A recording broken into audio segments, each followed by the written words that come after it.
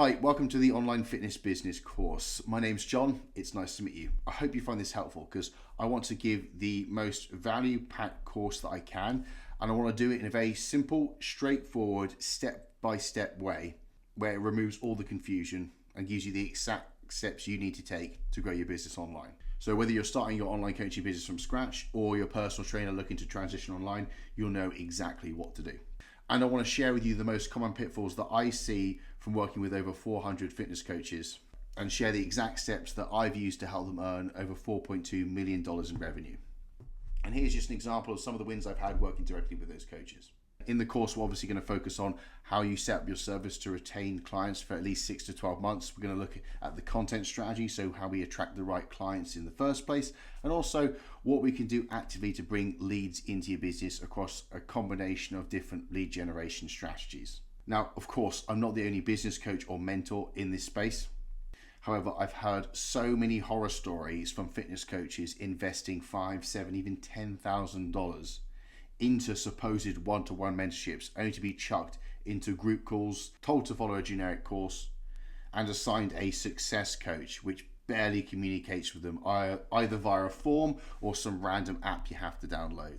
So I wanted to cover the exact steps and information that you would learn in a $7,000 mentorship without you having to burn that cash unnecessarily. But also give you tutorials with a level of detail you're not going to find on free content within YouTube. Because I've browsed hundreds of hours, if not thousands of hours, over the last 4 years, and it's quite generic, and it leaves you to fill in a lot of the blanks. And to be honest, I don't think it necessarily serves people who are earning under $5,000 per month. And of course, you might have goals to get towards $10,000, $20,000, $30,000 a month. But in all honesty, I think for most coaches, they just want to get to that $5,000 to $10,000 bracket mark and know that inquiries are going to continually flow every single month into their business so their income is secure and stable and predictable. And that is my primary focus for you in this course and in general for the people I work with one-on-one. It's getting that base foundation set before we push up to the bigger months. I should also say there's a link at the top of the description. In that link, there's extra resources, including extra modules, scripts and written materials that you can use and directly implement as you go through the course. So make sure you head there, fill out the information and download those extra bits and pieces. And I've designed this course in a very linear way where you follow it step by step and it adds on top with clear action points to do after each tutorial, because I've watched loads of different videos and if you're trying to do it on your own, it's so easy to get distracted and bleed your focus. Rather than listing out 100,000 possibilities to take you down, I've really tried to trim the fat and give you clear direction so you're generally going to get results as you go through the course. And as I said, I'm going to tell you exactly the steps I've taken to help 389 fitness coaches scale to at least $5,000 per month. And look, I'm not special. The people I've helped are not special. They are just like you. They have the same time in the day. They have a brain in between their ears. They're willing to try new things and they have a drive to succeed. So I know 100% you can do the same and you can experience the same success that they have had. So let's do it. Welcome to the onboarding sequence. Obviously, this is a really important part of your process. It's the first point of contact someone has with your paid service. So what we really want to do is confirm the decision to pay you. And you'll find that clients typically have a 48-hour window where they're in this flexible state where they're wondering if they made the right decision. And we really want to confirm that with good communication, clarity of instruction, just really high positive energy and a clear expectation of what's coming up. So in this video, I really want to run through the overview of what I perceive to be the perfect onboarding sequence. So you do a lot of the heavy lifting here by changing someone's relationship or setting the right tone and setting their perception of you in the best light possible, which will help you out so much in the long run. So it's actually one of 3 main factors that your clients judge you on subconsciously. They're not even aware of this, but the first impression and how they perceive your service is incredibly important. Speed to communicate is obviously important as well. And then lastly, the quality of the check-in process and then the check-in feedback. If the check-in's providing more friction, if it's too repetitive, all that sort of stuff. These are critical factors which control someone's decision if they're going to pay you month on month continuously or not. So we can do a lot of work by just setting things up correctly here. So before we get into the actual sequence, there's a little bit of context to what's actually happened already. So by this stage, you probably would have had a consult with them. Ideally, a video call where you've actually met them face to face. Again, 3% of communication is non-verbal. It's a lot of body language, then there's tonality. So it's a really good idea to meet them before you make payment, partly for them to meet you, but also for you to meet them and say if they're an ideal client. Obviously, the other module where we look at reducing churn, massively important you work with the right people. Nothing will rub your energy more than working with energy vampires or just people you just don't enjoy working with. So consult call is a bit of a given, a bit of a must. And on that call, we should have not only just got their goal of what they tell us verbatim, we should know their true goal. And what I mean by this is if someone tells you they want to lose weight and they say, yeah, I just want to lose 2 stone, cool. Right. So if you looked identical to how you look now, 6 months down the line, and the number on the scale changed, is that what we're aiming for? And they'll go, well, no, I want to change how I look. Okay, cool.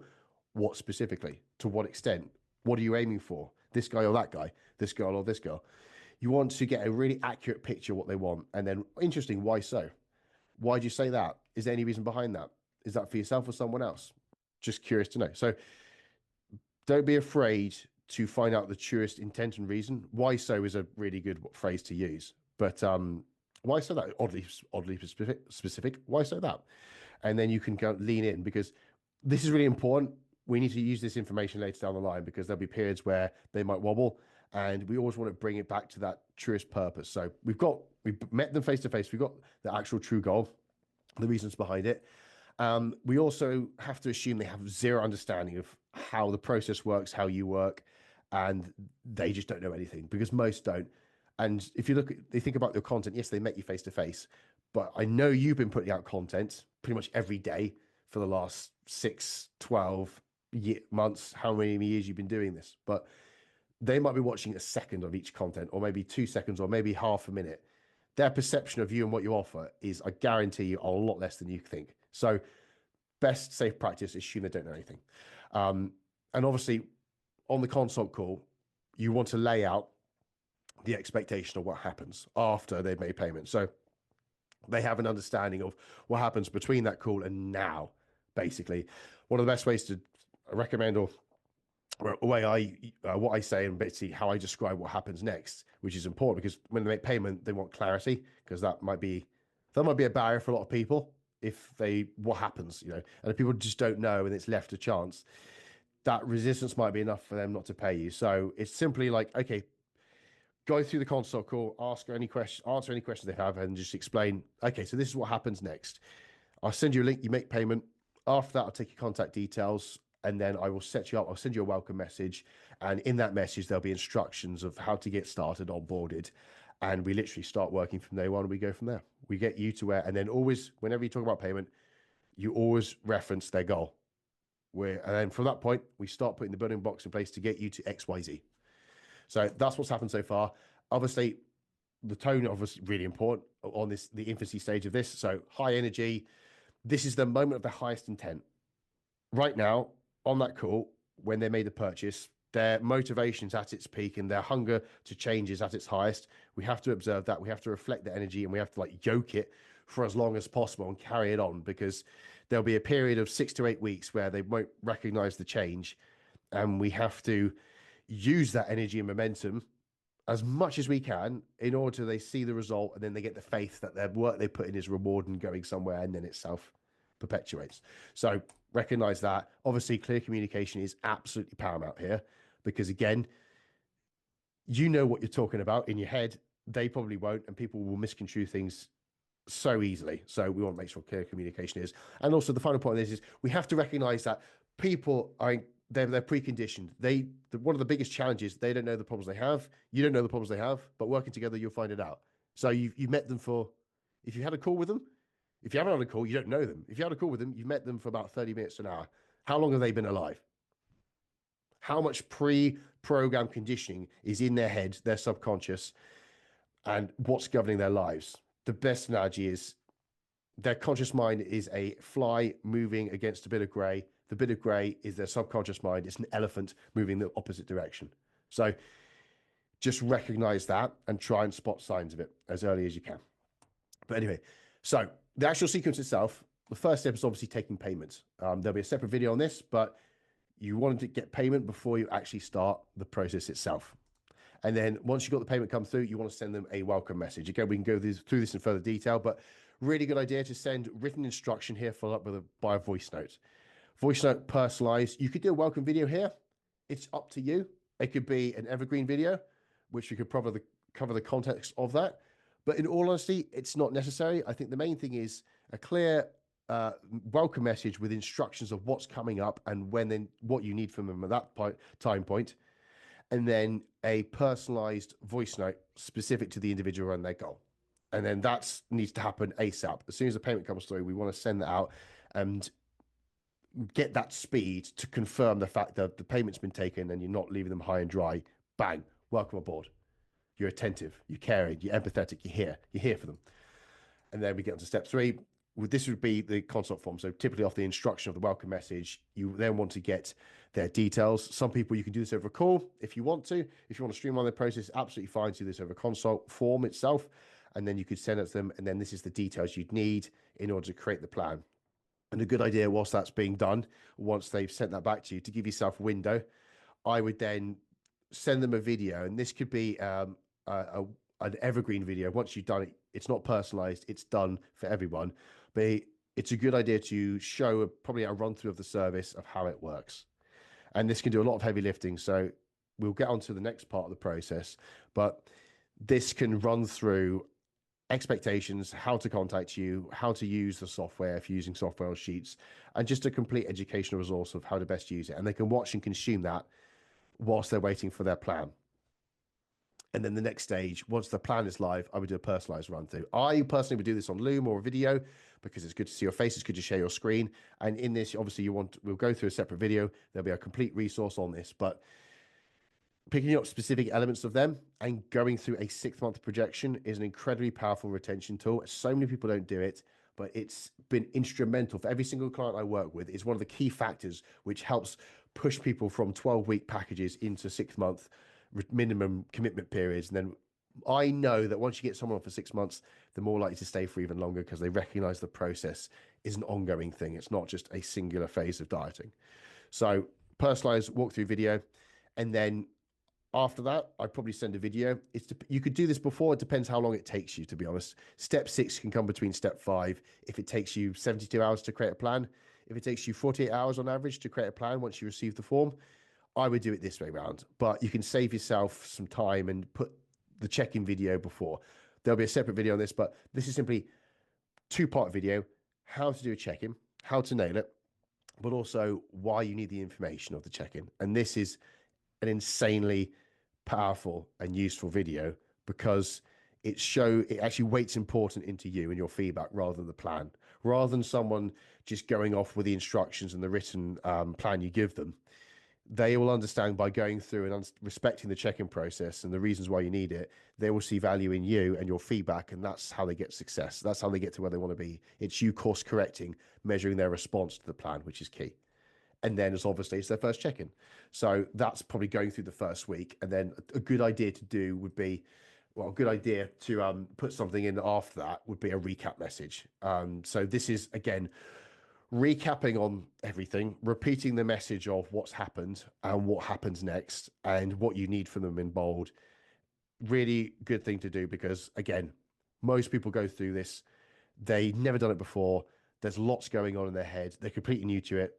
90% of what you give them, they're going to forget. Repeat it quite frequently so the message is sunk in. And the reason we space out in these stages is you drip feed the information over time so they don't get overwhelmed and they can consume bite-sized bits, and the retention of that information and the memory is a high percentage. So that's the sequence and form. And then obviously some just major points to kind of cover on this is providing clear instructions. So what you need from them in that welcome message, this is what I would cover. Obviously, they need to download the software, or how do they access the plans? So in telling them to do that from the get-go, telling them to fill out the consultation form as obviously a given, and then obviously telling them what to expect and what's coming up. List what's coming up and when it's coming up. This could all be done in the first message and explaining exactly what's going to happen so they have the expectation, understand they can look out for it. And then lastly, give them quick actions to do, because again, their intent's so high, their energy, or they're enthused, they're energetic. So we want to mirror that and get them something to do, or give them something to do rather, whilst they're filling out the consult form, and then whilst you're creating the plan. So if they need to go and buy scales, if they need to go and buy like food scales, if they need to buy any supplements, water bottle, any links specifically, if there's any kind of things that you want to go and track, maybe you can get them to do a mini food diary for the next 2 days. Just give them something to do so they feel like they're taking positive action and they feel like they're getting that momentum. And no matter how small the action level or the commitment level, just ask them to do something as a really good stage to get them dialed in and take immediate action. And then obviously with the communication, when you're writing things out, make sure the actual instruction words are in bold. It's a simple thing, but don't underestimate how important that is, because I've had this, one of my clients, he was having low adherence to a lot of his check-in process and a lot of people just filling out the form. And shit you not, just putting it in bold, like fill out this form, putting that in bold, it massively spiked the adherence. And we didn't have to prompt anyone anymore, where people would just do it. So any instructions I would put in bold in the message. Obviously, we've covered this, but repeat the message over and over again. The key action points, the key deliverables you need from them, repeat it in videos and voice notes, in the actual message itself, and in the personalized videos, and maybe that evergreen how-to video as well. So repetition is good. Don't worry about repeating yourself. Most people need to be reminded more than they need to be taught. And then obviously with communication, and simplicity is really important. As fewer platforms as possible would be ideal. So if you're using an app, try and keep all communication on that. You can have WhatsApp if you need to, but try and do the check-ins on there, try and do the meal plan on there, the diet and everything on there. As soon as you get to a point where maybe the meal plan's on one app, the training plan's on another app, you're doing check-ins independently outside of that, and you talk on another service, another messaging service, it's impossible for someone to, well, it's not impossible. That's me exaggerating, but it's difficult for people to adapt all those new things if they're not using it. I mean, don't underestimate WhatsApp. I know a lot of people want to be smart and efficient, but at the end of the day, everyone uses it. The value is in convenience at the end of the day. And if they're already built the habits and accustomed to it, there's nothing wrong with that. If you want to leverage that as a main point of contact, obviously, if you have an app, you use that, but try not to give people too many different platforms. But also you can adapt the client. So, some clients will like to message on something. Some clients like to use text. Some clients use voice notes. Some clients prefer videos. We can go over this in the check-in process, but just recognizing that and then making notes and adapting to the actual client can make a dramatic difference, because A, they feel heard, B, you're going to get more adherence from them, and then the retention is going to be higher. And obviously, if they enjoy the service and it feels like it's convenient and matches them and matches their needs, we're doing everything we can to build a relationship and then to encourage referrals later down the line. And again, that's how I built a lot of successful coaching businesses, including myself, is just driving through referrals. So here we are. Now, recapping in terms of like a timeline of events, this is towards the final third of the consultation call. The consultation call, we've gone over what is their goal. We've gone over like the reasons for it. We've gone over their main problem. We've dug into that a little bit, covered what they've done before. We've gone over our structure, our framework, and how it would solve that problem that they've got in their heads and expectation. And we probably covered as many questions as we can in just a conversation. And again, it's not a high pressure call. Ideally, it's a video call because you get the body language and like we're doing now. But you want to cover that before we get to this stage. And this is wrapping up. So once you've gone through all that, the next stage will probably be an opportunity to kind of look at the consequences of inaction. So this can literally be, these are a series of questions we can use. There's a resource on this, which I'll show you at the end, which you can read through at your own time. But a consequence question is, okay, awesome. Have you actually just considered what would happen if you didn't take action? Or, okay, over the next 6 months, have you thought about what would happen if you didn't make a change? Do you think it would get worse? Do you think it would get better? So it's just giving them a moment to actually think with a question, which turns on their actual frontal cortex, which makes them think, what would happen? And they can start to kind of consider and extrapolate into the future. And this can help people. It can help those situations where people go, I'll just leave it. I'll give it a go. And if they say nothing will change, that's when you can go, well, no problem. Just a quick thought. Last 6 months, haven't experienced this much. This is what we've seen. If you're not making a change, do you think it's realistic to expect anything different? So it's literally just entertaining that thought process. But it is useful because it's like two paths you're actually on. And the path you're actually on is not maintaining current position, it's moving further away from where you want to be. And it starts to get them to think about that in their own way. And then we can go on to qualifying, which is basically you asking questions of, okay, so do you think what I've explained to you would be a benefit?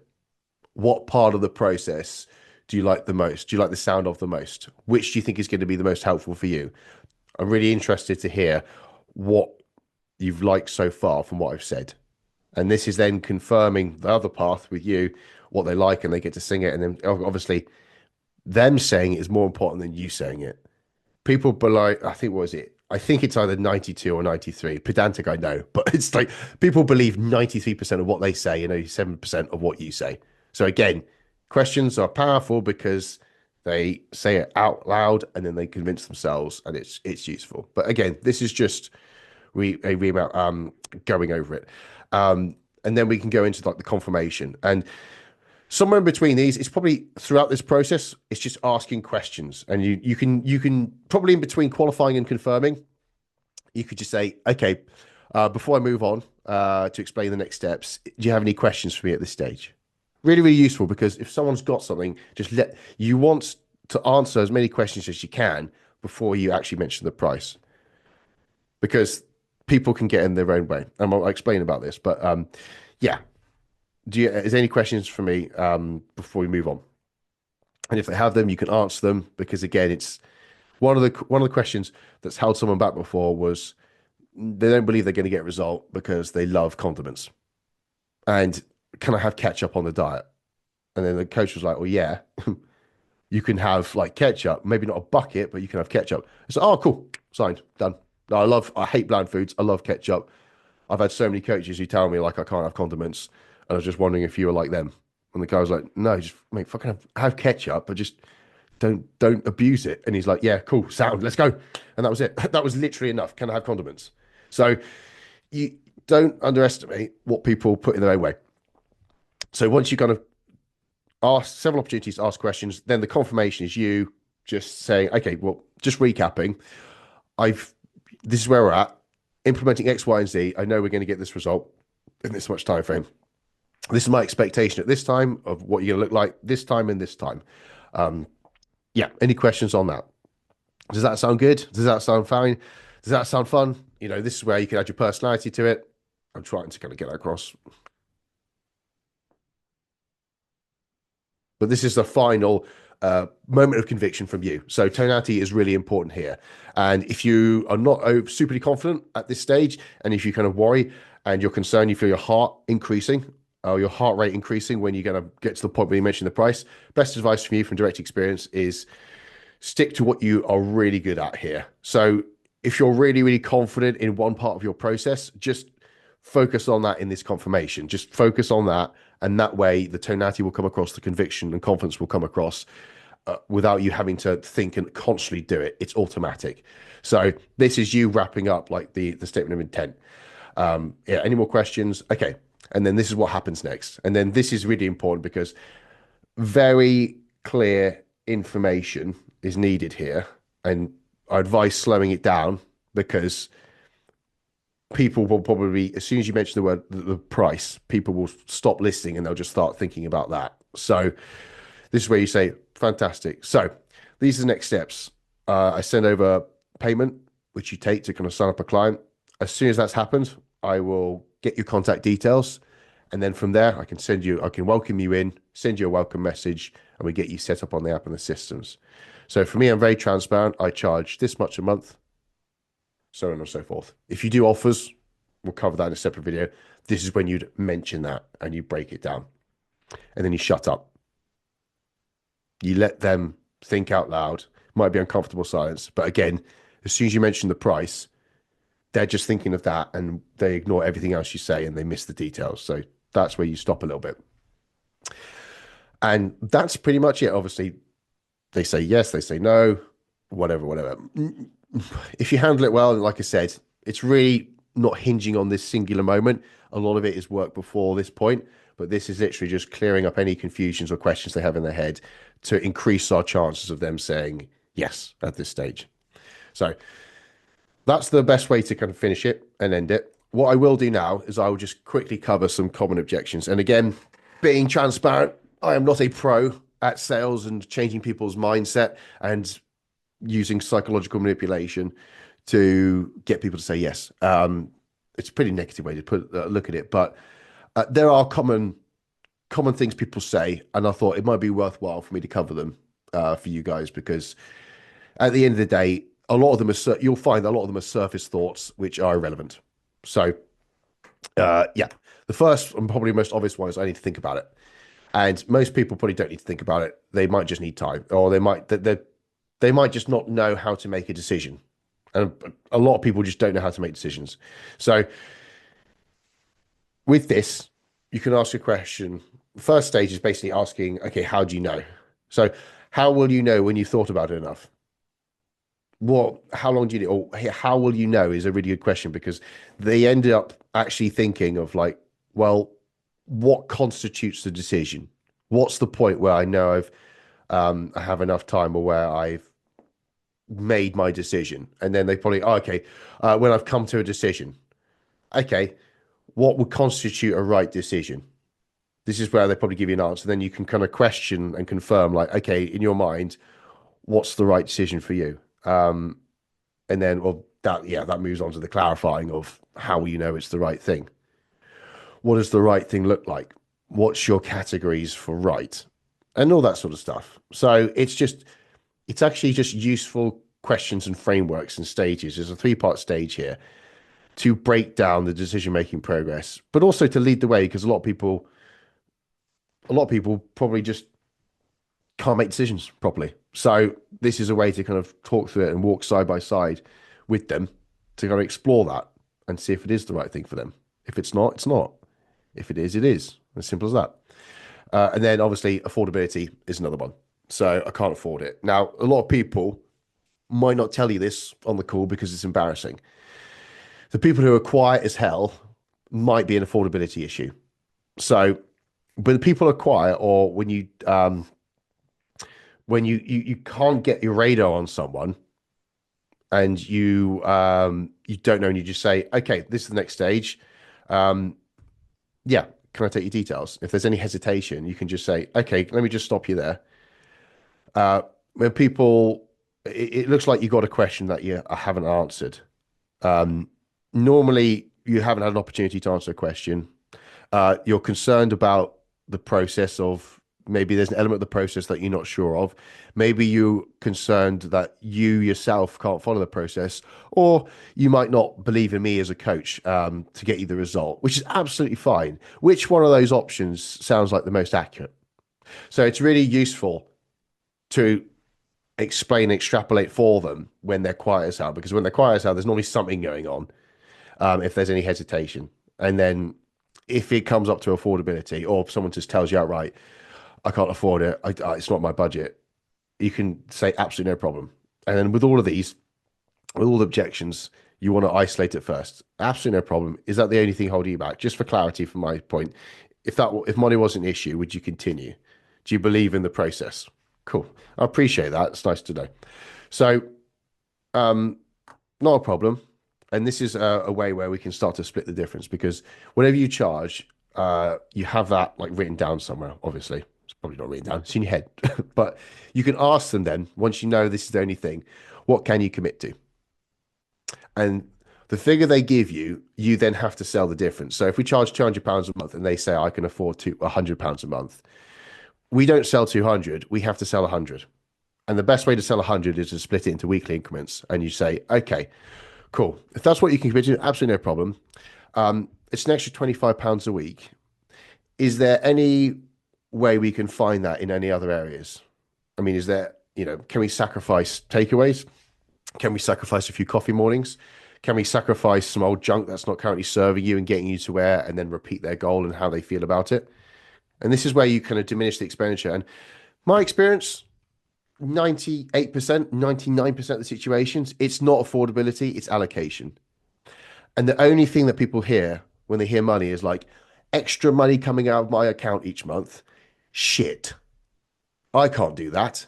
Where in reality, it doesn't have to be extra. It's literally allocating and moving things around. And again, getting them to commit to a certain point and then trying to sell the difference. That's the best stage to diminish it and think, okay, at the end of the day, it's a takeaway. And then all of a sudden, you're not talking about how can you find 200? I've got mortgage payments. It's like, right, genuinely, how many takeaways? And then this is where it's probably useful at this stage to have some client examples prepared in your back pocket. Because one of my clients, Dan, he saved a guy 400 quid a month on takeaways. Dan charges 200. The guy's got surplus cash of 200. He loves trainers. He buys trainers every month. Loving life, living the dream. I got another client, Nicole. She saves one of her clients. It's in Australian dollars, so it's over 600 Australian dollars, which is £300. Someone spends on not meal deals, but like you're going out for lunch. You know, going out for lunch in the week. So when you're in this territory, when you break it down to the weekly increment and you're talking about, can we do this, can we do that, and then you're explaining that you saved your client this, you saved your client that, just controlling the food budget, you're confident you're doing that. This is where it kind of starts to explore a little bit, and then you can be a bit open. And I wouldn't lower your service initially. I'd literally have this conversation, go through, try and split the difference, explain it, and then you could just say, look, how about this? We give it, if it's okay with you, because I know you want this result, I'd love to help you in any way I can. Let's give it, if we give it a go for 4 weeks and you don't save more money than what you were doing in your lifestyle before, you could leave. Absolutely no problem. So it might just be enough to like reduce the risk and then get over that. Oh, I've got more money coming out each month, and that's an issue. But it's just an idea. So I hope that helps. What I have got for you is if you click on this big W, you go onto a Word doc, and I'll just show you now. I've got a Word doc resource here, so you can just scroll down and go through it. These are the different questions you can use for the consequence questions, the qualifying questions, the confirmation stage. You can follow that framework there. I wouldn't recommend committing, to be honest, but you can, if you need to, you can do, but that can increase sales resistance and skepticism in some people. And then you've got price. The elements to think about when they need to think about it. If you get price objections, if your people are quiet, there's a few extra things in here which you can do. So I hope that helps. As I said, take the pressure off this moment. We've probably done the majority of the work before this, and everything I'm trying to help you guys do is drive up referrals, which come to you pre-sold anyway. So this is just a contingency plan, really, to kind of help arm you with some useful questions and frameworks to nail some potentially difficult situations around that point of taking the payment and getting people signed up. So I hope that helps. If you have any questions at any time, please just let me know. Welcome back. In this video, I want to run through how you're going to get paid. Important part of the process, but I want to run through a well-known payment provider called Stripe. A lot of you probably use it, know it, but I want to cover some tips and tricks and how to best utilize that, and a way where you can automate payments and subscriptions so you don't have the tricky job of constantly reselling and constantly someone evaluating, do I want to keep paying this person? And it's just there to streamline your business so you can focus on what you want to do, which is doing the plans, delivering for the client, building relationships. So yeah, some little tips and tricks here. Now, firstly, taking payment, just recapping. When you go through the end of the consultation process, you're on the call, a big part of that is just very, very crystal clear of what happens. And this is to increase the conversion rate of someone paying you promptly and also joining your service. So recapping on clear next steps, once you've gone through the consultation, explaining, asking any questions if they have before you move on to the details of your service. And then it's like, okay, well, this is what happens. From here, this is what happens. I'll send you over a link. You make payment, become a client, I welcome you in. And then I'll take some contact details from you. And off the back of that, I will welcome you and I'll give you a welcome message on WhatsApp. And then I will send over some links, some useful links where we can get you set up and get you on your way, and then insert their goal and insert reasons why with enthusiasm and good tonality. So that's finishing off that process to introduce taking payment. There's loads of useful payment providers, and I recommend using a payment provider. Just to clarify, there's Stripe, Go Cardless, there's probably some form of Revolut, but using a service rather than batch transfer offers you a lot more protection because you can automate it in subscriptions, but also some of them are then manually charged. So very briefly, if you set up a direct debit, you can, or someone sets up a direct debit, technically you can cancel. You might get threatened and charged, but you can cancel. A manual charge is the same as having credit card information and inputting it into a checkout page and then taking a manual payment. So it offers more protection than a direct debit, which can be cancelled from either end. Technically, this can't be cancelled. If there's no money in the account, can't charge, but you can have automated reattempts. So it's better. There is a cost. It's not it's a percentage of the fee, so there's no upfront cost. But in my opinion, it's incredibly worth it. So I would just do it. Do it, earn more, get more clients to overcompensate. You'll be absolutely fine. It's like 1.3%. It's not much. And then we have the idea of, well, you've got subscription products versus one-off packages. I'm going to do a separate video just going into my opinion of what the best option is, but you probably have both. You probably have a one-off, and I would definitely wouldn't recommend doing 12 weeks because that's the worst thing you can do to set the expectation for someone to leave at that junction. And that's it's typically done in the market. So you don't want to align yourself with that feeling or recognition, pattern recognition. So you could do an upfront. I'll go through it today. You can do like an upfront, and you can actually combine that with a subscription coming in off the back end. And the payment terms itself, you can obviously charge, or we can get a one-off product where you can charge for the whole 3, 6, 7, 8 months or whatever you want to do, whatever your minimum term is. You can take deposits. So we can actually take part payments and set up the remaining payment to come through. We can do free trials. So you can get someone's card details now, and you can get a payment to come out at a later date, pre-scheduled, which can be quite useful if people want to sign now and start later. And a very, very, very useful tool, payment splitters, which will massively increase the affordability of your service to other people. So there's that. And then there's the payout terms. Basically, it's not immediate. With Stripe, if the Stripe take the payment, they hold on to it. Initially, it'll be for 7 days because they don't know you. And in time with traction, that will turn into 5 days. Then they pay you. Then it'll turn to 3 days. Then they pay you. And then you can get instant payout. You can do that, but just go with the 3 day. Just leave it running. Just leave it running. Budget effectively. Be a responsible adult and not rely on everything coming in immediately. And you'll get paid in time. And it's just literally just a cash flow situation. So there is latency between Stripe getting the money and it entering your account. They will always pay out. It's minor for the first month or so, but it's just something you need to factor in. So what I'm actually going to do now is I'm going to go through Stripe and we're going to run through some bits and pieces.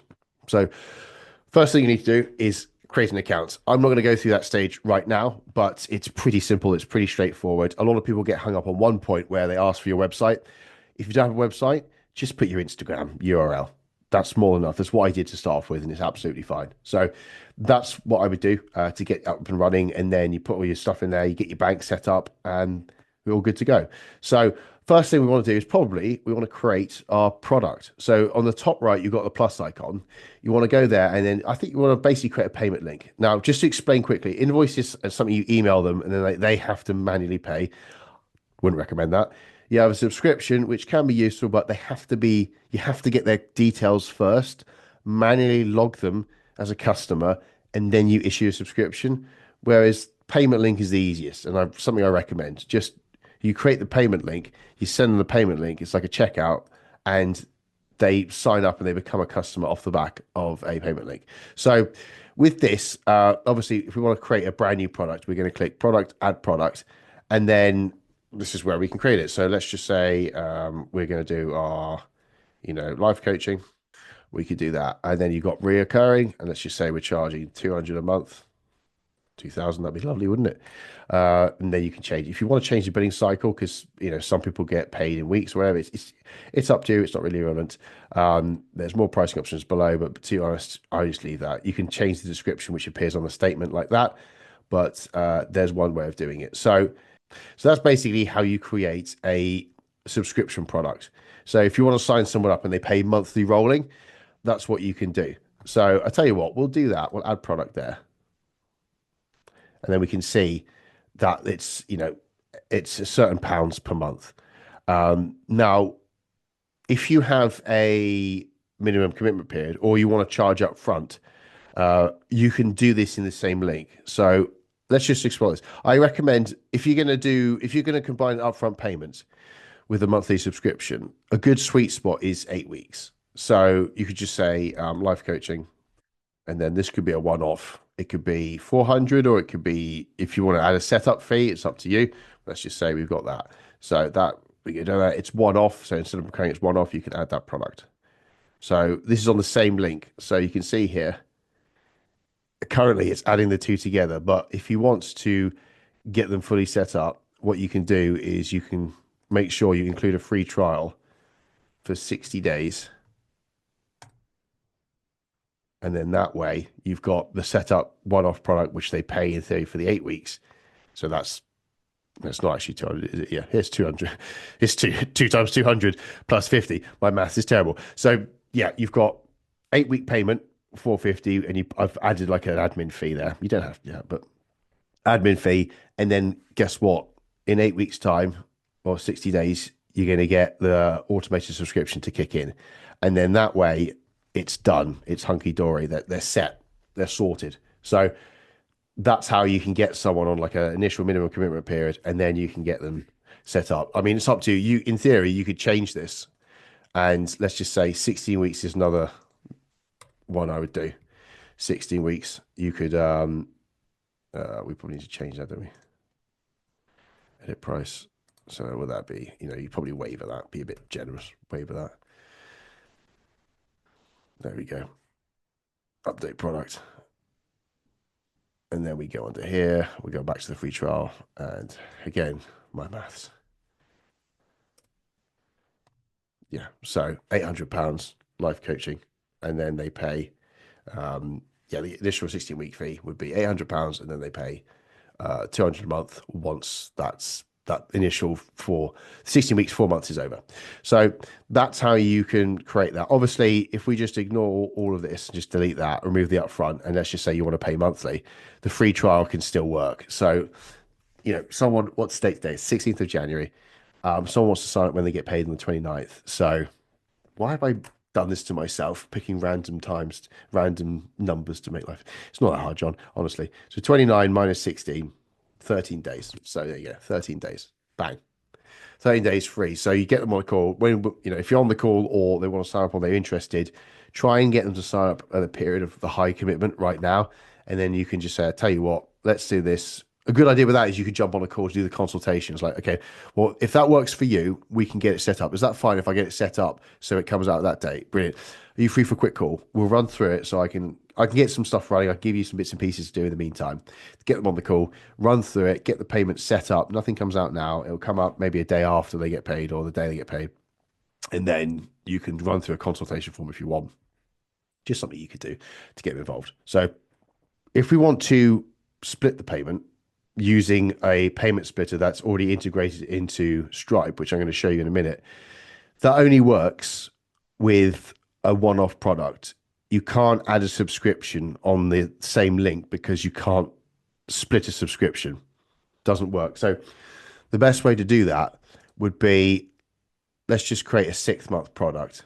And again, I can go in another video, I can go into this, but let's just say 6 months is 1,200. You probably do a discount, so let's just say it's 997. No, I'm putting it in the wrong place. So 6th month life coaching package, commit and save package, and then it'd be 997. That's quite a healthy discount. We're quite generous. And then it'll be a one-off product, and then we click add product. There we go. And then what you do is you would create a link. I've already got this set up, but can you see here you've got Klarna and Revolut Pay.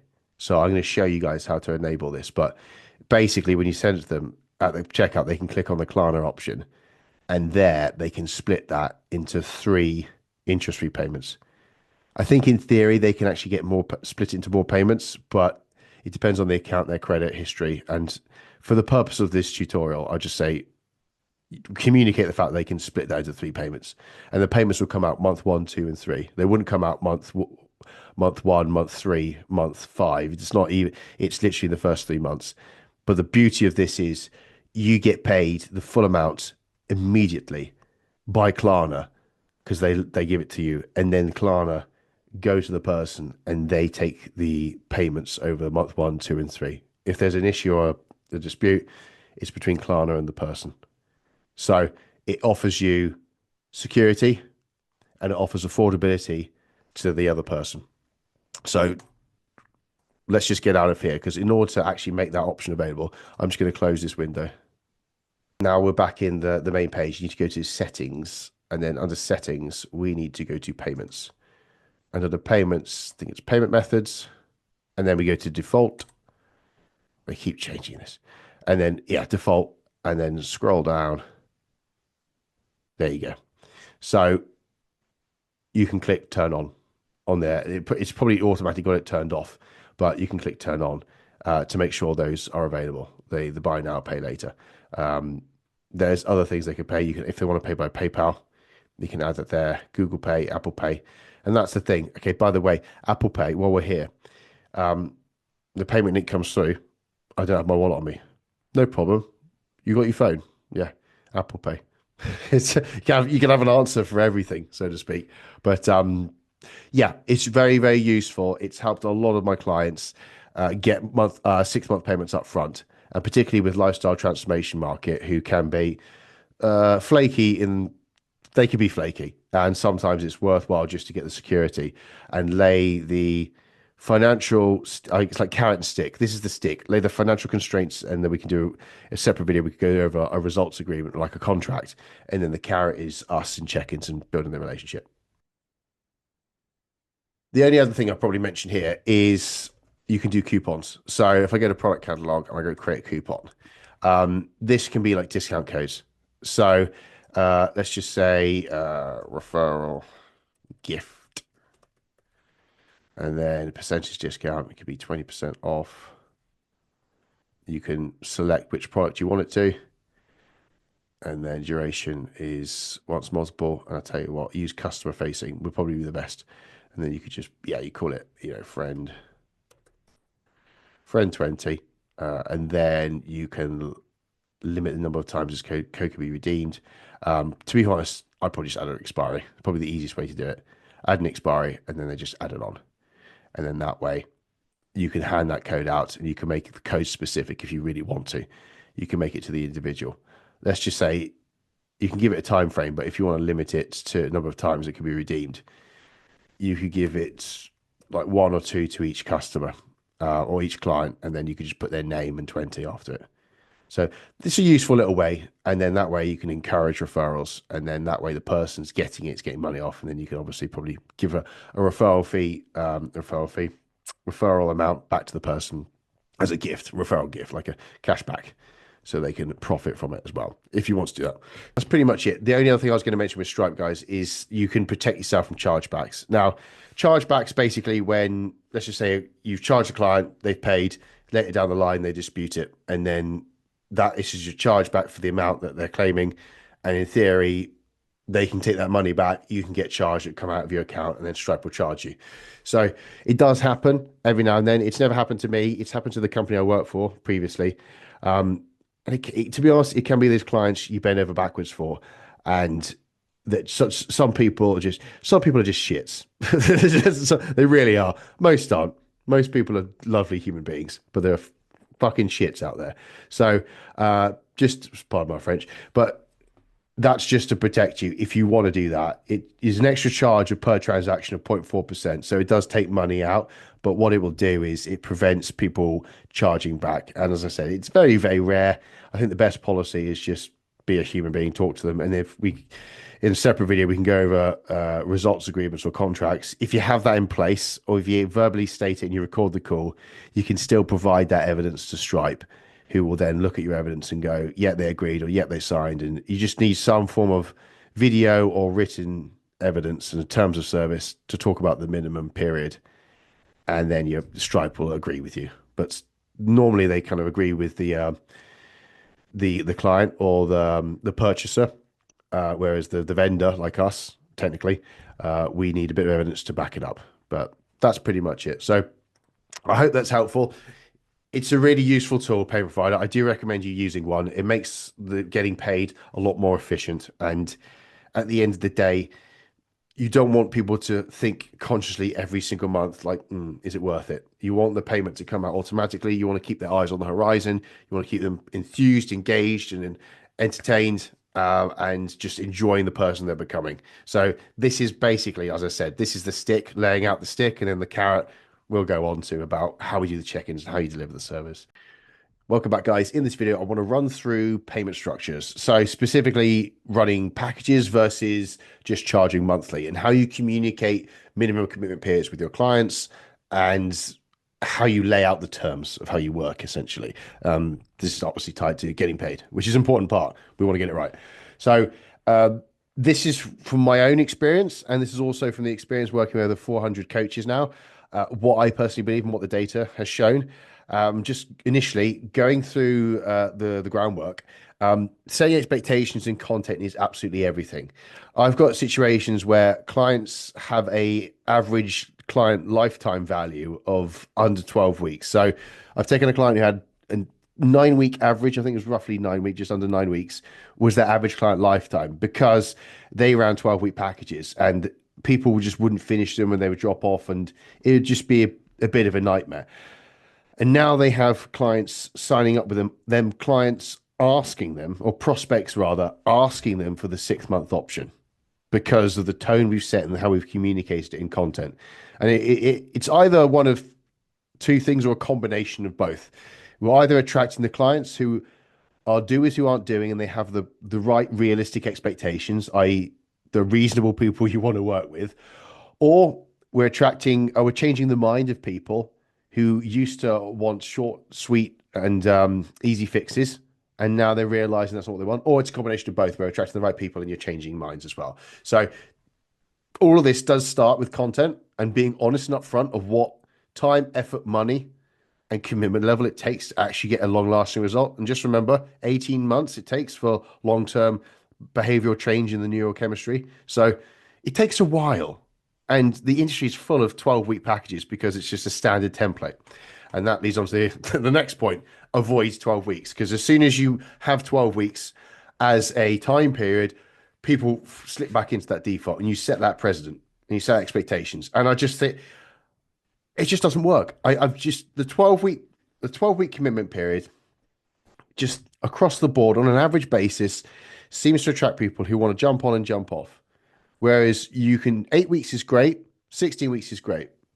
It just seems to be based on the data. If you do a little bit before where they get enough to get a result, but not a full amount, they're happy and they want more. That's 8 weeks. If you get people on for 16 weeks and you can reverse them out a little bit and they can get into the process and understanding into the next phase, that's good as well. Just avoid 12-week packages, my honest opinion. But also having multiple options doesn't hurt. So this is where we can look into monthly recurring on a monthly basis versus upfront. So two choices really. You can make one single payment and charge that, or you can get them straight onto a subscription product. So just looking at the pros and cons on both, and the situation, just looking at both events. Now, the commit and save is how I describe the upfront payment. And what I would advise is either do this for at least 16 weeks or maybe 6 months. So I'll just communicate in months, shall I? 4 months or 6 months. Personally, what I would suggest, again, avoid 12. Obviously, 8 weeks isn't enough. So I'm probably inclined to reach for 6 months here. You could do a 12-month one as well. But the key with this is whenever you're talking to the client, you talk about the roadmap and the time it would take to achieve their goal, because it's all relative to that.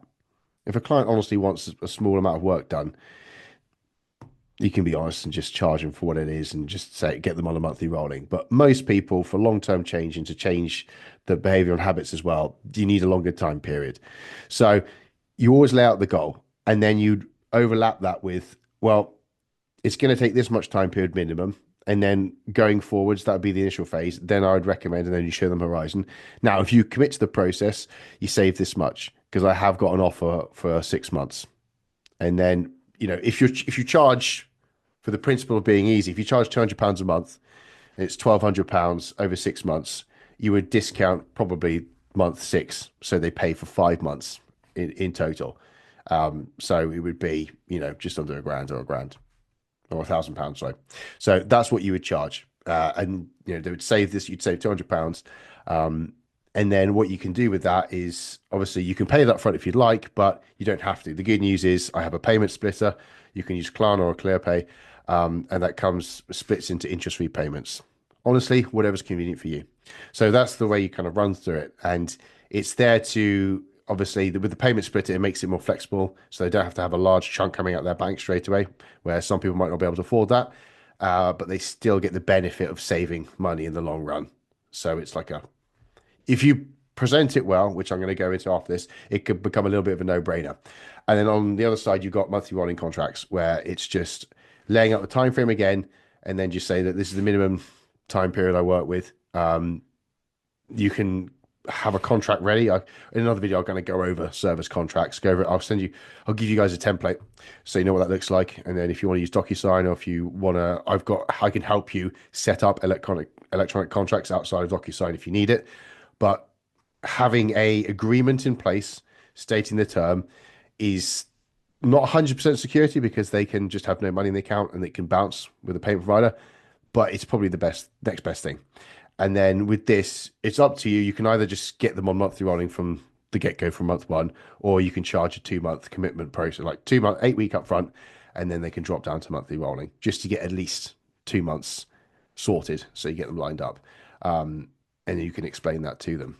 So obviously, affordability wise, monthly rolling is probably more accessible for a lot of people. But if you go for the commit and save, what I'd personally be inclined to do is start with the commit and save and then judge the response. So if you're on a call and you're talking with a prospect, you go through everything, the question's all happy, they want to go, you explain about the service, then you go into the next stages. So you could just say, well, as I said before, really excited to be helping you with XYZ. The initial time point of you getting to this point is going to take it's going to take realistically probably about 5-6 months or 7 months, because as I go through the phases to get you in a condition there, and then that would be the first objective. We'll probably focus on that. But to be honest, from you in your capacity, and then maybe you could share a preview, that will give you the platform then to go and do so on and so forth if you so wish, because that's ultimately where we can really get traction. But for now, that first phase, it's going to take that much time frame. Now, I do have an offer on. So if you commit to the process and commit to the investment of yourself, you save £200. So you pay for the 6 months. It works out at $997 for the total. But the good news is you don't have to pay that front. You can split the payments if it's easier for you. They're interest free and it might be more convenient, but it's completely up to you if you just want to pay up front or if you want to spread the cost. But that way you save money as well. And then you wait, you see what they say, you see the response.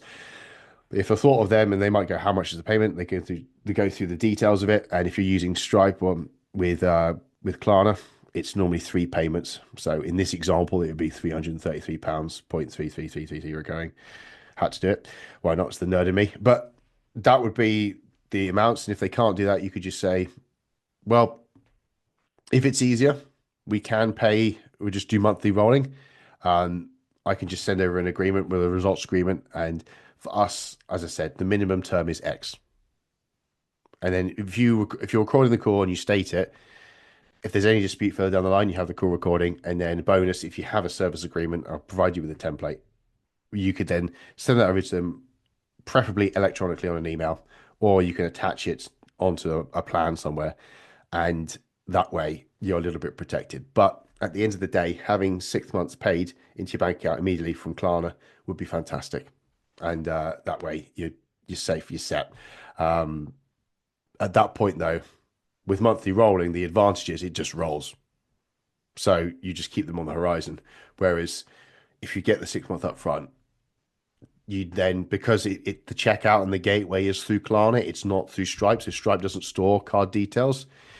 You would need to sign them up on a monthly recurring.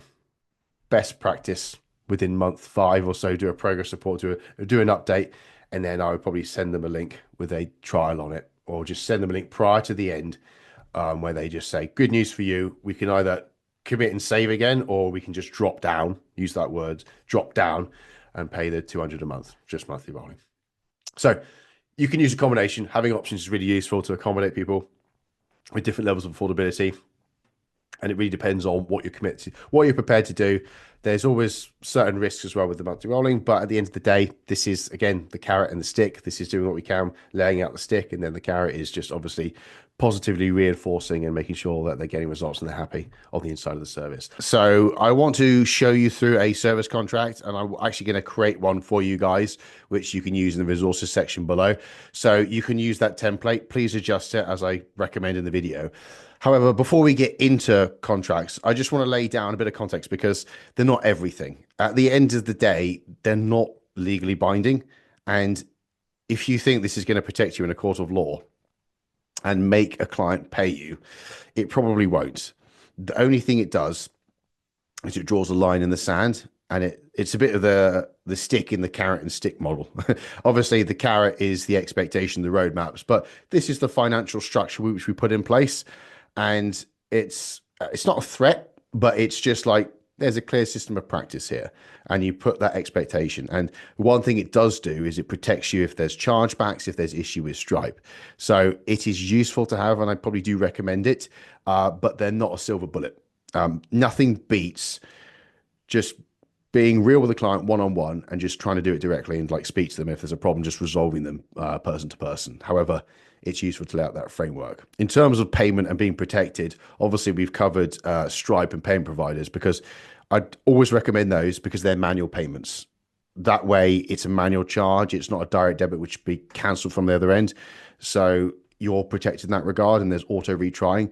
But if there is zero money in the account, there's only so much you can do. So with that being said, let's go into a service contract. Let's have a little walkthrough, and I can explain what elements we need to include. So I've got a service contract in front of me here. And first off, contract sounds scary. So it's much better to say results agreement because it's softer. And ultimately, that's kind of what it is. It's an agreement of like how you guys are going to work together. It's a two-way street. So I learned that from America. Results agreement. Would you like to authorize the agreement is a much more casual way of saying, please sign the contract, sir, madam. So yeah, would you like to authorize the agreement? That's how we pronounce it. And this right here is obviously electronic contract. We're probably going to go through that in the next video. But in terms of sending this, an email would be the best. And I would typically send this after the consultation call when they make payment. So I would probably get them to make payment and then get them to sign this. And on the consultation call, I would explain the terms of like the minimum commitment period and then how it works. And then I'll just record those calls going forward. So that way you have a call recording and then you have this contract, which is they kind of reply back to. So best case scenario, we have a service do this for us, like I'll show you here or show you in the next video. Worst case scenario, you adapt this Google Doc that I've given to you, adapt it, and then you just adapt it per client. You'd attach it onto an email, or you'd have it within potentially a vault section in an app. But you want to have it there. So, and then if you do have it, they don't technically sign it. You definitely need to record the call, saying, yeah, this is how we work, blah, blah, blah. If you want to protect yourself, if the client falters payment, so they try and charge back. Anyway, it's just, yeah, that's that. So what goes into it? Firstly, obviously, what we want is to put your name. So when you adjust this for yourself, please, everything in red here, you need to change. So I've tried to make it like clear for you guys to kind of go through, but just running through it. In essence, it's just explaining what we're going to deliver from a coaching perspective, the communication channels, the adaptability, the fact it's personalized, what's required inside the gym, outside the gym, our modus operandi. So why have I said that? Just how we work, such a poncy way of putting it. But yeah, how you work, your kind of bit of ethics, and then obviously their commitment to the coach. So their commitment to us are what we expect from them. And again, this is where the agreement comes in. And if you label it like that and you frame it like that, it's like, this is what's tied to the result. And it's up to you if you want to put a guarantee in here. Like you can actually tie in a guarantee you give them. And this is like, in order to fulfill the guarantee, they have to do X, Y, and Z here. So we can put that further down actually in this section, like around here. But reading through it, obviously read through it, it goes through the terms and conditions. These are pretty standard, to be honest. They go through strenuous activity, the fact that they take responsibility if there's injury. At the end of the day, you don't have to worry about this. You don't have to worry about insurance as much because you're not physically with them in the gym one-to-one, but it's more remote. But at the end of the day, you're still providing guidance and you're still providing instruction. So there's elements of that.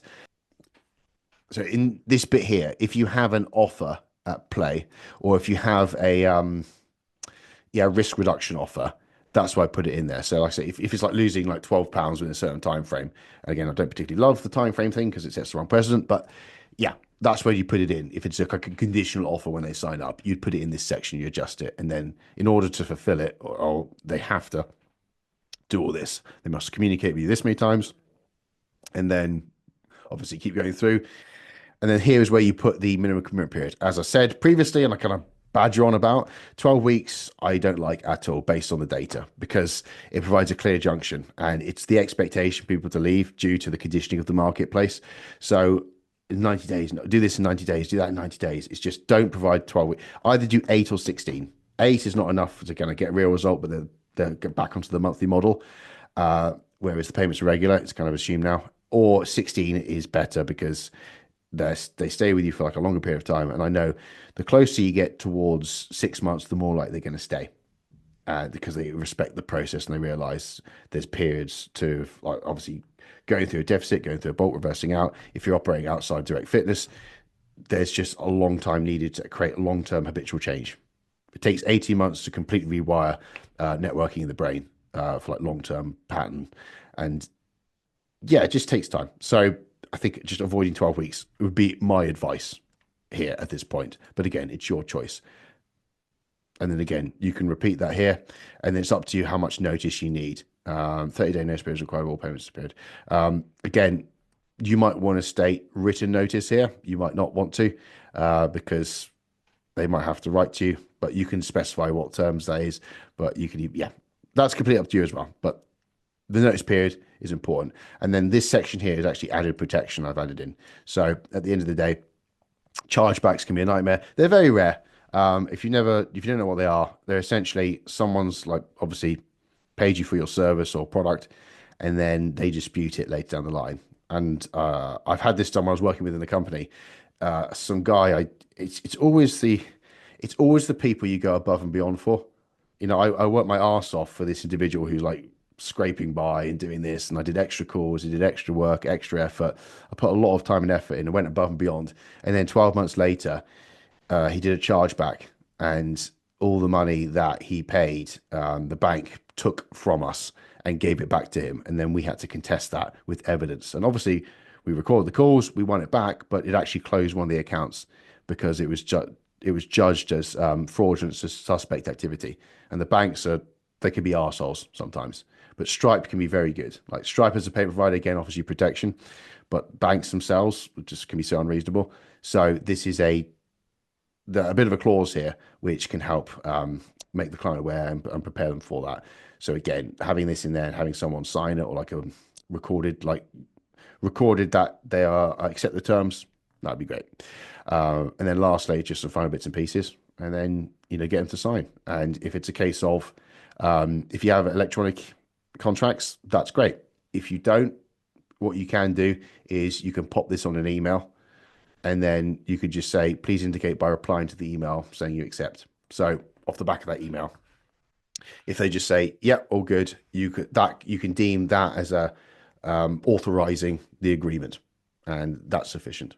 And that's proof where you can obviously save that email, and then save the email chain, have that image, the attachment clear and present, and then you can provide that evidence going down the line. So I hope that helps. As I said, they're not everything. They're not going to protect you indefinitely, but they do put a line in the sand. They clearly set out an expectation, and they can be useful if you run into issues further down the line. This is a little bit more of a how-to video where I want to show you some tools you can use to do it electronically. It's a lot better, to be honest, electronically, because this can be done automatically. You can send it and they can sign it more easily. And again, when we talked about friction points previously, this is a massive friction point reduction because there's less, it's just less clunky and it's more streamlined. Plus, if this is a expectation of process, which we want to get them to sign, if we can make this seamless, it makes our job considerably easier. So the software I'm currently using is Go High Level. It's a white label software. There's so many people use it, to be honest. You've probably seen it about, you probably interacted with it, no doubt, but it's a very, very convenient software. And what you basically do is you create a template. And as I said, I can send this over to you. I've given you the text in the Word doc here. So it's similar text, but within the software, it's already there. And you can obviously edit this to put your logo. You just add your logo in the top so it looks nice and cool. You can add background images if you want to, but you don't have to. And then obviously when you send it to the client, they just sign here. So I'll just show you when you go back, that's actually like a template. And then if you wanted to use that, how you'd actually do it is once you've got an account, which I'll talk you through, yeah, you just have the template, you click the little three dots, you click use template. And then, as I said, once you've adjusted it to your branding, obviously you will change the red words. But yeah, providing you've just added them as a client onto the database, you just click on the clients you want. And then, or you just search them in here. And then let's just pick Sarah. Let's not pick Sarah because I don't think she signed up with the current client. There we go. So there you go. It just adjusts. So it's automatically done. And then going forwards, they just need to sign at the end. It's automatically changed. So there, it's meant to make your life easy. And as I said, you don't need to create an email. You just click send on the top left. I won't, but that's how easy it can be. So, you know, and again, if we want to be a smart ass, if you're using Stripe to take payment, what I can do is I can automatically create an automation where obviously Stripe's actually integrated with this. So we can fire this automatically. So you can connect loads of different things. Stripe, you can connect Google, your Facebook, Instagram. So all your conversations come through here. That's what it's known for. But this can be very, very seamless. I'll put it that way. So this service here, you can get a free trial. But if you go down to the actual pricing, it starts off at $97 per month. Now, that's a lot just for an email, just for these contracts. I would never advise doing it just for that sake, but there's loads of other things, to be honest, in here, which is useful. I actually pay, this is like the 2 entry price. I pay $1,000 a month for this, for like an agency level. So instead of, I charge $49 a month for access. I can create you your own portal like this to log in. So if you wanted to do results agreements, you can do that. Or if you wanted to create your own websites, it has the functionality to do that. If you want to create your own funnels, you can do that. You can do all your own forms here. You can do quizzes, surveys, even your own community-based sites. You can do that all here. If you wanted to send out emails, like, you know, bin off MailChimp, bin off all email senders. It's an email sender as well. You can do AI automations. You can do AI bots if you want to. It's a really useful tool. And one of the main things is you've got like the opportunities where it's automatically linked into, if I go to conversations, there's loads of stuff here where it's all linked. So you can talk and you can all get involved and talk to people on Instagram, on email, on WhatsApp, all that sort of stuff. So it's all synced. And as I said, yeah, because I pay a fair whack for this, I can then create your own version. So if you want that, let me know. I can send you like a sign up for that. That's no problem. Or you can use DocuSign. Again, it's if you just need just the utility of doing it electronically, this is like $8 for the entry price. Let's go on this. I think it's $8. You're limited though. You can only send 5. Where is it? Yeah, here it is. So it's like $8 a month, but you can only send 5 agreements per month. So it's a bit limited. You can go up and you can do more, but that's 20 pounds a month. Sorry, £8, £20. So if you just need that, you can do that. There's Jotform, which is you can use as well. But it's a bit clunky, Jotform, and it does actually charge you. It says it's free, but they charge you per once you get above a certain threshold. So there are options if you want to do electronically, but it's up to you. It's your decision. My probably advice for that is I would try and use something like Gaia Level because you don't want to accumulate all these little fees. And if you're using things like Typeform, using things like DocuSign, if you're using things like ClickFunnels, if you're using things like MailChimp, Aweber, all those sorts of stuff, they can really add up. So like I said, I know I use it quite heavily. I use it with all my clients, all included. But I would recommend something like Go High Level. If you have one yourself, that's great. If you want to get that, if you have any questions, let me know. Obviously, you can do it yourself, pay the $97. But like I said, I'm happy to offer that like 50% discount as a member, part of the membership of the community, because yeah, I already pay for it. So I'm happy to kind of pass it on. Plus, I've got templates. I've got website templates. I've got funnel templates. I've got loads of pre-built stuff, which I can send over and I can add to your sub account if you need it. Welcome back. In this very quick video, I'm just going to go through a welcome message because it's important to set the tone and make sure we can do everything we can to improve adherence right from the get-go. And the biggest thing here is just setting clear instruction. So I've got a welcome message and I'm just going to move me back up here a little bit. So the welcome message, obviously the key factors are there's very clear instructions. Put the instructions in bold so they actually have action points. Anything they actually need to action, any verbs like you're kind of going through, bold them so it stands off from the page. It's such an easy thing to do, but it actually dramatically boosts adherence, and this is across pretty much every client I've had. So little tips and tricks. So doing that and then making sure that we welcome them in. I probably follow up this message with a voice note. We do a voice note prior, and personalizing this a little bit with high energy, high enthusiasm, great tonality, and reinforcing the goal and the reasons for it and our excitement to be a part of their journey. It really does help confirm that the decision to kind of sign up with us, the decision to pay us, and that 48-hour window where they're in that flex period, we're doing everything to line them up. So obviously send the message there. I'd probably do a voice note over. You could do a video message if you really want to. It's completely up to you. I've experimented with both. As long as it's personalized, I think is the main thing. And also giving them quick actions. So actually just running through this message here. Firstly, if we've got the welcome video at this stage, it'd be a good thing to put it here with the link. And then if you want to get any photos at this stage, anything you need, we have the consultation form, so you can insert a link there. Anything specifically you want them to do. To be honest, you could probably put this at a later date if you want to. It might be a good idea to pad out and drip feed the information one at a time. And then what's coming up, and then just making sure that they can access you at any time, what would be a big thing. So you could either create a video for this, and you could either put this in the welcome video, or you could put in messages or instructions. It's up to you, but having quick actions where they can go away and buy materials, they can go away and download, maybe do a food diary, anything that they can act on immediately after they fill out the form would be really good because they're taking action. They feel like they're already building momentum, and that for some people could be enough. If they're new to the process, they're intimidated, they're scared. Giving them minute actions to do can be that fuel to get the fire started.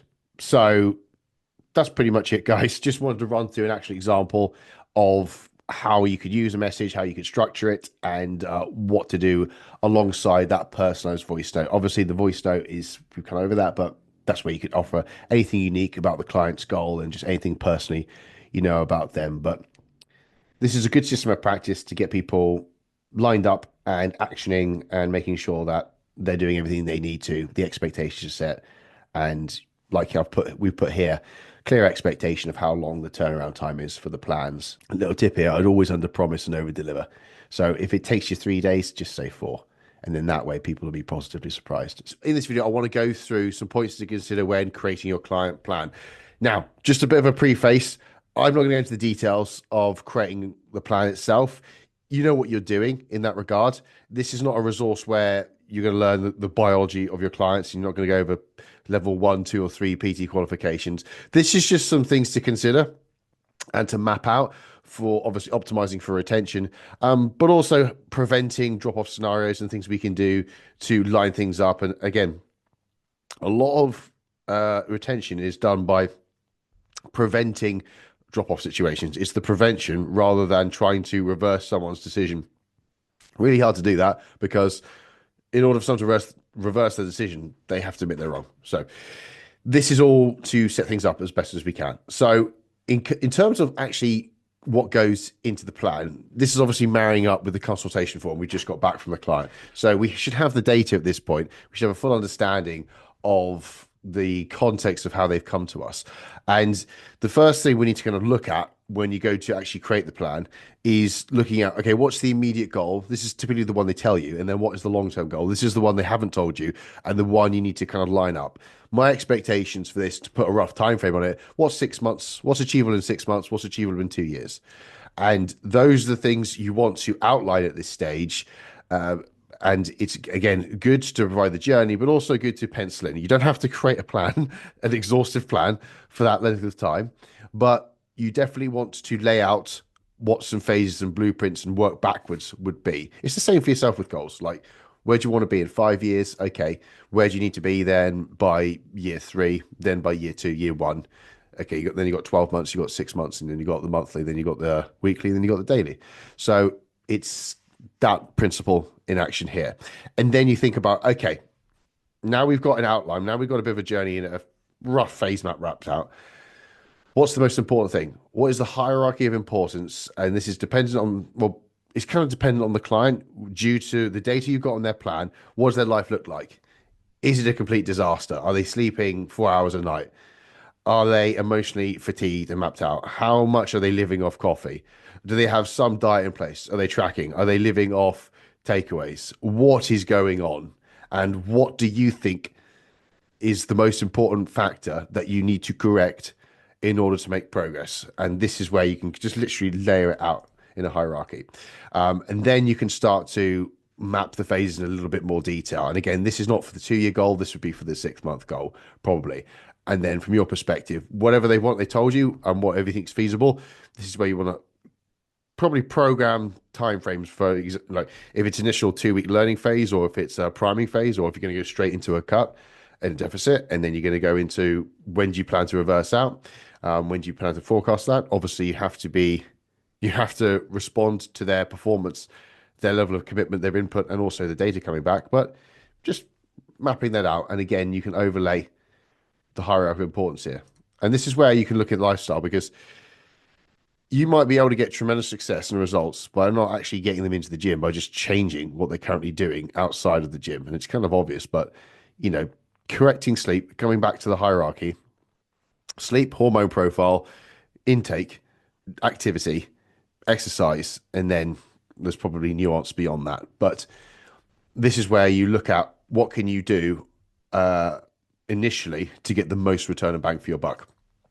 And then you can delve into the training specifics. This way you need to kind of start programming the actual training plans, factoring in any body parts in particular, any movements, any injuries, any painful patterns, all that sort of stuff. And yeah, that's where you actually program the meat and potatoes of the actual workouts. And obviously you can look at diet as well, food preferences, allergies, all that sort of stuff.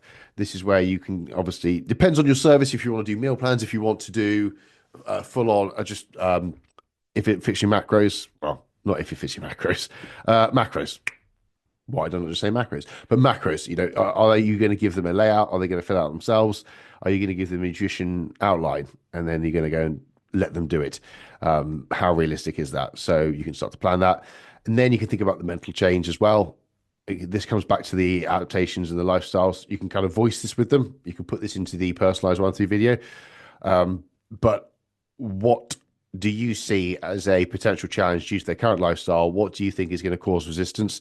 And then what can you pre-prepare just to tell them and warn them about, and just lay it out and again, set that expectation and forewarn people of how they're going to meet resistance and then what's required to make that change. And then lastly, we can consider a traffic light system. I'll go through this in detail towards the end of this video, but this is where you can look at 3 levels of intensity for the plan.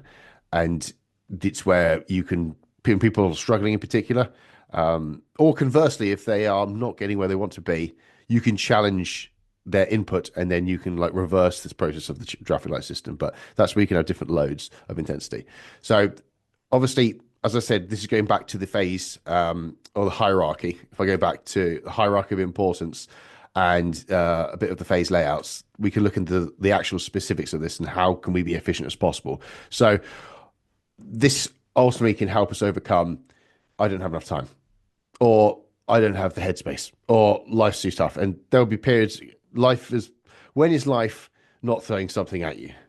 There's always something being thrown at you. So it's really helping approach those circumstances with a bit of a toolkit and a bit of a way to overcome it. But with this, we can think, okay, if the level of effort is going to increase over time, or if the perceived level of effort can increase, what can we do to get low-hanging fruit and contrast that?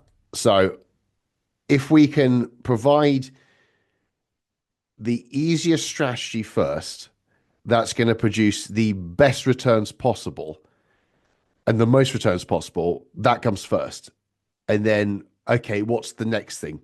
What's then going to take the second least amount of effort and then going to produce the second amount or the second largest lowing hanging fruit, the second largest impact, and then so on and so forth. And over time, again, if we're making minor tweaks and it doesn't feel like they're working too much and they're getting results, their impression of the service and in you is just going to be infinitely high. And again, everything you do at the first stages sets the tone and the lens of how they view you. So what can we do to get the greatest returns for the least input? And then over time, don't worry about the perceived effort going up, because this is when they actually start to enjoy it. And a large part of enjoyment is feeling like you're good at something. So if people feel like they're making progress and they're loving it and they're enjoying the process because they're seeing the change and they believe in the change and they feel like they're successful, they will lean into it more, and obviously they can work harder because the momentum's built up at that stage. So just food for thought when you're mapping out the hierarchy of importance, consider this premise of low-hanging fruit. And then we can touch on the traffic light system. And let's just move me over here. So the traffic light system is basically 3 levels of intensity for your plan. And we'll go through each one. So obviously, actually, it's a bit ironic. Green's probably the ideal, but let's assume that the fact that life's incredibly busy and you have a situation where I don't have the time right now, I'm screwed. I want to drop off. I don't have the time to invest into my health or whatever. So obviously life is stressful, life's busy.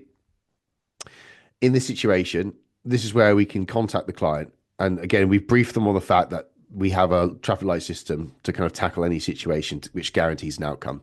And then when they enter a situation of stress, and a lot of it can be genuine, a lot of it is genuine, this is when we can turn around and go, okay, how stressed is the client? Have we heard from them in a while? What's their communication? What's the response rate? What's their tone of communication? And what's the check-in like? And can you read this on the biomarkers of their body? And if they're going through periods of stress and they feel like they are at the point of burnout, this is where we can go adapt and go, right, okay, let's reduce the demand on them. Let's reduce the amount of sessions required. What the non-negotiables, the bare minimum, what do we need to do? And then this is where we get them to think just on the output. Don't get them to think in the future. Just if they can be in the present moment, it really relieves stress, because a lot of anxiety, a lot of stress is you not doing stuff, but conscious that you should. So that increases stress, you not acting when you should. And then a lot of anxiety is you being not in the present moment, but thinking in the future, waiting for a potential car crash or train of an event coming to hit you. So, and depression is living in the past, but that's by the by. So anyway, it's just like, okay, cool. What can we do? Just getting their mind on the present moment so it reduces overwhelm and get them to focus just on the output of what they're doing, on the output specifically to the non-negotiables. What can they do? What's the bare minimum they can do to tick off? That will immediately pull them out of the situation, make them feel good about themselves, build up the momentum again, and help actually reverse them out of the situation. And this is a big thing. Most people, when they go through shit, they just think, if I cease everything, that will cure it. But it won't. You actually need active action to get out of that situation. And you can be the one to go above and beyond here and produce a significant return or a significant impact on them outside of your remit. You could be, obviously, you're a coach, and you could be someone they can confide into in some regard, but you could make a dramatic impact at this point to pull them out of a stressful situation. And that could be really, really disproportionately appreciated. So you could win brownie points, basically. I'll just speak in plain English. Yeah, you can win brownie points if you do this right. So that's like a really full intense situation in their life where they can't do much. Another one would be, okay, there's probably stressful periods going on. They're not too attentive. They might have missed a check-in, or communication might be low. This is where you can have an open conversation and you can practically say, look, okay, how about this? Maybe it's a deload week where you reduce the volume or decrease the duration of the sessions before you reduce the session volume or session number. So it's just like, right, what can you do to lower the set number so each session is shorter? Can you consider adding in a bit more convenience for the nutrition elements? Because a lot of people just can't stomach the thought of meal prep. It's not actually that hard, but again, the thought of it is worse than actually doing it, and it can be enough to put a lot of people off. So can you do snack swaps? Can they do on-the-go options? Can we make it more convenient? And as before, we offer support. We offer a point of contact where if they just want to voice their opinions, they can say it. And again, with this, the caveat with that is like, obviously, you're not a, you've got to stay within your lane to some regard. However, if everyone wants just to confide and just get things off their chest, and you can provide just an earpiece to listen, you can't provide them advice outside of your expertise, and you shouldn't really go to that extent. But having a point of contact where people can confide can be incredibly valuable, great for the relationship, but also providing a true service. So everyone's got their own opinions of this, but personally, I think, you know, going above and beyond and being there for your clients as and when within your area of expertise, but also helping them where you can, there's nothing wrong with that. And then obviously green is everything's hunky-dory, right? Everything is good. So this is where you just plans going according to plan, life's going according to plan, and then this is the best case scenario. So phases as normal, and this is where you can actually future cast a little bit more, where they can kind of look ahead to the future, get excited, and then you can just build up momentum. So that works when life and bandwidth is reduced and everything's stressful for the client. But this can also work where you have a client who's not getting the results that they want, and you might feel like they're not putting in input, you know, and it's sometimes that can be challenging. I'll probably do another video on this, but you can use this approach to acknowledge that and say, okay, well, if you're not happy right now, I can go up. We can go up if you want. We can turn things up, because right now you're operating at an amber. Like, if you want to, we can go above what we're doing, you know, or you could use a number system. Right now, we're at a 5 out of 10. If you want to go 8 out of 10, it's going to be harder. I'm going to push you, and it's going to be brutal to what you're doing, but it's going to produce more results. Is that what you want? And that's what we do. So you can use that scale philosophy where if you can challenge people, and if you feel like they're not putting in the work, not grafting, you could do that. And then if they don't be consistent in action, you could just say, mate, we're not doing the work. We're not consistently putting the work in required for the 8. And then you, at least that way, it's their responsibility. It's their actions which they focus on, rather than not taking action and blaming it on the plan or you or the service or the coach. It's just, look, okay, here's your options. These are your options. Do you want to do that? It's going to be more intense. Is that what you want? Cool, let's go. If they rise to it, fantastic. If they don't, you have clear data and an answer to show them. So hope that helps, guys. Just wrapping up that video. Again, you know what you're doing in terms of creating the plan for the client, but just a few points where you can consider what goes into the phasing, and basically anything you can do to optimize this process and plan it for the longer term, that would be ideal. And then from a client's perspective, if they feel like they're making progress with minor changes, and you can just spot things like that and suggest little things in here, little tweaks to their lifestyle, it's going to make a fantastic impression, and it's going to help not only drive retention and relationship with that client, but it also creates real good referral opportunities. Welcome back. In this video, I want to run through what goes into the personalized plan walkthrough. So this is the video you're going to film per client once you've made their plan. And it's a really good way to just show people a bit of attention and care. And it's a good way to kind of close the loop on the consultation call, because this is where we kind of fulfill that first part of the promise of, this is what we said, this is what we've identified, and this is going to be, again, answering the question of like, will this work for me? Because it's still not confirmed yet. It ultimately won't be confirmed until they recognize the result in themselves. So this is going to give good faith in between, typically with the first 6 to 8 weeks, until they can start to see the change or notice the change in themselves. So in this video, obviously you can use Loom, you can use Zoom, you can use Screencast, anything you want just to record your screen. But I would try and do video because they see your face, and you want to share your screen and run through certain elements of the plan. Now, I would always cover the goal, and I'd try and do 6 months at least, because again, to create proper change, you can't do it in short time frames. So lay out and plan and program things for 6 months. But what I'd also do at this stage is I would tease longer term. In your head, I'd probably consider 2 years.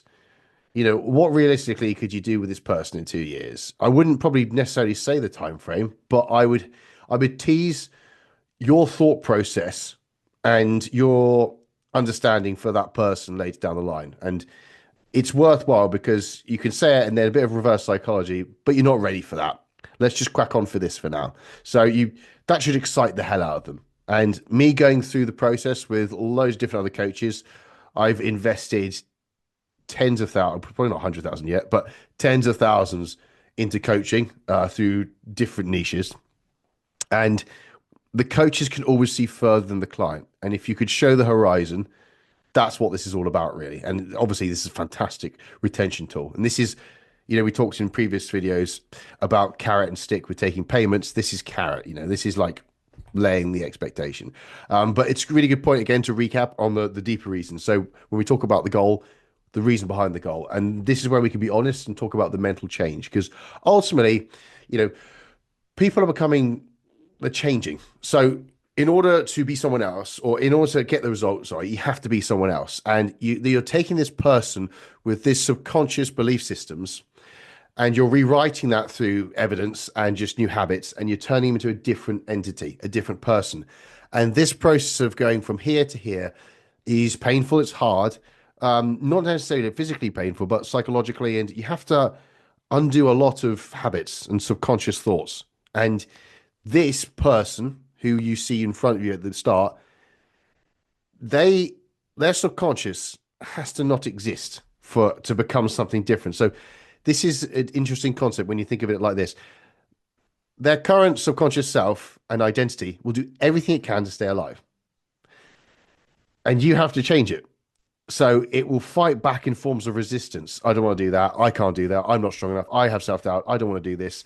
I have habits. I want to do this. They slip back. They pull back. Oh, I want to go on the weekends. I want to see my friends. I don't have a life. All this sort of stuff. It's elements of resistance are coming from their subconscious trying to remain in existence, and this person being this person. But they want this. They want that. And remember, they say they want it. They know they want it. But deep down, they'll be tricked to remain the same. So it's being plain and being clear about that element of the process, and just explain the fact that you're going to have to there'll be changes. Mentally, we'll have to change you. So the mental changes it's a big thing, because ultimately that's what's going to produce the actions which are going to give them the results, and they want to hold on to the results. So referencing that is key. And then obviously coming up with phase programming, we can talk about the different blocks. And personally here, we can go on to the plan, but if you think about it, you don't want to degrade your service. You don't want to dilute what you do, and you have to be integral to the process. I am the last person. I don't like the idea of just doing it for the sake of marketing. I hate that. I've come from a marketing background, but the process is pure. And if you can't interact with what delivers results, however, there is an element of, if you do arrhythmic phases, which are not even, i.e., if you do phases like 5 weeks, 9 weeks, slightly arrhythmic, they will never coincide with payment cycles. So if you look at it like that, and you can start to block out and plan and phase things, no one's technically finishing a phase when the next payment cycle comes in. They're always in the middle of something. So it's just a bit of food for thought. You don't have to take on board, but it's an idea where you can plan out structures, and you can plan out the framework of the phases, so they're slightly arrhythmic, so people will always be in the middle of something when the next payment comes out. So a bit of tactical. That was backwards, but you didn't notice. So the training specifics obviously are important. This is where you go into the plan, the run through, and you show them, if someone wants delts, if they want to like push certain volume, or let's just say if you're a life coach and there's certain elements of habits and behaviors that you want to change, referencing those directly and making it specific to the individual, and just sharing your work, showing how the little bricks stack up to build the wall. So how this goes into that, which goes into that, is key. And referencing that, and obviously that's gone backwards as well. And that one, oh well, the diet as well. Diet's important, and then focusing on that, and then obviously going through the lifestyle tweaks, and you could really tie that in to the mental change. So you could basically reinforce that. But ultimately, 168 hours in a week, people are probably conscious on their movements for, like, if they're in the gym or if they're on certain plans. There's a certain time where they're probably actually thinking of it, and they're in that event. But a lot of life happens outside, right? So referencing the lifestyle changes, referencing what needs to happen, referencing other forms where you could leverage it and take advantage of, it's important. And again, laying honest expectations and setting things in place right now from the get-go is the best, because again, we're going to go back to me. It's if you be honest up front and at this stage, and if you lay the expectation, you tell the client how it's going to be, and you stick to that, it makes sense later down the line when you call it account on it. If up front you tell them something and it's not completely honest, and then if you want to come down hard on them later down the lines and hold them to account, and that's it feels like against character from how you were at the beginning, it's going to be all of a sudden, what the hell? Like, who are you? What it felt like a shock, and there'll be a reaction to it and a defensive mechanism. Whereas if you just be straight from the off and deliver how you're going to do it, and then just stick to that throughout, it's going to be like for like. It's just going to be what they expect. So you really set yourself up for ease further down the line.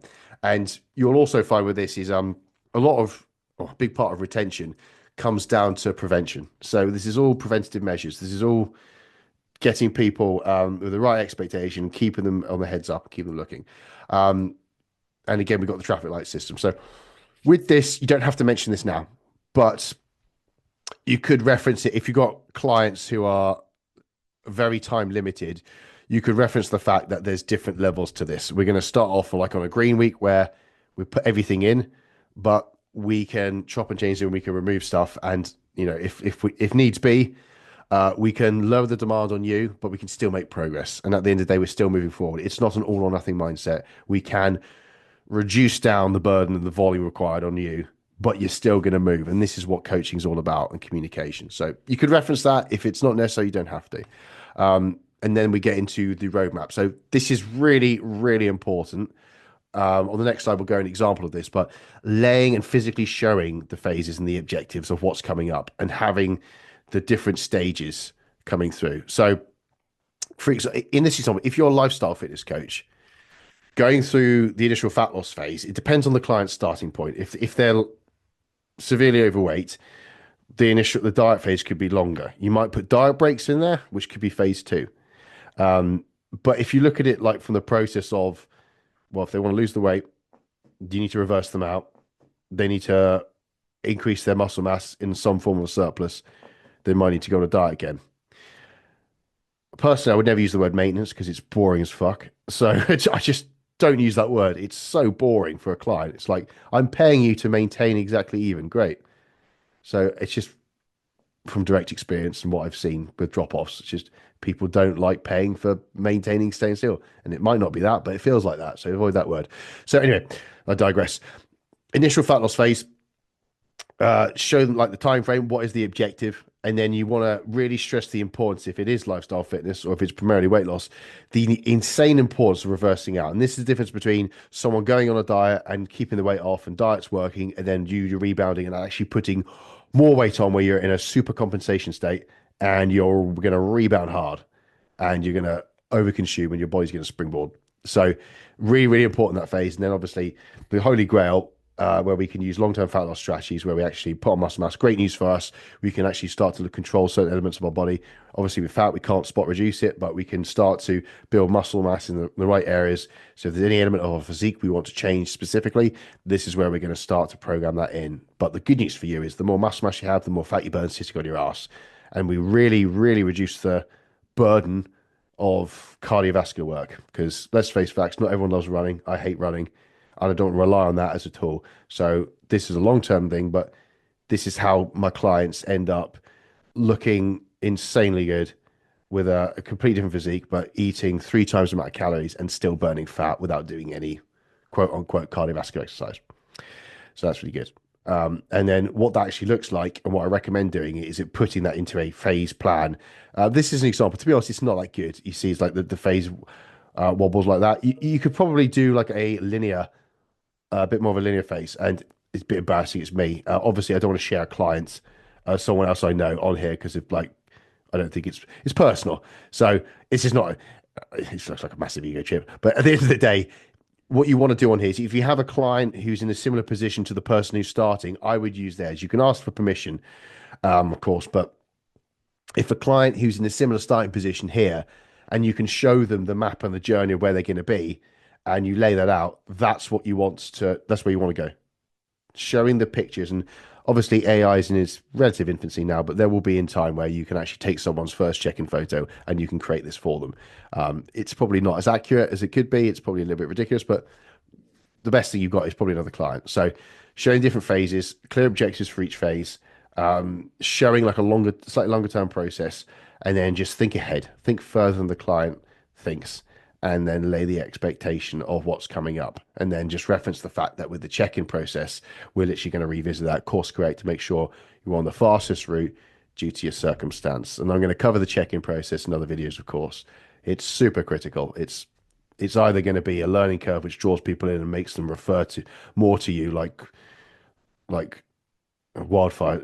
Yeah, they're just going to refer people to you. Wildfire, that means nothing. So they're just going to refer. Or it's something which is repetitive, boring, tedious, and a friction point which pushes people away because they can't be asked and they can't do it because I'm not that type of person. So check-in's really important. But anyway, that is the what's going to go in the personalized video. It really is just individualizing it and then showing the runway. And it's a massive retention tool, that runway. It's saved a lot of clients, and it's really, really big factor for turning shorter term packages or even monthly rolling into 6-month minimum commitment periods. It's literally laying the expectation is incredibly important, and this is a massive factor, so don't underestimate it. Welcome back, guys. In this video, I want to go through a little gem that I've crafted over time that I've given to my clients to massively boost their retention. It's a very simple, short, evergreen video, meaning it's not personalized. You do this once you've done it once, it's done. And it's about educating your clients on the check-in process and why it's necessary. And as I said, it's massively been responsible for boosting retention because, in short, we'll go on to it, but people will understand that they're going to get progress from you, the coach, not just the plan, where you avoid people just thinking, oh, I've got the plan now. Nothing's changed in the last 2 weeks, 3 weeks. I can just run away and do it myself. But this is to kind of overcome that. So there's 2 parts to this video. Estimate is probably going to take 5 minutes. It's not going to take too long. Obviously, shorter and sweeter is ideal. So that's what we're kind of aiming for. But the first half of it is how to do it. So literally, this will obviously improve adherence. It will just, again, repeat when it is. So the check-ins, obviously, they're done on time, but also you get high quality check-ins so you can accurately see their bodies. So literally that. And then obviously the more important, the latter, is why, which we're going to go on to. But firstly, it's pretty obvious, to be honest. I'm not going to spend too much time on this, but how to do a check-in. Embarrassing, it's me again, but I'm not going to share my clients' check-ins or stuff like that. But you got obviously the when. You can use Google Calendar to automate this. I'll do a separate video about how to actually do that. But having push notifications come up, if you're using apps, you can do that. If you're using Google Sheets, you can, as again, leverage Google Calendar. You can do email notifications, several points of contact to remind people when their check-in is due, showing them on just how to do the consistent angles in the same distance so you can measure accurately the proportions, and obviously lighting. Obviously daylight's the ideal, so near windows. So just if you can get them to a location and a routine they can do continually, plus that's something that's convenient for them, you know, something that they can do, they can jump on. And again, talk about the time frames. Just think about when you ask your clients to do them. If you did worst case scenario, if you ask them to do like 8 a.m. or 7 a.m. on a Monday morning, are they going to do them? No, because probably they've got loads of stuff to do. They've got ready for work. So it's just being a bit cognizant of when the ideal time is. I know we want, well, get up, go to the toilet, dry weight sort of thing, get them done. But just try and think about when clients are doing it. And also for you, thinking about obviously Gen Pop clients, if you're trying to ask them to do it on a Sunday morning and they've drunk over the week, over Saturday night, which a lot of them do, you're getting a very skewed figure because they're probably dehydrated. They might look lean, but they might swell and rebound during midweek and you might get erroneous data. So stuff like that, you know the score really. I'm not going to labor on that. But this is probably more important because this goes into what's actually behind the result. And this is where you level and be honest with what goes into a physique change. And you explaining what you need from them. So obviously you got the photos, you can kind of break down what you see, but you need to hear about how they're feeling, their mood, their sleep patterns, how they've been, their activity, their step count, their nutrition. There's so many elements, and I just want to run through a few here. And again, I'm not teaching you guys to suck eggs, but it's worth noting because a lot of my clients, they forget the true value of you as a service. And it's actually a lot goes into it because obviously, okay, first off, you think about the hierarchy of needs. You're measuring their weight, so that's like a metric. You're looking at the calorie intake, which is massively important. But Sleep, understanding what their sleep's been like, so you know what their hormonal cycle's like. Obviously, female clients, you're aware of that, but more so, what is their circadian rhythm? Because if their circadian rhythm's on point from good sleep, we know that their hormone balance is going to be as ideal as it can be. It's really hard for people to burn fat when their cortisol's so high and in this stress state. And they can explain for a lot of people who are holding on to weight, they're not dropping for whatever reason. And it could be the difference between you saying, do you know what, just ditch cardio in the morning, have an extra hour or two of sleep, and you'll lose fat, you'll burn fat. Easier for the client, better results. They think you're a wizard. We talked about hormone profile, lifestyle capacity, massively important. Emotional load. Again, the amount of energy or stress that puts on the body of if people, what they're going through with work, what emotional bandwidth they have, if they're going through any potential turmoil in this situation, what's their lifestyle capacity? Do they have kids? Do they have other responsibilities?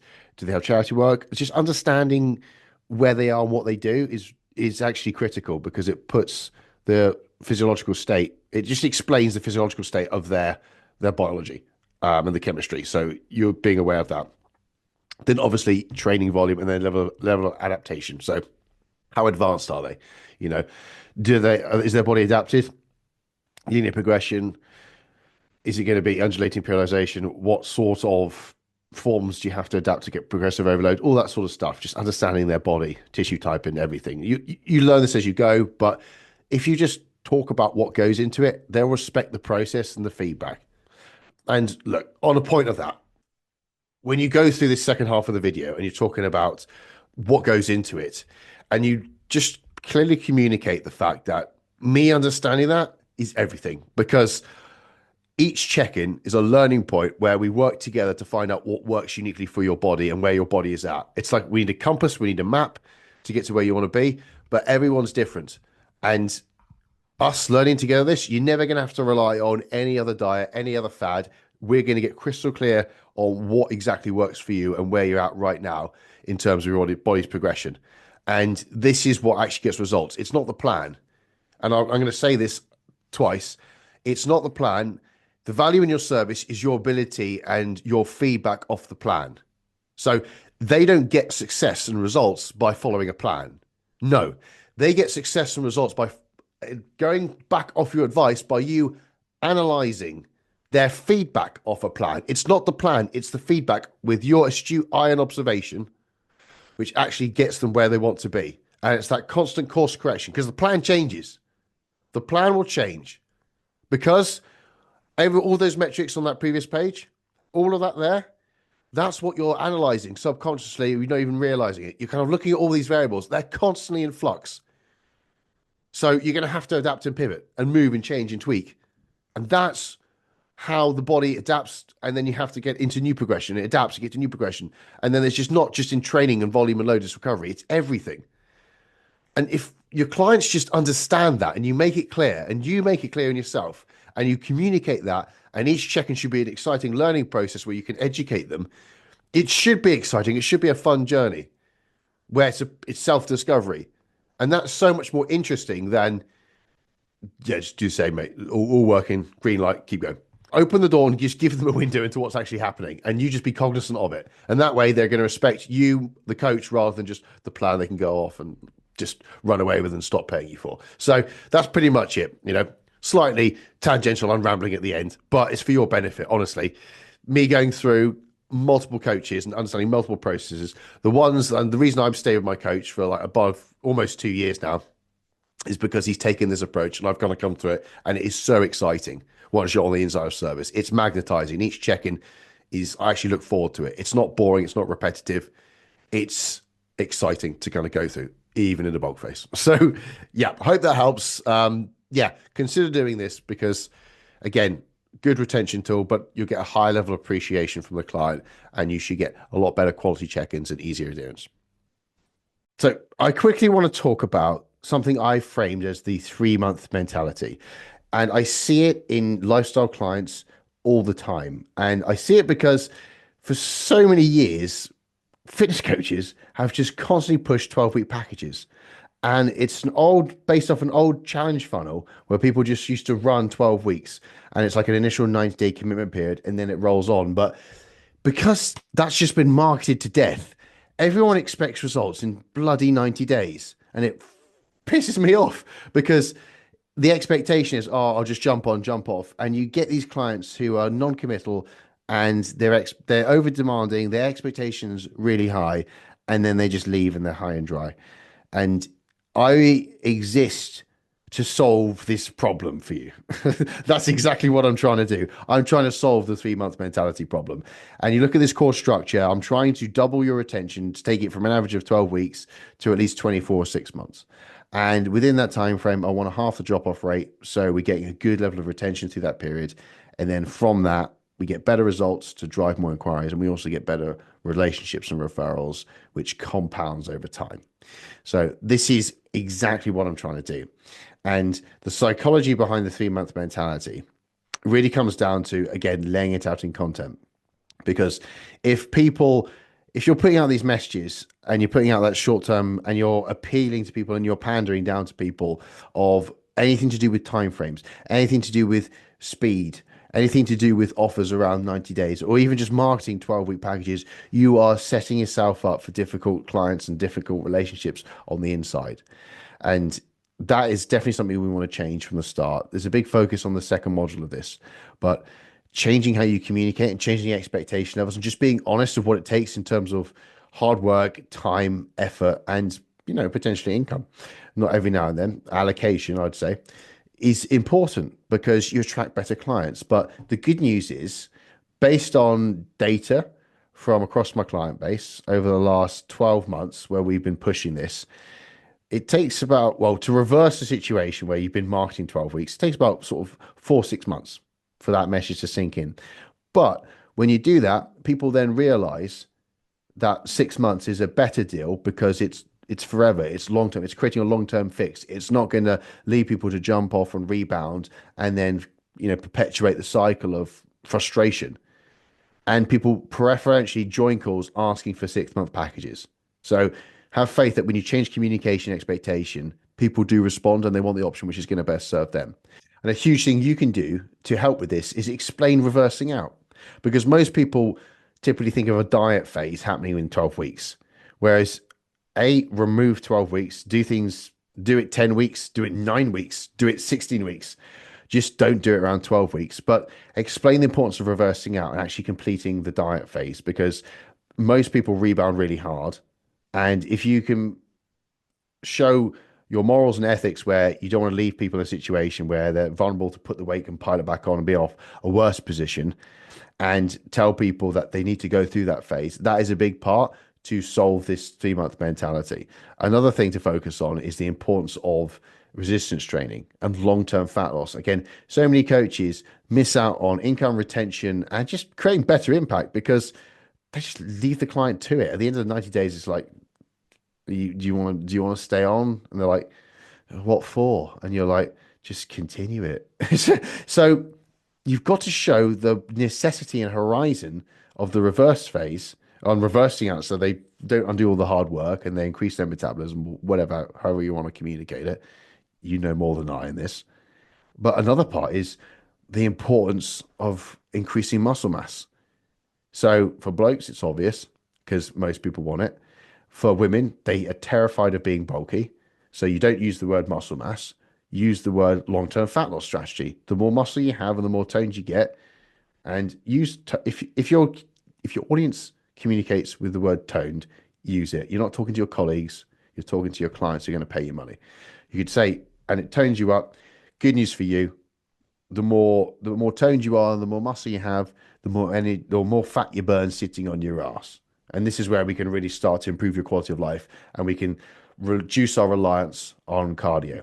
Another thing you could say is, most people just exist for these 12 weeks and they're on a constant, they have to live on a treadmill of high activity and low calorie and boring and miserable foods.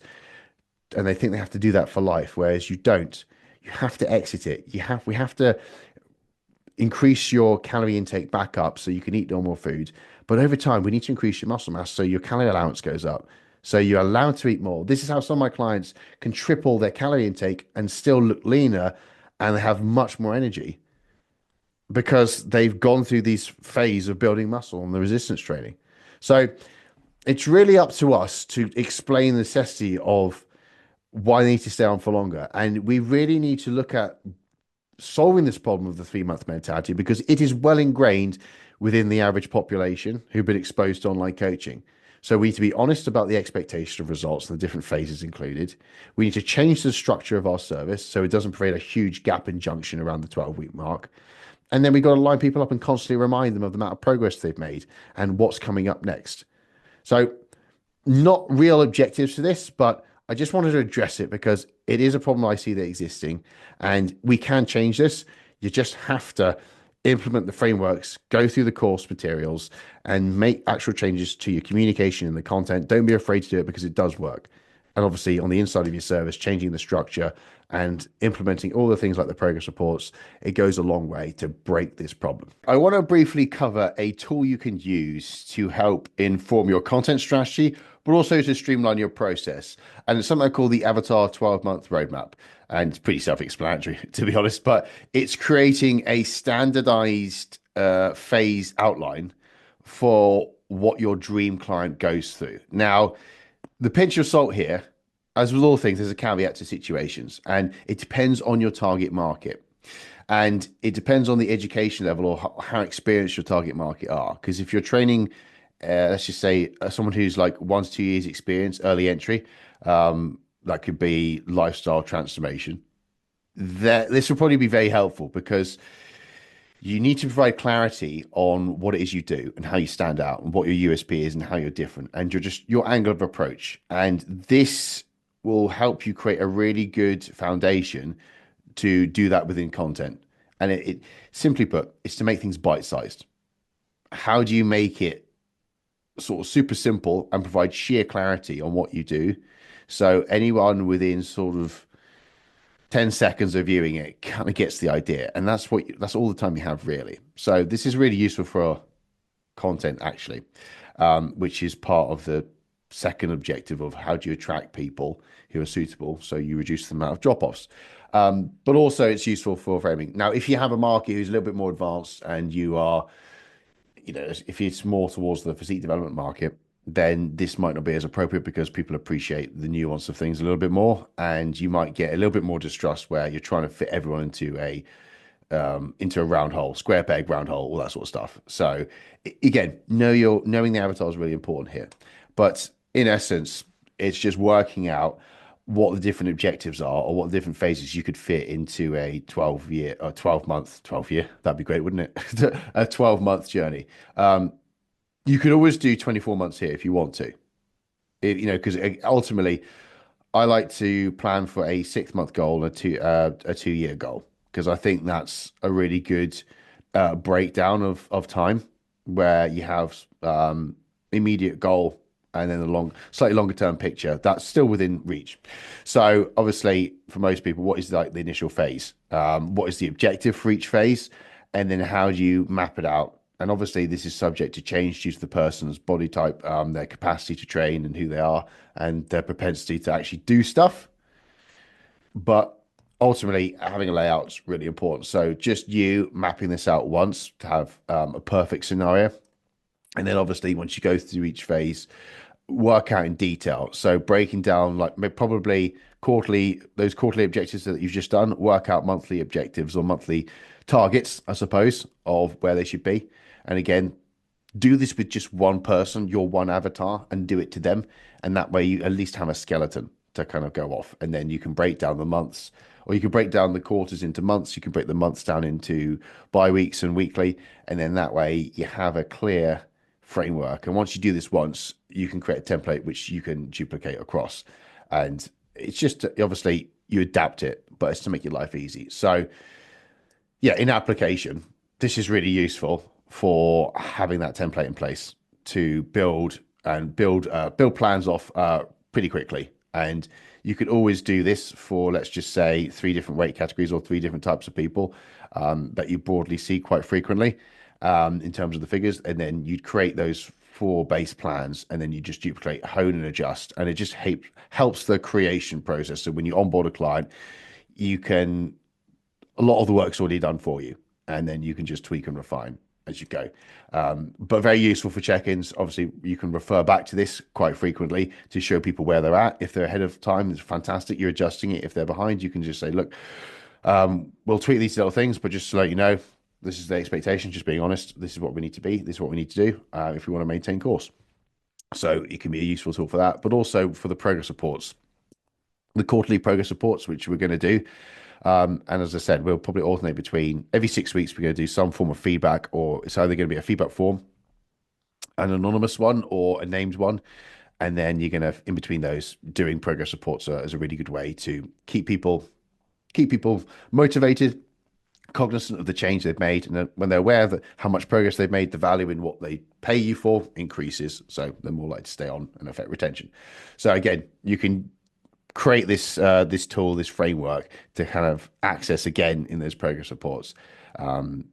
Just you kind of done all the work already, but one of the main benefits is the content strategy, because again, if you're aware of what this framework is and you're aware what the objectives are and you know what the phases are, you can really help break down the psychology and pre-frame people of what to expect on the inside of your service. And again, this will help you stand out, because a lot of people just use informative content where they typically, here's 3 tips to do this. Whereas a huge part of the content strategy, which you're going to come on to understand, is what to do next, because the framework of how you operate and what you do should be the answer. And when you look at it like this, a third of the content is based on removing inertia, removing the barriers, removing the disbelief that someone can achieve a result. And that's typically what most people produce content unconsciously. That's what you're actually trying to do when you produce content. You're trying to, here's tips to do this, here's how you can do this, and here's why you can do this. It's ultimately to remove that roadblock in their way and the inertia, and then their belief in them achieving a result should increase, which is exciting. What next? That's what is next, and that's your framework, and that's where you can look back at this and you can refer back to this constantly, and then that should be it. So like, okay, now I know that I can do this. Now I know it's not just me. What do I do? Okay, this is what the answer is. It's some form of that. It's some form of the service, some form of the framework. It's some form of what I need to do to make progress. And then the last bit of the content strategy is, what's the proof? What's the proof that framework works? What if people? What's the evidence that people going through that? What's the results they have? What can I expect if I was to do that? Now that I know that excuse I've been having on me, or that struggle which I thought existed, doesn't exist anymore. So anyway, I'll leave it there. Hope that helps. But again, you can use this if you want to. You don't have to. It's not 100% requirement, but it's to make your life a little bit easier on the inside when you're creating plans. But also, it helps give you clarity on how you stand out and what your proposition is for people when they look at your content. Really important video. This is about progress reports, and it is a secret weapon for boosting your retention. And it is a secret weapon against beating the 3-month mentality. So this is a technique that I've helped my clients implement. I say it's a technique. It's just implementing the timing and when to show people contrast, really. But there's loads of different layers to this. But just to outline, it's like reason and like the necessity. So when we're going to do it, it's probably best to do this every 3 months. So every 12 weeks, we will want to issue one of these, and we want to do it before the end of a payment cycle. So just think of when the payments are up, and I'll probably do it week 10. If you're thinking, if they're billed monthly, I would do it then. If it's billed on initial package, and again, I don't advise doing 12-week packages, but if whatever reason you have, say some people on 12-week packages still, I would do this around week 9 or week 10. So you've got to do it before the actual payment is up, so they have an expectation and their decision is changed, or they have a good runway of what's coming up before that payment comes out, or before they have to make a decision. So you want to be preemptive here. And pretty much that. Like I said, you want to do it prior to the next payment.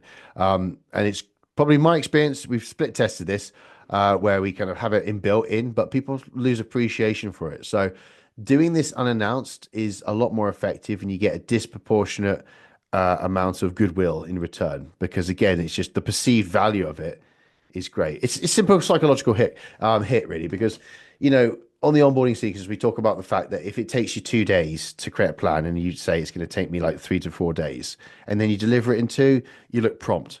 Whereas if you deliver it on time or slightly over, because the expectation is different, people get a bit antsy and they just look down on you. So it's like an easy psychological win. And ideally, you want to do this on a call. I mean, not everyone's got the capacity to do that, but it works well because you can interact with the person and then the impact's better.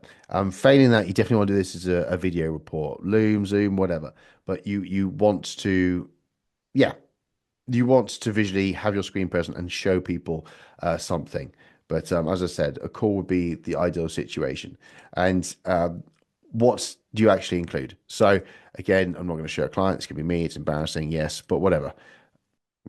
So what do you actually include? Now, the first part of this video is just to recap on the purpose of the current phase you're in. So reestablish the goal, how things are going, but more importantly, what is the deeper reason behind the goal, and just retouching on that, because again, as people go through the process of change, and as they move away from that first point of intent when they signed up, it's just bringing that back into the horizon, bringing that back into their surface level thoughts and rekindling that desire and motivation. But a big thing should be just showing the contrast, because you'll appreciate when people are so close to the process, they don't see change, particularly when they have a terrible eye. And well, it's not a terrible eye, they're just not experienced. They can't see details that you can, and they will not spot a difference as quickly as you'll spot a difference. So that's a big thing. Physically pointing out where the difference is really, really important, because they won't see it unless you point out. They'll see some obvious stuff, but you just show them where to look, show them where to go, and explain everything in detail. Just be positive. Show them the biggest contrast to date. You know, this could be the first photo they gave you until the current progress. Reestablish their motivation by showing them just how far they've come. So many people I know from first-hand account have quit the service of their coach because they're just unaware that they're making progress. And guess what? If they're not making progress, is it worth the money? No. And so many, I've had direct 180s with people. Well, my clients have had direct 180s with their clients where they say, I'm not making progress, I'm not happy. They've sent over a report. Oh my God, I had no idea. And they're gobsmacked, and then they're so excited. They are so excited for going forwards. It's staggering how a little bit of faith, a little bit of progress, a little bit of an update can make such a difference to some people. And yeah, I know these work well. And if you can incorporate this and just show people how far they've come, it is such a huge influence of people deciding should they continue to pay for your service, particularly if you're on monthly rolling, particularly if that, because obviously if they're in a package, they're sorted, but people can still quit a package. They can still quit early on. But if we show them how far they've come, that's great. And then what we do is you show them the horizon. So you've recapped on the progress of the process. You've recapped on the current position update, the whole purpose of the last phase, the objectives, the goals. You've gone through that. They've seen the contrast. They've recognized their progress, and they feel proud of themselves, which that in itself creates huge energy and motivation and want and desire. And then you've gone over onto what's coming up, what the plan is, and how much further they're going to look. Brilliant. And then that's a really good time to ask for feedback. So this is where you can, like, you know, for example, if we're doing it right now, this is where you probably unshare your screen. You go face to face with them and just say, like, at this stage, I am so proud of you. I am really enjoying just working with you and how far you've come. Is there anything I can do to make this experience better for you? I really want to make sure that I'm doing everything I can to support you in this. So is there anything you struggle with? What do you enjoy the most? What can I improve on? How is the food? Do you want more recipes? Is there any part of the process, or what's the most challenging part of the process? Just please let me know. I can send a form below after this video. If you could just fill that in, I just want to hear anything, or just give me a voice note. Tell you what, give me a voice note. Don't do the form. Just tell me exactly what you're feeling and what we can do to improve this for you. Whatever I can do to make this the best service for you, let me know. And then once you do that, you can then ask, who do you know would benefit going through that? Once I make those changes, who in your immediate friend group or your family would want to make a change or would want the same results that you've experienced? And again, we'll go through that of how to ask for referrals. We'll go through that many times, but don't ask, do you know? Because immediately the subconscious answer is yes, no, and it'll be no. Whereas, who do you know? They actually engage their brain and start to rattle through names because everyone knows 4 to 5 people in their immediate friend group. And it will just be like a going through that list in their heads. And then we can prompt it again. But we only do that once we've shown the change. And again, we time it well because if people feel amazing about our service and they're really proud of how far they've come, and if they have that picture, they might even show it off to their friends. And they're much more likely to provide that positive word of mouth. And that's so much worth more. That is worth so much more to us than us trying to DM 100 cold strangers, because that doesn't work. And this does dramatically. And the sales cycle is a lot shorter. So hope that helps. Yeah, implement them and time them well. And you should get a very good positive reaction to these, because a lot of clients, I just know that they don't see the progress and they lose faith. But if they feel like they're making genuine progress and they're proud of themselves and it's that feeling's infectious, they want to continue it. And we just got to show them the horizon then of how much further they're going to be. And yeah, super exciting. This is big because it's the main contact point you have with your clients week on week. And it's pretty much how they see you, like going forwards. Obviously, you've onboarded them and you've met them, hopefully over a video. A consultation call. But this is how they're going to just perceive who you are and judge the value of your service. So we want to make sure that this is engaging, entertaining, motivating, and it should be an exciting stepping stone for them, becoming the real version. I was about to say becoming a beautiful butterfly from a cocoon, but it's slightly weird. But you get the point. It should be those stepping stones lining up. However, a lot of scenarios that doesn't happen, where it can be boring, mundane, and repetitive. And we just want to tread the balance between getting what we need as a ethical coach, who we just need to provide good service. And obviously you need to do your craft, but we want to make it entertaining. We want to make it good. So what goes in initially to the form? Because these check-ins, we need data, don't we? We need data because, again, that's the value as a coach. Your value is not the plan. Your value is your experience, analyzing their feedback and this data right now. And that's basically the body's response to the plan. It's the results and the output of the plan. It's not the input of the plan. So again, I'm being pedantic as hell, but know your value. So anyway, sleep is obviously really important. So in the form, we need to kind of find out exactly just roughly how sleep's gone. Because if we don't know their recovery rate, and a lot of that's based on sleep, we don't know. We're only seeing a side of the picture. Plus, if their sleep's out of point, we know that their hormones and circadian rhythms out of whack. And again, that clears up a lot if people aren't losing weight, or if they're not getting stronger, or if they're feeling tired, or if their mood's going to wane, or if they're getting low sleep.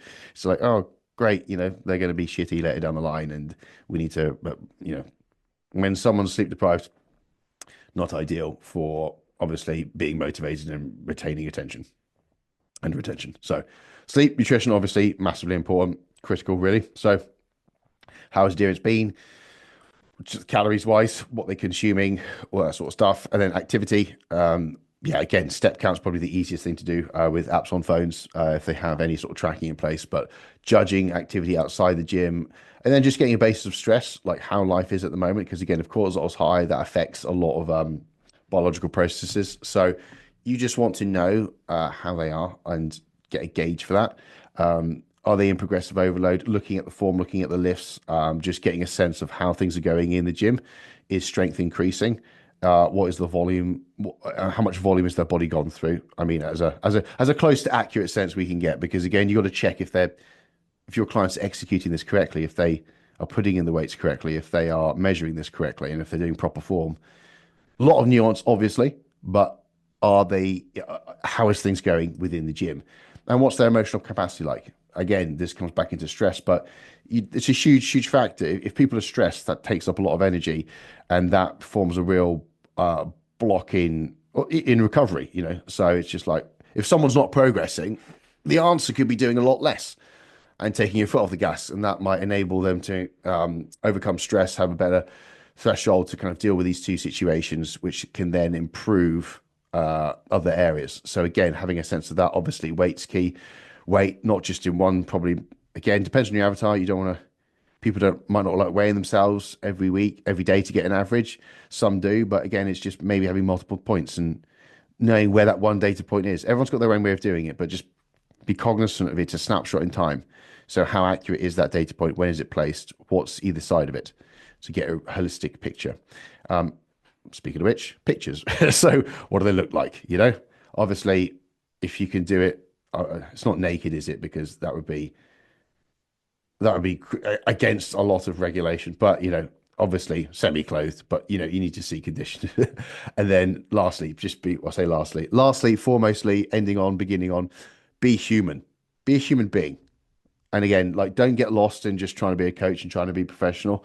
You can be professional, but being personal is so important. And personal brands is why they probably signed up with you. If they looked at your content and they chose you, it's because you're you. So be you, and just, again, this comes back into the emotional and the stress, like judging this. Just see how they are as a human first. I shit you not, like, amount of people who just stay with coaches because they've got a fantastic support network around them and they just have someone in their corner. It's becoming more and more important. So yeah, I've got to state it, but be human, spend time to focus on these aspects because obviously it'll improve the service, but also just improve their experience. So focus on that. And in terms of how you capture that, you can do it as a form, or you can do it as a voice note. Get them to submit it as a voice note. Depends what the clients prefer.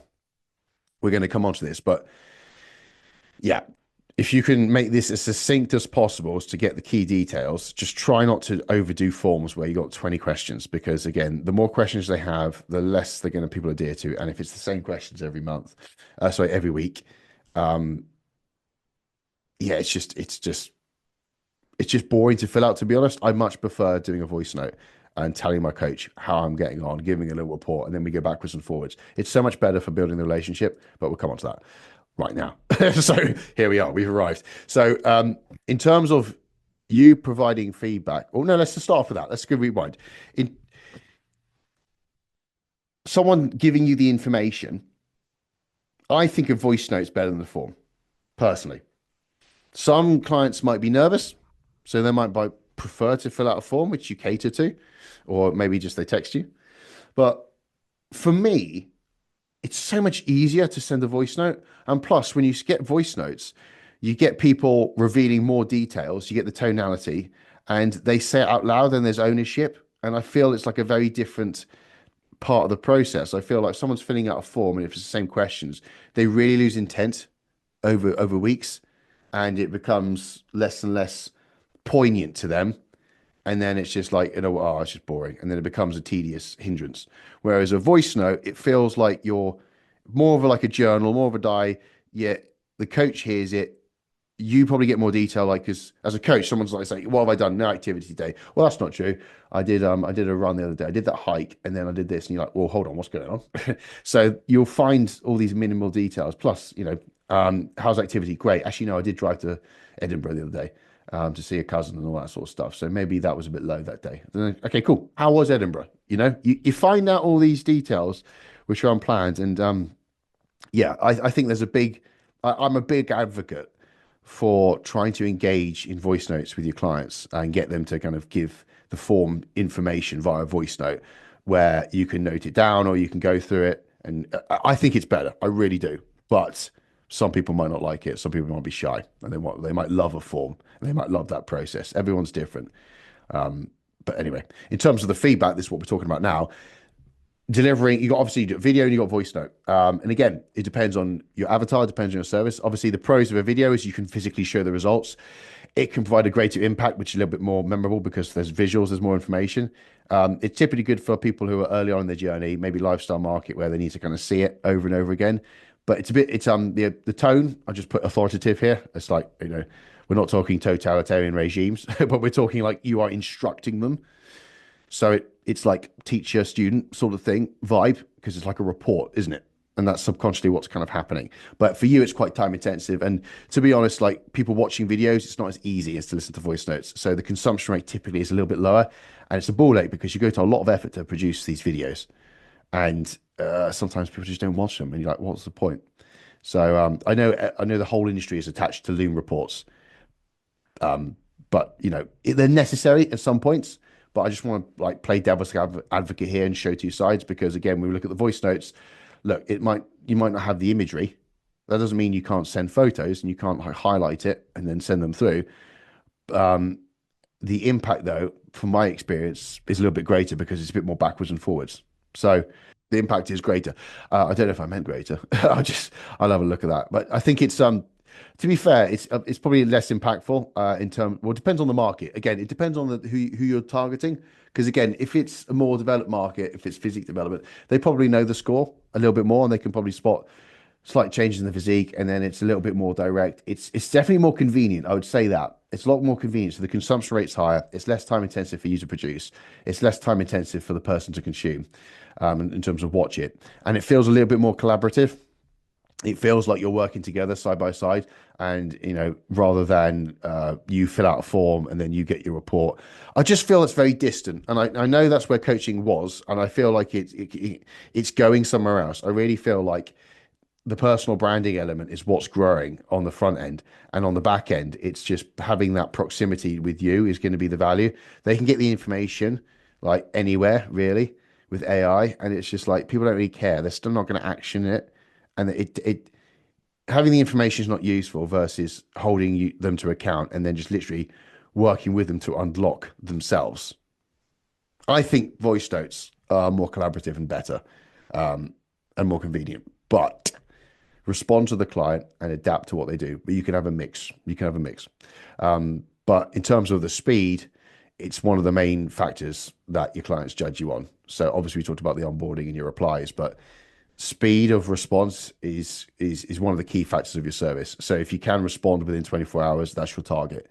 So if they submit everything on time, we want to get responses back within 24 hours. If they don't submit it on time, it doesn't apply. Don't worry. You can chase them and you can automate reminders if they miss them on email and triggers. So in summary, when you look at the check-in process as a whole, obviously we want to avoid unnecessary repetition because that becomes a hindrance, and then that can start to make the check-in process a bit of a burden and a bit of annoyance. But ultimately they have to do it, and there is an element of accountability from the client's part.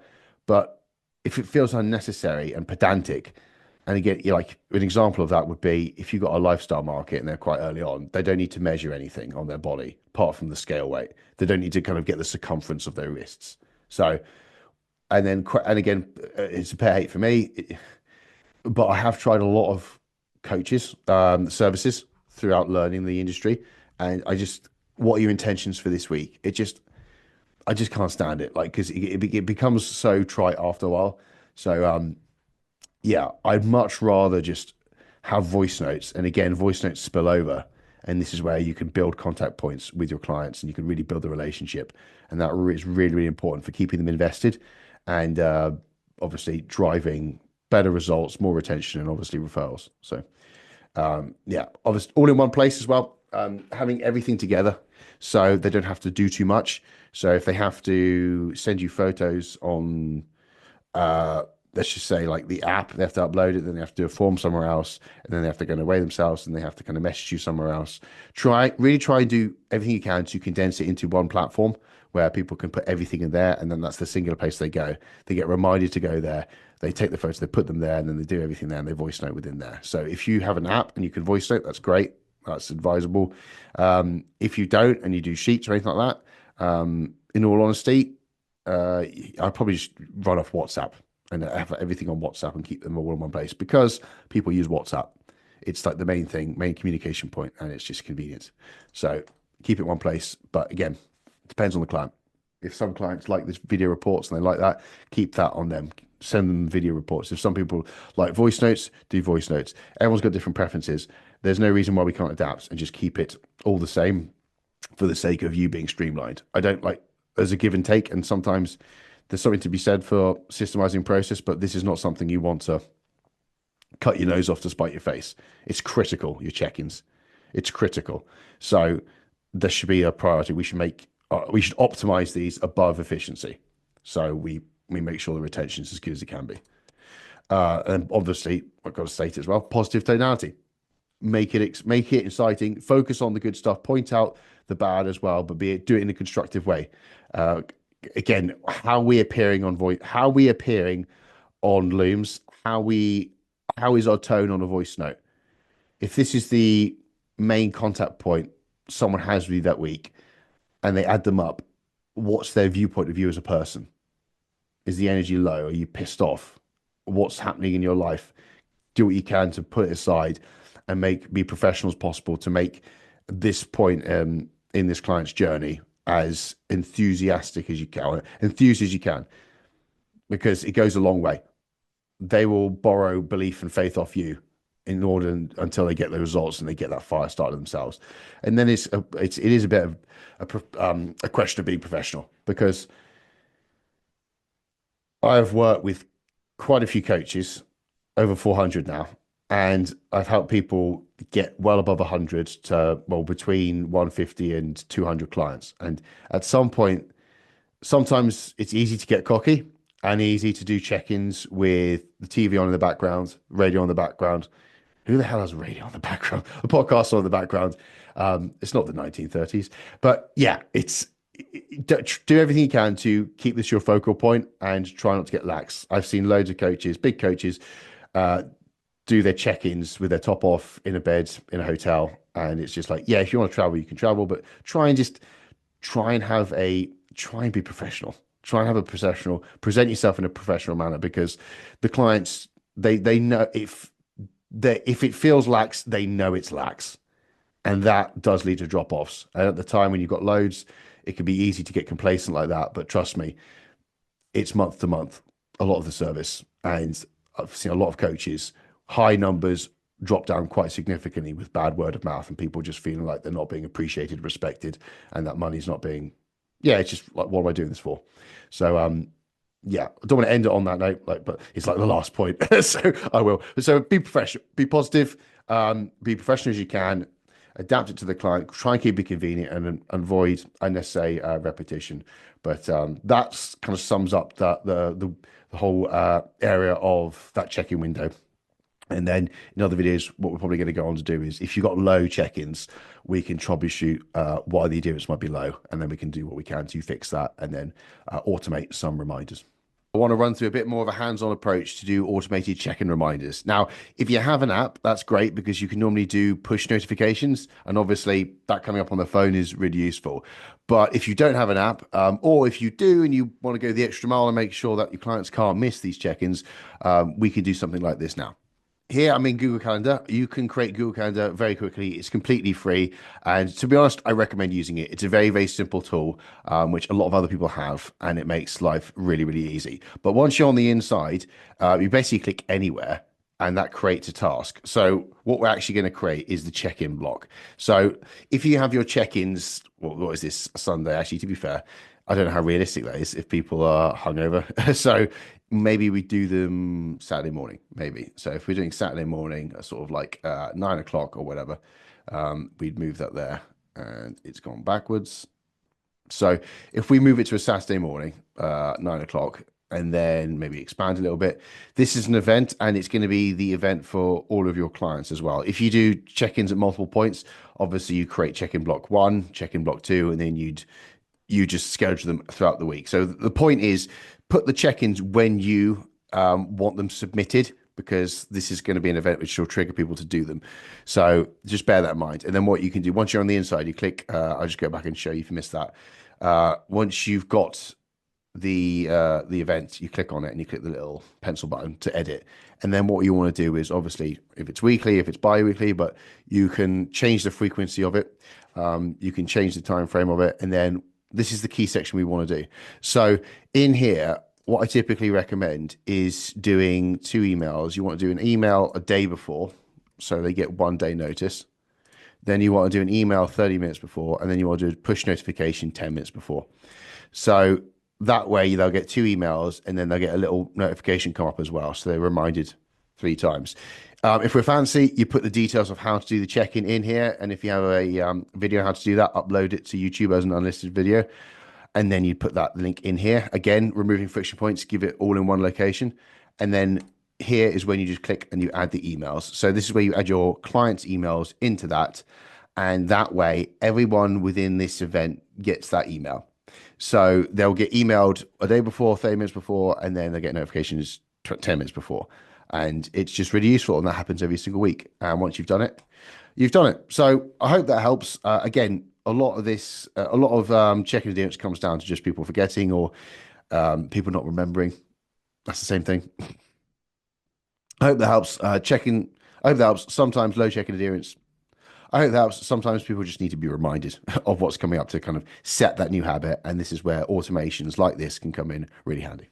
In this video, I want to go through referencing the roadmap. The roadmap we set out on the onboarding, and this is something we can bring back into the check-in process at certain times, particularly if you've got low client adherence or the client's not motivated, or if you've noticed a lack of communication, or they're going slightly on a tangent, or you just picked up a sense that their motivation is waning a little bit. This can be a really useful tool to realign them on the vision, the goal, because ultimately, they sign up, they got really good high intent, but guess what? Their old self is trying to assert itself, trying to remain in existence, is trying to keep people back in the old habits, the old ways, and that can pull them back into their old self, where they just become a little bit more, I don't know, disheartened, or they just fall off the radar a little bit. So this is where we can realign with the true intent and remind them of that initial point of inquiring, and then show them the vision of what to look forward to. So offer check-in. If you've noticed like low adherence, or if you've noticed lack of performance, or you've just picked up a bit of a tone from someone, what we want to do is we want to show them the horizon. And obviously we don't have their transformation yet. So this is where you can show our clients who's on a similar trajectory, or was on a similar starting point to them, that achieved the results. You could really draw it in and realign. But even before you get onto the client, first thing to do is focus on their initial progress. So make it or put the focus on them initially.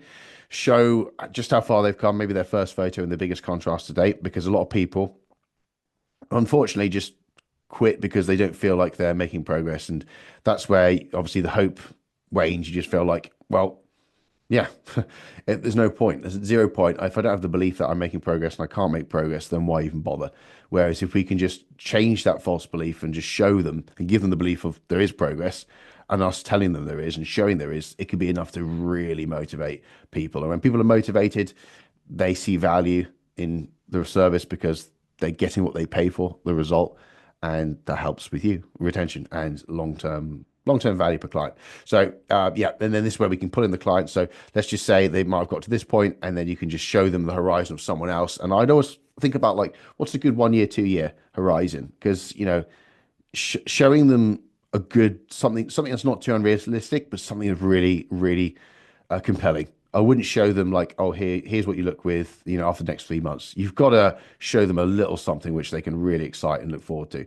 Obviously, we don't lie saying this is a month away, but you just want to show them the potential, like a visualization of the potential. So I think a 2 year vision, 1 year vision would be great for that time point. And then this is where, after that point, we can point out the potential issues we see, or anything. If there's low adherence, there's low, not sticking to the diet, if the activity is low. Again, because you've added meaning to this and you've reestablished the focus and the perspective, this is where we can address that issue and be a lot more constructive in saying obviously, what can we do? My suggestion is X, Y, and Z. Does that sound good? I think this is the key thing, and that's obviously something to leave them on, like one key focus. Try not to give them too much. Try, if there is an issue, try and just focus on the biggest bottleneck, and then just maintain concentration on that, and then get them focused on that, and then make that the priority to tackle. And then they can go away with a lot more enthusiasm and are reminded of what the vision is, what they need to do, and they can go and crack on. So Anyway, I hope that helps. As I said, short and sweet, but again, just a little reminder for you to use vision boards. Obviously, a real life example is better than AI right now.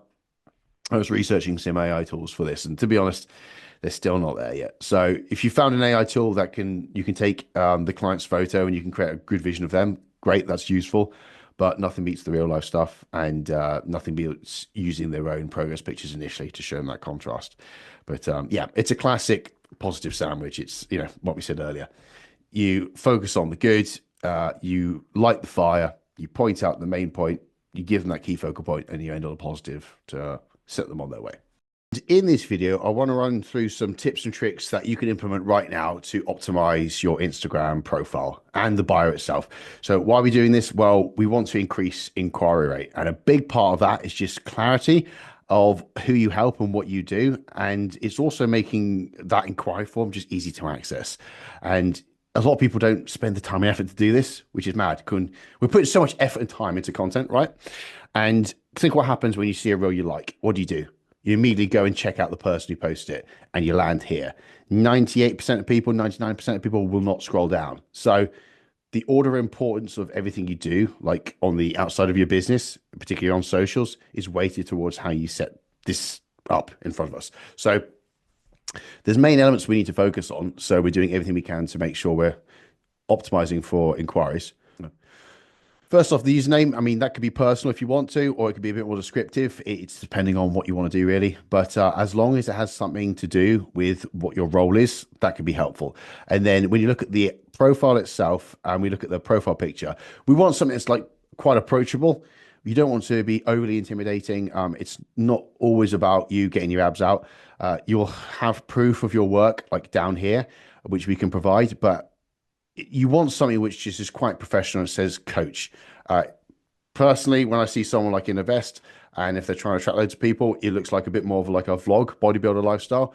And I know with one of my clients, he was wearing a vest and he was doing like a trap flare, and it was just intimidating as hell. And he's the loveliest guy ever. And changing the profile picture, just having him smiling in a bit more like, you know, a top that's just looked like a fitness coach, if that makes sense, athletic wear, that improved the inquiry rate because we didn't change anything else. So just making yourself approachable makes people approach you. Funny that, yeah. So make sure the profile looks good, the profile picture. And then obviously you can put your name and then you can put your title afterwards, would be great. And then the top line of the profile, this is quite hard to be honest, because you keep going back to this, but this is basically what you do, the outcome. I call it your offer, your promise statement. What are you trying to do for people? So what are you here for? What problem do you solve? And obviously we're going to cover this in niching down, but yeah, what are you here for? What's the minimum you want to offer to every person walking through the door? And then under that, I put like a clarity statement of like increasing your income and your number of clients, driving referrals and increasing stability. And then the line underneath that is typically a bit of validation. So again, that's where you put your experience. You put I'd say I'd rate experience over education personally, because people really don't care too much about qualifications unless you're going in for brain surgery, to be fair. Actually, no, to be fair, if you're going for brain surgery, would you rather pick someone who's done 1,000 surgeries and less qualified than someone who's never done a brain surgery before, but they've got all the qualifications under the sun? So, God, took a while to fluff that, but yeah, you get the point. And then lastly, a call to action. So that could probably be refined. I'll kind of show you someone else's profile in a minute, but yeah, basically an invite for them to take action. Now they've landed on you. What do they do next? Where do they go? What do they do? What is the key thing? So if I was to refine that, to be fair, I've got this course like, you know, get started. Get started on get your first 2 months free or something like that. Yeah. So if you had like a lead magnet here, and let's just say like it could be a recipe guide or a snack sort guide or a calculator, you could say lose your first £5 for free, done. Or get started for free, or find out exactly what you need to do to lose your next £10, done. So little things you can do to kind of provide direct instruction, and that's kind of a big point. Actually, it's that action. It's like, do this, want this benefit, do this, and you know, clarity cuts through everything. Obviously, if you can't fit loads of stuff in there, validation, it's really good to kind of put that in the highlights section. So typically, You typically want results, you want testimonials, like video testimonials, some wins about you, your own journey, a bit of personal branding as well. So you can flesh out the highlights to reinforce what you say here. And then we look at the pin posts as well. So the pin posts, typically, a good idea is to put a result, like for yourself, if you're doing a before and after. If I get Lewis's profile up, it's like similar model. You have a before and after, you immediately see the result. And for particularly with fitness, like the market, you have the literally the pattern is spot the difference. If that's what's actually happened, and it works really well because again, this is why I don't really like a title slide over that. I've seen people do like my results and they put it, and I think it's better just to put the actual result because immediately you land and you see that, and then you kind of look down a little bit within eye view, and it's subconsciously you try and spot the difference. You immediately drawn to that pattern recognition, and then from there, yeah, you then can start to kind of look and browse. And this will be about him. So, you know, this is a bit more about the coach himself. So it's good to kind of know. So this basically leans on empathy. People buy just because they want to know who the person is and they kind of want to get on with them. People buy from results, obviously, and then some people want to know, what do I get?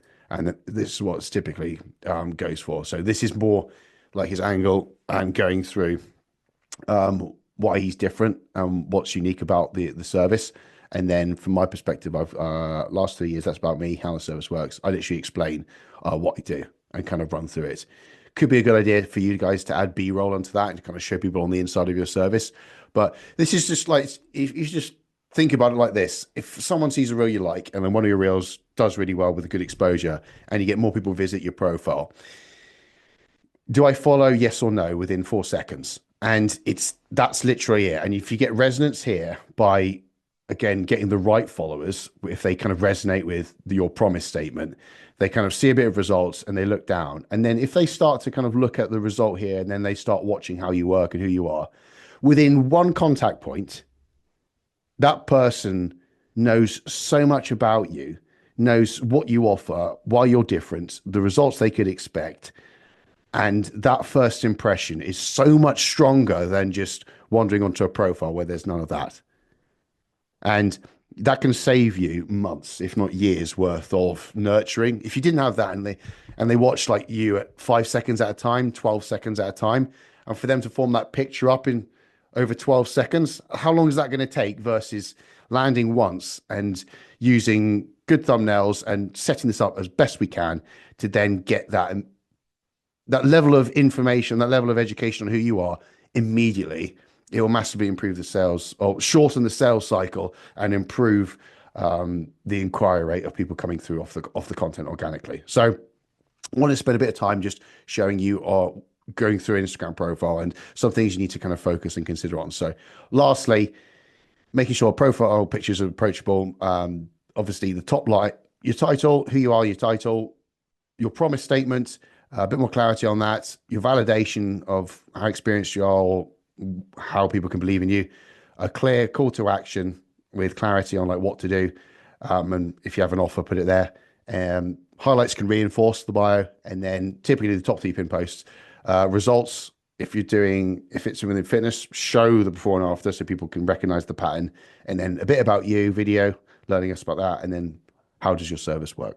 It's really not too much to say here, but nonetheless, it's a really important part of the process because if your inquiry form is convoluted, if it's long, if exhaustive, it's really going to hamper people inquiring with you, and that's a nightmare because at this stage, we've got all the hard work of creating content, putting all that F in. We really want to do everything we can to capture that intent and then us follow up as soon as possible. So it is really, it's like a lever. Small hinges move big doors, and this is definitely a small hinge. So I just want to do some due diligence, making sure that we know what we're doing at this stage. Obviously, we need contact details. Socials are given, and then if we can have a secondary contact method being a mobile number, I would do that. You can get email, but to be honest, email response is so bad for the average person. So I would look to get a mobile number. Now, I've put an asterisk next to this because if we're not getting a high volume of inquiries, it could be worthwhile just using that, putting mobile number as an unrequired field in the contact form. Rather than people having to fill it out, we can put it unrequired. That way we can get some volume of inquiries coming through where we can just contact them on socials. But if we're in a little bit more of a position where we can afford to get qualified leads, then I would make it required, because you'll find that some people just a nightmare to get hold of. So yeah, I'd put a mobile number there as well, and then required depending on how urgently you need inquiries and what the current volume of them coming through is. We also want the goal. This is important. We want this as specific as possible. And I would probably not do multiple choice here. I would get them to write it, because again, the more bespoke and specificity we get around the goal, the more useful we can then follow up, and the more we can use that information to start a conversation off the back of this. So we want to make sure that we have a written box and like, what is your current goal, and then, for example, where do you want to be in 6 months, and then where do you want to be in 2 years, so you can guide them a little bit. Then we want to know the struggles. So is there anything you find difficult in pursuit of this? What you currently find difficult?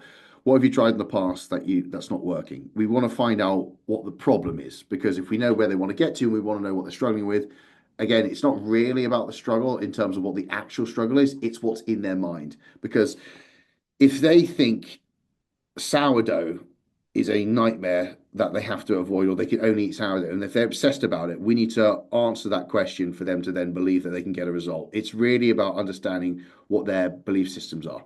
So we want to get that there, and then we want to address those in conversation, obviously in DMs, but also when we get into a consult call, we want to go over that. So we want to know the struggles, and then we want to get some degree of commitment level. So you can ask what their motivation level is on a scale of 1 to 5, or you can ask, are you willing to invest time, money, and effort in order to achieve your results? You can pre-frame that, and again, it really depends on who you want to attract. You can even put, are you willing to spend X pounds per day? But I think personally, it's good to say, look, obviously, great things take hard work. Are you willing to invest time, money, and effort to get to where you want to be in life? Something like that, where you pre-frame people to expect the fact that they have to invest into this, and then they anchor the price point around that. You could actually put here, have you ever worked with a PT before? It's not a bad question to ask, actually, because if they have, that they're conditioned, they're anchoring their price on 35 to 60 pounds a session, which is really useful for us to frame our pricing later on the call. If they haven't, that we need to establish an anchor at some point, because if someone's never invested in fitness before, then they probably have unreasonable expectations. For example, if someone isn't used to spending £70 a month on a health greens powder like Athletic Greens, that seems expensive. Like what? 70 quid? 70 quid for a greens powder? Fuck off. Whereas people piss that down the drain every single Saturday night, if not more, if not double, if not triple. It's just what we're conditioned to spending. So you could look at putting that question as well. And then we've got lead time. Judging where a good fit, when would you look to start? And that's something where we want to get a concept of how urgent this is for them. Another thing you could add, it's not a necessity, but it's useful for us. Why do you want to work with me specifically? Really useful question to track attribution, to track what's working in the marketing process. I saw your result with so-and-so, or I saw you mention this, or it's just good for getting feedback at this stage. But that is like the bare bones of what we need for inquiry form. It's really not much. You don't need data at this point. You don't need anything like biological data of like allergies, height, weight, how often they train in the gym.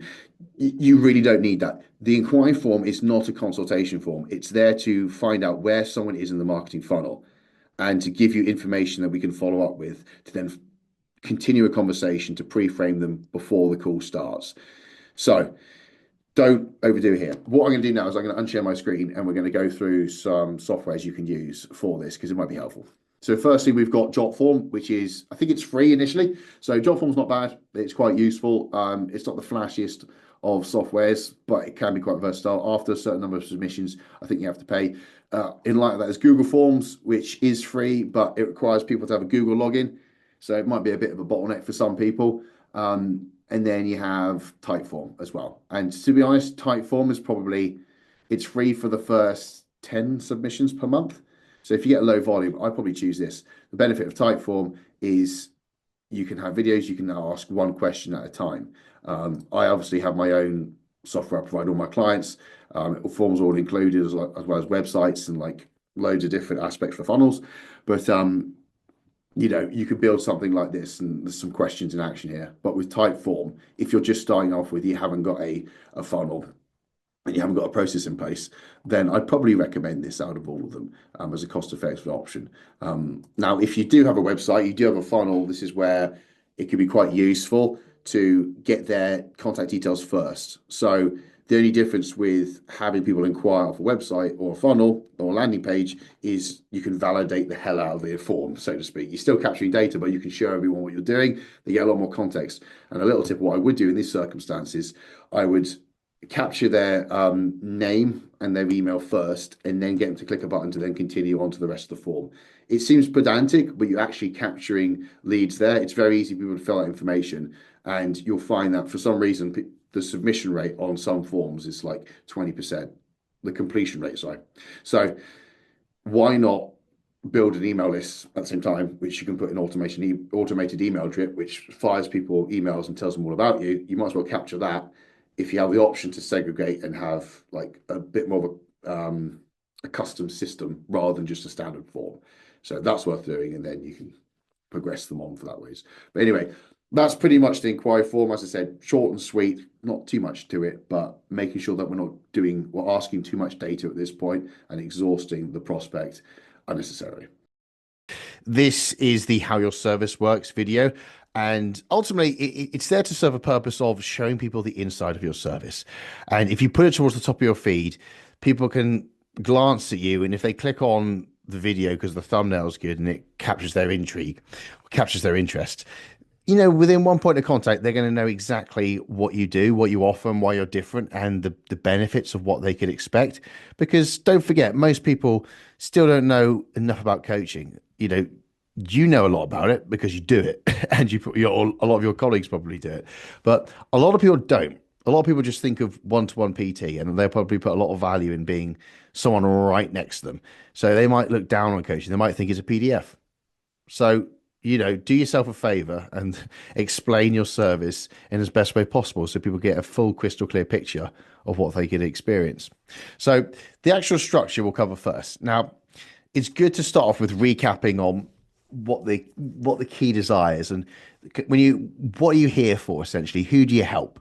What are the key problems you solve, and what do you help people do? Because naturally, if you know that, and you're attracting those sorts of viewers, those sorts of followers, and hopefully clients and prospects, that's going to develop intrigue and to watch the video. So if you can get that affinity and resonance straight on, you captivate the attention, which draws them in.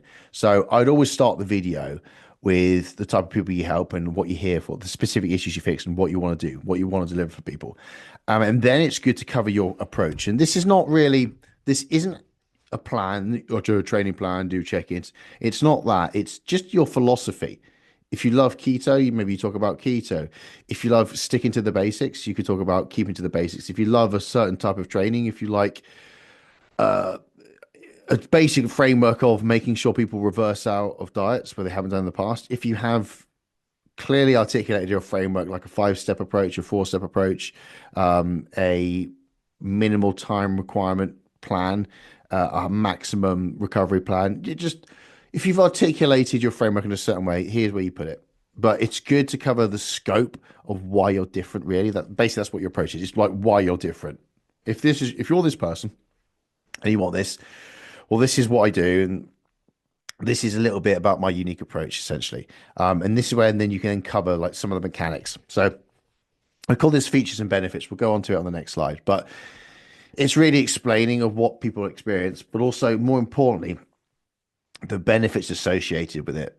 And as I said, we'll label each one, but if it's a check-in, you talk about them learning exactly what works for them, so they never have to rely on PDFs or just guesswork. They know instinctively what works specifically for them and their goal and their body type, etc., etc. So you can cover the elements of what they get and why they would be a benefit to the person. And then off the back of that, you want to excite them again and recap on the goals and what the plan is. So this is typically like, so if you want to do X, Y, and Z, you want to get to this point in this condition and you've struggled in the past, this is exactly what I'm here for. So again, recapping on the objective, and then just tell them how to inquire. Sounds obvious, but a lot of people miss that out.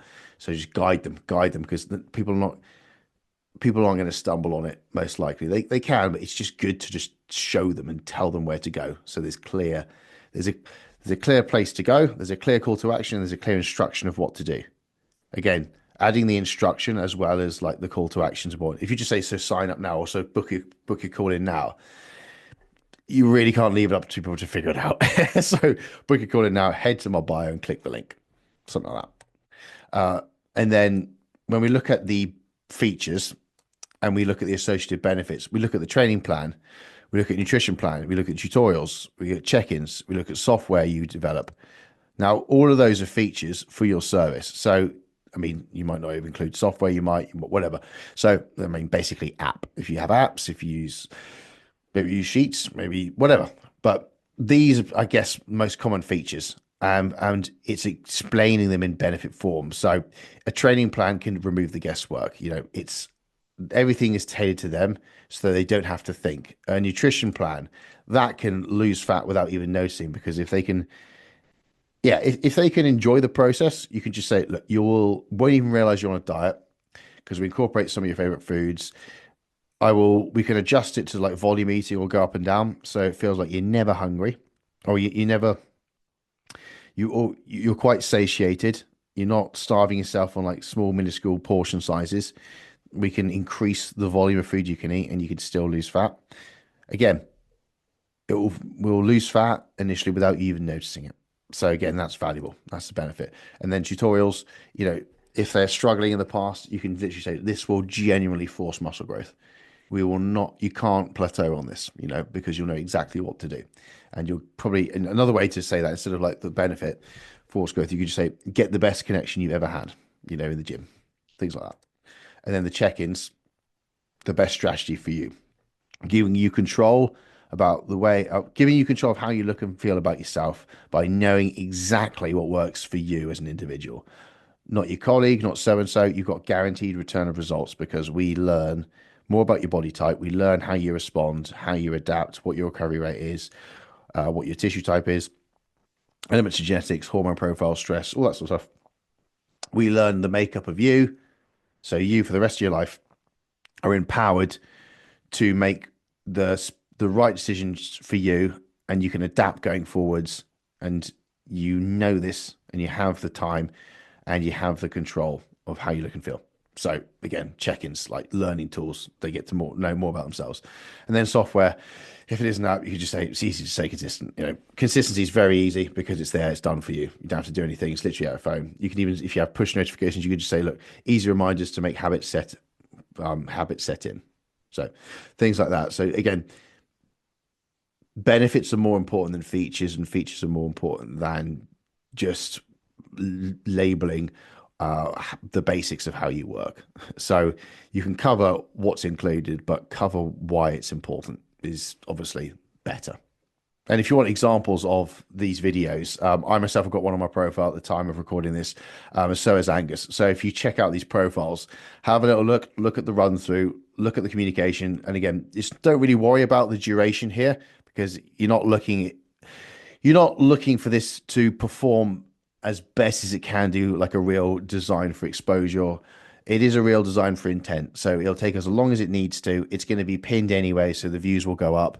The main thing is you communicate the elements I said previously, and you deliver it with enthusiasm, passion, and you let people know what you're here for, why you're different, the benefits of what's included in the service, and what you're working towards for them. So I hope that helps. That's pretty much it, guys. If you do get stuck, you can send it over to me. I can do like an audit. I can check and make sure it's exactly what it needs to be. But really, really important, this tool, because it gives yourself a chance to show off exactly what you're about. And there's nothing better than that, people knowing what they get, because the value perception increases massively. And then if the value and their perception of what they get is higher, obviously it's going to be more competitive versus the idea of price point. Quite alarming, actually, that some coaches still don't do this, because, again, most people don't scroll below what we see here. So you want to have your results at the top. Otherwise, people can't see the best product of your work. So just do it. And to be honest, there's loads of different ways to do it. But I think there's some way you can just do obviously the before and afters, and there's others. I think have I got Dan's here? You can do results like that. As long as you have a clear like label on it, what it is. And to be honest, I think Adam's got literally before and afters across. So you literally got the word before and after, and then with Shane's, it's just got the before and after. Personally, I think that the having two images of the same person on the actual thumbnail is really important because it's pattern recognition. It's like subconscious. People look and they kind of scroll down and immediately it spot the difference. Immediately people are drawn into like spot the difference. So that will probably draw them in. That's probably going to be the thing they actually look at rather than the Iron Man or anything in particular. It's the fact that they see a reel that Shane's done.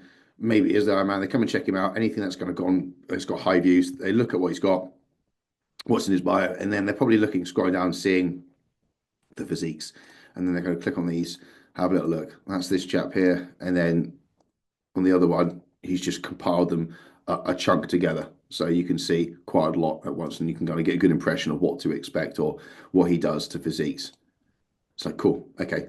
Now I know what I can expect. Now I know how many other people have gone through this, and with Adams, you've got the before and after right here. It's the same thing. It's just showing the images, showing the before and afters, making people aware of what they can expect. I mean, it's pretty awesome some stuff. Yeah, and it's pretty much that, guys. I mean, you can get up to, I think with Lloyd, he's got them across all. At the moment, we could probably refine this by putting a little bit more about what people get on the inside, but inquiry flow is really solid. We've got a very engaged audience, so it is what it is. It's good. It's pretty much before and afters. So it's pretty much it, guys, to be honest. I mean, one more for good luck. Then we've got Dan's, and you can just scroll across and see them. Only other thing I'll say on this is just update them. It's very easy to just leave them there. Update them with your best. And it depends how many amazing results have you got. I think 10 amazing results are better than 20 okay results because they create more impact. So if you want at least like 6, I would say there, 5, 6. So pick your absolute best. If you've got more, you can add them, but it's obviously the biggest contrast you can show and the best results you can show is fantastic. And that would be better than just putting loads and loads and loads of ones which you can't really tell the difference. Not that you would, but just spelling it out, to be honest. The only thing I would say here is sometimes you could put the weight on the actual image. I don't know if some of the guys have got this. You've got the before and afters of Dan himself. If we look at Shane's ones, obviously they're just the pictures. You've got 4 weeks time frames.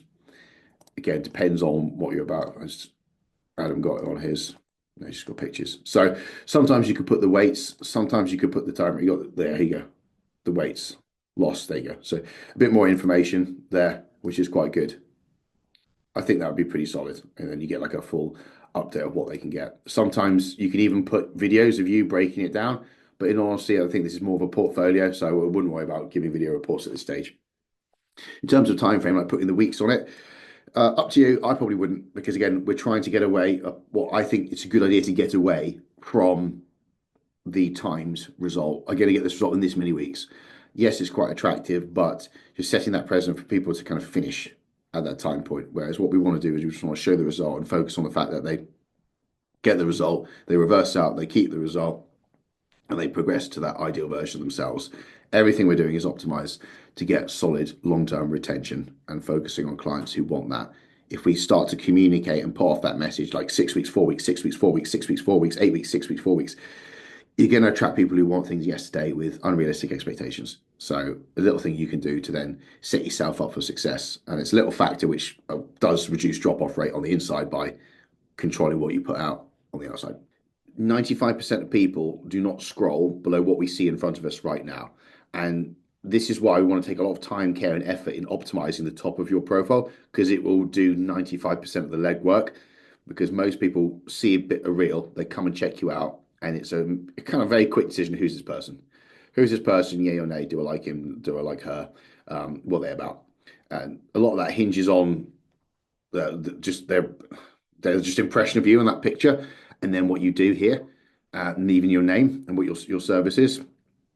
And then they might wander down and have a look at the post. So thumbnails, very clear of what it's about, how my service works. That's like a results post my last 3 years. So it's a little bit of window into who you are. Now, I'll go through a couple of examples here, but in essence, people buy for different reasons. The three main types. Some people need proof, which is typically your results post. Some people just need to see evidence so they can be informed and understand that, well, risk is low because they have proven results, so I can expect the same.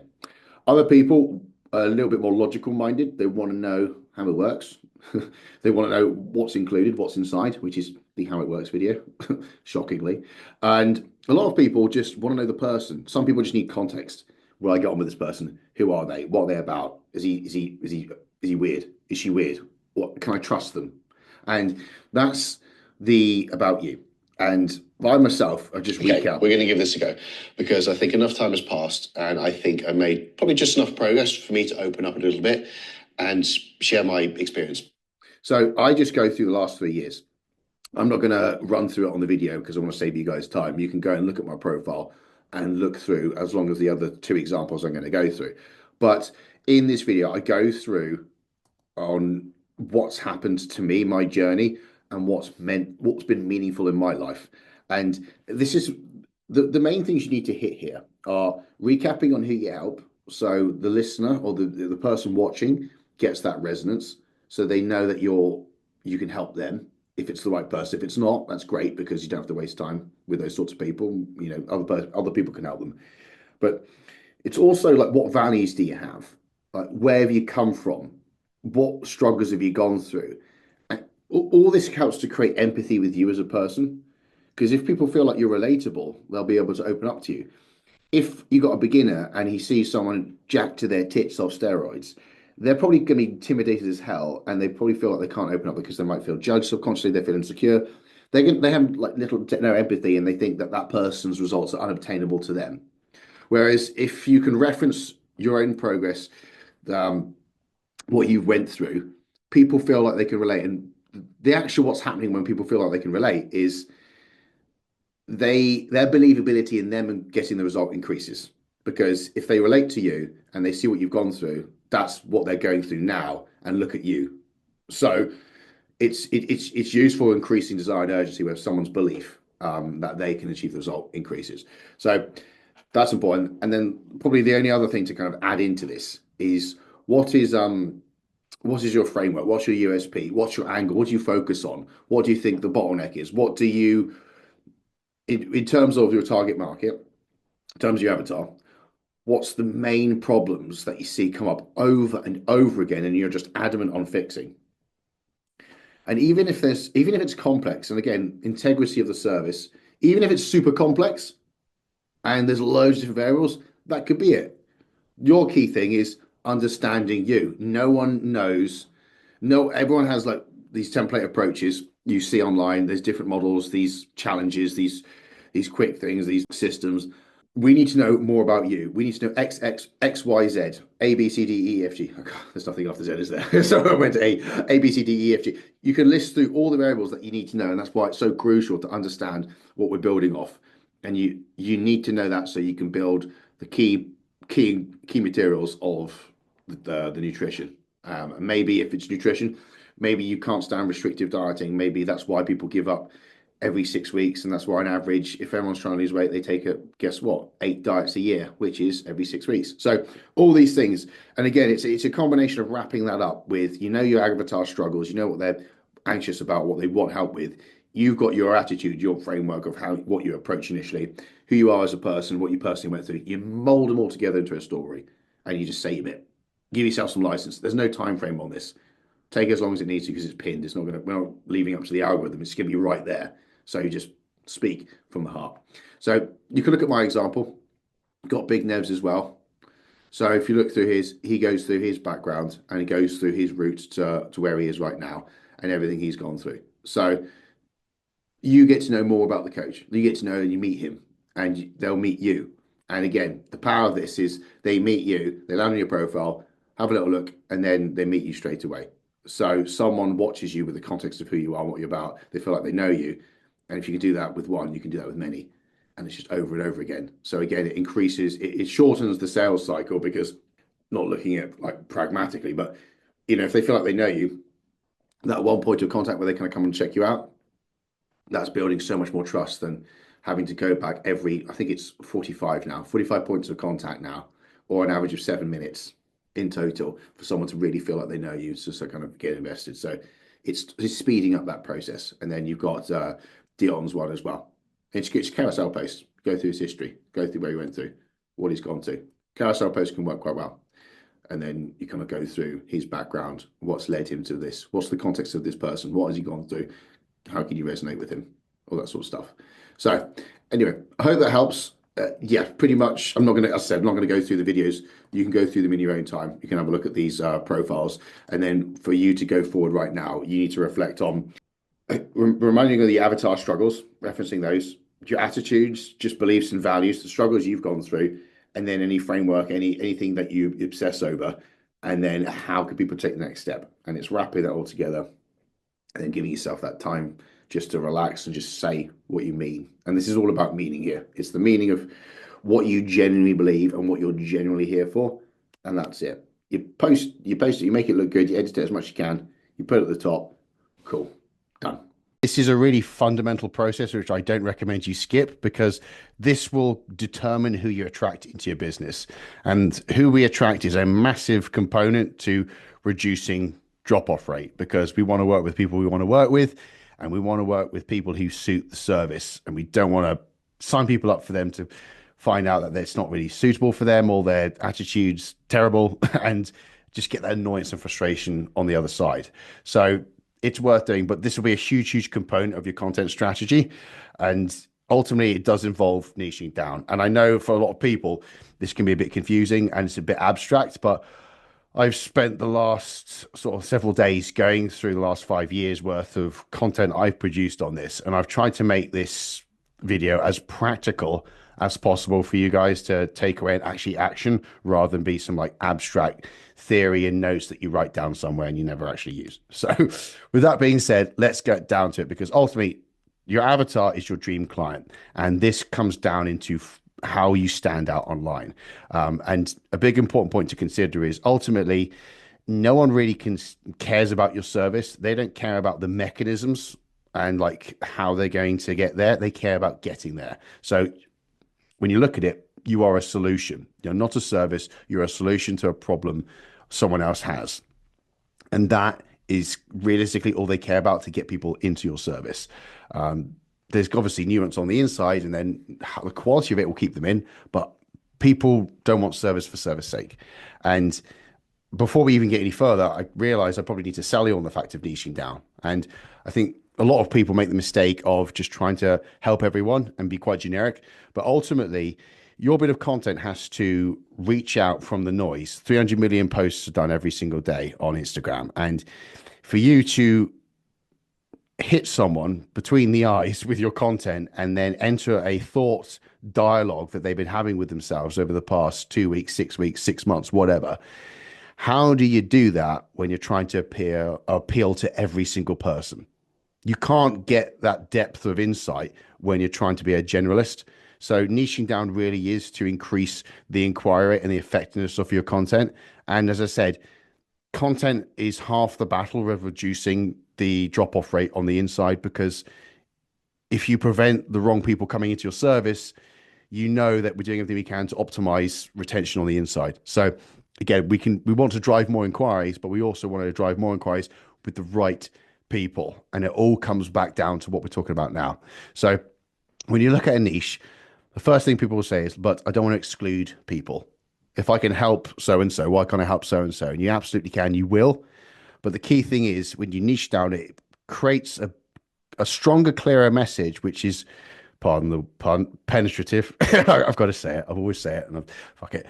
Yeah, you deliver that message in a lot deeper way, where it lands so much more, and it's a lot more, people receive it a lot more. But you also have a ripple effect where your niche is this epicenter, but you will still attract people outside of the niche as it kind of radiates out. But the key thing is you're hitting harder in the middle, and the harder the impact, the better the ripples will be. So niching down, you'll still attract people outside of it, but the key thing is you're going to attract rather than be lost in the noise and be have no inquiries, and no one pay attention to you. So niching down, that's key. So the way I look at it is, first off, what problem do you solve? We know that your service is basically a solution. It's not just a service for people join up to because, oh, I just want to experience a service. No, they want to solve something. So what do you want to solve? And if you can start off thinking about your dream client, it's just like, right now, is there one person that if you could work with, who would it be? If you could find 1,000 of one person, who is that person? And start to think about what problems that person has. What do you enjoy solving? What part of the process do you excel at? Do you enjoy? Do you have experience at? And you want to spend your time fixing for people. And that's really the first part of it. So once you have the problem, that's when you can look at and then think about the demographics. And this is, most people go straight to demographics, but again, it's like niching down on like plasterers called Nathan in Burnley.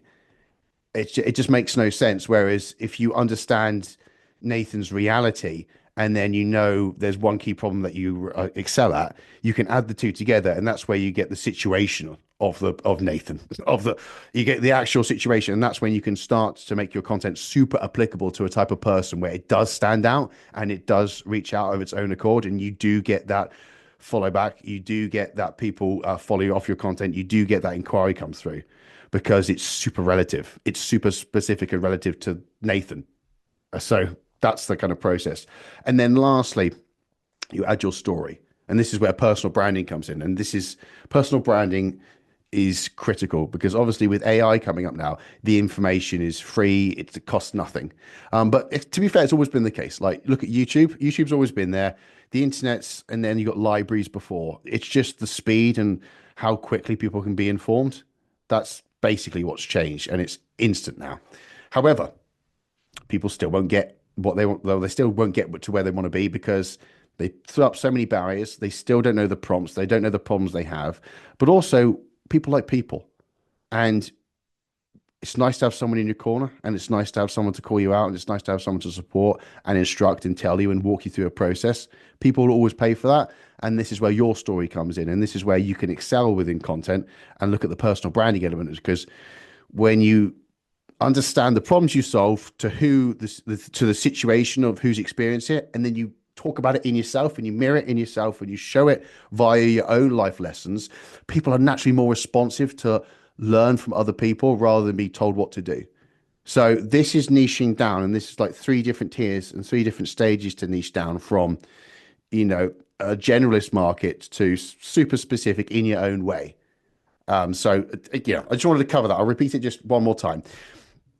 Obviously the problem is one of the main things you kind of fix. So who do we want to attract, and what problems do we want to help solve? And that way that they're perfect for our business. And then, okay, understanding the situation where it's super relative to those people will make you stand even further. And then you delivering the solution in your own way niches down even further. And an example of this is Tom.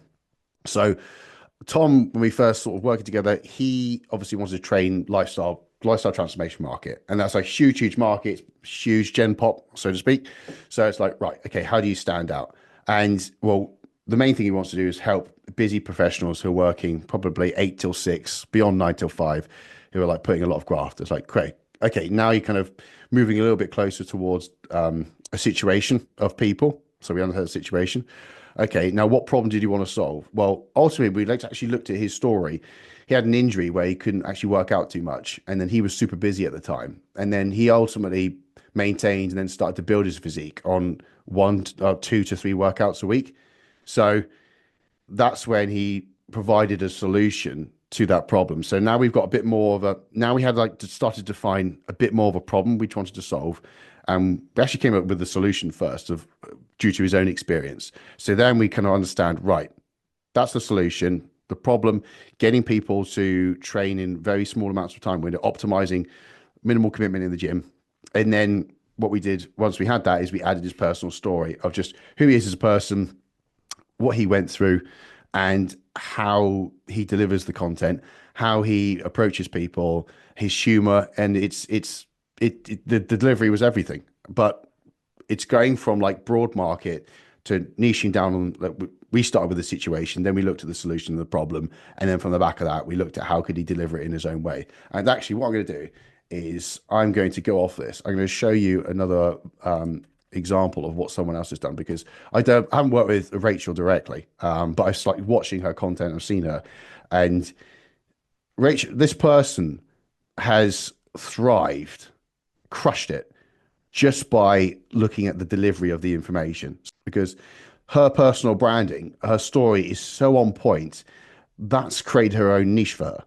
So it's like a general market, but she's found such a great way. She's found her own way, basically her own voice of delivering the information, and people are so receptive to it. And that's it. You know, she's developed her own niche based on how she delivers her service, how she delivers the content. So you can really niche down just based on who you are as a person and how you deliver insight. What can you do right now to start niching down if you have no clue where to start? So I just want to cover a few exercises that you can take away and implement straight away to then put into your content strategy, to kind of help you get off the ground with this. So firstly, picking off the problem. If you have no idea what problem you want to solve, and you are not clear on what client you want to help, obviously focusing on the client's the best thing, but I look at the industry as a solar system. So it's a simple tool you can look at and go, right, in the center, the epicenter where you got the sun,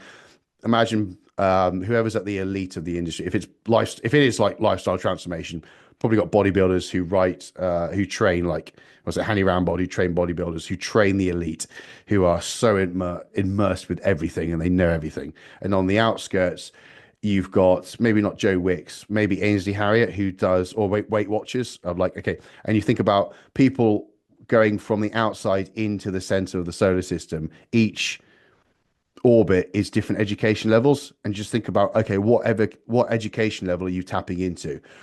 Your target market, the people you want to help, what do they know already? Who have they come from to visit you? If they've come from Ainsley Harriott, are they going to go, is Joe Wicks the next thing, lean in 15? You know, are they relying on nutrition mainly as a tool? Is it mainly fat loss? And then once they get beyond like Joe Wicks, okay, what do they then go on to? Which influencers do they follow online?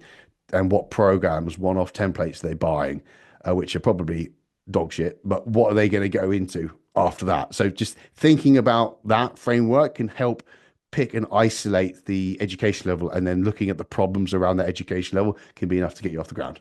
And then what you can do is to understand the situation. So once you found your problem and something you really want to solve, think about, okay, what does this person go through? And best place to do is, if you have clients, talk to your current clients and audit them, find out what their day is. Doing a day in the life is a super useful tool, because if you can map out every half an hour of their day from their waking moment to their head hits the pillow, what they do in bed, sounds dodgy actually that, but you know, when they go to sleep, let's just leave it there. Christ, what happens between those two time points, and put out as much detail. And once you've got what they physically do, map out probably some of the emotions and probably the emotional experience or the energy levels, and then that way you have someone's reality and you know what their experiences are. And that's when you put up the content, you can mirror that, you can reference it, and then you can understand it, and then that can inform where some of the problems and issues come from, and all that sort of stuff. So again, understanding what they go through in a day and where their attention is online, offline, can be really useful to really flesh out the situation. And then that can, again, you map that and combine that with the problem, and then all of a sudden your content is super direct and specific to them, and it's like hitting that epicenter. And then lastly, it's finding your story, and this is obviously quite challenging if you haven't, you're not fully up and running with your personal brand yet. And to be honest, it's a journey, but there's something called the hero's journey, which I advise you to look into with this. I'm not going to cover it in full detail, but in essence, this is the basis of pretty much every great movie, every great fiction. It's a classic story writing technique, and you can do it yourself. Find out your own journey, and ultimately it's the start of people being called to action, yearning for something greater, the hardships, the struggles, the abyss, which is basically the revelation. That's the epiphany moment, the thing that you discovered that worked, the solution, basically. So if you're mapping this onto everything, it's like, okay, you're starting off, what's your ambitions, your attitudes, your motivations, your yearning. This is where you can be super empathetic to the people watching you off your content. I can get that resonance. And then all the issues and challenges you went through. Again, great, showing vulnerability, showing the strife makes you so much more likable and human that they trust you. So that's a huge part of it. And then what's your solution? What's your framework? What was the key thing? And then off the back of that, sharing your success, giving people hope, increasing their believability in themselves, getting a result because they've seen what you've gone through. And then they will probably want to reach out because they know that you've gone through their reality. You're not some inaccessible like Greek god who's just on a pedestal, which you never were challenged. But if they realize you went through challenges and they realize exactly the journey you're on and the human you were, there's so much positives to come out of that in terms of trust and their ability to kind of touch and reach out with you. It's key. And then obviously you get back to where you are. So I hope that helps. As I said, I've tried to make this practical as possible for you to go away and do, but ultimately niching down is critical to increase your inquiry rate, but also to attract the right clients. And simply put, if you attract clients who resonate with you, trust you, like you, and have the problems that your service is designed to solve, you are doing everything you can to drive up inquiry rate and keep them on for longer. And as I said, this is all part of that objective of reducing the drop-off rate. So we have great LTV with clients, and we're doing everything we can to generate the best results possible for indirect inquiries, the best relationships possible for referrals. In this video, I want to go through a little technique you can use called the problem path. And it's very useful for creating a content strategy. This is more so for putting out content which helps remove barriers, excuses, and helps people overcome problems. So people typically label this informative content. And again, I don't like you talking about topics for the sake of topics, like how to do a so-and-so. I mean, you can have room for that, but it's just like, I want to talk about TDE today. And it's like, no one cares. Ultimately, what are you solving? What problems do you overcome? And again, niching down on specific problems due to and those problems mapping to the situation of your dream client. That's where it's just like, this guy is inside my head. This girl's inside my head. What's going on? How do they know me? Are they a wizard? What's going? Yeah, want to know more. And you can drive that empathy and that just that connectivity across thousands, tens of thousands, hundreds of thousands of people on Instagram when you get this right. And that's how obviously you drive up inquiry rate. So anyway, that's enough of the preamble. The problem path. What is it? So when someone this is where you focus on your avatar and this dream person. It could be someone you've already worked with. It could be yourself 5 years ago. It could be someone you have a clear distinction and picture of. What we've got to first start with is, okay, what is their starting position? We want to write down in full detail all the details about them right now in terms of their insecurities, their desires, their daily routine, their weights, where they watch, who they consume, their attention online, offline, stuff we've covered in other videos, fleshed out detail of like, what is the current position? And then once we've got that, we want to add a lot of detail into, right, what is the 2-year dream outcome? What do they look like then? How do they feel then? What sort of person is that? Because ultimately, these are two different people, really. So, we've talked about this in old self, new self. To go from this person over here to that person over there, what do they have to go through? But that will become clear once you detail those 2 points out. So once you've got really good distinction, clarity, and vision on these 2 points in time, what we then need to do is go, right, what are the stepping stones that person needs to take and overcome in order to get to from here to here? What are the key barriers they have to overcome? What are the lessons they have to learn? And what are the mindset shifts they have to adopt to have those long-term sustainable, long-term habits which serve them? And that's pretty much it.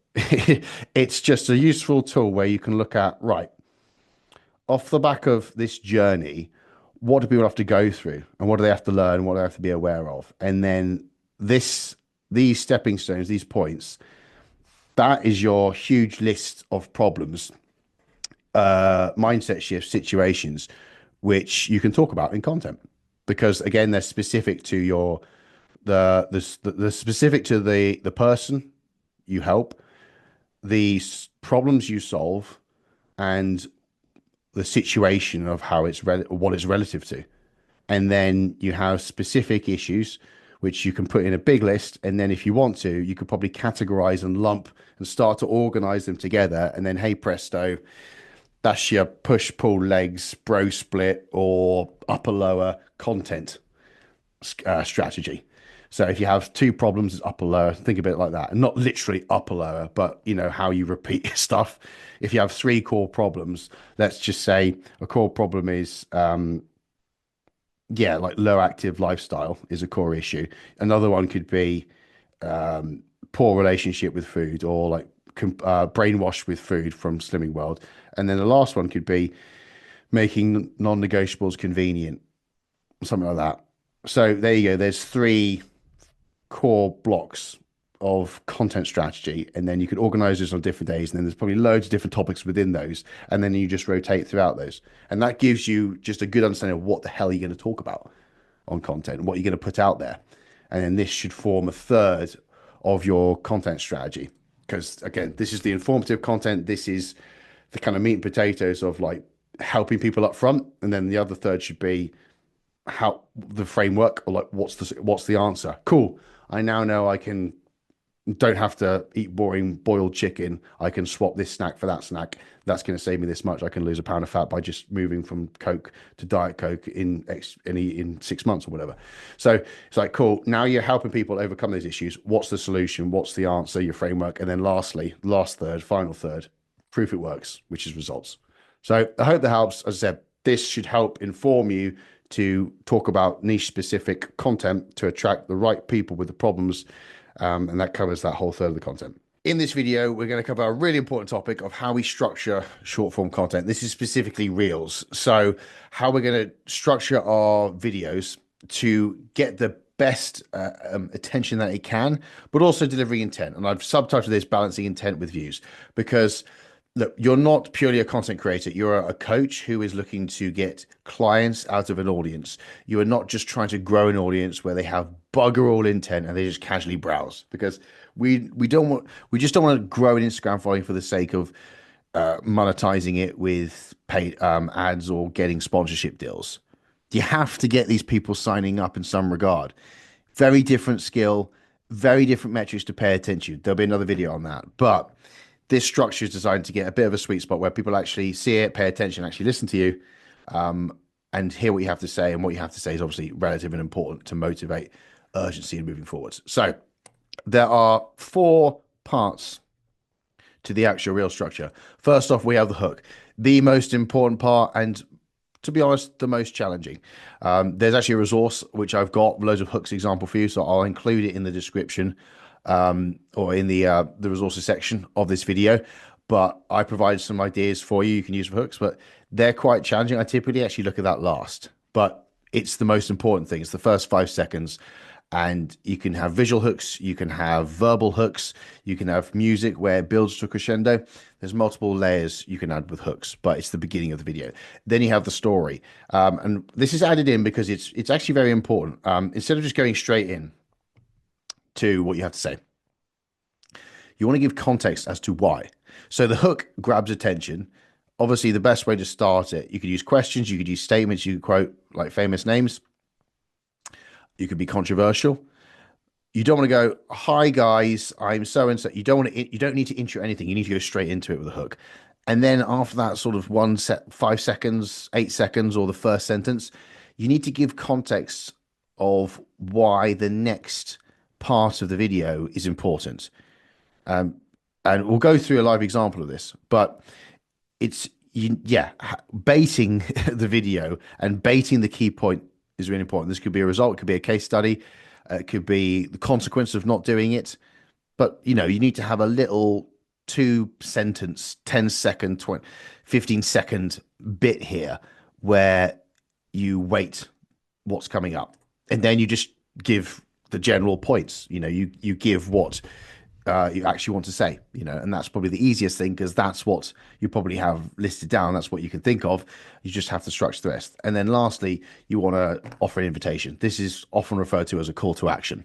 So this can be to follow, this can be to action and let you know, this could be to comment below for a resource, this could be to head to the bio to fill out a form. There could be loads of different things you can invite them for, but now what is basically is the answer. Like, now that we got the attention, now that they're anticipating and actually need to pay attention and looking forward to hearing it, now they've actually heard it, now what? What do they go away and do?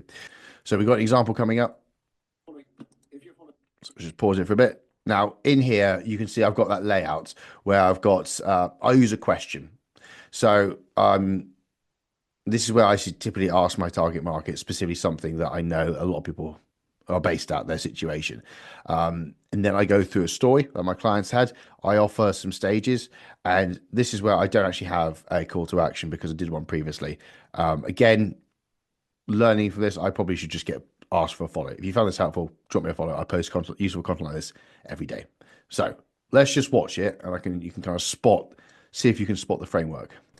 Following less than 3,000 people. Here are 3 simple steps you can use to earn £5,000 per month consistently. And this might sound crazy, but technically you don't even need a following.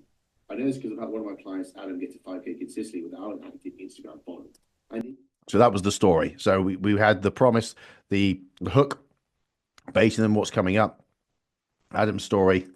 In time is how Adam finished books, maintaining client capacity over the last 12 months. Step number 1 is collaborating with your clients. So again, I've tied like an ideal key result to the story, which obviously is something that most coaches want to maintain capacity, due to his example. And a big factor was what we implemented next. So obviously people are waiting to hear.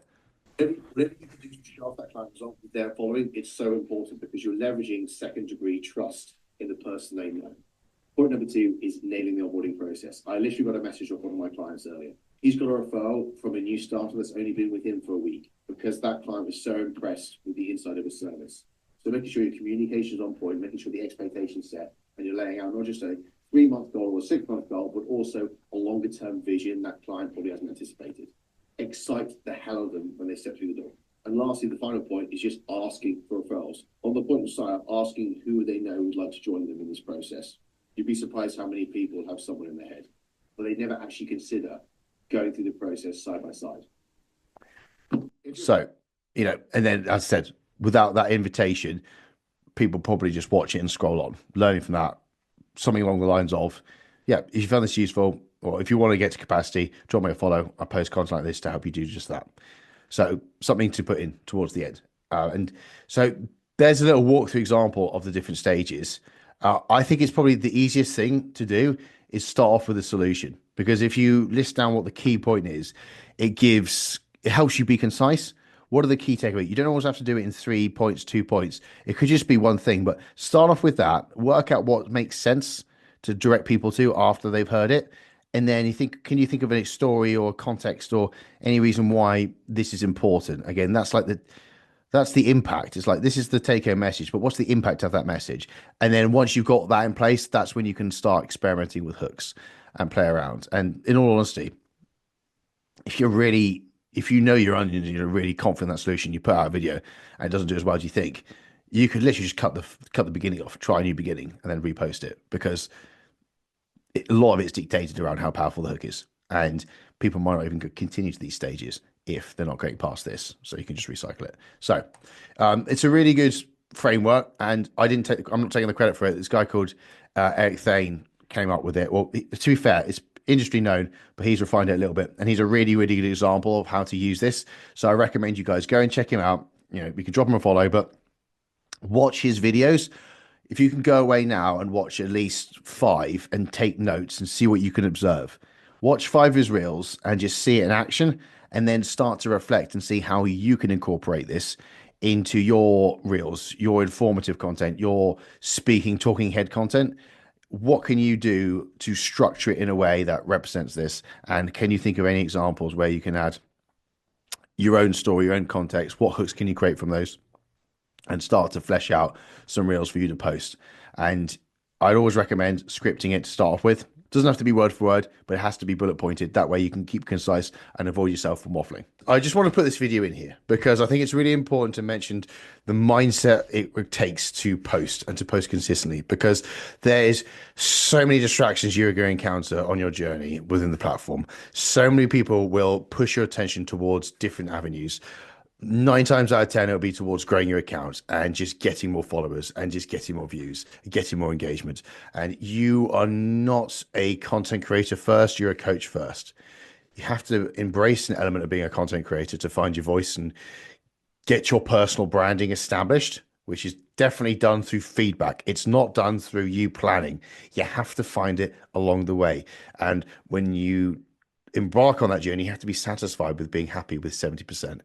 You can't be, it's so hard to accept that sometimes, but we can't be perfectionists. You have to get underway with imperfect reels and imperfect content to find out what resonates, because that's what's important. We're never going to go. We're going to use the feedback and then we're going to course correct along the way to establish your personal brand.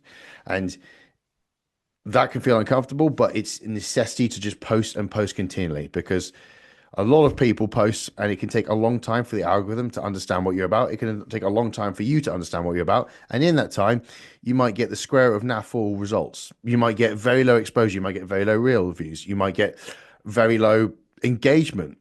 You might get low inquiries. But you still need to post consistently to hone your craft and find your voice.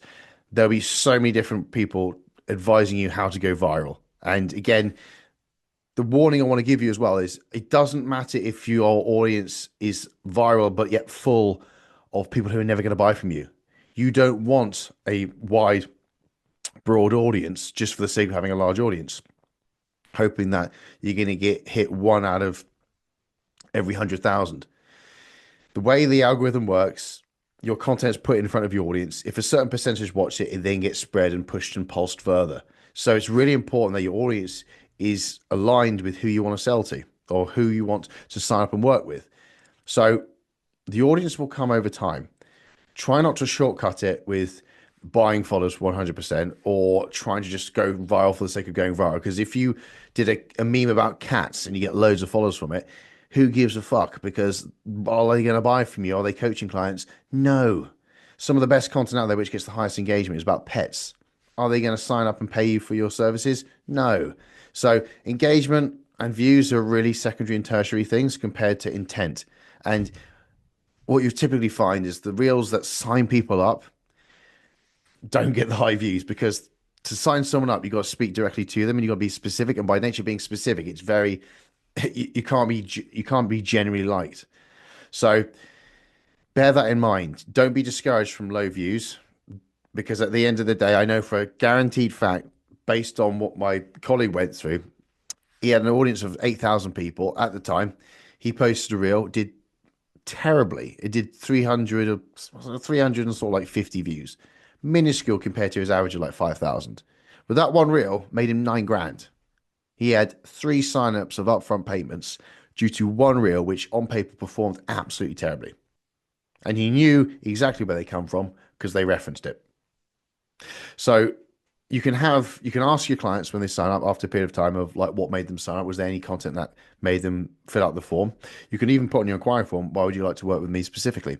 You can get some good attribution of what works and what's resonating to track and to help give you faith and feedback of what content is really leading to those inquiries. But it's just a moment to reflect and to think about the fact that you're building a loyal following of people who are going to sign up and you're going to nurture over time. You don't need a massive following.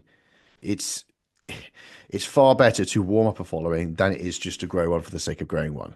So embrace elements of it, but don't be tied to the process of just trying to get more followers, because I know people who are earning multi-6-figure businesses with under 5,000 followers, and it's very, very doable. So that's pretty much it. It's look beyond the metrics, the vanity metrics, which a lot of people would be conditioned to point you in the direction of. The engagement, it can be a good indicator of resonance, but again, it's an indicator of people just casually resonating. The ultimate metric is people signing up, and the mentality it takes just to be consistent requires you to be dissatisfied with the content for a period of time. But again, it's not up to us, you'll find. It's up to us to put stuff out there and see what resonates. And only by process of us learning through feedback is where we ultimately going to get what we want. Ultimately, that's where we're going to take us to where we want to be. We have to get off the dock in the boat and get it out the harbor. And now, random analogy, but you have to set sail. You can't just spend the rest of your life sitting at the dock planning the route. You have to get in that boat and go off. Anyway, that's enough from me. If you are struggling, or if you need any help and support with your content, please reach out to me. I'll do what I can to help. And in this actual video, we're going to go into the elements of personal branding. This is critical. I feel like I say every video I intro to you is this is critical, but this one is becoming more and more important because personal branding is the sole reason why people would choose you. And throughout 2024, going into 2025 and 2026, personal branding is going to be the single biggest differentiator why someone will go for you versus someone else, but also why they go for you versus AI or any other sort of app products that they can get easy access to. And the thinking is like people don't know what they need, but they buy with what they want. So unfortunately for us, it's up to us to influence that decision. And even if they're picking the wrong solutions, they're still going to pick them, but they don't know they're the wrong solutions. So personal branding is leaning into the elements of social media. It's why people actually follow people on mainly Instagram, potentially TikTok as well, and Facebook. It's all about people. We're interested in other people. We're nosy. And this is coming from someone who posts informative content, or I used to post informative content where I put so much effort into researching and finding a solution. And no one's really interested. And as soon as I post pictures about a bulk or like a certain type of Monster energy drink you can get a bulk buy at Booker, people love it. It is the curiosity, it's the nosy, it's the eavesdropping, it's that mentality that people, it's what social media is for. So we're leaning into the element. And how can you do this? How can you go on from here and put this into your content to get more, it's not just about views, engagement, it's getting more engaged followers, which are most likely going to be prospects. So this is about growing a loyal following, in the light of helping them out and working with them one-on-one. So the first stage, what we need to do really here is something I call a proof audit. Now we've done proof audits before where you look at what you're good at inside of service, but this is a proof audit on your life. No pressure. It's looking into these elements here where you can reflect back on what you've experienced. And I think this is the biggest take home. It's if you can tell the information via an experience or a story, this is basically what we're trying to communicate with personal branding. It's using your own example here to deliver the same information rather than just giving out information. So if you can write down and just note down what you genuinely believe, what your attitude is. You know, if you believe in working hard, backing yourself, taking personal responsibility, not a victimhood mindset, that sort of thing. If you believe in anything of like just you get what you attract, all that sort of stuff, just what you genuinely believe and what you associate with and who you look up to. You can look back at your own trigger moments. So if there's any moments where you're particularly like vulnerable, we've got vulnerabilities here, and actually that's the superpower, sharing vulnerabilities actually turns you into a role model and makes people super empathetic with you and relate to you. And again, that increases, back when we look at value, that increases their believability in them getting a result because they internalize what you've gone through. It's not so bad in my example. If they've done it, I can do it. So sharing vulnerability is good. And then what was the trigger moment for you? Because that could really spark it. That can help reflect and ignite someone to inquire. Obviously with that, what were the struggles? Again, we're probably more interested in the story and the struggles. That's more interesting than people just winning. I don't know if you've watched the most recent Star Wars trilogy, but boring as hell because everyone's a Mary Sue and the characters have puddle thin depth and no one cares. Whereas you get the original characters had to go through a lot. There's a lot of character development. We love character development. So sharing your struggles is key. And then you've got your own epiphany discovery. This is similar to the hero's journey, which we've covered previously. And then you obviously look at your successes. You can show those off. And I think the best way to do it is you show off the successes in the imagery, but you don't probably reference them in the text. And I'm going to show you what that is. But speaking from experience, we discussed. But again, you don't have to like talk about the successes so much. If you have photos of you leaner, if you increase muscle mass, or just better on well off in life with family, away on holiday, all that sort of stuff. People can see it. They can see the success. We don't have to point out so much. Whereas if you're referencing struggles, that's yeah, it's empathetic. So this is an example of just what I've learned recently and what I've been implementing. And this is probably one of my highest engaged posts. And I got people sharing this. And so, you know, for me at my account size of the way I'm at, it got quite a lot, and I got following, not a bad list of followers from it. So again, I'm using my own pictures and my own imagery here, points of my life, and I'm using that. And that's a key point with the personal branding. Try and use your own content, make it raw photos rather than anything like super branded or polished, because that doesn't feel like it's social media. And, you know, I'll walk you through what I did here. It's like, my point here is not losing who you are. And it's ironically, I think this post is about personal branding. You're going to be distracted. You're probably going to be tempted to copy other people. And there's lots of personalities on socials, but that's never going to work for you, because you have to find out what is you. You have to be true to you. And that's what people want. Your best version of you is you. It's not you imitating someone else. And you can't find your best version of you if you're trying to copy other people. You can take inspiration, but it's really trying to stick to that. So I was like, this was me 12 months ago being a tit. It's still me 12 months ago. I'm still a tit.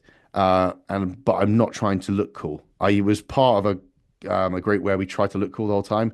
Probably look like absolute chodes, but you know, it's understanding to stick to who you are. And I said, look, I spent 2.5 years trying to other people's voices instead of myself, but it never stuck, you know, it never worked despite all the effort. And then when I did actually launch my own service and I put the feelers out, I was really blown away by how many people not just supported me, but just remembered me for who I was. And I found out that the reason that I tripled my retention in my final years of that company was not due to like elements that they were doing like externally. It was due to the fact of who I was, and people actually valued that. And it's a nice moment, but again, it's like who you are and how you conduct yourself, and that was key. And then obviously I'm trying to tell the audience, so I've gone from talking about myself, switching on to the audience a little bit more, let it be a reminder, and then I'm talking to them now. I'm talking to the reader, saying like, you know, lean on those who know you best, stay core to your values. And then I've actually there's a slide missing, which was a video where I talk about something's coming up, and it's what you're watching right now. So it's like everything I know to help you do this, all for the price of a Chinese takeaway for 2. And then there was like a little warning, update. And I am by no means the GOAT at this. Simon Strong Media is awesome at this. You've probably seen him, you've probably heard of his stuff. He opens his books, I think once a quarter or so, but obviously he's a solid guy. Check him out. He's really good at creating strong personal brands. So if you need help with this, I would probably go to him. He's the best one to kind of go to. But from my experience, I've talked to him on and off, and I'm kind of replicating some bits and pieces and just learning from him to do that for my own style of content as well. So if you want to go and learn more, he's the guy to go to. And then last thing I want to leave with you is this bit of framework, which has actually been a gold dust I picked up from a live event inside like a ClickFunnels live. And it's part of their high ticket course. So people who spend, I think it's about $1 million a year to be part of this group. And it was like a snippet from their conference about frameworks. And with personal branding, we can use this. So you start off talking about yourself. So whatever you want to say, it's always through your own lens, through your own experience. So you start off with I, and then some way through that, you talk about you. That's when you talk to the viewer. So you start off with your own life story and context, and then you switch to, when when the time when, have you ever, when you think about it like this, or have you felt like that? So you then switch to them, and all of a sudden it pulls them in when they're reading, it pulls them in when they're watching. So now they are side by side with you. That's when you deliver the key point. That's when you say what you got to say. And then after that, to rile them up, you can throw stones at they. So they is basically where anyone you disagree with, or anyone that you probably know that your avatar have struggled with, that's when you could probably criticize or like bring that up. This creates, I wouldn't say anger, but it creates a bit of like riling, a drive for someone to kind of be buoyed up and go, do you know what? No. And that is a powerful motivator, which can help stimulate inquiries or just stimulate action from the viewer. This is all designed to stir emotion rather than just people consume information. So, you buy them in with your own story, which people are naturally curious. They're naturally more intrigued by.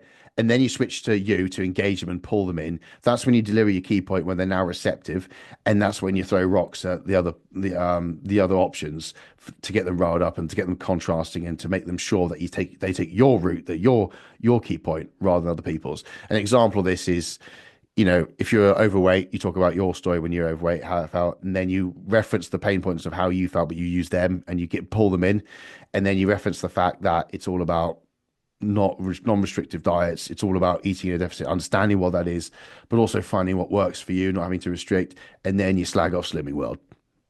But I've just included this framework because I thought it's actually very useful to bear in mind when you are doing the story style content, because you'll find that you can get the best of both. You can tell your story whilst driving people to action using this framework. But that's it for this video. If you need any help with this, reach out. I appreciate it's a bit abstract, some of these things, and sometimes you might just need a bit of guidance on how to script this or how to create your own example. So just drop me a message anytime. I'll be happy to help. So now that we know what we're talking about and we know we can do it in quite a concise reel-based format where we go from hook, story, key points to invite, and then we can also do that in the light of personal branding where we can use your own anecdotes and life lessons. This is how we're going to, okay, how do we then take all that, wrap it together and systemize it into a process which we can just execute without even thinking? Let's get to it. So obviously you got the weeks, you got Monday, Tuesday, Wednesday. I'm not going to call out the weeks, the days. Jesus, can't even get that right. You've got the days of the weeks, John, right in front of you, and you can't say it. Easy thing on service levels, we can look at, okay, once we've done the problem path and we've categorized all the problems that your avatar, your dream client faces between the time they start with you to the 2-year ideal perfect version of themselves. You've listed all those out and you've categorized them into probably 1 to 3 core problems, or core categories of problems. So Monday you cover problem 1, Tuesday problem 2, do a client result on a Wednesday, Thursday do problem 3, Friday problem 1 again. Then you do a bit of lifestyle, a bit of casual stuff on a Saturday, and then Sunday you could do a client result. This is basically balancing something a little bit casual, the key problems to attract the people, or the key content around the key problems to attract people with those issues that your service solves. But you're also mixing in here proof and concept of proof. Some of these problems you can go into a little bit more detail towards your framework of your USP or the inside of your service or particular element of your service, because this is the kind of covering the different pillars. And you've got kind of 3 main pillars here at work. You've got proof of concept. You've got the actual solving issues to remove inertia, remove excuses, remove struggles. And then some of these problems, you're going to reference your framework, which is, again, the solution. It's like remove the inertia, remove the excuses with that. That's the first step. Step 2, what's the answer? Okay, now that I've removed that, what am I going to, what's the solution? Oh, it's the framework. Oh, it's what you do. Oh, it's your service. Oh, it's this. Oh, it's that thing you keep mentioning. Right. And then lastly, what's proof it works? Continually show the proof that this is people going through that system. People who thought the same as you, but once they removed that, this is what we did. This is where they got to. So that's like an overview of like categorizing or where you're going to put the information. And then when we look at the actual format, Monday, we could do it as a carousel. So whatever you cover one of the elements within problem 1 category. So let's just say it's finding it hard to be consistent. So the category could be making the non-negotiables easy and convenient. So maybe it could be images from your own life, carousel, where you talk about how you learn to be consistent, that sort of stuff, and you cover the key issues. Tuesday, you could do a speaking reel. So that's where you could talk to the camera. Again, whatever problem 2 is, whatever categories within that, whatever issues are within problem 2, you could then just reference that through a client's experience, but you could do it talking, then stuff could come up on screen. And then it could be Wednesday, you do an actual physical result, maybe do an update, but it's a picture, I would say. It could be a video of them training, but again, it's proof content. Thursday could be speaking to the camera. This is where you could be a bit more long form, not really care about views. It's just you say what you got to say, a bit more raw, a bit more chance for people to get to know you and listen to you for longer term. And then Friday, just be a picture. And then in the description, you could just put a long paragraph, maybe story format, that sort of thing. And then Saturday, personal update, again, us to get to know you a little bit more, that sort of thing.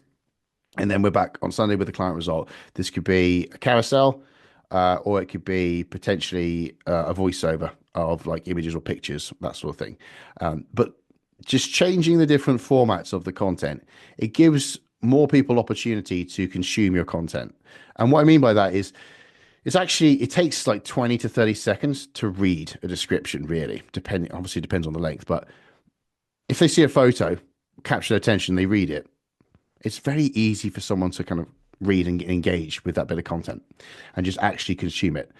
Whereas if you do video content, and again, I used to exclusively just do reels where I just used to talk, I realize it demands quite a lot of people who don't know you. I get good engagement or views but it would always be from people who already knew me. For random people to kind of get to know me, if I was just doing video content, I just didn't get many non-followers watching when you look at the analytics. And it's because it's like, well, they're not going to spend their time watching. Whereas if I can just capture their attention with a picture, and then I can actually kind of draw them in slowly with a good hook at the top of the written description, then yeah, that one person's going to consume, and they're going to go, oh, fair play. It's same with the carousel. Very easy to consume information on a carousel because it's literally swipe across, takes probably even less time because they might just get everything they need to from that. And you'll find that if you alternate the formats, you'll get people engaging initially off a picture, and then they might kind of look at a carousel, and then the next time they see your video content, they're probably going to stop and actually pay attention now that they've got some reference with you, got some resemblance of who you are and what you're about, and they might be drawn in. So it's a good idea to alternate the formats, but also just to find what you enjoy, because this is where we balance it. A big part of this is, what do you naturally have an affinity towards, what do you enjoy, and what can you churn out? And it's the balance is, what do you enjoy, what can you churn out, and what's effective at drawing people in. And somewhere in the middle, you'll find a perfect sweet spot, which you can do consistently. And that's probably the most optimal way for you to not just grow your account and following, but also grow your list of prospects, eagerly watching, waiting, consuming to then inquire. So hope that helps. Just a little system process that you can implement to create or translate your content into a weekly schedule and something for you to get cracking on. I just want to give you a lesson that I've learned over the last 3 years of how to speak to the camera, because ultimately, when you connect with your audience, it leads to a lot shorter sales cycle, it leads to more inquiries, and you just get more reaction from it. And the simple little things we can do immediately, little cues we can do to implement to go from wooden to super relatable. And this is where you need to put in the reps, because obviously when you first start off with, if you've never done it before, it's going to feel uncomfortable, but like anything, it becomes second nature. And as soon as you can start speaking like you're having a conversation, the better. So first thing is, look at the lens. Like right now, if you're looking at me talking on the screen and I'm looking at the screen, not the lens, it's slightly weird. Whereas if I'm looking directly at the lens, I'm looking into you, I'm looking into your eyes, it feels like I'm speaking directly to you. And it's such a minor difference, but it makes a huge impact. And it's just such a thing when you look at the lens, it's so easy to be distracted. I always imagine you're sort of, imagine like your dad or your mum just looking at WhatsApp for the first time, like staring down at like, what's going on? And it can look a bit like that, where you're looking at the screen like that and you look a little bit dead-eyed, and look at the lens. So that's that. Keep the video rolling, because it's really hard to get everything done in one take. So just keep talking and edit out the fluff, and you'll find that you're able to get into a creative flow, because it might take you a minute or two to warm up. So just get through it and then cut that first bit off, and you might find that you're in a really good flow and it's really natural, and like the tonality, the cadence of what you say, the warmth, and just how you deliver the information in general is better towards the end. You're never going to get that if you keep stopping and starting and trying to do everything in one take. And the thing is, it gets really annoying and frustrating when you screw up, and that robs you of your energy, and it turns into a clusterfuck where you can't actually get any words out. So that's it. As I said, get the first 1 to 2 minutes out of the way, and I'd probably plan for that.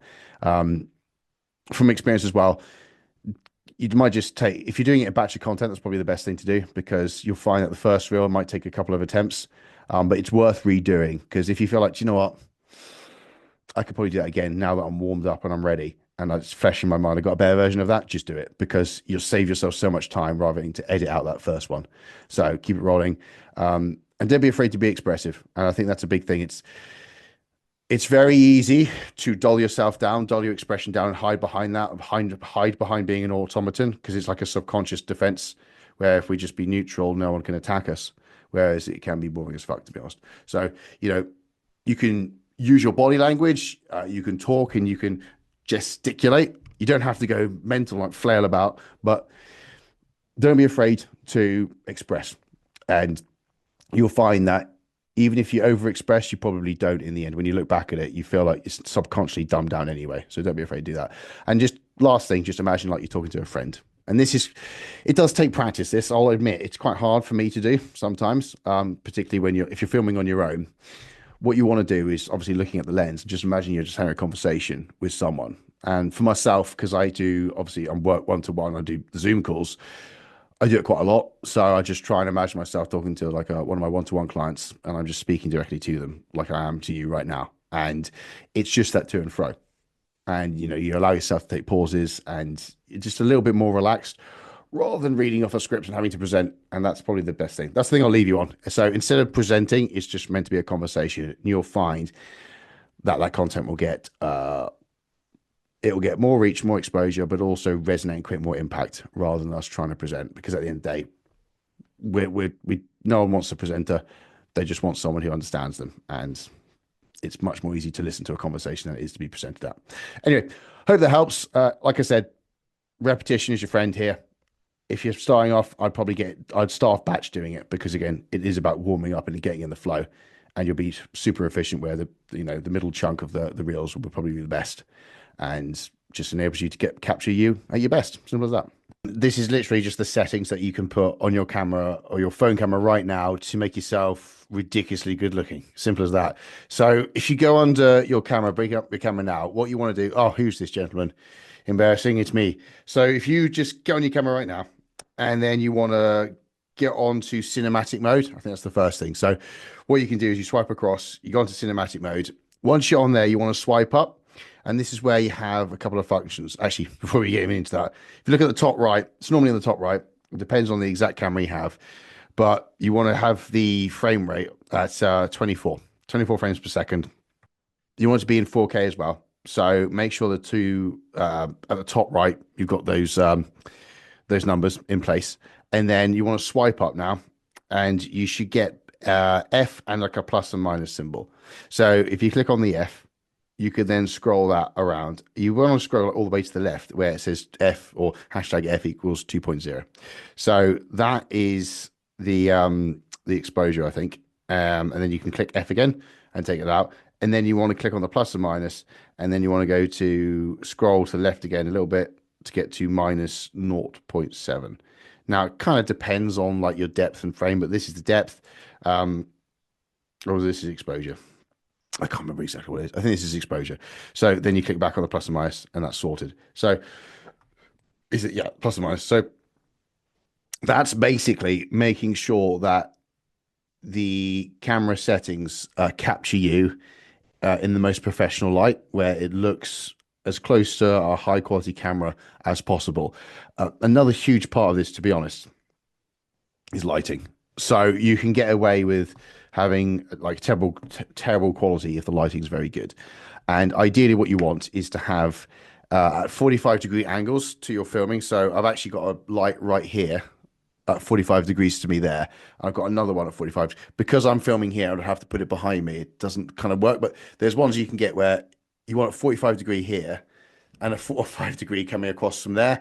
That's the best angle to get it, because if you do it from the side, you create shadow on one side of your face. If you do it face on, it basically creates it flattens the face, whereas you just want to avoid shadows in certain areas, which makes yourself looks quite harsh, and doesn't make you look good, to be honest. So you want to if you can make yourself look good, you might as well make yourself look good. But diffuse lighting as well, where have I put it? I put it there. Yeah, diffuse lighting at 45. The difference between diffuse and hard is hard's obviously straight from a bulb, but diffuse, there's like a layer over it. The best example of this is diffuse would be light shining through a cloud. There's like something in the way where it's not hard beams of light, it's like spread. And that is the ideal way to film. So it's pretty much it, guys. I mean, I'm not a by any means a pro at this. This was told to me by a professional photographer, so I've used it on my content previously, and you can do your own research as well. But it's a simple little trick that you could use to make yourself look good. And in all honesty, it's more about the quality of what you say and the information rather than just the imagery. But if you can take literally 2 seconds time to do this and filming this going forwards and just adjust the permanent settings, then why not? Okay, so I want to talk about the process of recycling your content, why it's not only useful, but it's also essential, because you need to stay on track for the messaging so the algorithm understands what you're about. So it puts it in the hands and the eyes, the eyes or in front of the people that want your service, basically have the problems that your service is designed to solve. So we shouldn't really have to come up with continually new content ideas over and over again. We should just stick with what problems that you know that your clients face, and you know that what you want to solve and hear what you're here for and how you're going to help. So if you look at it like this, every 3 months, you've probably produced a fair amount of content which you can look back on and then model what works and then analyze what works and what doesn't, and then get better at delivery of that message. But the topics shouldn't shift too much. You can get inspiration along the way, but yes, we don't want to get too distracted, and we don't want to mess up as I said, we want to get the algorithm, give it time to understand what we're about so it connects the dots. So what are we looking at here? Well, the most important thing to analyze is, when did you get inquiries? If you look back, if you've got systems like I use a CRM system, I give it to all my clients so we can track when things come through, and we get notifications automatically, and we can just look in WhatsApp with automated messages sent to kind of send out and say, thanks for the inquiry. Just letting you know I've got this. I'll reach out personally when I can. So we can track everything, and we can correlate that back to when certain bits of content was posted. So paying attention to when you get inquiries is a really good indicator, and that's probably the biggest priority. When do people reach out, and why do you think that is so? What you can also do is actually, in light of the inquiries, on your inquiry form, you can put, why do you want to work with me specifically at the end? It's a very useful question to ask, because people tell you why they would choose you, and that typically gives you some form of attribution. It gives you some sense of where the lead is coming from, which is really important for us, because we just double down on that and we look at those channels and we exploit them, and then obviously we cut the stuff that's not working, so it frees you up to do more of what works.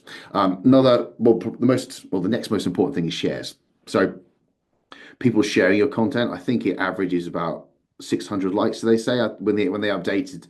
I can't, they always update the algorithm, but I remember they came out, the Instagram team came out saying that one share equals 400 or 600 likes, the equivalent of engagement. So shares are really weighted in value. So if your content's getting shares, that's good content. Views engagement, obviously quite important as well, but not as important as inquiries, not as important as shares. So just paying attention to what the view count looks like. Typically, if you've got a good view count, it means the hook's quite good, because the way the algorithm works, it pulses. So it shows you a bit of content to your followers, 100 followers, let's just say, at a time, like a sample size. If 80% of the followers watch more than like 10 seconds, or watch a certain portion of the video, let's just say 80% of your following watch 70% of the video. So the watch time is 70%. It will show it to 1,000, and then it will pulse out like that based on the watch time. So views is correlated to watch time, and big part of watch time is the hook. And engagement is just also the messaging, like how meaningful was it? Are you striking a chord? What's the resonance? So you get an aspect of that as well. And then from the back of this, what we can do is we can look through, and then we can refine as we go based on what these metrics say. And then not only can you change and refine the message, make it shorter, make it more concise, make the hooks better, you could just switch up the format.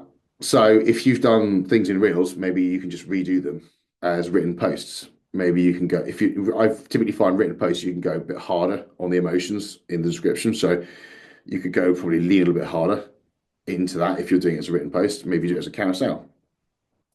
Maybe you could do it, whatever you've done as a written post, you could do it as a reel or a skit or another angle. So again, recreating content with different formats to keep it fresh, but keeping your messaging strong and concise. So you're continually attracting the people with the problems that your service is designed to solve. And what I'm going to do right now is I'm just going to go through my Instagram. We're going to have a little look and see what I would do to analyze this. I'm just looking through my account now, and I'm scrolling down. And first off, I've just posted that, but I'm looking at, initially, you can look at likes, which is a good sense. You can look at comments and things. But what I know initially is when inquiries came through. I knew an inquiry came through with this post because of probably the exposure I did with Tom. So I knew that, right, collaborations are obviously great. So tracking that. And then I just went through the description, and it was a bit of gratitude going through here. So I'm analyzing what I said, but also like the channel of where the lead came from due to when the inquiry was. And another thing, whilst we're on top of inquiries, I knew this one here. Now this hasn't got many likes, you know. And if you look on your phone, I think now posts they give you like views, even on just written posts. Yeah, they do. So they give you like a view count on written posts as well as reels. So that had low views. Well, actually, I'll tell you what it did. I've got it right here. That had 278 views and 9 likes. So it's just like, okay. But I knew that caused an inquiry, and it led to a sign up. So again, the messaging here of what I put in the description, going on just me complaining about check-ins and how check-in forms, repetitive, boring check-in forms repel clients, and just being super direct about that. So right, that messaging is on point. I know this topic's hits a nerve, and I know it's useful. And going forwards, I'm going to repeat this further down the line, and I probably will speak about it, but I'll also do it as written as well. So I would definitely kind of keep that and into the next 3 months. I'll look at this one here. This resonated quite well. It got good likes, views, and engagement, and it got the odd. I think it's this one or another one got an odd share. I think it's actually. I think either this one or the other one, because this is basically me just going through some of the client calls I've had, going through my week essentially. And I think it was the other one. Yeah, this one got some shares. So it's just like, right, okay, me doing more story-based content, people more interested about the people and like the meaning behind it. And me, this is all about finding my own voice, working with other different companies and how it's important and my journey. And it's like, right, that's probably what's interesting. It's the human condition. It's the skin in the game, or just life on the line, or even just the fact that people just nosy and interested in what other people are doing. So that's more important than me just telling the information directly. So that's pretty much it. And then if I look at that one, I looked at this one, obviously Saturday post, didn't do too well, didn't do anything. So I'm just like, probably a bit boring, bit unimaginative. You see this one, this is our anniversary. So post crazy engagement, you know, great exposure, got great views, but yeah, that's not going to get inquiry. So, you know, it's just looking at the priority of what do we want, and it is inquiries. And this one got some shares. So again, I was like looking at this and I'm thinking like, right, okay, I'm not sure if it's got inquiries because around the time of posting, nothing was too direct, but I did have latency afterwards. So this was, I used like the Batman soundtrack on this, and this was just me about being a better version of myself, what I'm trying to do. And again, me speaking from my experience, got resonance with the engagement rate, I feel, and some of the comments. So, right, okay, now I know that I need to kind of do more content like that. So when you put it into practice of inquiries, shares, views and engagement, looking at what we can do to recreate, I'd just probably go through this, create a list of what I know that's produced signups, note down the topics, note down the formats, probably repeat it, but also do that same topic in a different format. So that volume of that topic in the next 3 months iteration, the next 3 months batch is going to be more. And then I probably then look into the shares, start to analyze that, and then work out, okay, what can I do to improve my delivery? You know, with this one here, this was just quite casual raw, and this did much better than content where I spoke directly like this. So again, this is probably me presenting a little bit more, where I'm just presenting an idea or presenting topics. I'm trying to give out informative content for the sake of informative content, which is all I used to do, by the way. Whereas this is me just trying to, I had a conversation with a client while I was on the treadmill. It was fresh in my mind. Just did it as I went. Just did it straight away. And it probably came out more authentically. And it just came out, it flowed more rather than this being a bit more of a constructed piece of content, so to speak. So learning from that, I'm thinking, well, maybe I just switch up the backgrounds a little bit more. Maybe instead of me having to kind of create content to present, maybe it's me just being introspective and have more conversations and what strikes a chord and just try and get it in the moment. So that's basically it. It's reviewing what you've done, analyzing what's worked, and you've got to be careful what you mean by the word worked. Again, prioritizing inquiries, and then looking at what we can do to improve that so you repeat it, but also change the format so that volume of what's worked is increased in the next batch. So we're going to improve our chances to drive more inquiries and get more engagement and grow your account with the right following.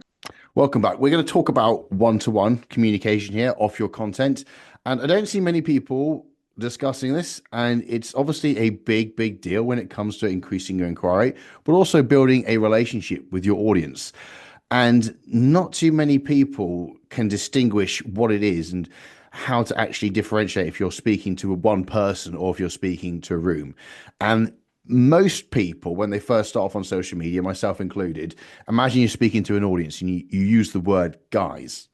And it immediately creates a disconnect subconsciously because instead of put it this way. If you have an audience of 1,000 people, you're not speaking to 1,000 people. You're speaking to one person 1,000 times over. So you're speaking to one person on a one-on-one conversation, then you speak to another person one-on-one, and another one-on-one, so on and so forth. So how we communicate and the manner of which we address the camera and address and use the words we use is incredibly important in building affinity, building relationships. But things like that, they massively increase the inquiry rate and they shorten the sales cycle, because if you can speak to someone like you know them and you know the topics and the struggles they encounter, and you can really relate to their day-to-day, hence why we put so much effort into understanding their reality, you build instant authority and you become the voice that they listen to. You become the person that they follow because you know so much about them and you're personable. And the more AI comes through and the greater the competition in the market, the more personal brand matters and the more being personable matters, because that's the sole factor why people would come to you versus other options that are increasing in the market, in the industry. So we're going to go through a couple of examples and we're going to point out the difference between them. Very cringe, the first one. We're going to do it, but here we go. So actually, no, we're going to go through some bullet points first, and then we're going to go into a video, my first reel. So first off, key point is look at the lens. Instead of me looking at the screen right now, so you can look at my eyes, it's not as engaging as me looking at you right now and just talking you through. And like, imagine I'm speaking to a person. So if you look at the lens, you're going to get a little bit more of a connection with the viewer. You don't want to stare at them.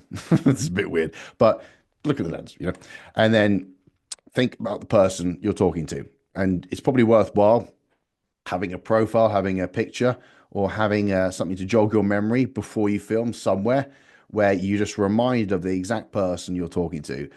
One of my clients is my avatar. So every time I film content, I try and think of them and I imagine them sitting across from me. And convenient enough, that's the next point. So it's like you're across a table and you're having like a direct conversation rather than you're presenting on a PowerPoint presentation to loads of people. Because again, it's not one-to-many, it's one-to-one. And then a little thing that helped me when I first started is lowering my voice, because you'll find that you get a bit squeaky and you want to present and you want to get the energy up, and it just turns you into a squeaky presenter, which again, it kind of creates that subconscious alarm bell of someone's trying to sell something or someone's trying to push something. Whereas I've really found that the content that gets the most views or resonates the most or gets the most shares and people have referenced that they've inquired because of is something they've seen where I'm just talking relaxed, calmly, slowly, and direct to the camera. Body language as well you can use. So we'll have a little look at this. Appreciate it's a bit hard to think about without direct examples, but we'll look at those now. So this is my first reel. Look how many, if you think you're bad, look how many there are here. Just spent 90. Really quick, guys. Eddie and I were talking about this the other day. It's quite important to know. Little tip: if you are building, if you've got a lead come through after the type form, and you want to warm up, start with a DM, but instead of messaging, use a voice note. A lot more personal. And people see a voice note, they open a message, and it's something like a voice note. It's not a common script which they expect to stay out at the end of it. They're more likely to open it. Your open rate goes up, and from there they get a little personal. They get understand your voice. They hear from you personally. It's a service. You give them like an individual message. They feel good, and then once they kind of open up with a few messages, you can then start DMing. But yeah, little quick one. Voice notes, way more personal. Increase your open rate, and yeah, anything else, just let us know. Give us a DM, ask us any questions. But yeah, hope that helps.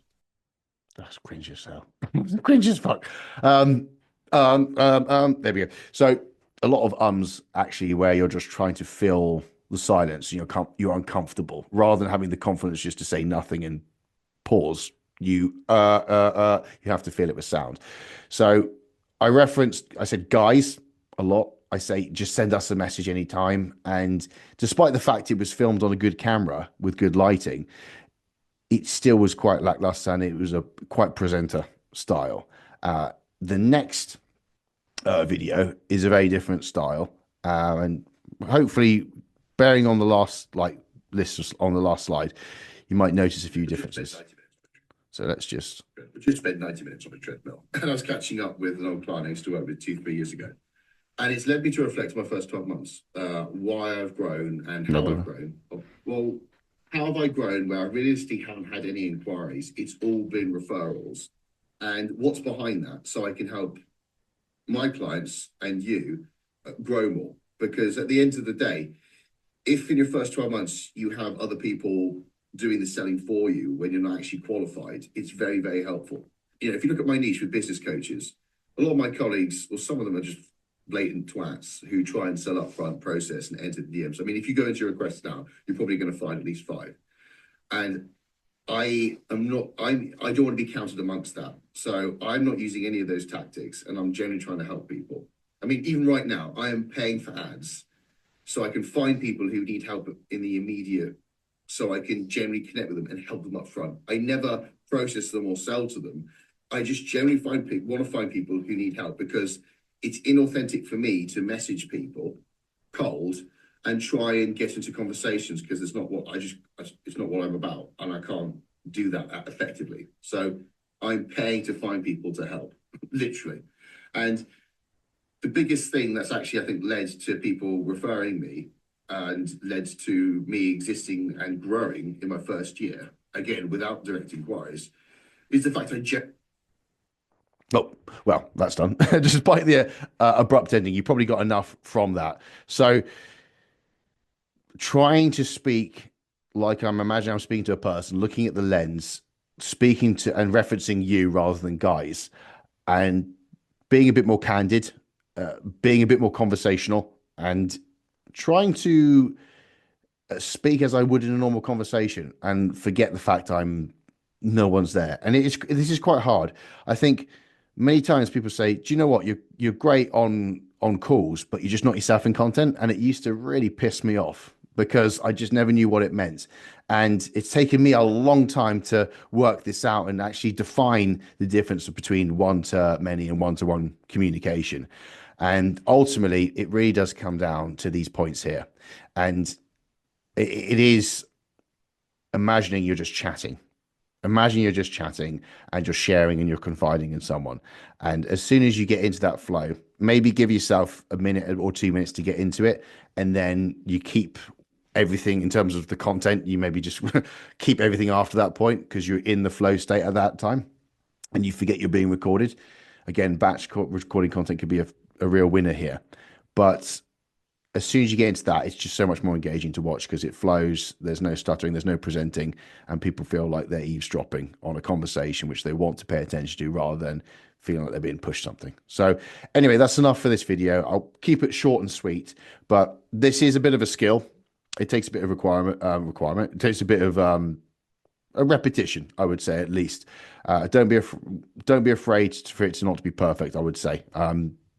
Don't let it hold you back. Produce content, churn it out, and through feedback and analysis, you can pivot and adjust as you go. And it's always fun to look back like I've just done just now, because that first one was horrendous. But hey, it's just a marker of how much you can grow. I just wanted to spend a little time about pre-framing, because it is a huge element of increasing your retention and also reducing the drop-off rate, purely by changing opinions before people actually enter your service. And if we can get the attitudes on point before they start paying you, so they're conditioned to know what to expect, but also to know that it's going to take hard work, and we know it's a commitment, and we get the right attitudes, and then those people enter our service, we're just setting ourselves up for success. And you know what I'm about. I'm all about retention. I'm all about reducing the drop-off rate to make the process more enjoyable, to make it more streamlined, and to keep your energy, bandwidth, and focus on like positive steps forwards. So this is like a really useful concept for you to kind of take away. We've got some examples to go through today, but if you think about it like this, if you know what your common objections are, maybe it's on consult calls or inside of service, like common sticking points or people excuses, they, outside of like, oh, one of my loved ones is dead, which is always an excuse people say. And sometimes it's real, but sometimes you just feel it's bullshit. But if you know what they are and you put out in content, you're either going to do one of three things. You're firstly going to attract people with the right expectations and attitudes who already kind of agree with what you say, and they're going to come straight through in time. Or people who might not agree might start to you change their opinion in time once we do it effectively. Or the people who are never going to agree, you repel, and those are people you don't want anyway. So whatever way you look at it, you're going to win in one of three ways. But you'll see it's very personal. You've got to pick a style that works for you. As I said, we're going to go through some now, but there's a balance here. On the one side, you could look like a moaning, bitter coach who's just pissed off the whole time. On the other side, you look so indirect that no one actually notices the point you're making, and you look super tentative. So you maybe ask your colleagues or your friends and family to see what part of the scale you're at, because to be honest, one of those things yourself you don't know.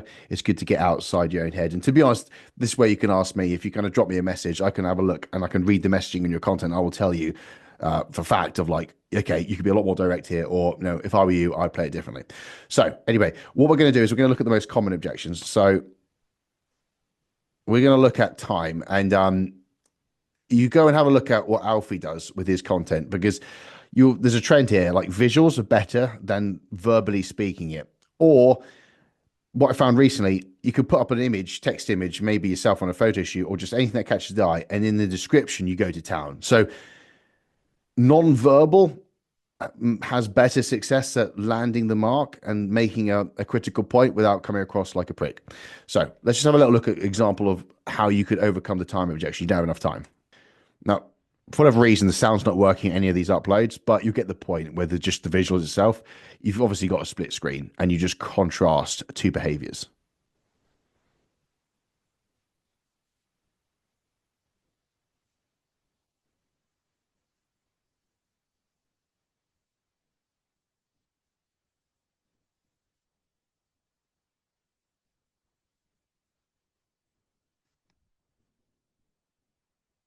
So pretty much contrasting two routines, obviously one good, one bad, or one having a bedtime routine, one not having a bedtime routine, and it's like that's a different outcome. And at the end, it's a very clear message: go to bed earlier.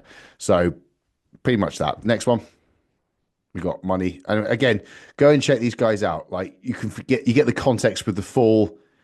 When you get the sound and everything, it's quite useful, because you'll see that when the clock changes, you see it here towards the end around this mark here.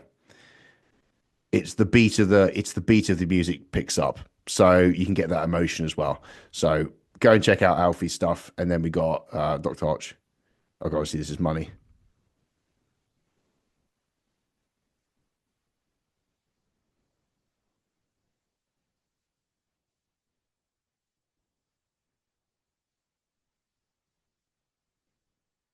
Yep. So it's pretty good though. I think it's at the end of the day, if you know where your clients go, if you know what they do outside of gym and like leisure, it's useful to kind of have imagery and scenes of that, because ultimately you'll find a lot with money and affordability issues. It's not affordability, it's just allocation, and most people aren't conditioned or anchored to spending price on their fitness.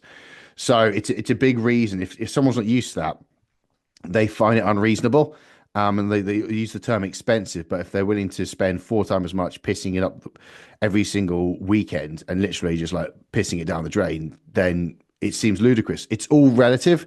Good example of that was, I remember one of my friends tried Athletic Greens. It's 75 quid a month for a green supplement. Now, my anchor for that was like bulk powders. And I was like, well, it's 8 quid or 9 quid for bulk powders. That's really expensive. And his argument was, well, 75 quid, people spend on average 150 to 200 quid a night on a weekend. Why would I not just spend like under a fifth of that to make myself feel good? So he was referencing and anchoring around drinking versus 2 drink products, one obviously alcohol, the other being that. So again, it's reference points. And then we've got basically commitment. And this is a bit of a entertaining meme, really, to be honest. But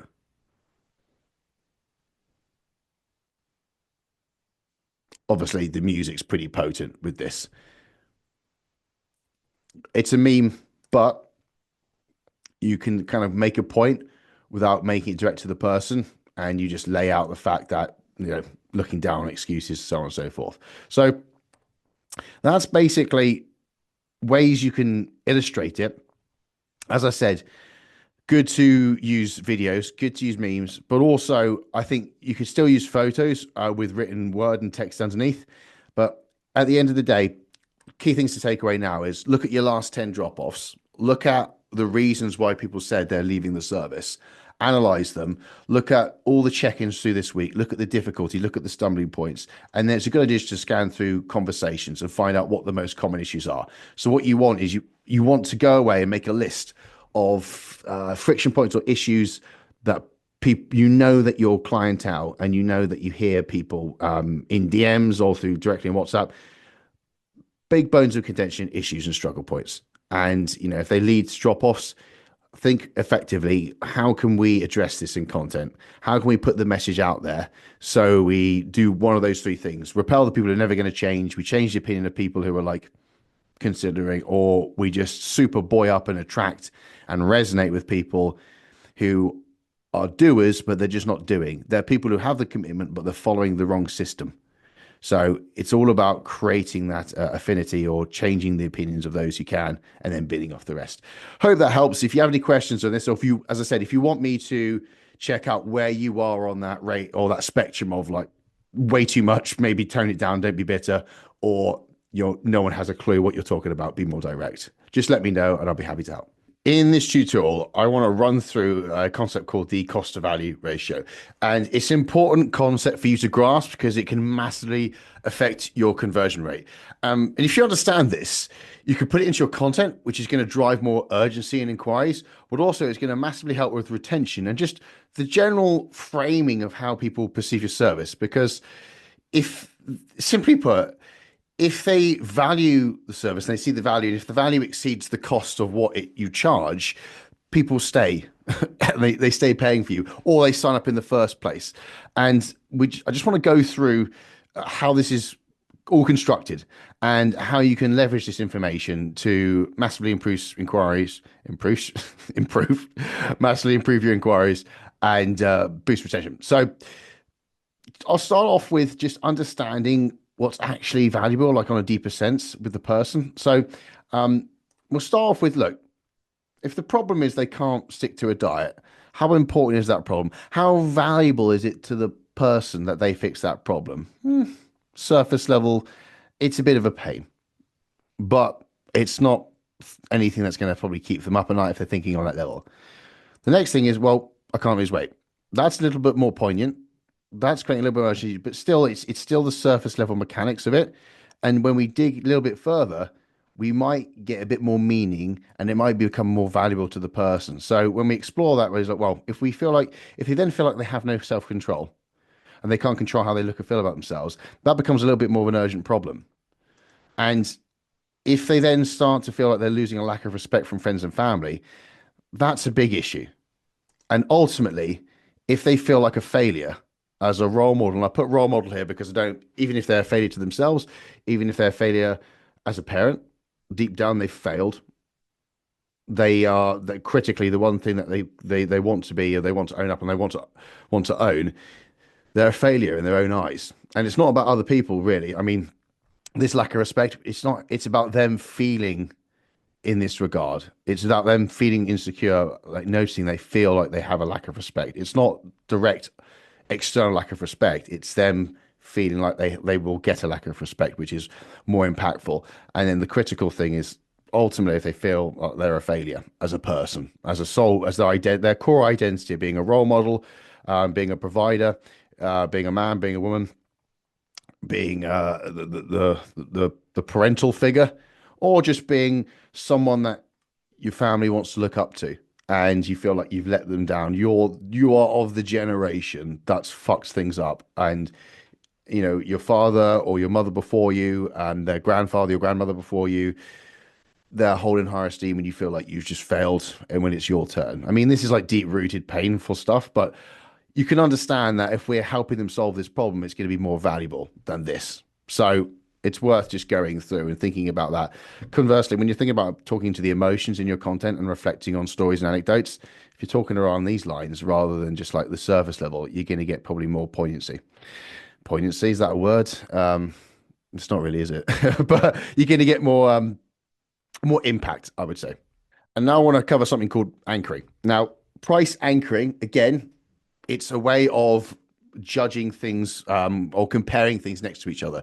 So anchoring the price is a very useful thing you can do primarily before people sign up, but also on the inside when they start to kind of waver their interest at potential roadblocks. Because we're relative beings. If we've never paid for fitness before, it feels expensive. But if we're spunking money every single weekend going out drinking, we don't question that because it's habitual. So again, anchoring the price is key. And I've got some examples here. So, you know, if you look at 150 quid, that's a takeaway a week. So people don't bat an eyelid about spending money where they already do it on a takeaway. But that takeaway lasts for like 5 minutes, to be honest, because I'm an appalling eater and I eat quickly. But it doesn't last long, does it? And it takes them further away from what I want to be. So a takeaway a week, let's move me out the way. Where am I? I'm up here. So takeaway a week, it's also a scratch card a day. And actually, I've calculated this. So 6 months at 150 is 900. Over a year, that's one scratch card a day. What are the odds, you know? So anyone who's like getting scratch cards, well, if they just back themselves and put it on themselves, that's going to last longer. Over a month, though, if you're paying direct for service, it's 2 meals out. So 2 meals out a month, you know, 75 quid for a meal on average.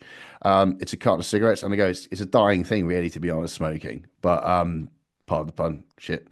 But yeah, it's cost 150 quid for cigarettes. How long will that last? It's a pair of week West End tickets. So if you go into the theatre, these are all things that happen like well, how many hours is West End? 2 hours, 3 hours? Once it's done, it's done.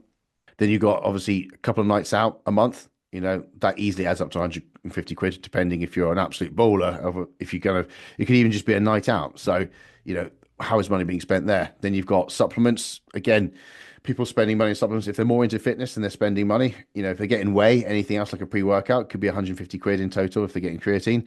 Now, honestly, how much benefit are they going to get from supplements where they're fucking up their training, they're doing everything else wrong, their recovery's off point, their nutrition's nowhere near, but they bought into supplements? Reinvest that money into something that's going to make a huge difference. Again, anchoring. Where are they already spending, and how will it benefit, and how will it contrast the end result? It's a weekend away. All these little things. You got PT sessions depending on how much you're charging. But again, if they are used to paying for a PT, it's a really useful thing to know, because if they've worked with the PT before, online coaching can be anywhere between a third to a quarter of the price when you look at the equivalent number of sessions, but also time outside the gym. Another way to anchor price point, if they have done PT, you could say, well, if you're doing 1 or 2 hours a week PT, not only is this quarter of the price, it also looks at the 166 hours outside of those just 2 hours that you're doing. So really, really important to bear that in mind. It's a bottle of aftershave or expensive bottle of perfume. It's a coffee a day. It's a can of Monster a day. And actually, you know, 250 on average for a Monster if you go to a service station, people get it there. So 250, 255, that over a year is 900 quid, which is 6 months at a good coaching service. Again, 6 months what we're going to aim for. So This is where people are conditioned to spending money, that they're already spending money and they're anchored to it. And it's kind of automatic. Whereas, understanding your clients, understanding where they've come from and getting a rough sense of where they're spending money, it helps you to reframe with context to where they can spend money on themselves, which is going to last significantly longer. And then, as we saw on the last slide, solve a bigger problem. Obviously, you got a meal deal there as well. So you got, everyone loves a meal deal. What is it, 350, £4 now if you don't have a club card? Can't remember exactly. But, meal deal a day is 6 months worth of solid coaching. So just bear in mind where people spend money. Now, if we look on the inside of service, I just want to illustrate how the perception of value as people go through. So you basically got, this is the cost of your service. Let's just say this line here, it represents £150. And then when people first join, you see their intent's really high. Their interest and their motivation's high. Their perception of value, which is this pink curve, is above what they pay, because if it's below, they wouldn't sign up. So, they're excited, they're looking for the change. As they go through the process, they might get little wins, they might get moments of doubt, they might get a little bit more wins, their friends might start to criticize them, they might fight back, and then they get more criticism while they realize they're not making progress. And, in the first 8 weeks, they might find it really hard to actually notice progress. And then what happens? You show them a progress report where they see a dramatic change in their body for the first time, and they noticed, wow, look how far I've come. They recognize that they made actual progress. They then get excited, thinking how much of that core deep root problem they're going to solve deep down, or they're probably even not even consciously thinking about solving the problem. They're constantly imagining themselves as that new person, being the epitome of who they want to be. Guess what? The value perception of the service increases again. And then over time, it slowly decreases, and they start to, they lose notice, and so on and so forth. So it's up to us to show progress and show the horizon and show just how far they've come, and remind them. Because again, perception of value is really important. It's probably more important than just the actual logical value you deliver. And logical value is obviously the effort you provide, the response times. That's important. But if the other person perceives the progress, they can obviously see the value in what you do by you anchoring it correctly, by you showing the progress and them seeing and noticing it. That's critical. That's really important. So their perception of value waxes and wanes throughout the service at different points. You just got to bear this in mind so you can kind of catch these moments and forecast and show them. And value itself, if you look at it as an actual, like an equation, so to speak, because we all talk about value on content, it's annoying, but value is created from 4 main principles. And this is not my work. This is Hormozy. If you can go and check him out, he talks about this a lot, but it needs repeating, because at the end of the day, if someone believes they can do something and the goal is something they keenly desire, that's what you have at the top. And if it takes less time and less effort, the value is a lot higher. So if you look at it like this times this divided by this times this, it's like a fraction. So 1 times 2 is 2. If that's 4, like the time it takes a long time, 4 times 12, because they think it's a lot of effort, that's 48. So 2 divided by 48, that's not great. Whereas if you've got, if they know they believe they can do it because they've seen results, they've seen you describe other people's struggles and you reference them continually and you show the full journey and they see themselves in that journey, their belief that they can do it increases massively. So let's just say that's 10, and then the goal, they keenly want it, they're burning for it. Let's just say that's 10, that's 100. If the time it takes you be very clear and honest, and you say, look, it's 6 months, but at the end of the day, it's the last 6 months, it's not going to take 2 years. It's not going to take 2 years of you trying different things and putting the weight back on and going back to square one. So it actually take the most amount of time, and effort wise, it takes commitment, it takes hard work, but there'll be no guesswork. I'll put in strategies which maximizes the lowest hanging fruit as possible. So initially we're going to just use snack swaps. So if you can titrate the effort and make it feel like there's less requirement from them. Also, no tracking. Like people loathe tracking. So if you create meal plans, or if you create easy ways for them to track, if you can make everything convenient for them where everything's in the one place, again, this all lowers the effort level. And let's just say time it takes is 5, and this is 5, it's 25, 100 divided by 25, 4, you're in a net positive. So nothing too dramatic you can do from this, but it's just your core understanding of how people determine value in essence. And if we can feel like the time it takes if it feels like it's going to be a shorter time working with you in the grand scheme of things, and my personal opinion of that is we don't want to, I really want to avoid like 6 weeks. You can do this in 6 weeks, 8 weeks. Because again, think about the long-term consequence, and that's what you need to do. If we think back to anchoring, you don't shortchange the reality of what it takes, but what you do is compare it to the reality of taking shortcuts over and over and over again, which is ultimately a giant long cut. Doesn't make sense, long cut, long journey. You get the point. And then you can look at the effort level as well. And again, anything we can do to remove friction points from service is critical for this. But on the inside, there's little things we can do to, again, improve the perception of value in service. So when we talked about this graph here, when we get these spikes, or when people feel like, wow, this is useful and everything like that, we just want to run through examples of what you can do. So obviously exceeding expectations can increase the perception of value. Really easy things you can do to actually help yourself out. So if it takes you 3 days to create a plan, tell them it's going to take 5. And then always under promise and over deliver. You can set yourself up for a bit of an easy win here. And a very actually good quote from Jim Rohn: don't let your mouth overload your back. And it's simple as that. It's like, what can you do to set, under promise, over deliver. Pretty much enough said with that. And then removing friction points is really important. Looking at how many points of contact you have with your clients across what platforms. Can they log things easily? Are your services, is your software, are the apps, how easy are they to use? Do people kind of find it easier? What's the check-in process like? Are the questions unnecessarily repetitive? Are the questions open-ended? Are they guided? Is it convenient for the client? All that sort of stuff. Removing friction points. And then increasing the perception of value, like I said, progress reports and things like that. But also anchoring versus other things. And then showing the progress as much as you can. To be fair, the biggest thing is just make it obvious. So highlighting progress is mainly showing the biggest contrast you can between where they start and where they're at right now, but also telling them on the photo where to look. Because a lot of people, if you just say, look, they won't spot it. They don't have your eyesight. They don't have your knowledge or context. So you have to point things out for them so they recognize and understand where the progress is, and then they take it on board.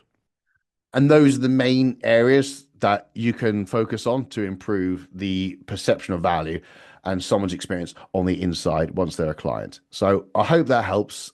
As I said, this is a bit more of an abstract concept, but it is core of why clients stay with you or why they sign up in the first place, and then how long they stay with you. As soon as they feel like the value for what they pay is less than what they're paying out every single month, that's when you have dodgy territory where people can leave. So the answer is making sure the perception of value is high.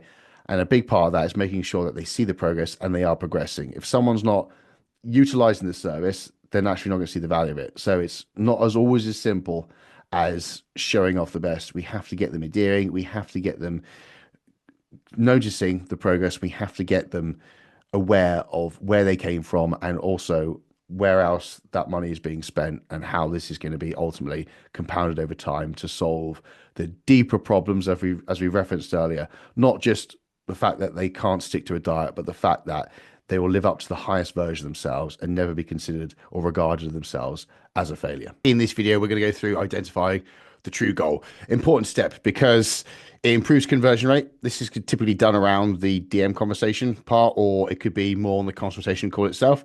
But it's worth digging into what is the key objective, what is the key emotion behind the goal, because this obviously improves motivation, gets to the core issue of what you're trying to fix. But also it's important because if we're not fixing the core problem, we're not actually going to get to the root of it. So adherence is always going to be low, whereas you'll find that if we understand the deeper meaning, not only is it going to help drive adherence, which is going to ultimately create the result, it's also going to help retain them, because there'll be multiple times where they get distracted. They might not have the closest support network. They might have jealous friends who drag them down, who just try and feel like they're being outdone. So they'll say slide remarks, and all this sort of stuff adds up. And it's what we need to do is remind people of the true intent, as in the true goal. And you can imagine at the time where someone gets overwhelmed thinking of quitting, and then if we just had, well, you said you want to lose that weight. Now we got to lose the weight. It's not exciting. It's not captivating. So I'm going to take us back a little bit, remind us of the deeper layers. So if someone says they want to lose weight, it's like, cool. Well, do they actually? I mean, a thing you can say is like, oh, cool, that makes sense. So what you're telling me is if the number on the scale changed, but you look identical how you look now, is that what we're aiming for? They'll probably go, no. So it's not always about losing weight. It's probably like looking better. And for most people, maybe it's like losing 2 stone so they get back to the weight they were before they had a kid, or maybe getting to the point where when they were single, when they're at their peak, they want to look better. Obviously, why? Oh, everyone says, oh, I want to regain confidence and self-esteem. So what does that actually mean? Well, it's probably gaining respect and attention. Maybe they're craving attention because they're not getting that anymore from their partner or their friends, or they feel like they're less attractive. Ultimately, it can lead to a midlife crisis when they realize they have a shelf life. There's loads of like, if you just think about catastrophizing in the emotions and how it kind of circulates, if you put yourself in their brain and catastrophize and go over and over and over and over and over, you're probably going to end up with them considering themselves as an utter failure. That this stage in my life, I've lost myself. I'm not who I want to be. And I failed. I failed as a role model, as a father figure, as a partner, or just I failed as someone who hasn't made the best out of life. I feel apathetic towards life because nothing motivates, nothing interests me. And all of a sudden I got stuck in this humdrum existence where things have gone on and I've been stuck in routine. And then I've just woken up one day and thought, is this what life is? Honestly, I'm not excited for this. I'm not excited for that. My energy's low.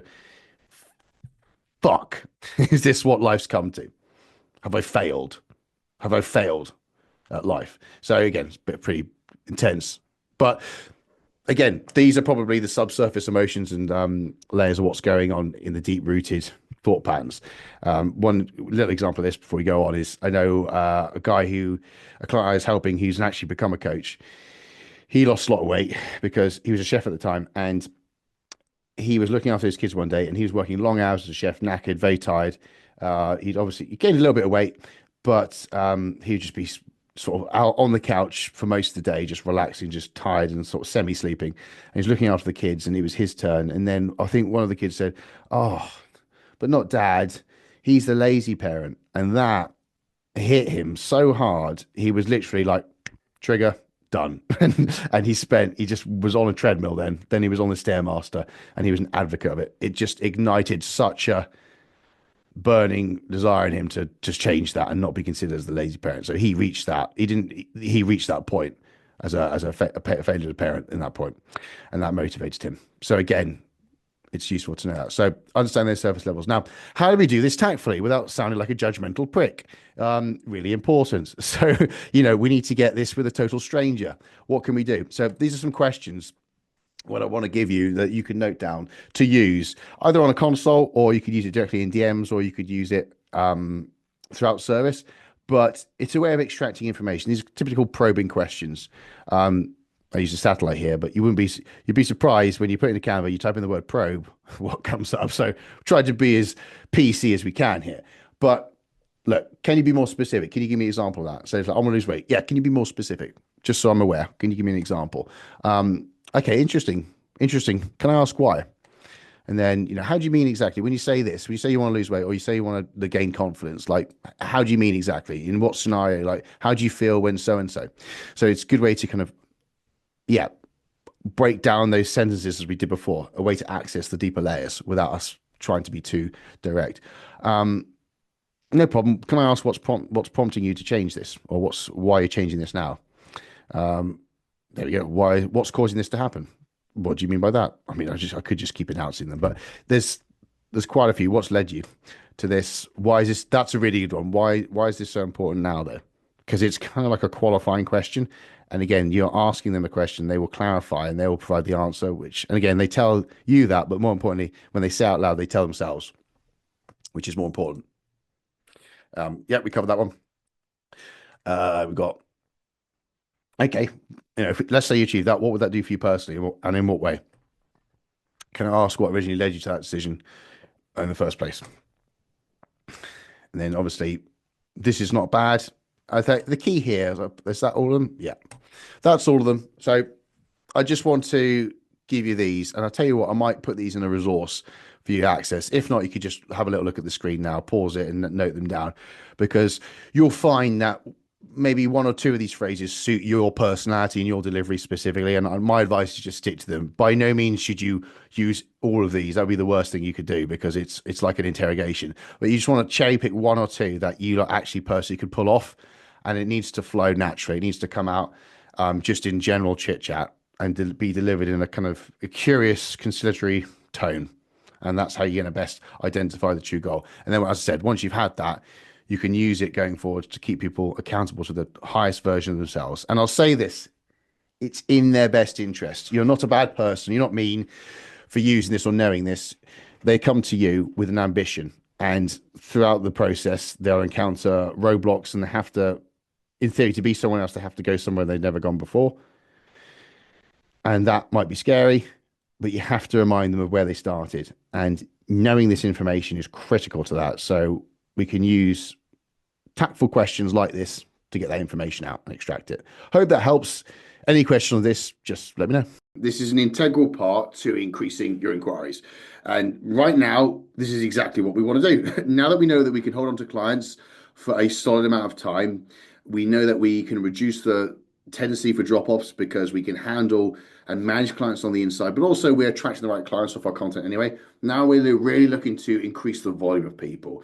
This is the traditional marketing approach where we can look, there is a funnel of people out there. And what I mean by that, because that makes no sense, does it? There's a huge market out there. The majority are unaware. So what we need to do is then first, in that biggest segment, is then make them aware that you exist. Once they're aware of that, now we need to make them familiar with you, where they then start to consider who you are and your options and the products or services you provide. So that's the next layer. That's the consideration stage. And after that, we then need to show them it works. They need to believe in our solution. And then that's where we kind of build and accelerate the trust. And then lastly, we need to look at, okay, are they a client? Is this a lead? Is this a genuine person that we can help? Is it a person who's just not in that bracket who need help right now? And that's where you can sort between, okay, who is the sort of 5-10% who are ready to buy right now, and who is the remainder who are in a position. And because it kind of decreases as you go down, that's why it's called a funnel.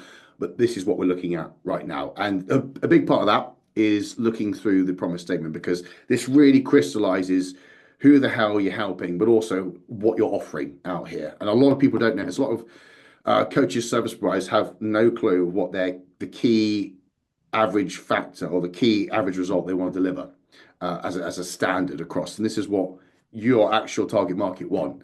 And it's good to go through this. So this is a bit of a framework outlining the logic and the thought pattern of the funnel. So it will help you see from a client's or a prospect's perspective, someone who doesn't know you, what stages and thoughts they have to think in order to consider buying and signing up with you. So let's get into it. Now, obviously, as I said, first thing, if they're unaware, the only thing they probably could be aware of is probably the pain they're experiencing. So where's the pain in the market? And this is important, because if you're solving a pain that doesn't exist, or let's just say, okay, this is my, okay, here's a real life example, just for fun, because I went through this myself, experiencing tremendous fun and pain. I was convinced by a genius friend that we should set up a paint manufacturing business where we could deliver paint rapidly to people in the trade. Now, I wasn't naive to the market. My friend, who was, I think, as I say, friend, he's like 60 years old, used to make paint. He was adamant this was a good idea, and I kind of trusted his judgment. Now, there's no pain in people in the trade needing rapid paint delivery, despite the fact it was convenient. You actually find that most services provide next day delivery. The urgency to get paint on the job is not that high. A lot of tradies enjoy taking breaks and going to get paint and having a bit of a break from the work. So we were addressing a pain that really wasn't strong enough or didn't actually exist. Business didn't go anywhere. So yeah, there's an example of I thought there was a pain, there wasn't a pain. Wasted a lot of time, a lot of money. Where is the pain in your market? What problems are you looking to solve? If there's like life coaching, if it's fat loss, if there's anything that solves anxiety, whatever the key problem that you look at, where is the pain in that? What do people want to avoid? Once you've got that, then you can look at the result. That's when you look into, okay, what's your promise? What's the average result you want to deliver for everyone who walks through your doors? And this is where it really starts to, even these 2 points alone is really useful, because you now know, and you've done some research into what do people urgently want to solve, and what do you want to deliver as a standard? And right now, for my example, people obviously want to increase their income, but what I've actually found is they want stability. They want predictable income where they're going to earn a minimum amount and they know they're going to earn that, and nothing builds that like solid retention and referrals off the back of an amazing service. Obviously, it all ties into getting more clients, but getting more clients alone is not actually the core solution to solve the problem and the concern, the worry, the pain of unstable income. So my promise in my example is every single person that I want to work with on a one-on-one basis, I want to double their retention, their average client lifetime, and I then want to 2.5 times to 3 times their volume of inquiries coming through off the back of driving a bit more of a referral market, which is vastly untapped from my experience. So that's the outcome. What's the minimum you want to deliver once you know the pay? And then that's when you could look into, well, who actually is this for? Really start to crystallize and go through the people. And this is just beyond what I typically do here is like, what's the demographic? What's the situation? What are the actual suite of problems that they experience? And then what are the thoughts they think around those problems? And being aware of that, putting that into the content, into the marketing, can make your content stand out so much more than your competitors because you know them. And again, if people are kind of going through this situation, they hear this and they see this, it's starting to build urgency as we go along the timeline, as we go from left to right. It's starting to add up and then drive people forwards to then want to know more, want to know more, want to know more. And what we're doing is increasing the conversion from each dot to dot, rather than trying to make them leap from here to the very end. If we like reference a pay and then go, sign up, it doesn't really work like that. Whereas if we can break it down to micro events, and then it's much easier to improve the conversion in the different micro chain than it is over the macro. If that makes any sense. Micro, macro, you get what I mean. So step 4, we look at your mechanism. This is basically how do you work. Now, I want to step in here. I want to protect your coaching integrity. You do not need to come up with some bullshit term or quick fix or any sort of influencer style guide or approach or method if it's not wholly necessary. At the end of the day, what gets results, it does depend on the person, and it does depend. It's not just, for example, keto, like, or eating butter at 5 a.m. or something randomly shit like that. There's not going to be one thing that solves everything. So I'm not advising you to do that. But what I am advising you to do is look at your process and how can you make it bite-sized? How can you simplify it in such a way where you can just explain an element of it or the crux of it within a short space of time? And that's all it is. For example, we're going to look at him in a minute. Client Tom, a lot of his clients, they work very long hours, and they pretty much have a lot of junk volume when they overtrain. Well, they don't overtrain, but their recovery rate is awful. So he looks at reducing the number of workouts and optimizing their time. And we've coined it maximal response training, or the maximal response method. But it's about getting maximal response out of the minimum you put in. So the answer for them is not more. It's actually providing a lot more restriction, but leveraging the most out of those sessions, because their recovery rates are so low. And it's looking to we're actually looking at improving the recovery rate to then trickle things up. So how does it work? And that's the logical answer. It's like, okay, cool. Yeah, I want to solve that. If that's what I get, that sounds awesome. That's me. Right. How? That's how. Okay. It's a bit of a little tick in the logic brain. And then how you want just evidence, really. This is pretty simple. It's just your results. Evidence that it works. Case studies are really good here. But this is, again, people just want to know, do people like me get results? I'm different. I'm unique. There's no one like me. It won't work for me. Will it work for me? I don't know. So we want to answer that question. And then we can move on to, okay, what are the options available to the target market? Who is outside you? What are the neighboring services? What are the neighboring colleagues? What else can people do who are in the market looking to solve the pain that we referenced earlier? This is useful to do because if you're aware of, like, maybe, if you're aware of those neighboring services, you know the strengths and then the drawbacks of those, we can then market ourselves effectively to contrast and communicate how we're a better option versus some of the other drawbacks of the others, essentially. So this is where people are in the consideration stage, that they have the trust built, knowing that your service works. They're just looking at, right, what are the pros and cons essentially. And if we can market ourselves and market our pros as effective as you can, whilst minimizing the effect of the cons, there you go. And then look at removing the risk. So this is optional. This is basically when people, this is probably on a console call in honesty, when you get to this stage. But if people are super risk averse and they are teetering, a good thing to do is like looking at, okay, if you go through my system for whatever reason, you don't get results, I'll give you money back, or I'll work for free until you do, or there's elements you can do where for someone to sign up, and the biggest subconscious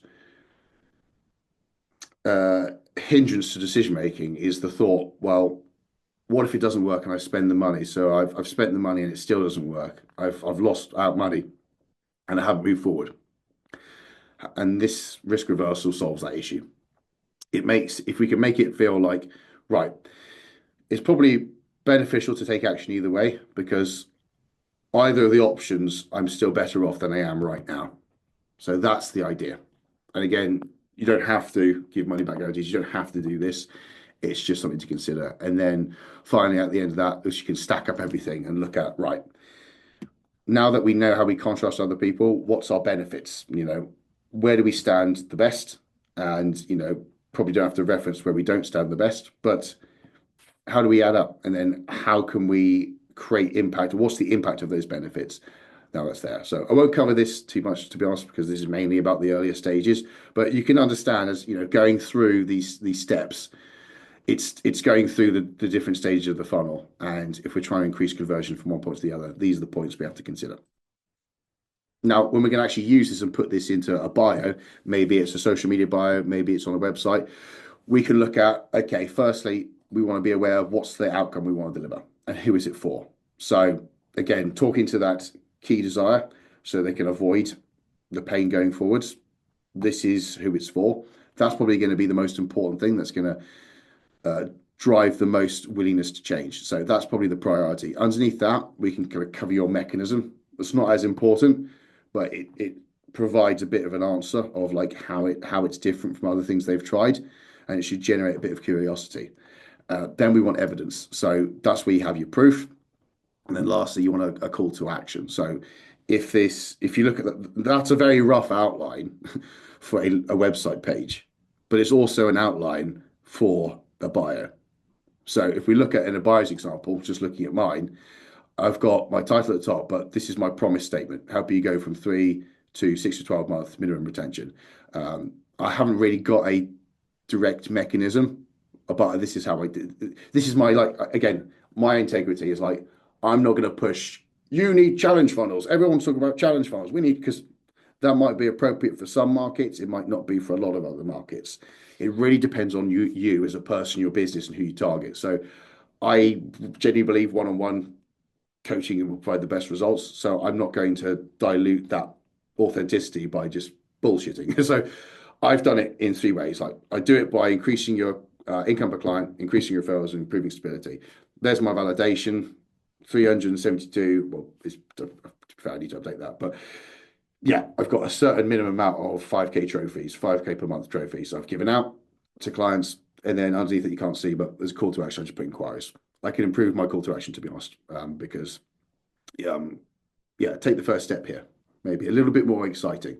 So that's the order. If you look back at these objectives or each one of these tasks, I've just put it in here in the bio here. And we look at another example with Tom, I referenced him earlier. You've got his promise statement: complete transforming physiques with 3 hours a week. So again, he's really looking to reduce time in the gym. And then obviously you can leverage stuff outside the gym. And then he's got a bit of validation here. Probably put the mechanism above that. We need to switch those around, but that's his mechanism. That's the validation, and he's just got inquiries. So I hope that helps. That's probably enough for this video. But the whole point about this is just being very clear on these points before, mainly these points here. So if we look at these points, this is what you want to be pretty much crystal clear on. You need to kind of go through this yourself now and work out what is the main point, what's worthwhile, what do people really want to avoid, what's the minimum you want to achieve for each person coming through the service, really clarify exactly who that's for based on the thought pattern, the demographic, the situation, the key problems. And then can you articulate how it works? Can you articulate that down into a statement or some key points like I've done? And then once you've got that, keep on with it, update your bio, update all social intros, but then we can use that later down the line when we come on to talk about funnels and websites. Now, I'll be honest, offers and sales and upfront work, it's not my forte. It's not something I'm deliberately passionate about, and it's not something I excel at. I can be helpful with this. I can help my clients with this. I can help you do this now, and this is why I'm going to include it, because it's a useful piece in the puzzle. But my approach is a lot more on improving client relationships and driving us really strong referral networks. So we know that LTV is as high as it can be. You've got really good retention, and you've also got great referrals coming through, which are ultimately, they're kind of pre-sold a lot more than cold. But offer creation and having a good offer is fundamental for converting cold traffic, or anyone who doesn't know you at all. They're probably not going to buy into you because they don't know you. They're going to buy into the offer. So hence why I want to include it. So what I want to do first off is I want to recap on the process of getting to the offer. So we covered this previously, but initially, in order to get to this, we need to kind of understand the client psychology and why they would join you and why they would kind of join you as a service. So what is the primary pain that they're experiencing at the core? What do they want? And I would say this is more important than the desire, because across all markets, pain avoidance is the best motivator and the most consistent motivator, which drives action, not pleasure seeking. It's the avoidance of future pain is what actually makes people act. So what's the primary pain that's associated with the problems that you solve? So being aware of that, then you look at your promise, and this is like kind of a really core fundamental of building your offer. How are you going to change that? What is the key outcome you want to deliver on average to people? And that's probably actually closest to offer. So that's actually it's like 70%, 80% of the offer. What is your promise of how you're going to solve that pain? And then you recap on who is this for? What's the criteria for the person going through that pain or fulfilling that promise? What's the kind of key requirements that you need from an individual in order to make sure that promise is fulfilled? And don't be shy about it. If some things rule people out, There's 7 billion of us, 8 billion probably soon on this planet. You don't need everyone, so be specific. Again, that can help tie into the offer. And then we look at, okay, what is your unique mechanism? What is your USP? What's your way of working? And again, this can be really, this actually can feed into the promise as well. When we look at the offer part is, okay, how do you do it? And then we can cover that. And then we go into, well, proof, to be fair. You could useful to have that backed up, because again, you can use it to look back, but proof. Then we look at the options available. This is probably more important with offer creation. This is, okay, the prospect who's looking at you, who else are they looking at, and what else could they do? I.e., if it's fat loss, well, they can go and get liposuction for a lot more. They can take Ozempic and actually eat their bones alive and lose muscle mass, which is horrendous, seriously. Or they can do it with a fitness trainer, or they can do it with a one-to-one PT in the gym, or they can do it with an online client or online coach. Online client, they are the client. So yeah, being aware of the options is really, really useful, because that's when you can start to kind of fill in the next piece of the puzzle. This is all really good surface or background work, which we can then use to build your offer. And then we can look at risk reversal. What can we do to remove the risk from them? This is obviously fundamental for the offer. So how can we take on responsibility for getting that result if they meet a certain level of requirements? If for whatever reason they're in that category of people on the other, if they're this person and for whatever reason they follow your advice to the letter and they don't get it, what are you going to do to reverse the risk or to take the risk away? And then lastly, putting that all together. And the value stack's kind of the offer, actually. This is what we go into. But once we have all that information and once you've gone away and done that, what I want you to do is look at this equation. This is not me at all. I'm not claiming this. This is Hormozy. So it's Alex Hormozy. He covers this a lot. He's got a book, what's it called? Leads. I think it's just called Leads. Offers and Leads. $1 Million Offers. That's it. $1 Million Offers, $1 Million Leads. It covers that in this book. Actually, no, it covers the offers. Of course, it covers the offers. But you look at, okay, how is value determined? And what, obviously, if we can make something more valuable, that's what we build an offer on, which is going to convert more. So it's what is the actual desire? Moving away from the pain, what's the ideal outcome, removing that pain? And what is the belief they're going to achieve it? And the belief is quite complex. That's where the proof comes in. But that's where understanding their reality of who it's for, and then the mechanism is important, because if someone feels like they're understood, you're calling them out, the actual person, like the demographic and the situational problems, and then you go into, well, this is what you need to do. This is how I do it, and they feel like they can do it, and they see other people get results. Their belief goes up. So the stronger the desire, and the higher the belief they have in your service and your solution, the bigger the value. And then that is divided by the time it takes to achieve that and the effort, the perceived effort. So the perceived effort, again, when we look at our example of Ozempic or liposuction versus consistent work of like in the calorie deficit and sticking to a diet for long periods of time, it looks like Ozempic's higher value, and it looks like liposuction's higher value. That's why people charge more for liposuction versus the consistency of them doing it themselves. So the perceived effort. Now, we can, again, frame this in different ways, because time it takes to lose weight. If I believe in, like, it takes a long time to build behavioral patterns. So this is what 12 weeks looks higher value than 6 months, doesn't it? But what if it's 12 weeks and it happens just consistently every single year? The average number of diets people take is about 6. No, it's 8, I think. Sorry, 8. It's 8 because it's every 6 weeks someone jumps a diet, typically, or the average lifetime of diets.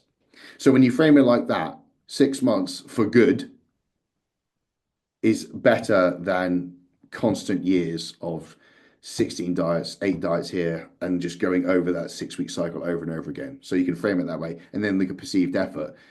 This is where you can explain the fact that you take all the guesswork away. They learn exactly what works for them.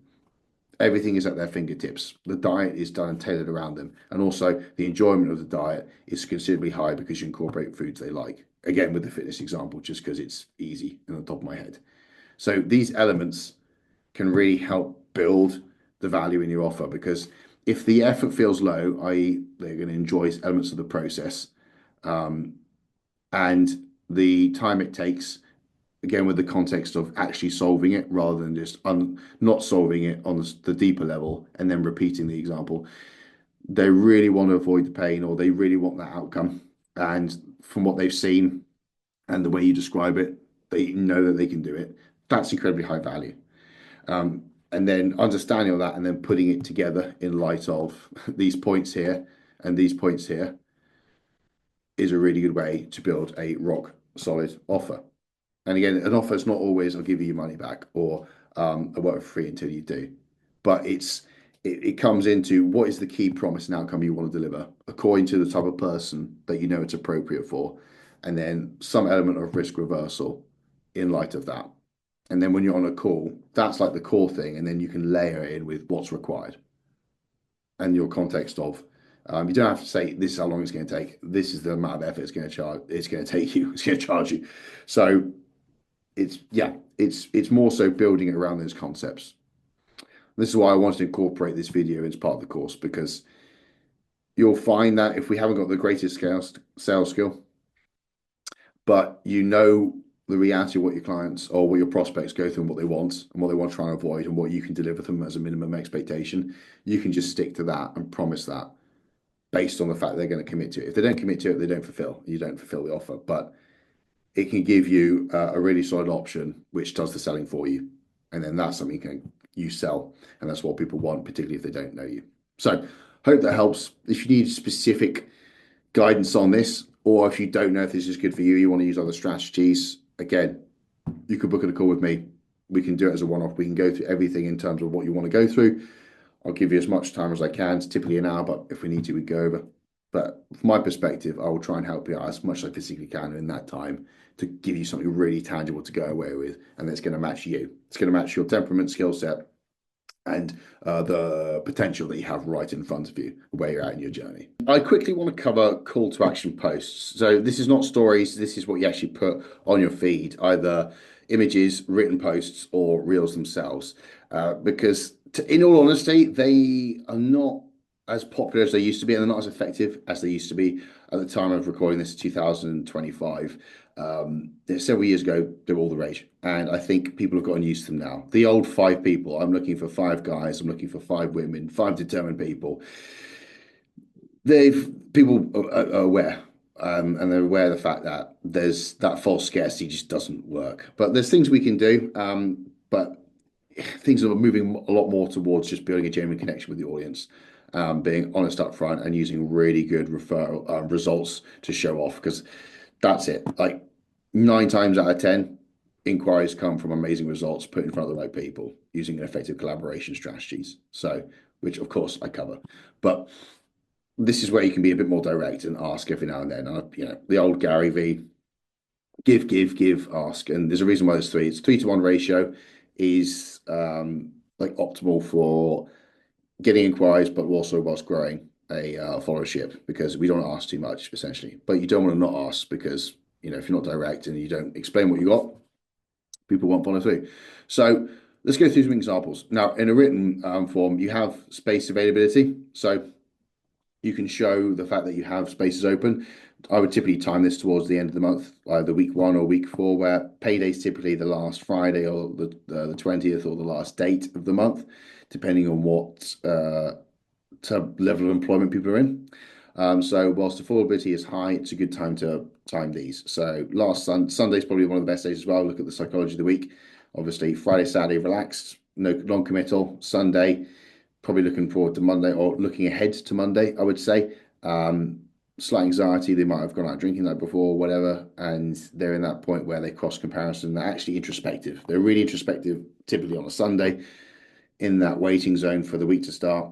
Not a bad time to kind of put the message out there and do a bit of a call to action. So you can do the 3 spaces, and then you can do a carousel following what the actual contents will be. So again, laying out, once you kind of explain the offer or what you're trying to do, and again, I'll probably use the word offer, probably, if you can put that there. If you know what your offer is, your promise statement, it's good to put that, a bit of validation, and what the ask is. So in this example, like 12 years tailor program, so good experience, this is a demand from you, and then a bit of a hit home of like the consequence if they don't, if they remain with the current problem, to kind of reach into that, touch on some of the pain points again for the benefit of making a change which they need to make.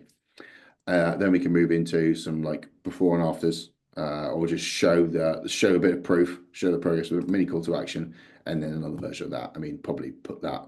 I'll swap those around. This was just taken as it was, but yeah, you have the call to action typically towards the end, and a result. So that's a way of doing it. Rather than I'm looking for 5 people, just being honest of like, okay, I've got this many spaces available for the month. When they're gone, they're gone. That sort of thing, and that's a good way of doing it with integrity. I would say people could spot false scarcity. Like this won't be available for long. It's just people are overly skeptical towards that, particularly the British market. I would say where we feel like we've been exposed to that. And we don't anything that creates distrust will repel. You can do video content as well. So things to cover when you do this is who is it for initially. So that's probably the most important thing. When you label the person, probably get the attention quite quickly. Reference the pain, the struggles, anything that's specific to the individual. Obviously, struggles are specific to the issues you solve for your clients. So you want to attract people who have the need for your specific help. That way you're going to guarantee or improve the probability of success with that person and the want for it. Touching on the pain as well. What's your promise? What do you want to do to that? How are you going to change that? Proof that it works, pretty obvious. And then a very clear instruction of what to do. And actually, a lot of people fuck this up. They just expect people to kind of wander in and find them. So telling people where to go and what action to take is really, really important. Here's an example of this in video format. If you're someone who's fed up of being stuck in a rut and constantly you're dieting, you've tried every plan under the sun and nothing seems to stick past the 5-week mark. Evenings is a battle with cravings and life is just too busy to start your journey. You hate the idea of another restrictive diet and deep down you're scared it won't work anyway. I can help you finally break free and lose weight for good.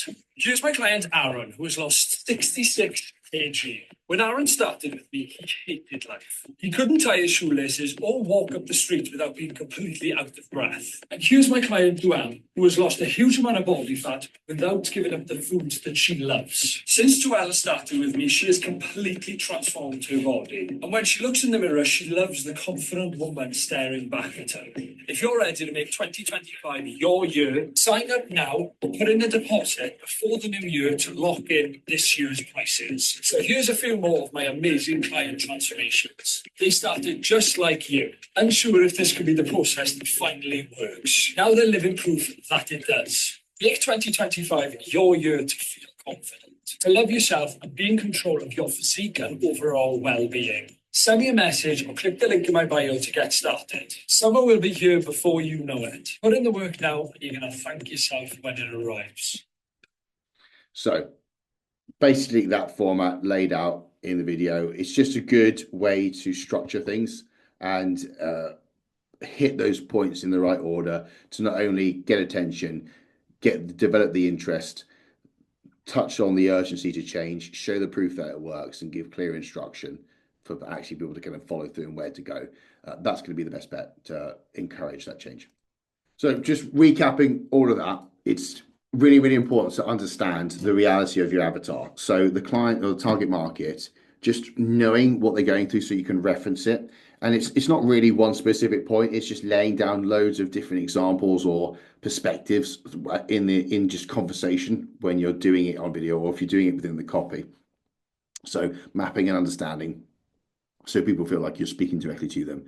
That's going to make it more poignant to that individual and capture attention. And then obviously drive that interest forwards. And then laying out what you're offering. Again, if you have an offer, this is important to put there. Even if you have a promise or an outcome that you want to give them, that's obviously something you want to list because it's like, what am I getting for this? Now that I'm roused, now that I'm wanting to take action, what's the point? Show proof it works. And I'd always avoid scarcity tactics when they're obviously bullshit because people know and that will instantly repel. So laying out, I'll just avoid the number 5. I would personally, even if you have got 5 spots, I would just avoid it because it's just so overused. I would just say, limited availability. Once it's gone, it's gone. Anything like, ends tomorrow. Yeah, I know you want to drive urgency, but it probably creates more distrust than urgency, or it does more harm than good. So I would just avoid scarcity where it's not genuine. You don't have an obvious way of actually commanding it. And then finally, don't expect anything in return. I mean, most people think this is the silver bullet that's going to come in and actually get 5 people, or it's going to pull everything in. They've been posting, and this is going to reap the rewards. Sometimes it doesn't. Sometimes it does. We don't lay our hopes on one post. We put the ask out and that's it. It's just an ask at the end of the day. It's just drawing attention to what you have and then cracking on and helping people after that, after you've laid it out. And as I said before, a lot of the inquiries and growth I've experienced and I see my clients experience is just from producing incredible results. And you need to be really good at communicating with people and you need to be really good at what you do in order to do that. So reliance on these marketing tactics and these posts decreases when we focus more on improving what we do and doing epic stuff. And that's the way I look at it. So they're useful. I wanted to kind of do a video and include it as part of the course, something you can do and incorporate, but I wouldn't hang all the expectation on it. I think just cracking on, helping other people and providing good content and being consistent and just doing what you can to help people in content, in service, and in one-on-one conversation. Those 3 things are going to build your business and take you to wherever you want to be. And just getting better and better and relentlessly being consistent. That's what it takes. And that's what will actually get you to where you want to be. But if you want to go through specific strategies that would work in your own situation, because at the end of the day, everyone's temperament, skill set, and current point in their journey is different. So there's loads of different strategies that could work to help get more people into your business. Booking a call, we'll go through this on a one-on-one basis. I said the call normally is about an hour, but it can take as long as it needs to be honest. I'll help as much as I can on that call to give you something to go away and actually action based on my perception of skill, temperament, and where you're at and what options you have in terms of audience, in terms of contact list. And as I said, at the end of the day, helps quite a few people doing this. And if I can shorten your journey and generally help you and get those results coming through for you as quickly as possible, I'd love to do that. And these are really good strategies you can use to turn viewers into conversations. This is pretty much the only reason why Instagram exists as a social media platform. It's the story function. It is so incredibly useful and powerful for turning followers into one-on-one engagement, one-on-one conversations, particularly the fact that cold DMing doesn't work anymore, thankfully, because it's horrendous. Even getting a message on a one-on-one to your following, if you just message them directly, it's quite hard to get a response because it doesn't feel like it's necessary a lot of the time. Whereas engaging off a story with the context of the story or the topic of the story as reason to engage, it's so much more natural. And what you'll find is we can use engagement strategies, which we'll cover, of how to actually generate inbound conversations. Because nothing is ever going to be a one-on-one conversation you have with someone, because you can explain everything very clearly to them and they will get it. We can't rely on them to watch your content and understand it. Watching and understanding are two very different things, but also you have to have incredible skill at content in order for someone to watch 100% of your videos, all of them, all the time. So one-on-one conversations are really, really useful. When they're limited to one person, it can be hard to scale, but using strategies like this, we can really increase the number of that dialogue. And when you have that, it's more conversations, it's more opportunities to explain what you do. Once people have awareness, I stand by it, it's awareness. Once they have it, they'll be interested. It's just getting that time with them.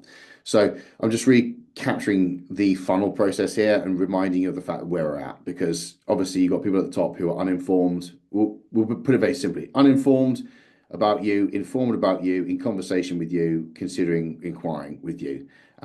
Stories are a fantastic strategy to convert viewers into conversations. And this is where we're at. It's a really good mechanism. And there are four main strategies or things we can do to cover on stories and then to get people to message us.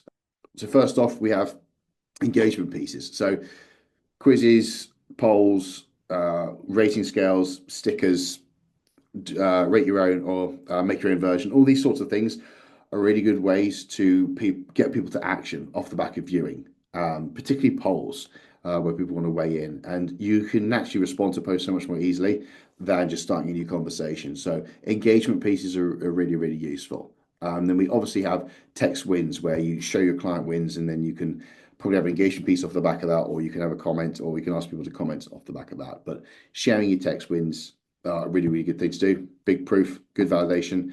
Then we have your just actual client check-ins or the progress you have from clients. So just showing the actual result and the process, good proof as well. If it is within fitness and you're doing check-ins, are really, really useful.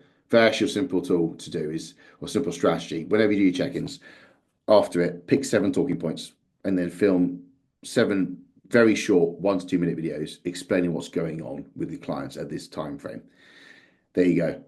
There are really good things you can put in your story. It's batch created while it's in your head. That's the whole week, done, sorted. Once a day, put one of those talking points up and then add the video afterwards for the context. And that way, when anyone ever checks you out 24/7, you're always talking about service. You're always reporting in people seeing results. This is happening, this is happening, this is happening. And it's just a good way to engineer that, where you could just actually do it at one time of the week after your check-in process. And then you have call to actions or 3-step call to actions, which we'll cover. But there's a little strategy you can do to increase people to take action off the back of what you show them. So what I'm going to do now is I just want to show you some examples of that. Now, obviously, the engagement pieces, you've got rating scales, things like this. They're soft. We call it soft and hard. Same with polls. Hard poll is anything to do with or it's anything that relates to your service or your niche. A bit more direct. Soft poll, soft engagement pieces are anything that's just generic. Things like this. Like, I am not involved with Monster affiliated. I love it. I don't sell it, but that's a soft poll. Easier to get engagement off the back of that. Less qualified, but more engagement, where hard polls is different. Then you can do polls itself. Again, this is a soft poll. Just easy examples to kind of provide engagement and generate conversations replying to those people who've actually engaged off the poll, because these are people who are actively engaged with you. It's just a good way to start easy conversations. Again, no intentions at this stage, just getting into conversations. Then you've got Q&As. Literally, when I was creating this, I was asking people what they wanted, and I was just factoring that in. So I was trying to get feedback and help people by creating information or creating tutorials which I know people needed. So that was a good way. That's sort of question we could kind of add in there. And then obviously following up polls, it's not a bad idea to respond to them.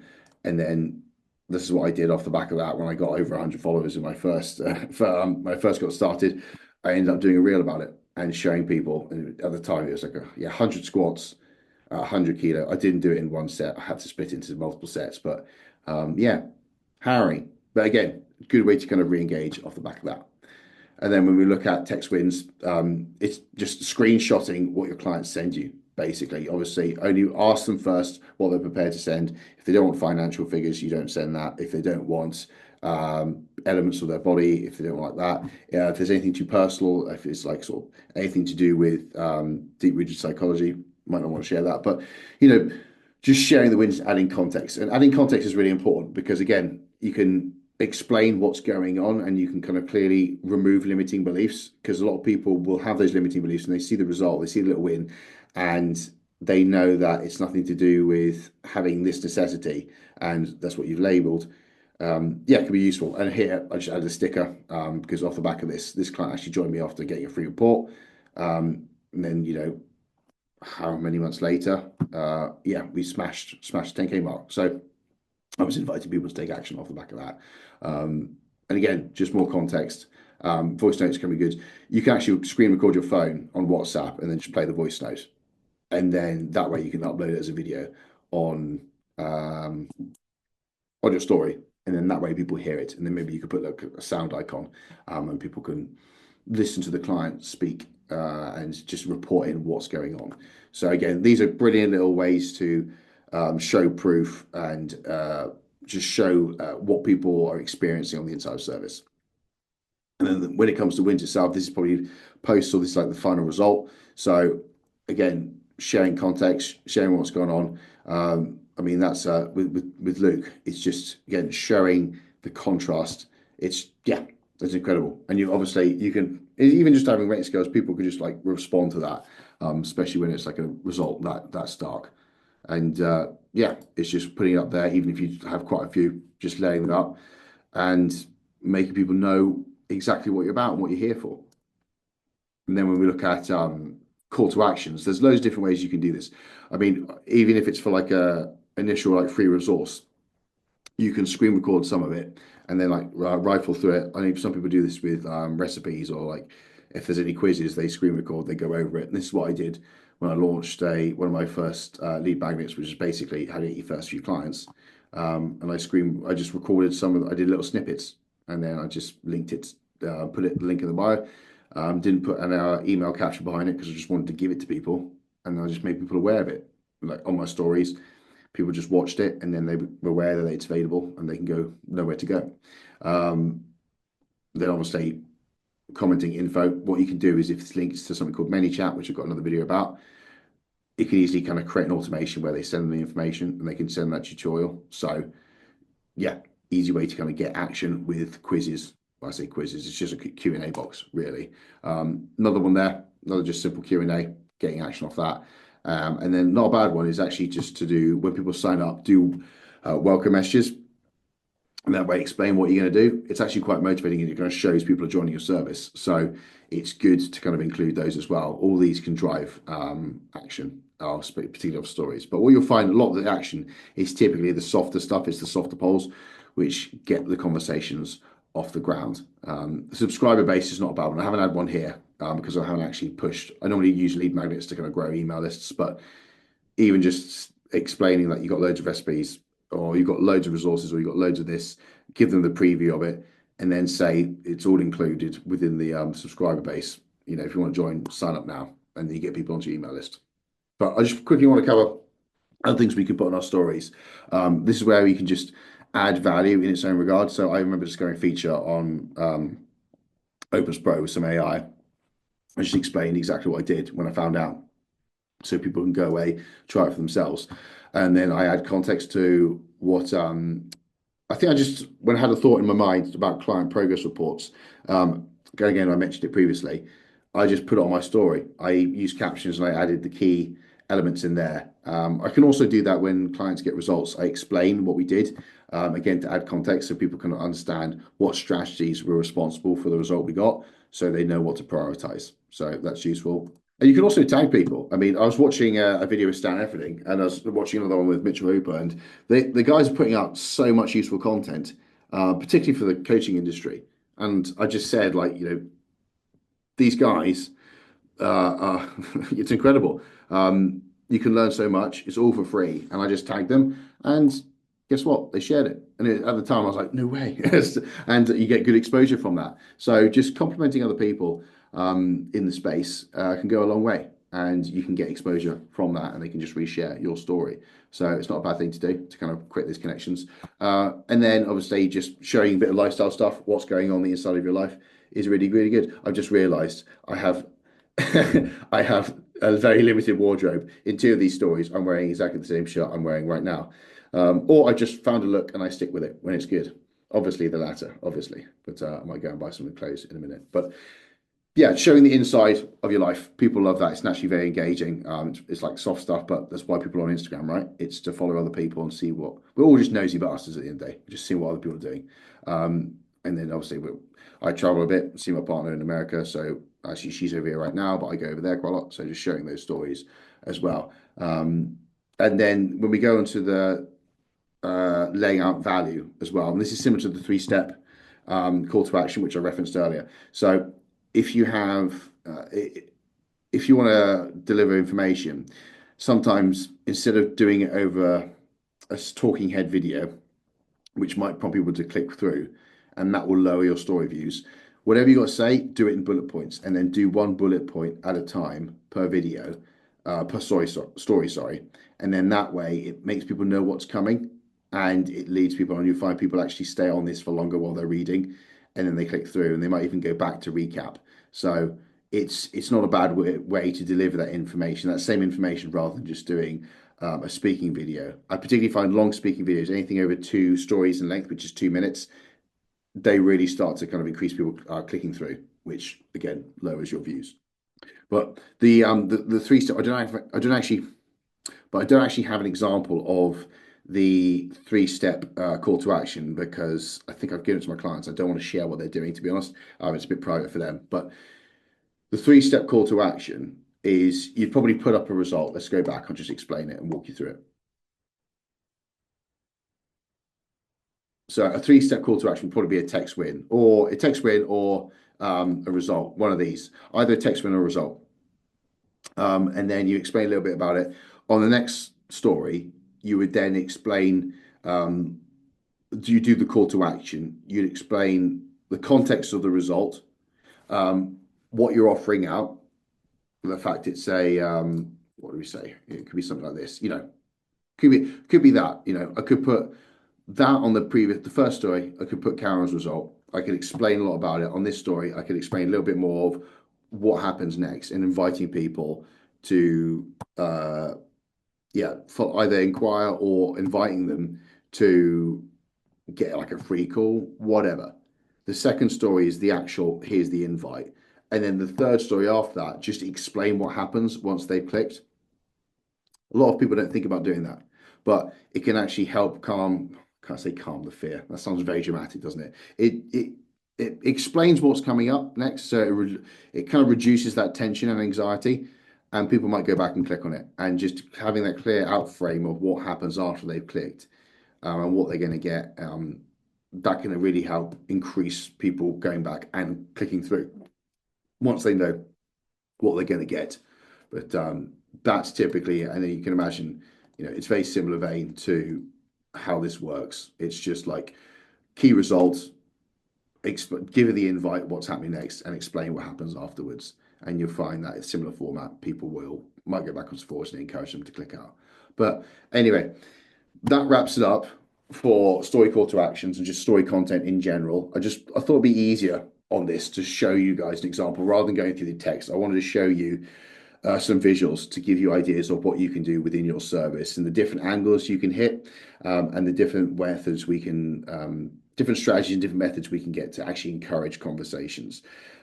Failing that, if your account's quite new and you don't have large story views, I myself, I built my accounts sort of like 9 months ago. It's not got the most views on it, but you can swipe up and view who's viewing your stories. You can see who's actually viewing you every 24 hours or viewing stories. And then you can go onto their stories and start conversations, what they've got going on in their lives. It's a really good backup if you're not having too much inflow, is to do that. But the softer polls, the softer Q&As and the rating scales where it's not related to you, it's a bit more casual, that will definitely get more volume. And that's probably a good idea to get started, just to get more opportunity to engage with people naturally on social media. So welcome back. In this video, we're going to run through an app called Manychat. Now, Manychat is been approved by Instagram. Instagram typically does not like third-party apps which interfere with building a following and communicating. So as a rule of thumb, pretty much avoid everything which can plug in to Instagram if you want to keep in the good books and make sure your reach is maintained. But Manychat has been approved and they directly support integrating it into Instagram. And you may have seen this already, but it's typically when you have people say comments so-and-so and I'll send it over, or comment info below, comment more below. This is an automation tool which can send messages on your behalf. And there's situations where we can use this, and there's situations I definitely recommend not using it. So in this video, I want to cover those, and we're going to go through into the app itself so you guys get a bit of understanding exactly how it works. So first off, it's fantastic for a few things, mainly building an email list. So browsing behavior has changed. I mean, people typically don't go off the platform if they don't want to. And certainly social media apps don't want you to take people off their platforms. So if we have links in the bio, even saying the word link in stories, saying the word verbally in reels and having it on the keywords will lower your reach. That's been proven. So they really don't want you to take people externally. So keeping them on Instagram and keeping them within the DMs and sending people to DMs rather than asking them to go to your website is probably a better tool, and it's also easier for people to do. So it's probably got a distinct advantage versus over sending people to a landing page directly, which you can do both, but having this can be useful. It's also really good for actually increasing conversion on ads. In the same light, if people are on ads and they're really impulsive, which is typically it, if you're trying to send your message out to a cold stranger and we're asking that cold stranger to take immediate action, it's pretty impulsive. They don't know you. So if we can shorten the bridge and shorten the action they have to take, so it's a little easier, where we can do a lead form, or we can send them to Messenger and we can actually get them on a website via the Messenger after initial conversation. It's really useful. Also, I'll say this, we'll talk about it later, but speed to response is actually really important. And inquiries on ads more so, but if we can follow up quite quickly, it makes a dramatic difference in converting the lead later down the line. So the fact it's automated is really helpful, and we can use it initially to kind of capture that intent and then switch on to us manually doing it. And stories is really good for creating engagement. So anyone messaging up a story, similarly, if we want them to go to if we've got like a live Zoom coming up and it's open, it's an easy way to kind of collect interest and send the link. If we want to provide resources, which is basically building an email list, we can do that off stories. Or if we want to get people just responding off a poll, any response, we can do that. Anyone messaging something, we can do that. And again, if people are messaging and they're getting a reply pretty quickly, and we can judge how quickly they get a reply, it's just more likely to kind of pick up a conversation while they're in that moment rather than coming back an hour later and it being a bit stagnated. And then lastly, they're really good for filtering leads. So if you are super busy and inundated with conversation, or you don't know what to do, and you put a message out and you get like a big response off the back of a story, or maybe it's about a call to action, it's really good for pre-framing, where you have a series of automated questions, and then they source out who is of need right now, or who is your target market, who isn't, who basically can go towards a free resource, who wants to go straight towards service. So it's a good way to determine who is in the 15% actively researching, who's below that. Everyone below that will probably give out some help in the light of a resource. So it's not your time. And above that, you might get an internal notification, then we can voice note them and actually continue the conversation on to someone who needs it right now. So they're good qualifiers. However, there's situations where it's not particularly helpful.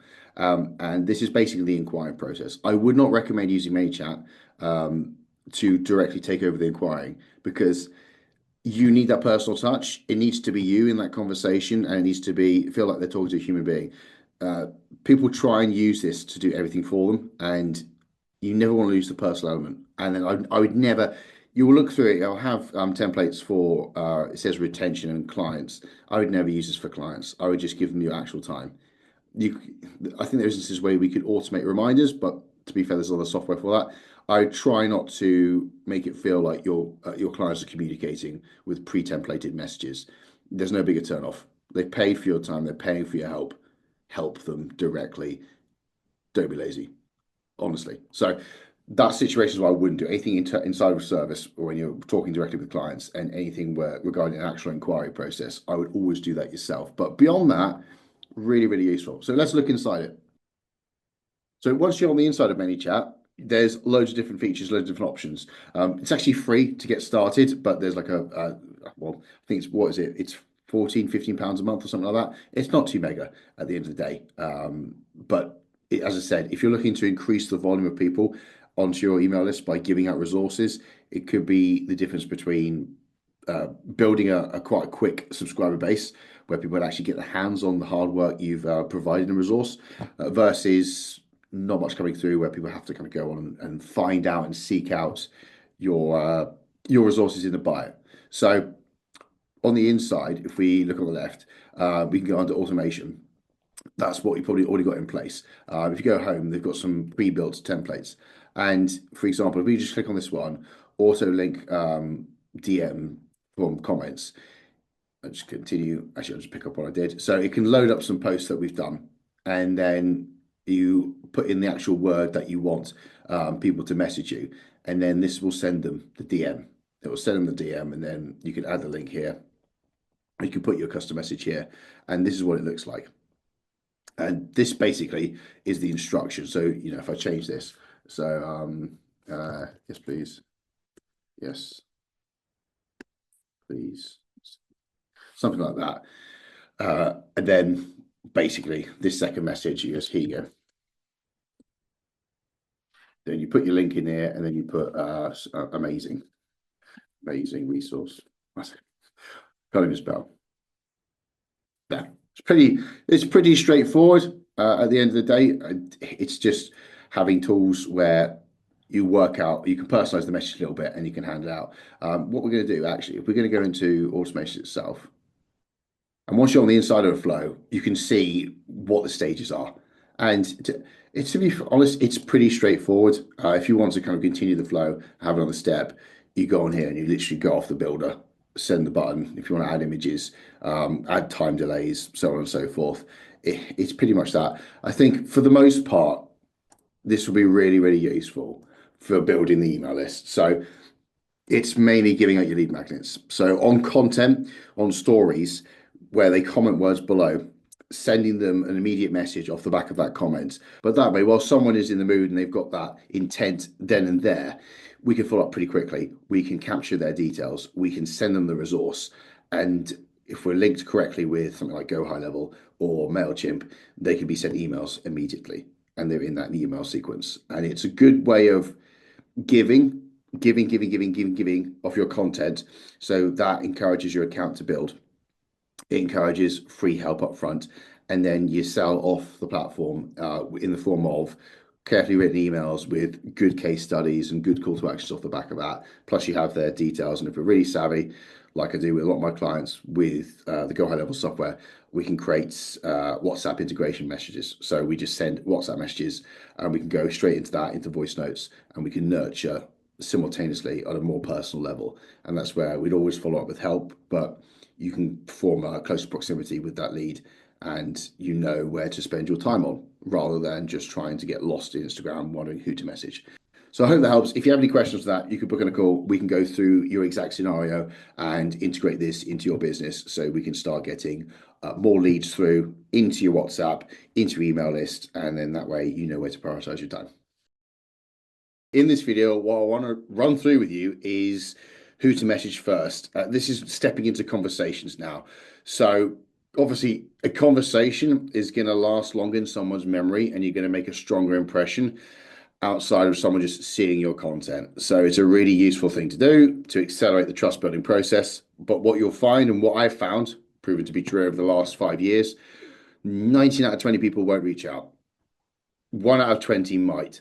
So us just being social, being kind, being helpful, just getting into contact with people provides a lot more opportunity, which compounds over time. And it was actually very significant in one of my clients, Shane's transformation, where he went from, I think he was around sort of 2-3K per month up to 17.5K per month within a relatively short time frame. And it was us getting into conversation, just finding out how many people had questions, but just wouldn't try and think to ask them, wouldn't even progress, and just kind of waited and never got around to that moment where they wanted to start. Whereas just a few conversations here and there was tremendously transformative to his business. So without further ado, let's get into it. Now, in this video, what I want to cover is just a bit of basic marketing theory, which is actually applicable to the fitness industry, the psychology industry, the health industry in general, as well as financial. So there's loads of different, and there's loads of different industries where this is applicable for. But what you'll find is this is like the awareness of the market. This is the funnel in reverse. And it comes down to, firstly, if you think about this, the vast majority of your market right now are unaware of who you are. They don't know you exist. But not to get too complex into it, they're also unaware of the problems they have. They're also unaware of the solutions and unaware of your service and unaware of you. So there's layers of awareness according to, do they know what problem they're experiencing? Do they know solutions? Do they know you as an option? So if you think about the population of your country, they don't know you exist, the majority, I would say, unless you're incredibly famous, which is, well, I'd say congrats, but sometimes it's not the best of things.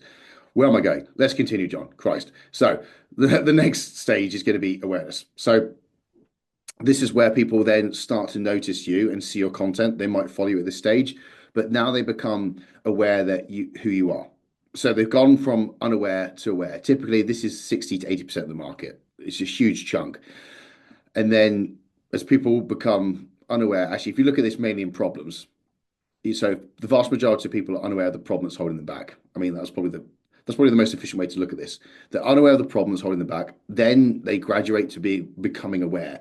And this might be your informative content. It might be a client result you post.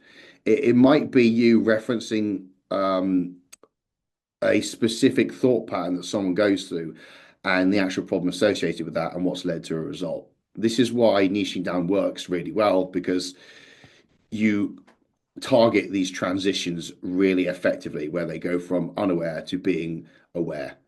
And then once they become problem aware, they might not have to act yet, but they might just realize that they're now sure of what they need to do. Then they get into the stage where they're actively researching. And the difference between here and here could be a client that you've had has got a result in a shorter period of time than they've been trying. Or it could be someone they know falling ill. It could be someone commenting on the way they look. It's probably most often not client results where you go into detail about the context of what's gone into the result that move them from them being aware of knowing that they want to change or knowing they've got an issue into, I need to get on top of this. I need to look into it. I need to do this. That's when they get warmer. And then at the very top of the market, you've got someone who's ready to buy. So if you just look at the breakdown, typically 3 to 5% of the market are ready to buy. Then you've got 17% actively researching, 20% problem aware, and then 60% problem unaware. The problem is most people think the market just looks like this top bit ready to buy. And if your communication's all about communicating to this top bit, but it's about to everyone, it's not going to land. This is why we need to kind of fragment and look at ways to increase your inquiry rate. We need to look at ways where we can communicate at different levels of the pyramid. So we're really effective of creating this conveyor belt of potential and leads and people who just want to know more about you. You can create that conveyor belt by looking at different forms of content and strategies and lead generation strategies to stack them on top to address each conversion point. Anyway, that's pretty much solid for that slide. So on the next slide, we've got a thermometer. What the hell is this for?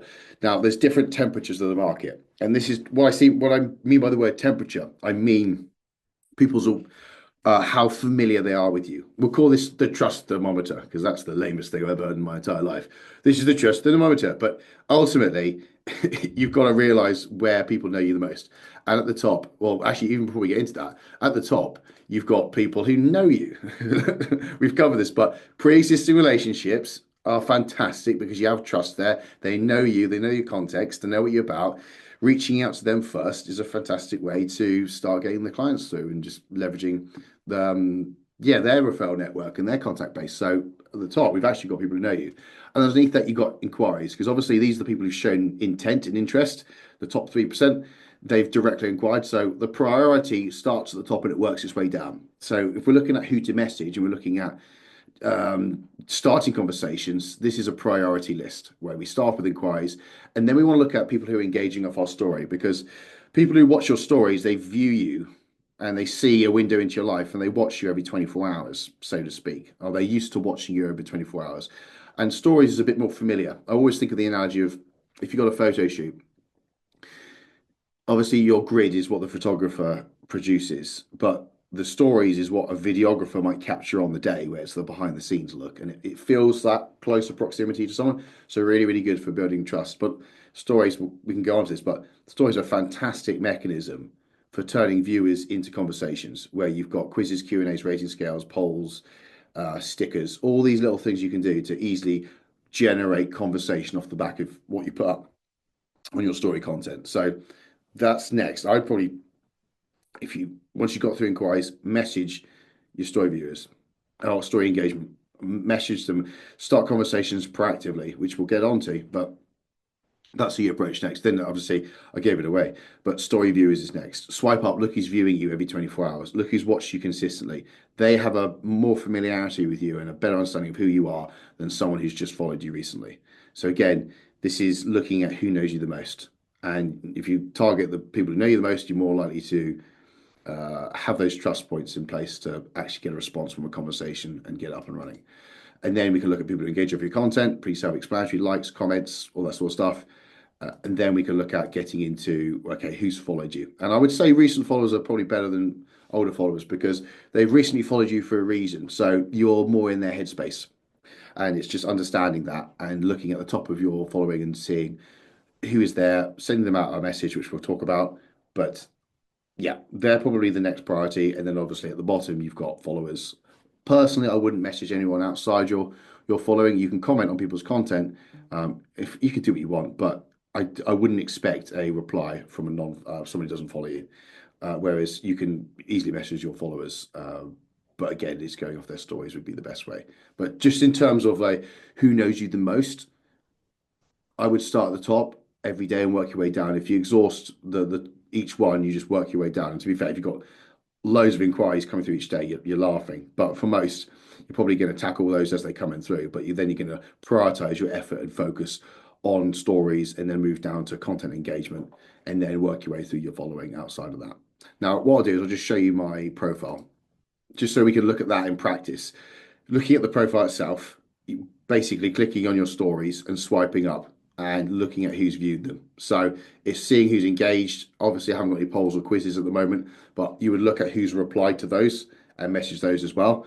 But they're the first pool of people that you want to look at. And then basically, you acknowledge them first. Then you can go into notifications and then scroll down and look who is engaging, look who's commented recently, all that sort of stuff. And then you can look at going back to your following, and then at the top, you'll find the most recent followers. And then you can probably look at those people and then start conversations from there.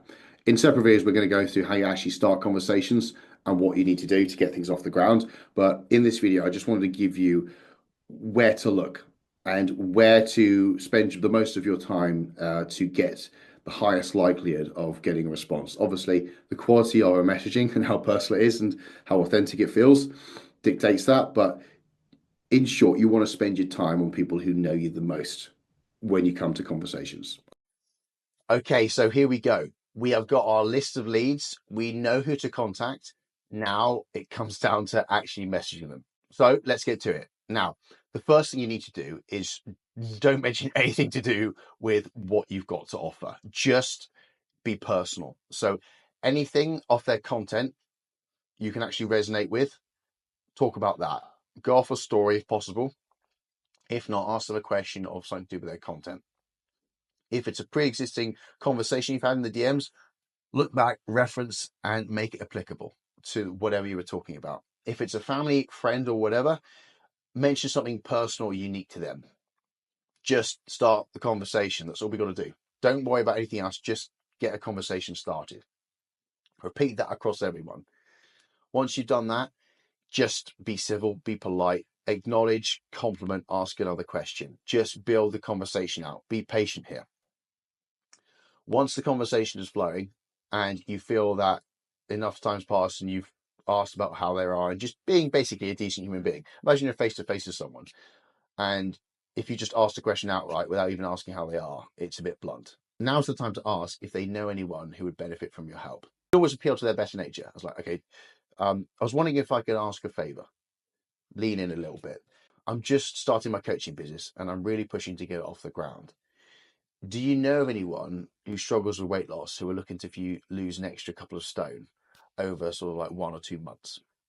Now, I think a lot of people that'd be applicable for. So you can keep it quite broad here, but using that phrase and clearly identifying of what the objective would be is the first start. And you're asking if they know anyone. You're not asking them directly. Here's where we need to be dynamic. You can say something along the lines of, I've had fantastic results for myself. I've got amazing results for my clients, and I just need to demonstrate that with more people. What would it take for an introduction? And this is where we can be a little bit more assertive and a bit more proactive and leaning in. Now, we've asked a favor. We've got a good offer, or we've got a good proposition of what we're trying to do. We're asking if they know anyone, and there's quite a broad topic, so there should be someone. And then this is where we can kind of create an offer for them. So depending on what they say, you can do this many different ways. You could either say it's just pay on results. If they don't get results, they don't pay. Or conversely, you could say, I know this works. And if they just follow what I've got to say to the letter, when they achieve their goal, I'll give them their money back. It's just so I can get that transformation data up onto my profile and get the experience under the belt. I'd really appreciate it.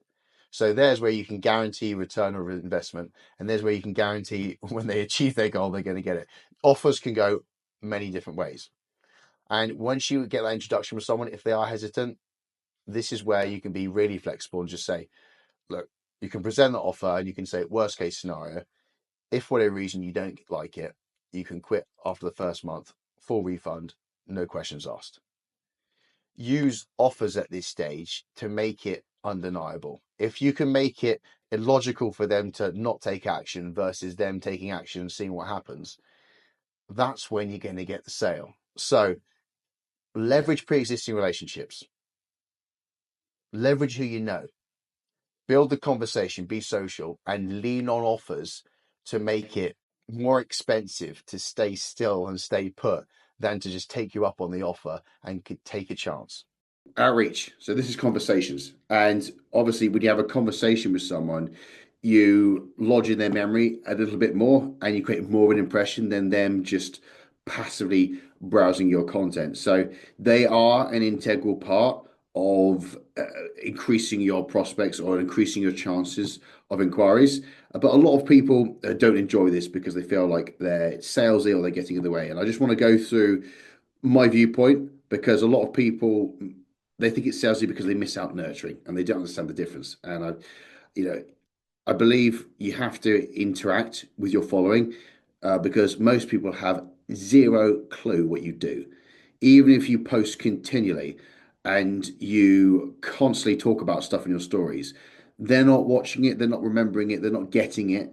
And they've got so much else going on in their lives. So we feel like we're sick to death about talking the same stuff. The irony is they don't have an iota of shred of evidence or any understanding what's going on. So getting into the conversation, having a one-on-one talk so you can explain the difference you can make in their lives will make a dramatic difference. And you'll be honestly surprised how many people would really value, benefit, and want your help. They're just not giving us any time or any witness of what you're doing. So without further ado, let's get into it. Now, out of 20 people, guess how many will make the first move? One. So 1 out of 20 people will send you a message. The other 20 won't make the first move, but they will probably be interested in some regard if you start the conversation. I found this out when I helped one of my clients, Shane, go from 24 clients to 119 clients in 9 weeks. It was insane. And I don't like quoting times often because it sets an expectation. But in his example, it was crazy how many people were not reaching out because they were waiting for his next thing, his next 12-week package, which again, I hate. we changed that. We changed it onto monthly rolling. So guess what? Change the background structure. Started to be proactively messaging people, and we encountered many more than just the single one who came our way. So this is why conversations are key. And the whole process is split into 2 parts. You have, firstly, nurturing, and then you have qualifying. Nurturing takes a lot longer, and there's no actual time frame on this. Qualifying is quite short. So for the purpose of showing you here, this is quite a short, rapid one within 1 or 2 conversations. This is a long, continual thing. That could be a month, could be a year, could be 2-3 years. Depends on the person. But this is a combination of content and you just like talking and helping people. So when we look at nurturing, typically, if we go from the top of like how you would start the process from a complete stranger's perspective, not a bad idea to just comment on their content. It's a very soft thing to do. You don't go in direct with a message, but if you comment publicly, show support, just be positive. What can you do to brighten their day? Simply that. What can you do to improve their day, improve their experience? And that's it. So that's in the comments publicly. You do that, then you can probably give them a welcome message if they follow you. That's not a bad idea. And we've covered this in separate videos. So if you need guidance on that, go watch the video on welcome messages. Loads of bits and pieces you can incorporate with that. Then obviously you can get into conversation via stories. This is the only reason Instagram still exists. Stories are a fantastic function for turning viewers into conversations. It's such they've made engaging socially with strangers socially acceptable, normal, and like fluid using stories. So it's a fantastic way to generate conversations. Then you have lead magnets as well. So this is where you have free resources. This is all part of nurturing. You're giving out help in the form of a pre-planned resource based on a problem that you know your target market struggle with.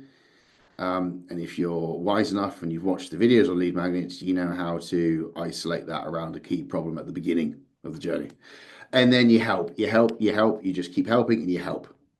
Don't try and sell up front. This is why people don't like DMs, because they feel like they're selling up front. But if you go with the intention of just helping people, I promise you'll find more clients than you realize.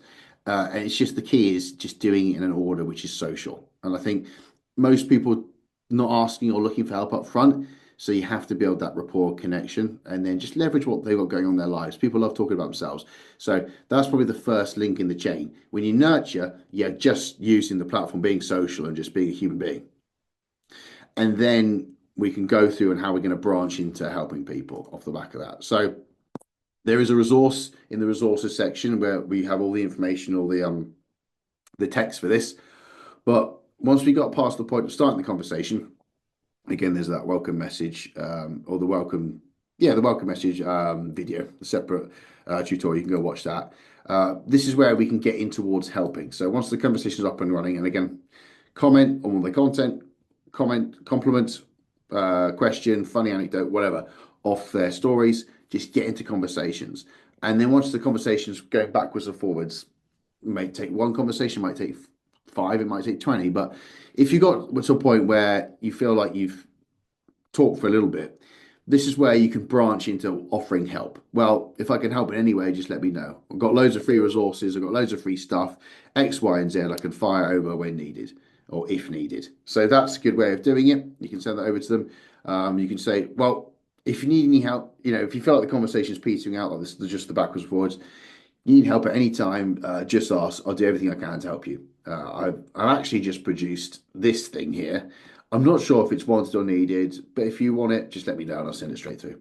So again, this is how we're going to branch from casual conversation into helping people and additional resource. And then you can just, this is a bit more direct, where you can maybe bypass the resource stage and just say, how is everything in yourself? It really does depend on how you talk, how you communicate, and what you feel comfortable with. But essentially, this is a good way to branch into what can you do? How can my skills benefit you? You can even say that if you felt like you could pull it off, and that's it. You just say, like, well, really appreciate, really good chat, mate. If there's anything I can do to help you, I will. Obviously, you know what I do. I've got loads of free resources. I've got this, I've got that. If you want to help at any time, I just want to let you know I'll do what I can to help you and support you. It's very nice. Just again, the key with nurturing and the key with, from my perspective, the key with sales is you don't sell them in terms of a time frame. You sell them on you. And you do that by just being a decent human being, make a good first impression, and just helping up front. And this might take a while. Some person might go, no, screw that. I want to pay. I want to talk about what you do. How much do you charge? What's it? I want to know. Other people might just not leech, but just stay off using your help for a while, and we can counter that. But again, it depends on the situation, depends on the person. But anyway, this is how we bridge into that. So that ends nurturing, and it's like, as you see, it's mostly social. But once we get onto the point where we're giving out help, and we've gone backwards and forwards in times, this is where we can technically enter the qualifying stage. So this includes finding out what their actual goal is. And I say true goal because I mean, most people don't know what it is. You need clarity on this. We'll cover this in other videos.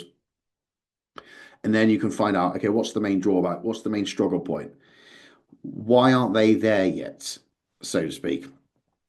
And this is where we can then qualify a little bit and just question if they need help right now, or they worked with a coach before. Is this what do they need one-on-one help with this right now? And then that will let you know, are they a prospect for now, in the near future, or are they someone you give a lead magnet to and you help with the resource? And then after that stage, if they do want that, they do want help, they're not, they don't need a resource, they kind of are looking for a little bit more information. That's when you give an expectation, and this is a doctor making a diagnosis. And these are again, I don't really script this. I don't believe in scripts and turning you into a robot. What I believe is giving you the questions and framework for you to have an actual human conversation and just be a person. Because again, as soon as you come across like a sales, as soon as everyone's looking for the script, as soon as you use that sort of like, what's the perfect thing? As soon as you get into that and people feel that, the trust is gone and it feels like they're being processed. Just have a conversation, but use this as a guideline. And then you can prompt a call off the back of that once you have the expectation. Sorry, went a bit of tangent there. But again, try not to process people and feel like you're just having to say the same things to the same people. So again, resources on this, but here's some questions that you can use around the goal stage. So we go back to the top of the qualifying. So yeah, level me, what is it you're trying to achieve? Do you have a goal at present? Well, okay, no problem. And once you clarify the goal, let me help you. What's the main issue that's preventing your progress? And this is where we get into the struggle point. And then I'll put this in here actually, because, I referenced, let's just say people keep using your help and they keep using it over and over and over again. And you feel like they kind of keep going away and they're not actually being pushed into the qualifying. You feel like you've helped them already quite a bit up front. This is where you can just say, look, I'm glad I've been able to help you, and I'm glad that you've seen results. Have you thought about the results you get if we actually work together? So this is a really good, at this stage, if you've done a hell of a lot of nurturing, you can use this here, and you've probably the trust's already established and it's worthwhile. So that's where you've nurtured consistently, and you've helped them with like multiple points of contact on a one-on-one basis, and they're coming back to you. The other two are probably someone you don't know as much. So yeah, that's getting into the struggle point. And then you can probe a little bit. So okay, well, level me what's good and what's not, what's working, what's not working. Okay, no problem. How long has this been going? Again, you don't have to use these, but these are good ways to kind of get people thinking on a longer term basis. When you think longer term basis, there's more consequence. You can start to build a bit more urgency and desire, and the impact of the longer term is more important. For example, like, oh, I don't care. I've only put on like half a pound, this week. It's not a big deal. It's like, well, it's like 25, 40 pounds a year at that rate. Oh, is it? Shit. Yeah. So get them to think out, zoom out there thinking a little bit. Where am I going? Go back to here. And then you can ask what they've tried previously. What have they covered? Again, you don't have to use all of these.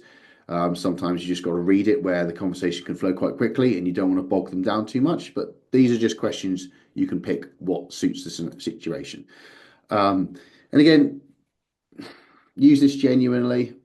We used to, I remember being told, like, I'll just use that plant seeds of doubt. And again, at the end of the day, if you are generally surprised by their lack of progress, you can say, oh, you can use this. Oh, really? I thought when you would have more or made more progress by now. What do you think is holding you back?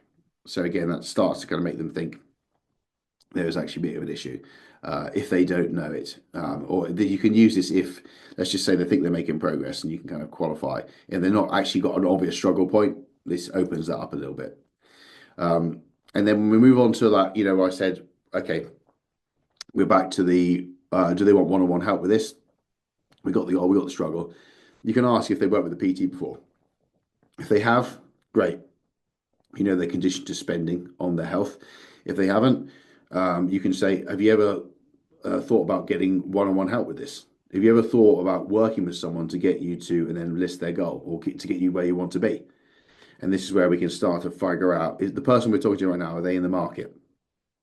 Do they want this right now? And then you can say, are you looking for one-on-one help with this? That's another way of saying it, or are you at a point where you're looking for one-on-one help? And then, if they say yes, continue the conversation. If they say no, you can, well, the best way I can help you right now is do this. If you've got group coaching, or if you've got like a lower ticket, you could offer it then. I think, in all honesty, then this is the best thing I can do for you right now. I've got this. It'll help you with this, and in reference to the goal X, Y, and Z. You can do that. And then, obviously, after this comes an expectation. It is what it is with expectation. From the conversation, you made your diagnosis. You know where they want to get to. You know why they're struggling. Just give them an expectation of return. Like, tell them where they're going wrong. Explain very clearly. Not in full detail, but you can go, right, this is my idea. This is what needs changing. This is what it's going to do, and this is where you're going to get to in a certain time frame. Yeah, and then you can go on to a conversation. You can suggest a call at this point. So look, I've enjoyed the conversation. Love the opportunity to go through this and help you out in a little bit more depth. Would you be opposed to jumping on a call? It'd be much easier. That is a phrase where it's a little bit more neutral, and if you don't know them as much, if it's a bit more like, don't know, it's a bit more of a casual way of phrasing it. Another way is like, look, this is more direct. You can say, look, I know I can help you with this. I can walk through in detail how you get to, or how you achieve your X goal within the sort of time frame. Of course, to cover a range of options for you moving forwards. Are you free tomorrow?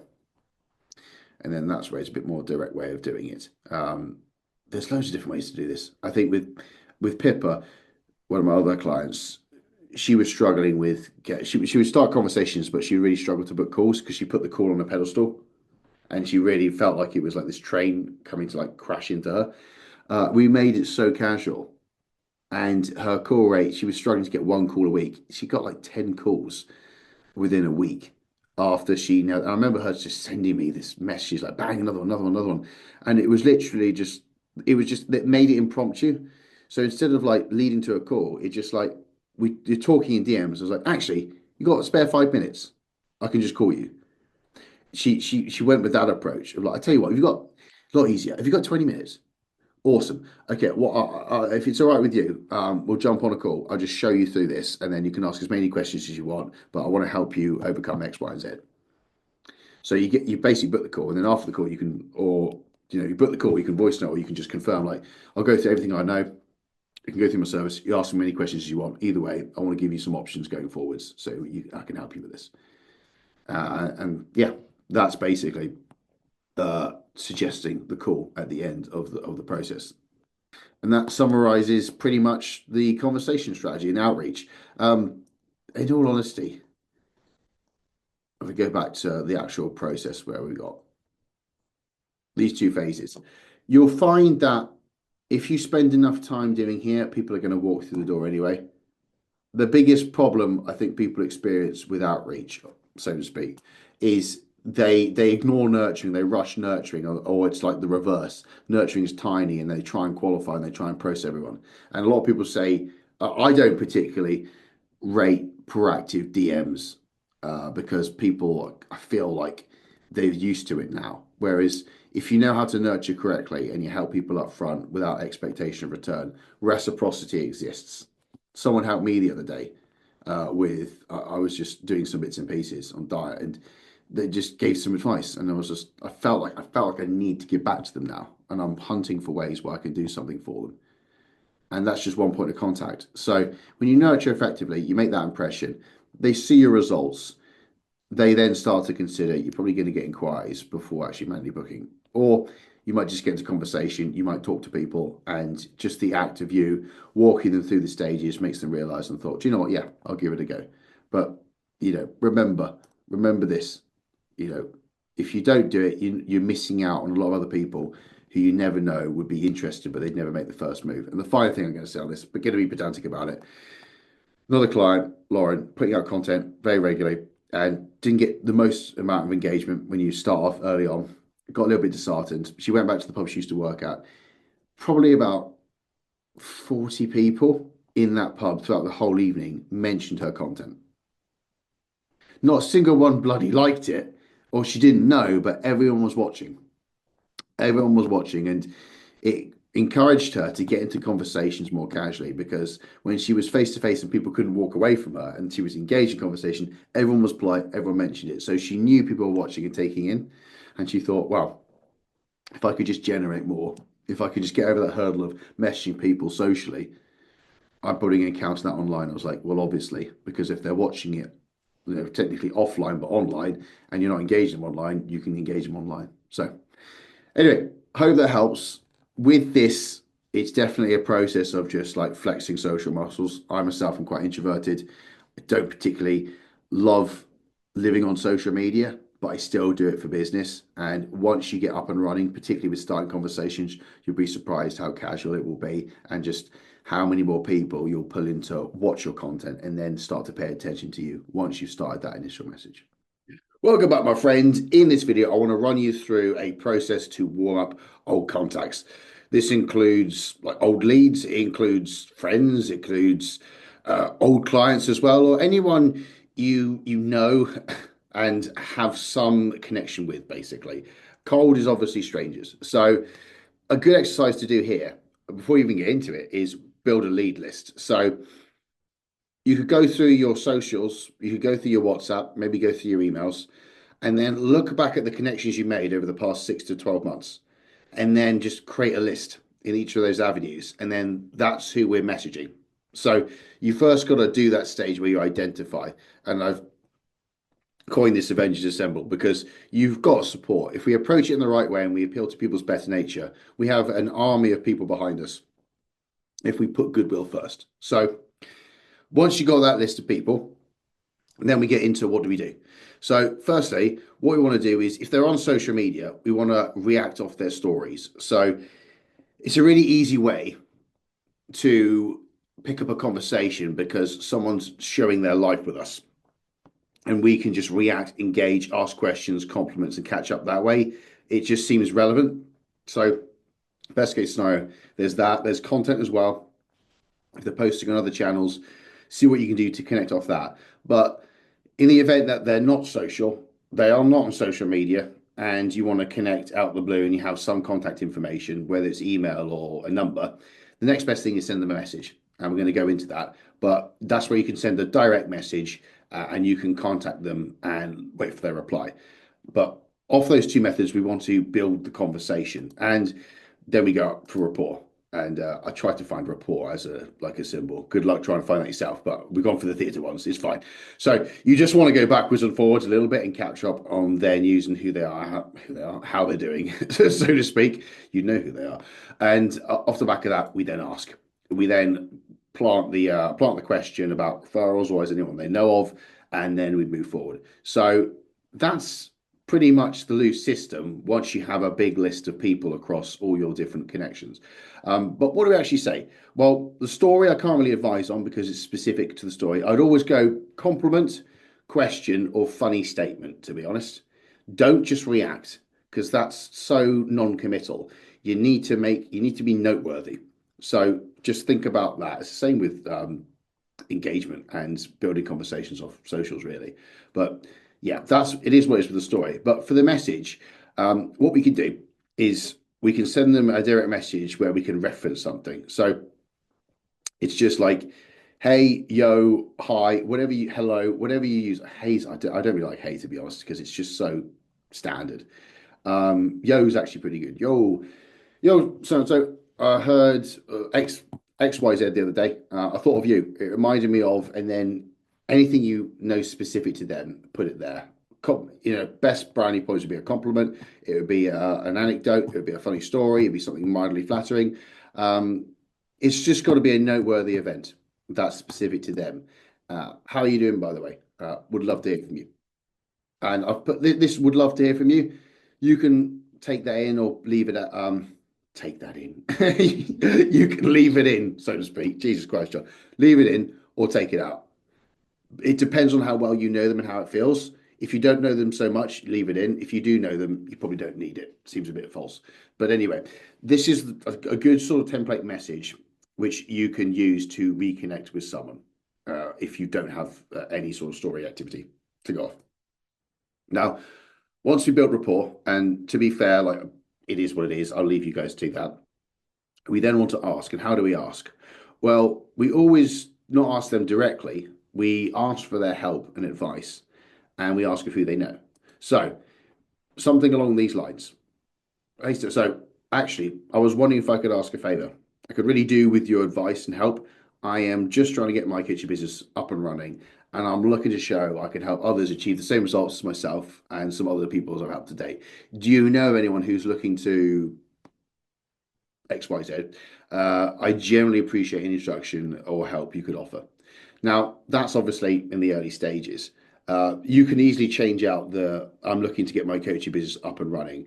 You could say, I'm going to start a new program, launching this so-and-so. I'm looking to get a cohort of people in.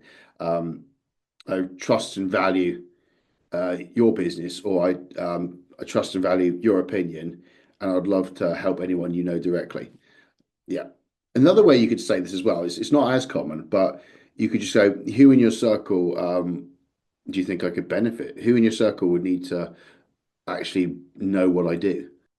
Because if you could make that phrase incredibly interesting and attractive to the person you're talking to, they're probably going to say, well, me actually. So we are asking for referrals, but we're kind of leading to them as well. But in order for someone to actually refer people to you, you have to be in their head. You have to be in the headspace. So they're constantly thinking, because rarely referrals, they don't really happen where you ask them and they go, oh, there's a list of people. Yes, there's so. There you go.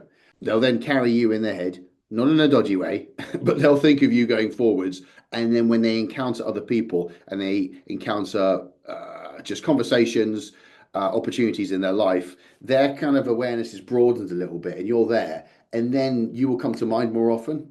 Obviously, if they haven't, no one's going to think of us. When we close our eyes or end the conversation, their world still exists outside of us. So we need to keep present in their headspace, and then having these conversations with people and keeping up and routinely connecting with them. If you have an old list and constantly just reconnecting, you'll be surprised how many opportunities can come your way. if you just remain present with people. But that's pretty much it for warming up old contacts. Obviously, you want to appeal to their better nature, be social first, engage in the right way, use some of the scripts, use some of the text in this example to kind of help guide you a little bit, and yeah, just be patient and just make sure that you keep in regular contact, and silence will come. We're going to talk about what to do when someone follows you. Yay, we've got a follower. Mission accomplished. That is a big thing, because converting cold audiences into someone who follows you is typically the most difficult step. So if we're getting that happen, you're showing that people are interested in what you do. It's always great to get that signal. Now, what do we do and how do we reach out? Now, a big precursor to this, which I'm going to say over and over again, and you're going to get very bored of me saying it, but I'm going to drill it into your head. Our mission at this stage is not to sell people. All we've got to do is sell them on you. You're not going to process them and try and progress them onto a call. You just have to create the best first impression possible, that you're the person they then come to when their need arises. Because if you're getting a new follower, statistically, 3 out of 100 people might be that person who want to continue, and they would actually proactively continue anyway if we were quite neutral in our initial message. So it doesn't serve us whatsoever if we try and process people, we try and push a conversation at this stage. All we're trying to do is build trust, the maximum amount of trust, by creating a genuine first impression. So that's what we're trying to do here. Now, also, we've got to look at timing. Well, I've got a resource which I'll put in the resources section where you can just copy this message, obviously adapt it, which we'll go through. But timing, I wouldn't do this straight away. You could wait until 2 times per week, where you could kind of go through recent followers and you can message them. You could do it daily if you want to. Yeah, I wouldn't feel like you have to respond quite quickly. In fact, if you do, it looks a bit, not desperate, but a little bit too keen. I'd personally just give it some time and then factor in time at your convenience, 2 to 3 times per week, where you could pay attention and message people who followed you.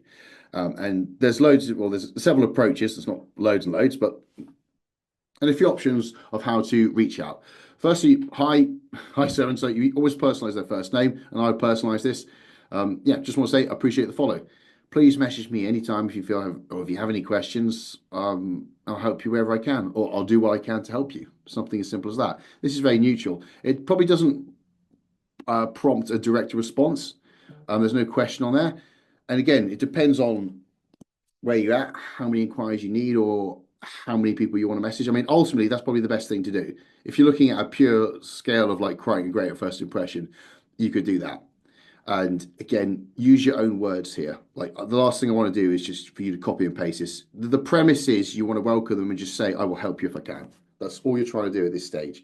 If you have free resources like lead magnets, this is where you can incorporate that. So you could add that onto the message. Like, I have just created so-and-so. Let me know if you like that, and I'd send it straight over. And with this, what I'd probably do is I probably would send it. I wouldn't ask for their email. I would just send it. If you could do that, but again, it's just send it to them. You could send the direct link. If you're more established and you're actively trying to build your email list, you could ask, what's the best email to send that to? That's probably a more tactful way of doing it. But I'd probably just advise sending the resource directly to them, because you said you would. And it's just, you're not trying to capture an email for the sake of it.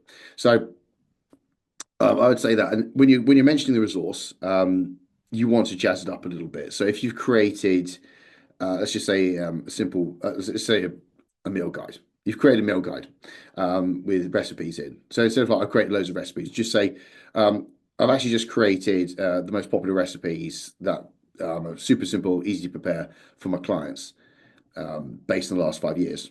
So add value to what the thing is to make it a bit more baity, a bit more engaging.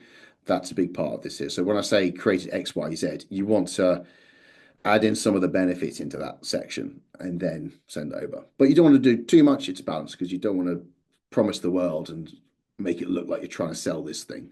But you want to tee up the value to make it a little bit more interesting. So if you have one resource, you could do that. If you have multiple, you can list them, and this is where, off the back of this first message, I'll do what I can. Yeah, if you have any questions anytime, please message me. I'll do whatever I can to help you. Now, I have got a few free guides that might be useful. I've got this that helps with XYZ. I've got that, which does this. And this is what I created to help loads of people based off their feedback. And it proves to be it proves to be super useful. Let me know if you want any, I'll send them over. And then, it's a good way to distribute your resources and help people up front. And I probably would offer it at this stage. I wouldn't probably just send it out and send the resource directly. I'd probably just offer it and try and get that conversation, trying to get them to like reply and acknowledge. You're probably going to get a little bit more consumption of that resource if people opt in, so to speak, even if it's like verbally, than you would if you are just sending it directly. So yeah, at this stage, we're not trying to process. We're literally just trying to help them out as much as we can, or just be genuine, or be nice. Another option with this is just to go off their content. And instead of us messaging them directly, maybe you just comment on their content. And you could alternate between that and sending them a direct message. Because again, you're looking at what they've got going on in their lives. And people obviously love talking about that more, their favorite topic themselves. So you could always just send them a message or comment on their content based on what they've got going on. So that's just a message. What you can do is you can send a bit more of a detailed message. Let's say if they've been a follower for a while and it's not as a recent, and this is like message to like your following rather than recent followers. There's ways you can start the message which makes it look a little bit more applicable, or there's more of a reason as to why you're messaging rather than just like send them a message. I might as well read it out. So with this, you just say, look, hey, yo, so-and-so, or hey, so-and-so, whatever words you use. I've had some downtime. I've been going through your profile and I read a few of your posts. I did see this, and then reference the post. And again, if you can be authentic, be authentic as possible, because if you don't love ballet and you're like, I've read somebody post inspiring, or I want to take up ballet, when it's clearly, if you're 320-pound powerlifter, it's just like, no. So try and be authentic there as much as you can, because people can sense it. But you just want to take some time to like look and see what they've got going on. And then, you want to give out resource here, but the best way to do that is like, forgive me if I'm wrong. I'm not sure if this is needed or it will help you, but you are the bracket I work with as a so-and-so coach. And I want to send you a free guide, and the line might be helpful, as I know it's helped others who are trying to do whatever you see them doing, whatever you see them training, or whatever you see them pursuing, or whatever you see them talk about in their content. Then I would just give them the direct lead magnet, give them the link there to it. And then following up, I don't expect anything in return. I just want to send it to you in the light that it might help you. If it does, please send on to someone who else is looking to make change, make progress, so on and so forth. So with this, you'll find these messages, and we'll cover this in another video called like phase 1 conversations. It's all about building trust. It's all about helping. You're not trying to sell. You're not trying to progress. You are trying to genuinely find out what that person needs and just help them up front.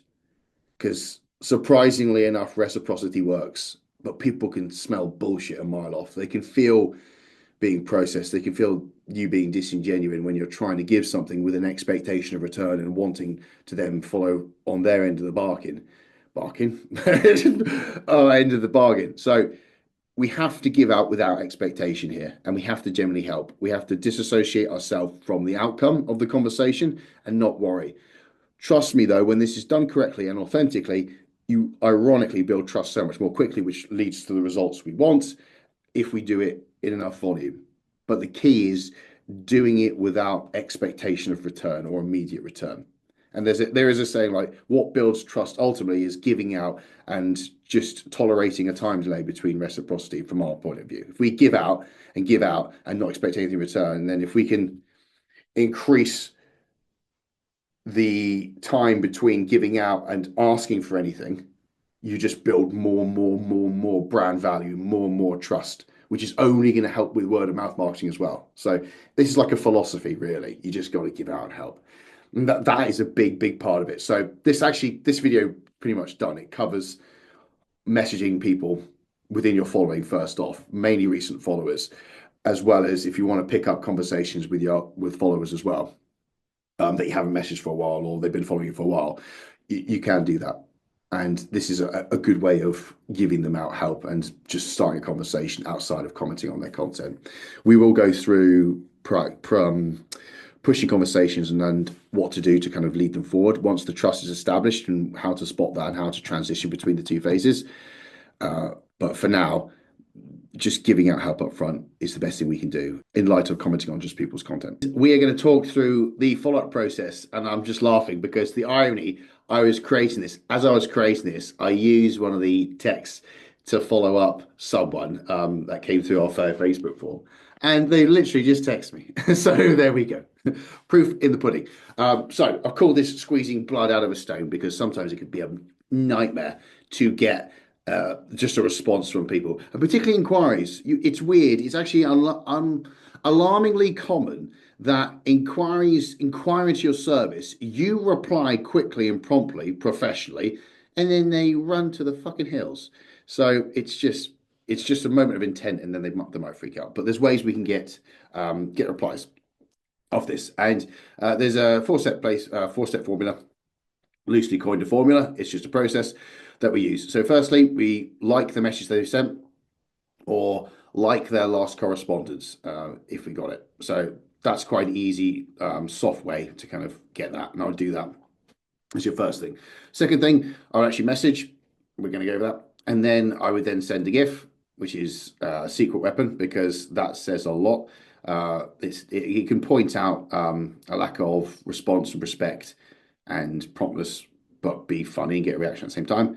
And then failing that, we can then comment, which is a more public thing. Obviously, you don't comment on saying you're ignoring me. You comment on whatever they got going on, but it's like you publicly comment until they acknowledge your personal message, and it works.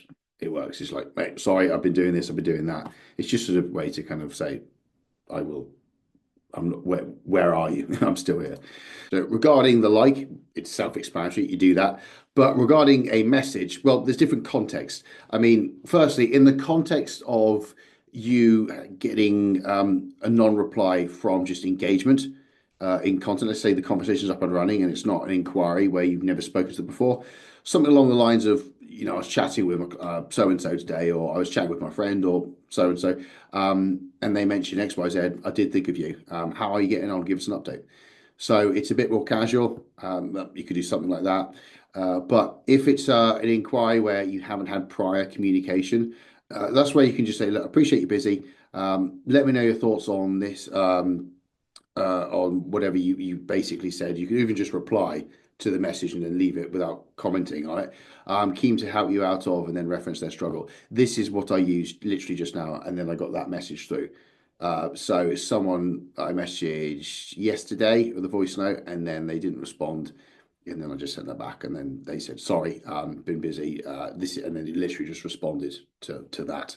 So it does work well. So that's the message. But if that fails, we turn to humor in the purpose of Milhouse. So Milhouse throwing a frisbee to himself is a really funny, engaging, polite way of just saying, what am I doing here on my own? And it's just a good way of like, what, am I a loner? But it's this works quite well. I use this quite a lot. As and when you need to.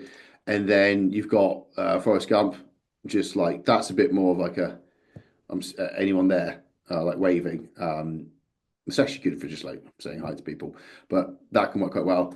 And then last we've got Mr. Bean, who is literally just funnily, politely, it's funny, just waiting for you to message and reach out.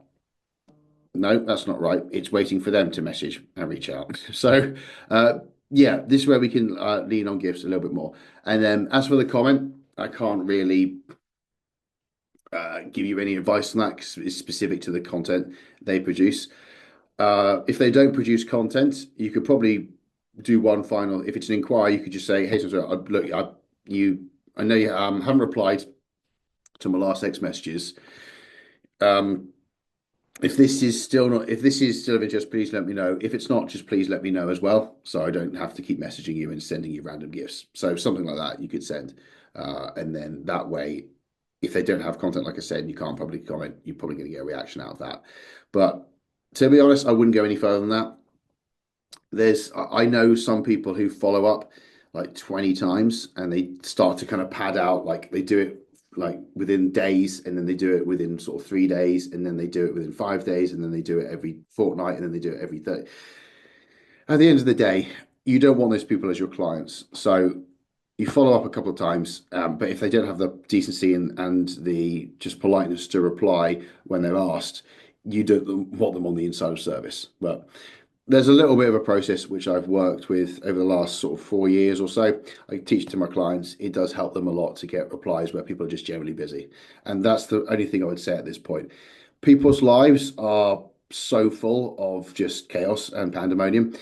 You really don't know what's going on in their lives. So don't assume that it's rudeness. Don't assume they're not wanting to contact you or they're ignoring you.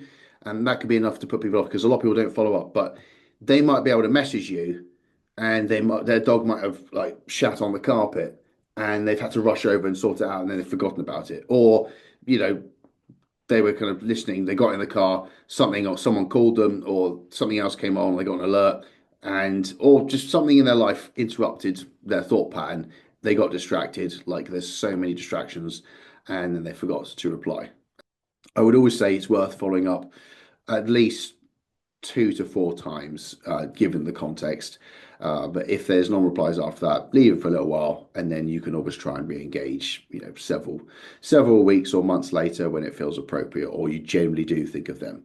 At which point you can check out the other video of warming up old contacts, where we go into that in more detail, and then you can use the techniques there. This strategy is absolutely awesome. It is so good and effective of producing high value inquiries. When I say high value, I mean inquiries with a large degree of trust, where typically the sales cycle is very short and the effort it takes to convert is less. I say effort, I mean it requires less of a demanding sales skill because of the trust being so high, if we use this effectively. And I developed this 9 months ago, and it's worked pretty much with every single client that I've used on. And it's just leveraging a bit of psychology. So let's get into it. So this is all about collaboration posts. And it's all about getting in front of your target market's audience and increasing the exposure and traffic onto your feed. And if there's a couple of things we can do to layer here, where we can make maximum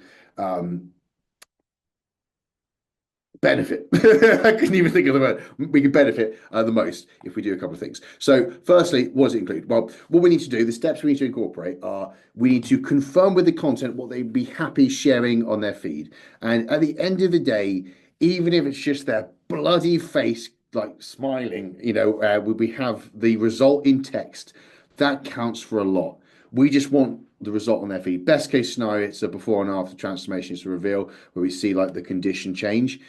Worst case scenario, it's literally an outline of them smiling where or post. Worst case scenario, like I said, just copy a post they've already got, download it with like an IG downloader, use Canva remove background to remove the background, and then superimpose their post on some branding that looks like you and put text next to it. Genuinely, it's just about something they'd accept on their feed, where you can talk about the result, because we want to get in front of the audience. So that's it. And then we want to create multiple posts, ideally, depending on the material we've got. And again, it doesn't really matter if they're not happy. I mean, if they're not happy to collaborate, if they're happy with us to share it on our profile, that would be ideal in terms of like the before and after. But we want to have multiple bites of the cherry with this, basically, around a short time period. So we want to do multiple posts about the same client. And we also want a time when we collaborate. I just misread that. we want a time when we collaborate with the client, and then when they see it and how we're going to follow up with these multiple posts. And then we can look at adding context to the transformation with stories, but also probably case studies where you're speaking about it. Definitely in the text, where people find out a little bit more what went into the result, is very, very key. And then we need to follow up the interest. We need to be proactive, and anyone that we see is new, who is engaging with the content, we definitely want to start conversations and just be efficient and lean here as possible. So what is it? Now, essentially what we need is, first thing is we want a post. And the first post, ideally, it'd be a reel. It'd be a short form content. We're going to go on to show you what this looks like, but a short, like You can use templates on CapCut. You can use, I think Instagram got a new editor, but use something where it goes from this to that. Best case scenario, like I said, the reveal, where we show a strong change with emotional music and it's just like bang. And we want to make that look as cool as possible so the client feels proud about it. And that's what we want to collaborate on, really.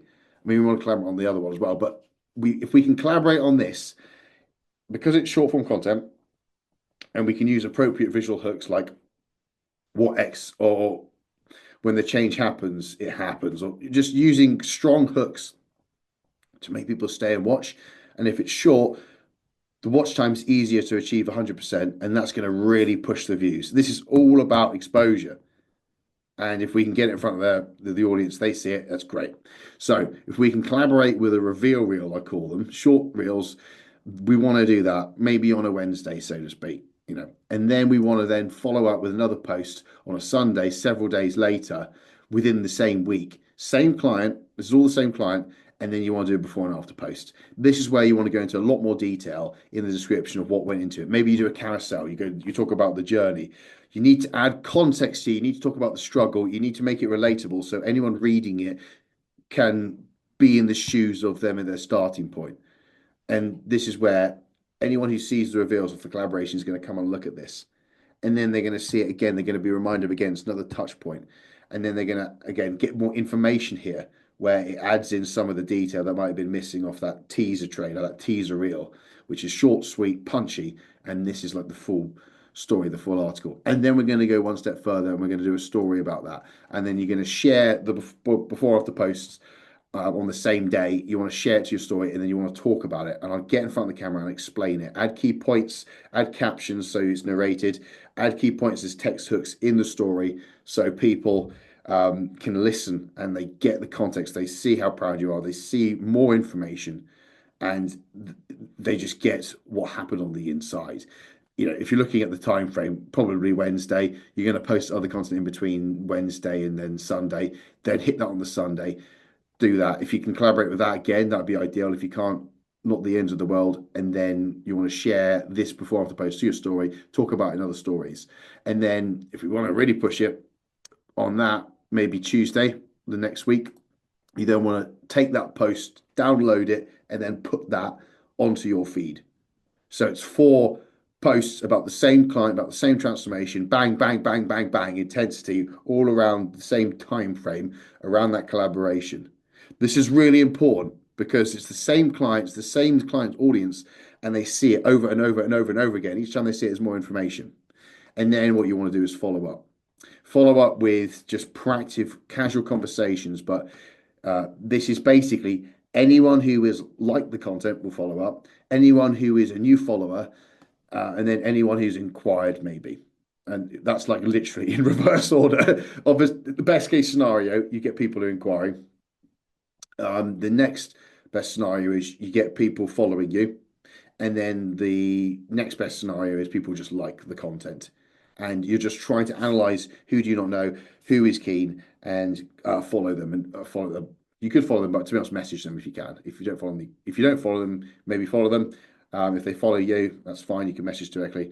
But in an ideal scenario, if they have stories present, starting a conversation of a story, we're either going to compliment them, you're either going to put a question or something funny, some funny statement. Give them a reason to respond, basically. Don't just put a reaction. You need to generate something noteworthy for them to actually engage with. And again, if it's off their stories, it feels more natural. If that doesn't work, and if they like the content, you can send a bit more of an open message, but respect the fact it doesn't really warrant a reply. And I don't think asking a question beyond that, it might be a bit too pushy. Appreciate the support or appreciate the love, or appreciate the likes, or appreciate the support on so-and-so's post, wherever the client was, whoever the client was. They absolutely smashed it, didn't they? Yeah, I think that's probably it. Maybe didn't they? Maybe you could improve that, but didn't they put question mark? And the question mark might make them respond. And rather than are you looking for your own transformation, which will just push people away. We want to see what we can do to be a bit more tactful. So that's what we can do to follow up that interest. And look, the reason I like this so much And the reason it works is because there's two psychological principles at bay here, at bay. So here right now, when you post the transformation and other people see it, the immediate thing happens is they compare themselves against that person. And that's painful because if you feel like you're being overtaken, that creates people, it takes people from being problem unaware to problem aware, or it takes people from like problem aware but not actively researching into actively researching. And guess what? You're the person who got the result. So the trust is established in you, but more importantly, someone they know is accelerated. And that we're so relative as human beings. We always judge our own success on how we are versus other people. And you leverage that psychological comparison where someone's like, fuck, I don't anywhere. I need to do so. If they made progress, I need to make progress. And it's subconscious this, but it's very powerful. Look at it this way. The only thing worse than being stuck in a traffic jam is being stuck in a traffic jam where each lane either side of you is overtaking you. It's the worst thing imaginable, but it's what's happening. It's that comparison. So that happens. But the other thing that happens, which again, it drives urgency on top of what the urgency already is, they believe they can get a result. Because they know the person, they then believe that they themselves can get the result. And that's a really important point for the value in determining whether or not someone will inquire. If they believe they can do it, and there's that pain to kind of compare and feel like you're being overtaken, you have two really awesome forces that drive people to engage or be curious. And as I said before, you've got a spectrum. Best case scenario, people will probably inquire, and then they might just follow you. They might check you out, and then they'll like it. Different segments of the market due to where they're at their own journey. But it's understanding those different points and following up in each of the areas I've said to really engage it. And what we're going to look at this and what it looks like on a profile, because yeah, when it works really well. And just showing you what this looks like, we've got reveal reels where we do like template transformations, this to this, and this powerful music where people can go and see it. And off the back of that, you then see the before and after photos, and then that's shared to the story. And then you work on the next client reveal reel, and then you do their transformation, and it goes on to their story, and then you do another reveal, and it goes on and so forth. And each week you focus on a different client, and you have 4 bits of proof. Basically, you have 4 client results, bits of content. Well, 3 on the post, 3 on the feed, 1 on the story as well. But there's just evidence and evidence and evidence, and it just makes your results go so much further. But the main thing is you're just tapping into that person's network and that person's audience, and you do it bang, bang, bang, bang, bang, and then you follow up, and then the next one, you do it to their network, bang, bang, bang, bang, bang, and you follow up, and you do it to the next one, bang, bang, and you just do this on repeat over and over and over again. And once you've exhausted your clients, let's just say you've got 12 clients, or let's just say you've got 6 clients. Every 6 weeks, you can go back to the one you did 6 weeks ago, and you can repeat because the audience will be remembered again. Maybe choose different angles, choose different templates, different reveals, add some different context, and just do it over and over again. And you're just mining and leveraging those 2 psychological principles with people outside of your direct audience that have high trust in you and high urgency by comparing and believing in the other person. And you are the person who did it. They come straight to you with that believability of like, that person there, they did it. It's really, really powerful, this strategy, and use it. Use it, be systemized, talk to your clients, create a list of what you're going to share when, and then start to organize your content around that, and then just mine it over and over and over again on top of just pushing out really good high quality content that taps into your target markets, deep rooted problems, and you'll find that you'll get inquiries. And if you track it, actually, you can track the last question of inquiry form. Why do you want to work with me specifically? You put that there and you'll track, I've seen so-and-so's result, or just the results you've got. When you get questions or when you get entries and answers like that, it's these collaboration posts working. It's that because it's all based on the results they've seen, and it's normally people coming inbound. And what's better than that? Short sales cycles for people outside yours looking at that, coming straight in, filling up that inquiry form. Hope that helps. I know this plagues a lot of coaches, and I help this with my clients regularly because there's actually so much opportunity in front of your clients right now. Their contacts, their immediate sort of 4 to 5 close contacts, and then the sphere of people they know. There's so much in front of them. There's so much in front of them of people who ultimately probably need help of some degree of your help. And it could just be an initial conversation. It could just be that introduction, and then you helping them for a little bit, or they could come straight through. But the thing is, they're not thinking about it. They're not going to constantly practically do it. Some might, but most won't. So how can we ask and how can we broach this conversation about asking for referrals without feeling sleazy or salesy? But there's definitely a way. And obviously we covered separately in a video when to do this. But I think the key thing to distinguish here is how confident do you feel in the relationship you have with this client? Like, how do you feel like you can confide, you can say what you want? Do you feel like you haven't got that stability yet? You haven't built the relationship yet, and you haven't got that trust established, and you feel like you're putting them out a little bit? Yeah, understand that. I mean, if you're confident, I would use the phrase, who do you know? And we're going to go to this in a lot more detail, but don't say, do you know? Because the answer will be a yes or no answer. And immediately they'll think of no, because they're scanning their surface thoughts, but they're not programmed to see the opportunities that have come up over and over and over again. Again, separately, I talked about this. If I say yellow mini right now, you might be able to spot more yellow minis in the next 2 weeks than you've noticed previously because you're conditioned to looking for them. It's the same with referrals. So when you say, do you know anyone? They're going to say no because they haven't been preconditioned over the past month. But who do you know actually gets them to think, switches on the frontal cortex, and they actually start processing like, right, who do I know? Thinking and going through the friend network. And the thing is, they're probably not going to come up with anyone right now, but you planted the seed and then go away.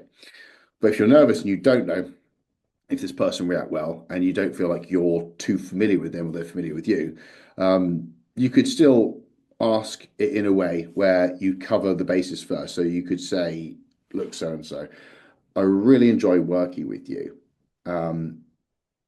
I just wonder, I want to help you as much as I can, and I'm looking to improve my service, and I really appreciate your feedback. What would have to be true, or what would I have to improve in my service in order for someone like yourself to refer me to those in your circle? It's a good way to get honest feedback, but also it's a good way. They might just say, nothing, I'm really happy. Okay, I really appreciate that. Who do you know that would benefit from my help? And then you kind of into that conversation. But it's a good way to start that process if you feel a little bit nervous. Maybe you can just ask this if you're just getting the reps in to start off with, you could just start all the conversations with that, because again, you're giving that decency to kind of ask, what can I do to improve? But carrying on from that, asking, well, who do you know that benefit from my help, benefit from this service? Asking that first. And then another way you could say is like, who do you know that needs this the most? Who in your friend group needs this? Who do you know that benefit from the service in a similar way that you have? And you could tie this in when they're getting a great result, or maybe when they send you a win, not the ultimate result, but when they send you a text win, it's good to react off that. Great. Well, who do you know that benefit from this, or who do you know who want to experience the same as you are right now? I'm just trying to find more people I can help, and to be honest, I'm trying to find more people like yourself. I really enjoy working with you. Who do you know that benefit? Who do you know that's looking for something like this? And then once you have that contact, and again, I say this might not happen within one conversation. They might go away and come back, and you can, once they have an idea, and again, this could take several bites of the cherry. You could come back and ask for feedback maybe sort of 2 weeks later. And then again, is there anyone that springs to mind? I know we talked about it previously, but I'm at this point where, I'm just trying to get busy. I'm trying to help more people. How can I, even if it's just outside of service, is there anyone? Who do you know? And then if they have that number, if they have that name, you could just say, well, would you be happy to introduce us so I can speak to them in the same way? I can have a call like I did with yourself. Obviously, it's not going to cost anything. I'm not expecting anything. I'm not going to push anything. I just want to genuinely help. And then if they say, yeah, cool, are you happy to make that introduction today? You know, could you put us in a group WhatsApp chat? Or could you set us to connect us on Instagram? I don't know, but yeah, could you make that connection today? And again, most people don't think about that. They don't think about making the introduction, and they don't think about pressing it in terms of like a time frame, because they'll probably leave it, they'll probably give you the name and it's up to you to reach out. But in an ideal world, we want to get your client or your contact to connect the referee. No, referral. They're the referee. We're trying to get the referral to be connected with you. It's more powerful that way. And sometimes just suggesting this as an option does the thinking for them, and they can go, yeah, there's no problem. They can just connect it. And at that point, you're in a one-on-one, or you're a 3-on-1 conversation, but you're 2-on-1. You're in a conversation. Doesn't matter. Where am I going with that? You're talking with them and you're helping them, and you're going with a voice note. So these are probably the best ways of asking for referrals. I think the main thing is just getting over the hurdle of feeling like you're putting yourself out there, in which case asking this question around, what would I have to improve in my service so that you're comfortable referring people to me. And it's a good way to kind of check that.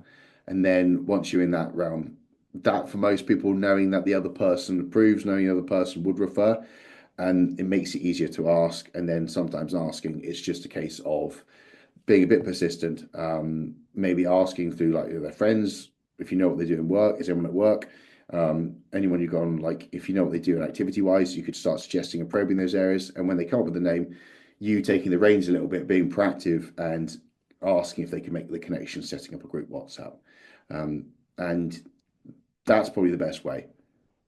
In an even better world, if they give you text wins, reacting to that and asking, I'd love to help more people like yourself.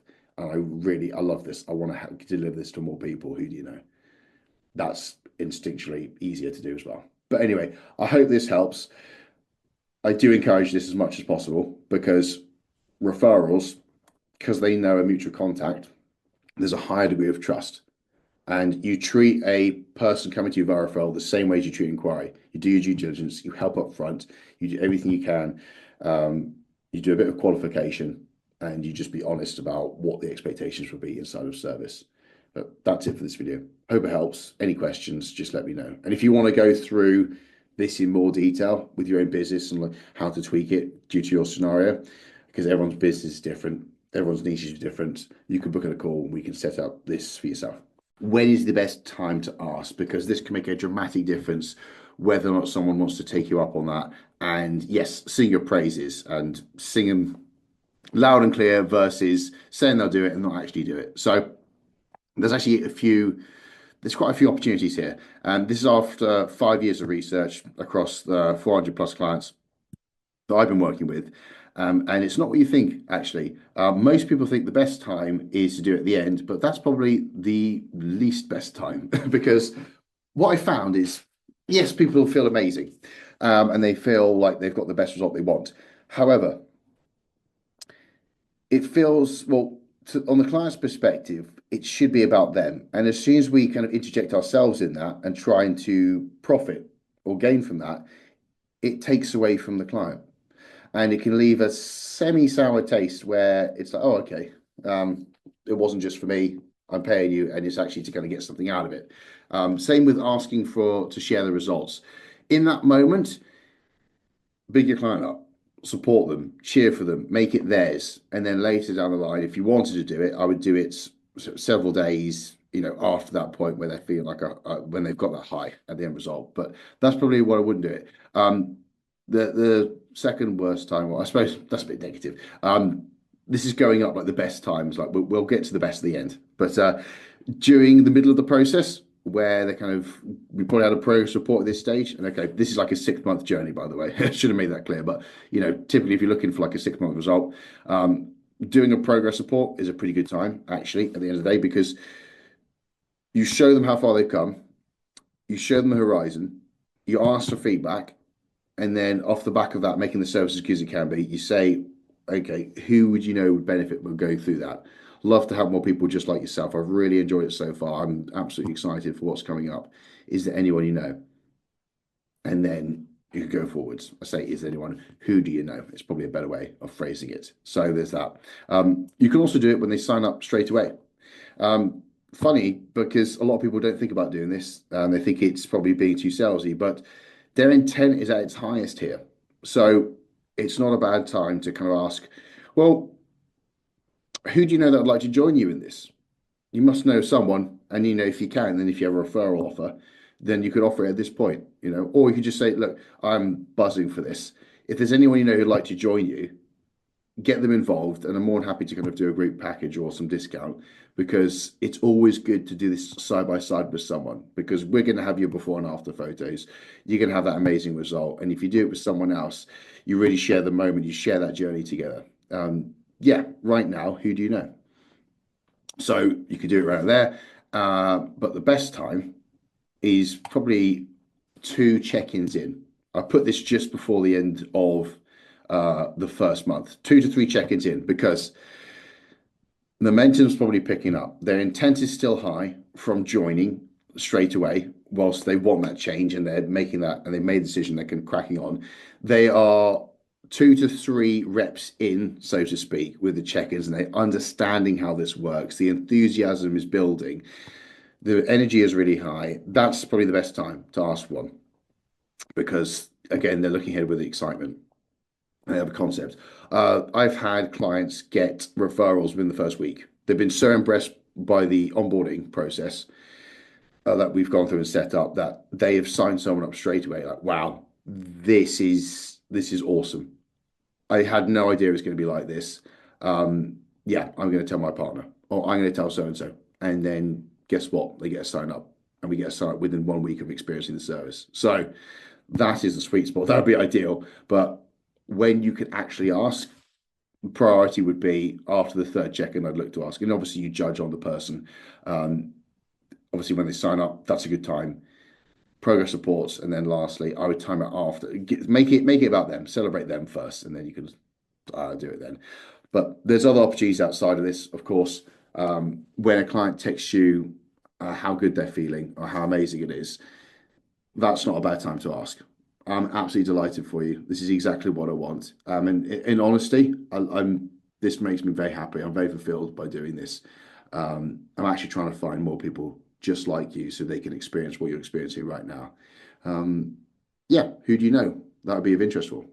So you can do it opportune when people message you, and you can reply. That way it's more natural. But these are points where we could proactively message people and ask for those referrals. Anyway, I want to cover building out your referral network in this video, because we're all obsessed with growing your following. We're all obsessed with connecting and starting conversations with new people and new strangers who have zero understanding of who we are, no clue, no context. But we don't spend much time reconnecting and having conversations with people who we've already talked to, or people who know more about us. We're always obsessed with the front end, and it makes sense to do both, but not enough people do this, to my understanding. And I've called it a secret lead generation strategy, because ultimately it is. And we'll go into exactly what it entails. So firstly, for someone just to refer you, they need to actually think of you. You need to be at the top of their mind.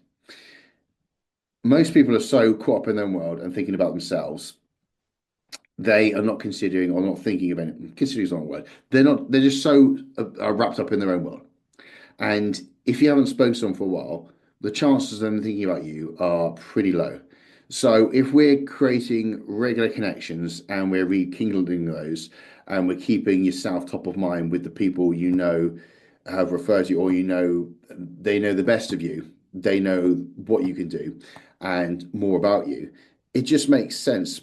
Them going forwards into their lives, they're going to be aware now of people who probably need your help.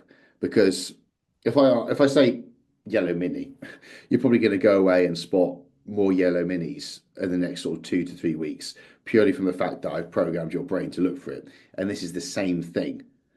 People will have dozens of referral opportunities towards your service, which come, by the way, pre-sold versus, they come with a high degree of trust versus cold people. But they're simply not noticing them. They're not aware of these opportunities because you're not top of their mind. So that's what we need to do. And then there's it's called the Dunbar's number. It's like a number quoted in psychology of what's the maximum number of relationships you can have within your network, and it's around 150.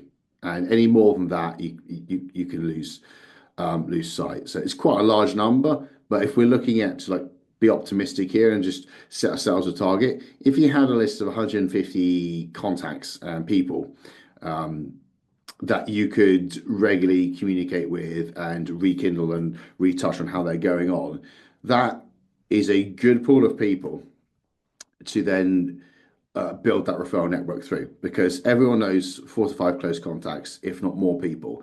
And this is doing everything we can to increase connection points and lower those degrees of separation from potential clients. So that's the ambition. It doesn't have to be that number, but it's food for thought. And then when we go to connect with those people, it's basically, it's called non-commercial communication. So this is not trying to introduce your service again or reintroduce it. You're literally just trying to reconnect with a person. So you start to become top of mind. Here's an example message that you could use and send. Look, hey Zoe, I heard KP on the radio the other day. Thought of you. That time you did X, Y, and Z. How are you, by the way? It'd be great to hear from you. You know, put your own context on it, but referencing something that you know about them that's unique to them as a reason that you thought about them, and that's a good way to kind of reach out and just catch up on their news. So this is a good rekindling message. If you're looking at more people who know exactly what you do, this is where you could send them an appreciation message. You could either appreciate their success or appreciate the fact that they've worked with you or your time working together, anything in that light, or even the friendship. So give them that message up front. And then off the back of that, once you've gone backwards and forwards, you can ask who in your circle needs to know about what I do. You know exactly what I do. Who in your contacts needs to know about me? I'd love the opportunity to help more people just like you along those lines. But again, it's appreciation first. And what you'll find going through this process is 1 out of every 7 people are what we call connectors. They're people who actually actively connect and link people together, make referrals, make recommendations, and a little bit more socially engineered to build new contacts. So what you're doing as you go through this process of rekindling and getting back into contact with people who know you is seeking those connectors. And when you notice them, and they're typically the sort of people where they might have referred before, other people in your friend group might know about them. You kind of get a good sense that this person is worth investing time, money, and effort into because when someone does refer, they refer repeatedly. So this is really a part of that identification process. And a good way to invest yourself is like, well, okay, once you know them, what are their interests? And also, what are their commitments? Those are 2 areas where you can look to actually foster and help in any way you can. And this is really simple ways to develop the relationship with these people, showing active interest in their interests and offering anything you can do to help in that pursuit, and looking at their commitments and seeing what you can do to just aid them. And this doesn't have to be directly in line with your service. This could just be on a human level. But again, this is solid nurturing 101. It's relationship building, and it's building relationships around those who can help you out most. And again, it's no expectation of return, but we know that they refer repeatedly. So once you found them, start to develop and work and see what you can do to help in those 2 pursuits. And that's pretty much it. I would actually include this on a daily basis if you can. Once you have that big list and you've got it lined up, when you're doing social media outreach, or you're trying to build conversational stories, or you're just commenting or interacting with your following, I would also carve out time to maybe start, 2 to 3 or maybe 2 to 5 conversations with people in that list that you know previously. This way, you're not only trying to increase awareness of you in the middle of your funnel within the following, you're also trying to encourage connections with people who do know you with higher trust and leveraging their contact list. You've probably heard about lead magnets over and over and over again, but if you don't know, they're typically something you give away, most often and not for free, if not paid at a very small ticket price. We're talking like under 50 quid, probably sort of around £27 mark, just to get people's contact information. And that's typically the magnet part. You're giving something out to get their contact details so we can then follow up semi-automatically. But from my perspective, it's just building trust.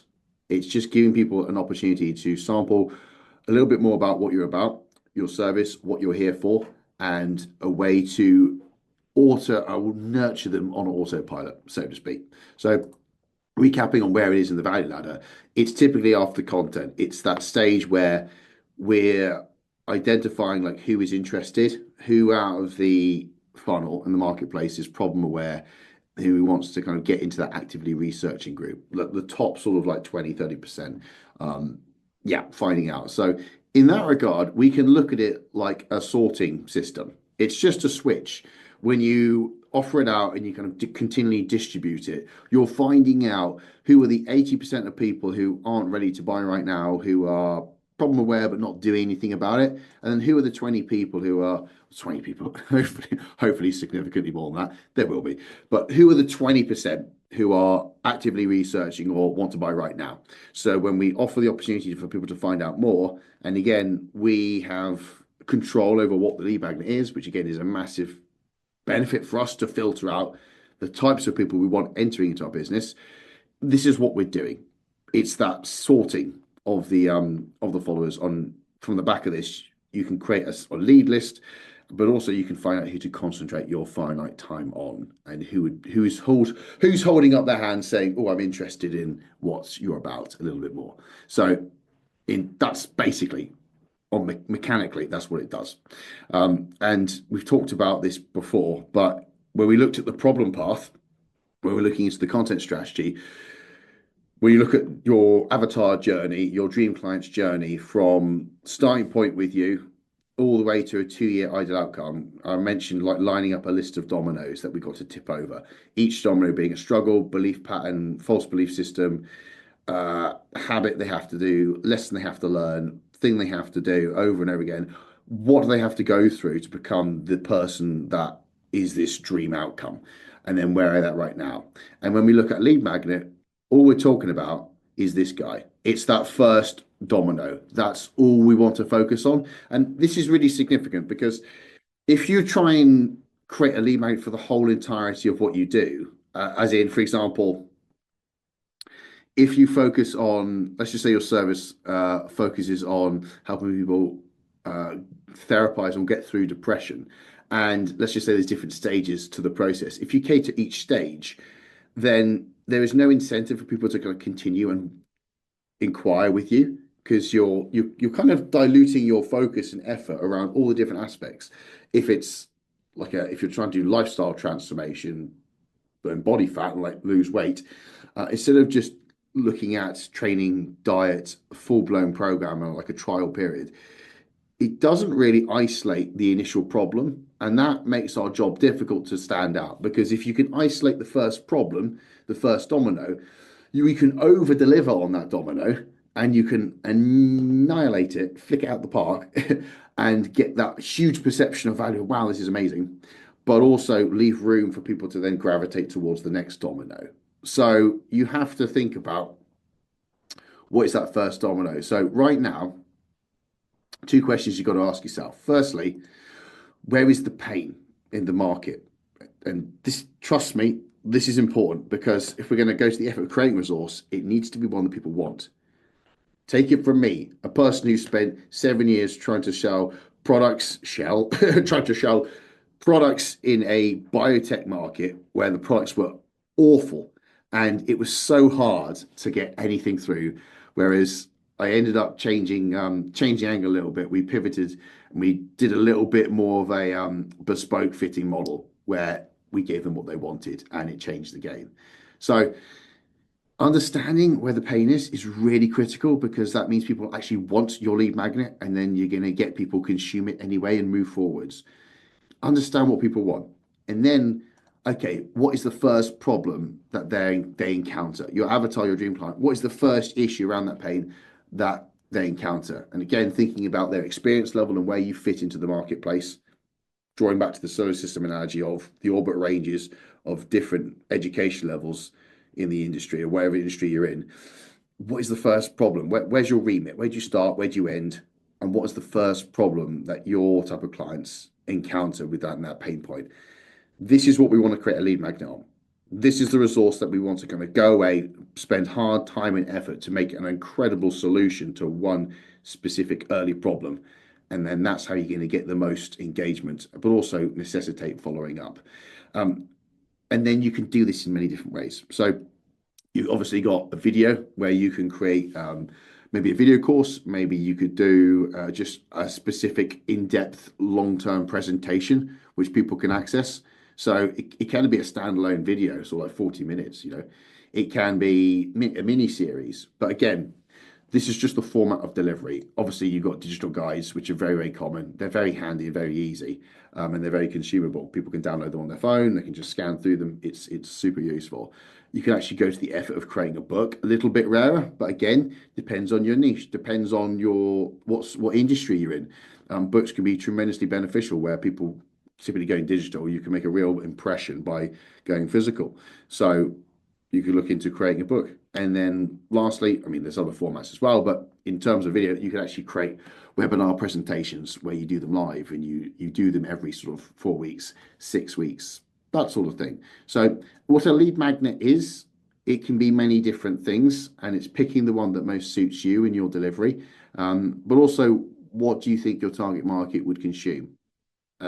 This is just how you're going to deliver the information based once you know the key pain and you know what that early problem is. So that's just something to consider, and they come in many different forms. I mean, in terms of webinar, another one could just be a live workshop. If you're face-to-face with clients and you have that, if you're good face-to-face, free workshops, seminars, or even low ticket, low paid one, just cover the cost of what it takes to put on. Classes are a really good one. If you know people do group classes for anything, they're a fantastic lead magnet. You know, people are coming together to experience and get a little preview, and it's an opportunity to meet people and expand onto the next stage. So lead magnets come in different forms. You might be doing some already. But as we said on the dominoes, or when we talked about the dominoes, what we want to do is then create that necessity to then look at the next stages. So now we're talking about how we're going to finish it. How are you going to end up and summarize the video?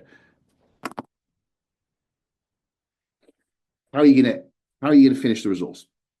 And I would always recommend getting a video here. I'd always recommend putting the video at the end of the resource.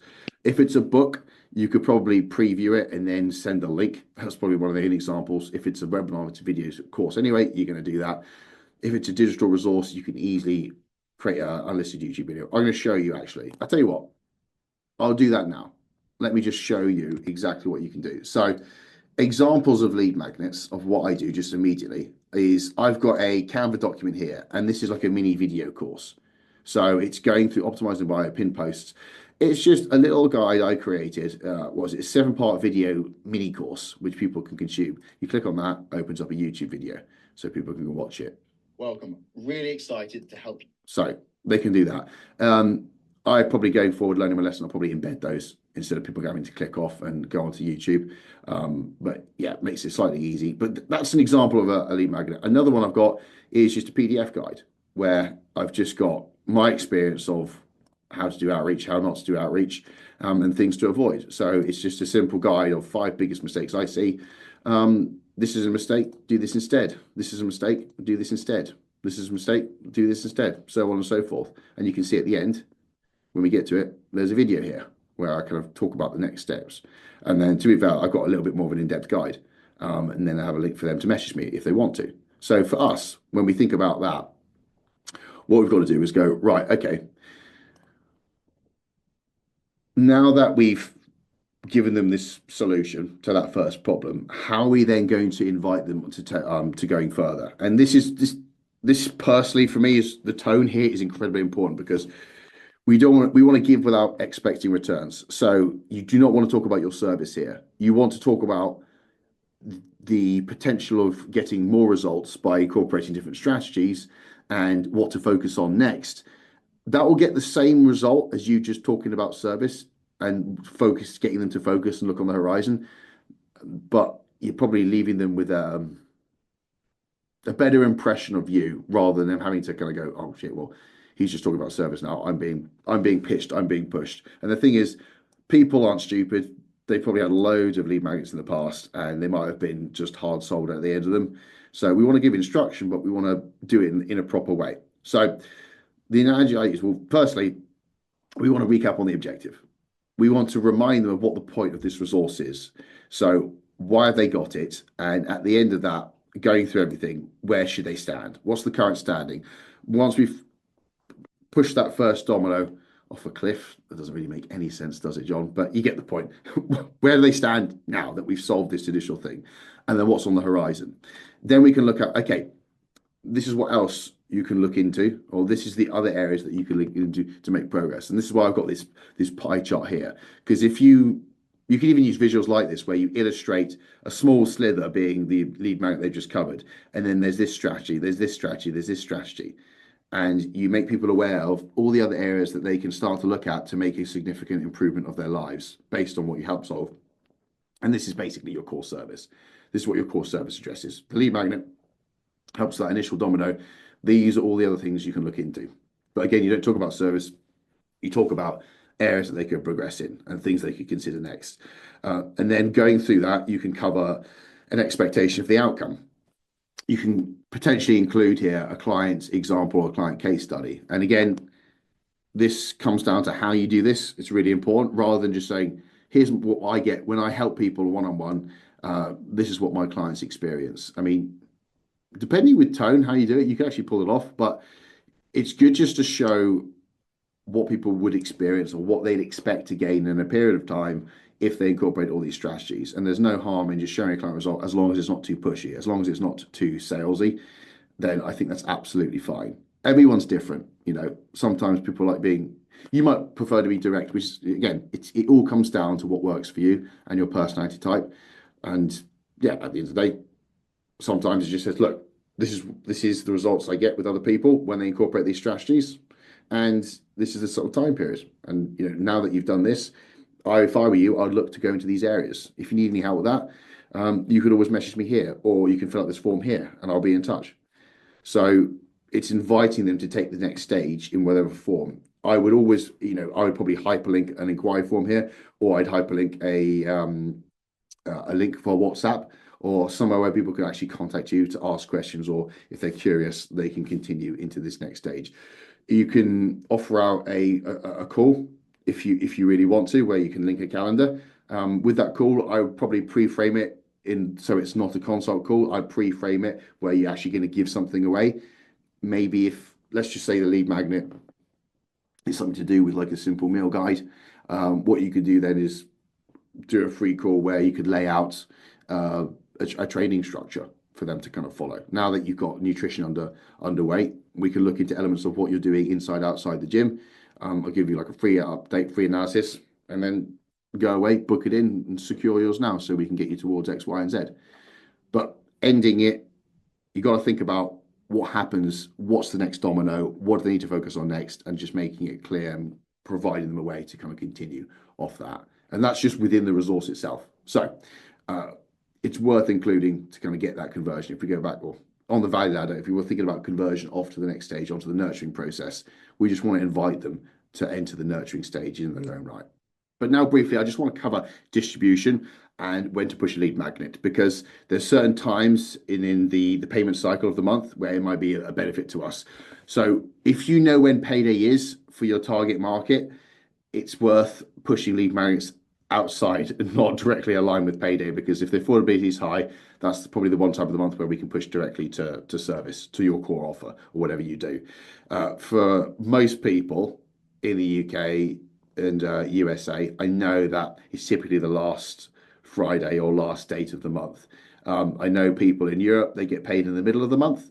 I know people in Australia get paid weekly, so it kind of doesn't really matter. But if there is like one payment point in the month, let's just say it's towards the end of the month, we want to push lead magnets in the middle of the month, because affordability peaks at the end of week 4, people basically lining up expecting to be paid. So we want to line up expectations towards core service, and then they might still have income on week 1 falling over or spilling over, and then we can then still push and direct them towards the one-to-one inquiries. And then outside of that, when you get a bit of an affordability dip, and it's not for every market, but it's more psychological than anything else. Actually, people have affordability; they just like mentally are in a better position to move forwards. And we're weird beings, humans. We like to start things when things start, if that makes sense. So, hence New Year, hence when the summer starts or the quarter. Hence the week 1, we like the idea of starting fresh. So outside of that, the middle of the month, we want to then push the lead magnets, do it on stories, do it on your content, routinely push it. They need continual mentioning. Once you've got it, you have to give, and provide the touch points so just people are aware of what it is and what it's useful for. And obviously, an important point is capturing contact details, because again, the whole point of the magnet bit is to get the lead. So the lead is what's their email, basically, what's their number. Maybe even not number, actually, just name and email is the minimum you want to collect. And I just focus on that. I wouldn't get numbers at this stage. Inquiries you can, but not this. So there's loads of different email providers, to be honest, that provide it's called an email capture page or an email capture form, where you just have a link in your bio, or you can use Manychat, which we're going to go on to, where you just take the email and then you automatically send to them. But some common ones, you've got MailChimp, Aweber, Jotform, ActiveCampaign, Go High Level is what I use, and I give to all my clients as part of service, and then HubSpot, which I despise. But everyone's got personal preference. So there's loads of different ways to create a simple form where it says name, email, and then you can have that there in the bio. Or you can use an app service like Manychat to semi-automatically do it in DMs. But yeah, we want to capture their details ideally. If you're in one-on-one conversation, I probably wouldn't bother. I'll just give it to them and just say, look, here it is. Here's the resource. Hope it helps. And then some finishing notes. We have to follow up. With lead magnets, we can't expect people to kind of trickle through, because some people might in the top sort of 3%, 2%, but the vast majority won't. So we just want to follow up, even if it's just for feedback, and find out what people like, what they don't like, and get a little bit more of a picture into where they're at right now. Because most people will consume the lead magnet, but will they actually action it? No.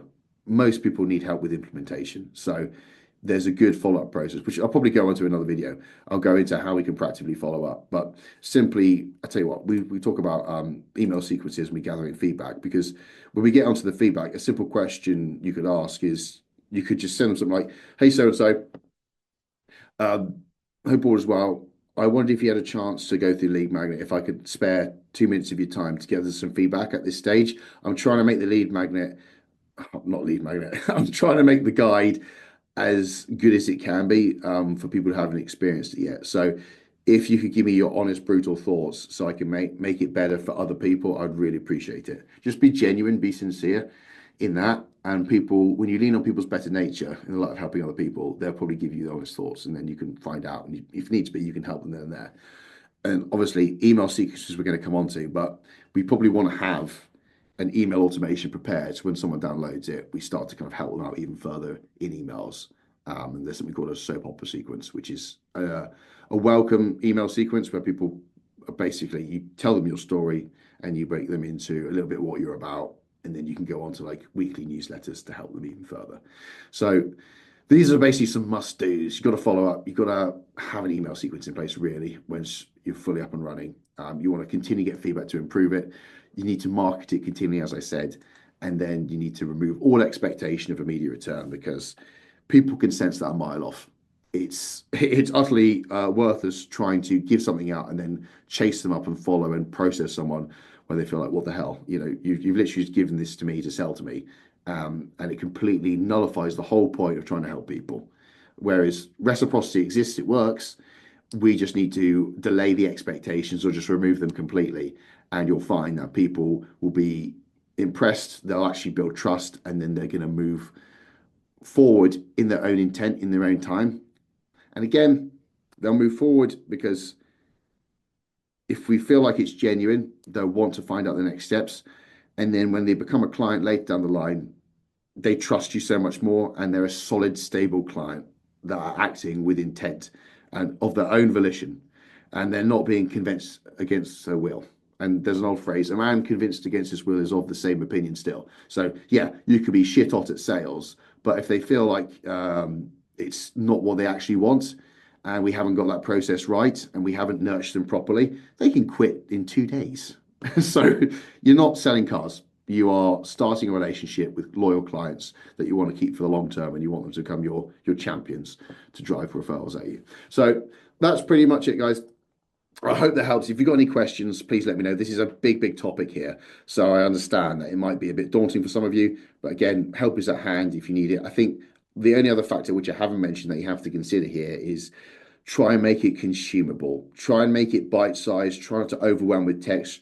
Sometimes less is more in this regard, where people, if they can get through and get a useful, practical information and solution, and they can be impressed by it, and they can do it quite quickly, that's exactly what we want. E.g., maybe an exercise form guide or a little gauntlet or intensifier guide on how to feel an insane pump is really good, because people go and try it, they get it immediately and they want to do it, versus how to build their quads, which can take decades to build solid legs. So you just got to think about that first domino, how consumable it's going to be, people are going to go through it, and then what's going to happen next. I thought it'd be a little bit more useful in this video just to show you some examples of what email capture forms look like, rather than just doing a presentation, because in essence it can be very simplistic, or it can be a little bit more complicated. But in essence, we just need their contact information. It depends what you're giving out. You might need to sell it up a little bit and dress it up, or you might need to be super simple like we've got right in front of us. Now, this is Chris Williamson's reading list. So it's just a list of books that you have to read to get into his, well, to get onto his subscriber base so he can email you weekly. This is what he's got in his bio. So it's just access to his reading. Now, at the top, you've got a title, and then you've got a bit of a call to action, and then you've got the button here where you access it. So it's quite simple. And then you've got an image portraying what you're going to get. In essence, that's it, really. You could host this in different ways. If you've got MailChimp, you can do this. There's probably an active campaign, you can probably do it. Within my Go High Level software I kind of give out to all my clients, we've got direct access to create our own here. And, you know, I've created this template specifically just to kind of give out where you just chop and change things. But in essence, if I spell it out, I mean, you're looking at what we've got here. I can spell out a little bit more by saying, get the key benefit without annoying, I say not solution, that's annoying, annoying struggle. Annoying, oh no, an annoying solution. So it's get this key benefit without annoying struggle, or without annoying pain points with this USP resource. So basically anything that's unique about the product, you put it there. And then you probably, this is optional, you don't have to have it, but you could have a subtitle for clarity on what they're going to get. So this could be, you know, a so-and-so guide, and then this could be X recipes or X contents of guide that does this thing, you know, and then that's the title itself. Again, reminding you of the key benefit. So if it's, you know, let's just say it could be a quiz, for example. It could just be like a complete personality test. So it could be something like that. So the resource could be a 16-point Myers-Briggs personality test, and the prompt to download would be find out the best voice for your own content by discovering where it comes from. Something like that. You know, it's just creating the impact from the resource here. What's the impact of the solution, so to speak? So that's what you put there. And then just literally name, email, that's a form that's inbuilt. It's not a bad idea to have this, actually. Instant access, your information is 100% secure. You can unsubscribe anytime. People hate being spammed. So, or you could just be a bit more fun here. It's like, instant access, I'll send you emails. I promise never to spam. You can leave me anytime. I won't hold it against you. Something like that. You know, and then an image to illustrate what they're going to get. You can get a designer to do this if you're not too savvy with that. It's absolutely no problem. And if you want to go a little bit more ham at it, you can have a picture to kind of show a bit of validation, and then benefit of the film, probably benefit or feature or benefit, whatever. But it's basically what's the content and what's the impact of that on the person's reality, what's the feature, another feature, what's the impact of that solution, and then a final prompt to download. We can get that, but to be honest, I could just retake them here. I wouldn't do it. Take them to a separate page. You click on that, literally at the end, once they got that, and then it goes bang, straight to there. But like I said, it can be as simple as that, or you could put it into a full-on web page. But that's pretty much it, guys. Nothing too exhaustive here. I think short and sweet is the key here. You don't want to certainly add too much beyond this because people get lost.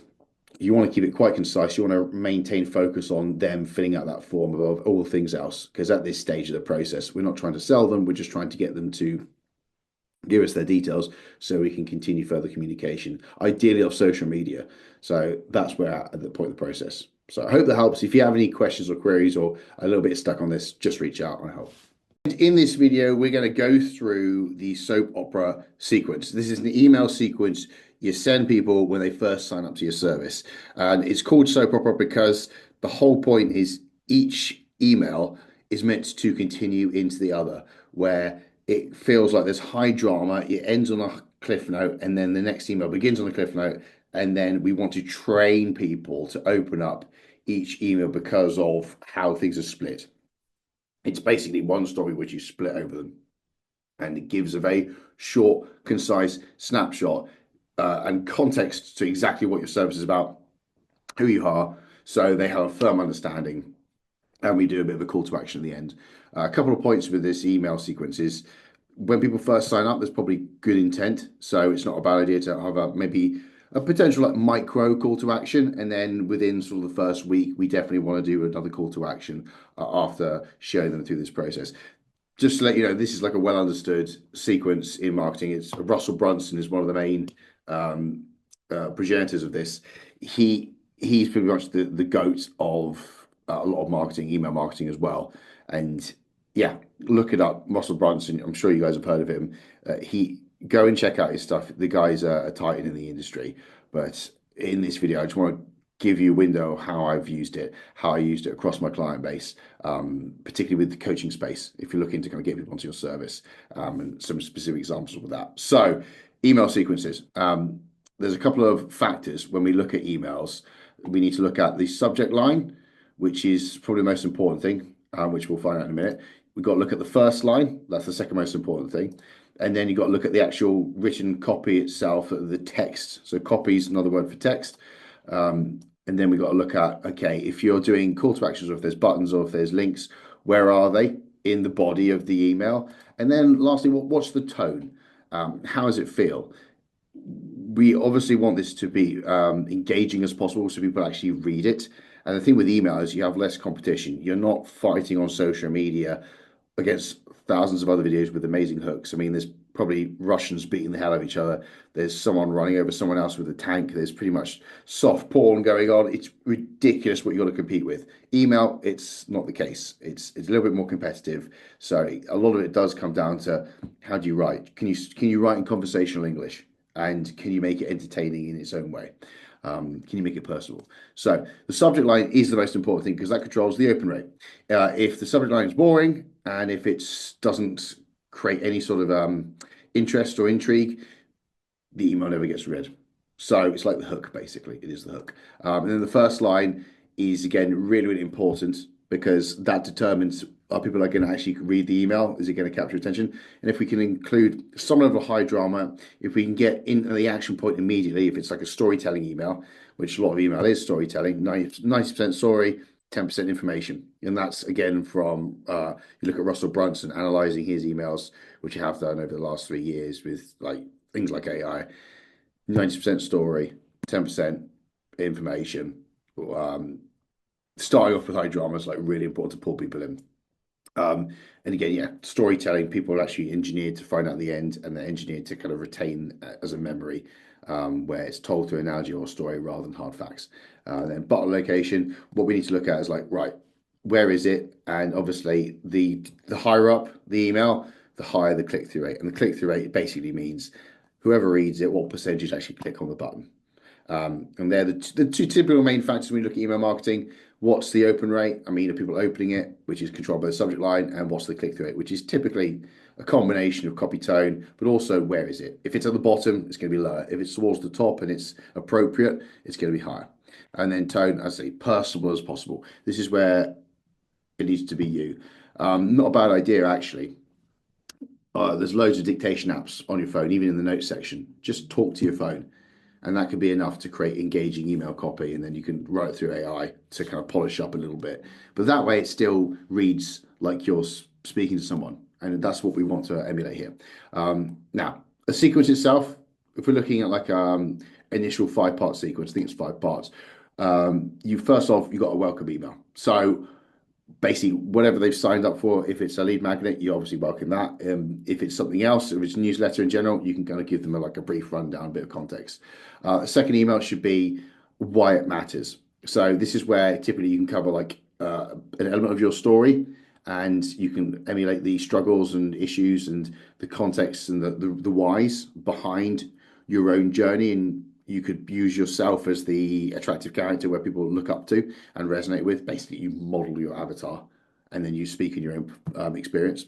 If it's genuinely true, that's great. If it's not, maybe you can factor in some of your clients. And then it's a good idea to kind of go into the next stage once you've kind of, again, ending that on high drama, starting on high drama, where you can go into the element of, well, this is the discovery, this is actual solution, this is why you're here, this is your ultimate outcome for everyone. And then maybe some proof of client result of that. And then you want to go to hidden benefits, but also hidden costs of not taking action. This is like the subsurface level, which people don't often think about, but it should be like the reality check. In a positive and negative light can be useful. And again, both can drive urgency forwards. And then you do that before a final call to action. So it's sometimes good to do that amongst a case study, because that way people get that storytelling element, which makes it a little bit more real. And then we can push it at the very end. So what I'm going to do now is I'm just going to go through the breakdown of each of these. I actually have written a resource for you guys in the resources section. You can use that. Obviously, do it in your own words, but it's an example of the emails which go with each of these. So when you look at the actual, let me move myself over here. When we look at the welcome email, first you want to recap. So if it's normally a resource they've downloaded, so what is the purpose of that resource? Just remind them of where it is, and maybe you can give it to them again. Like if you need it at a moment's notice, you can get it here. You can claim it here again. So be helpful, but also recap on the purpose. Give yourself a mini introduction. Again, it's good to kind of give context into what you're about and what you're here for. Provide easy access. I mean, you could do that at the top if you want to, but again, if it's the resource, that's it. If it's not a resource, probably not necessary.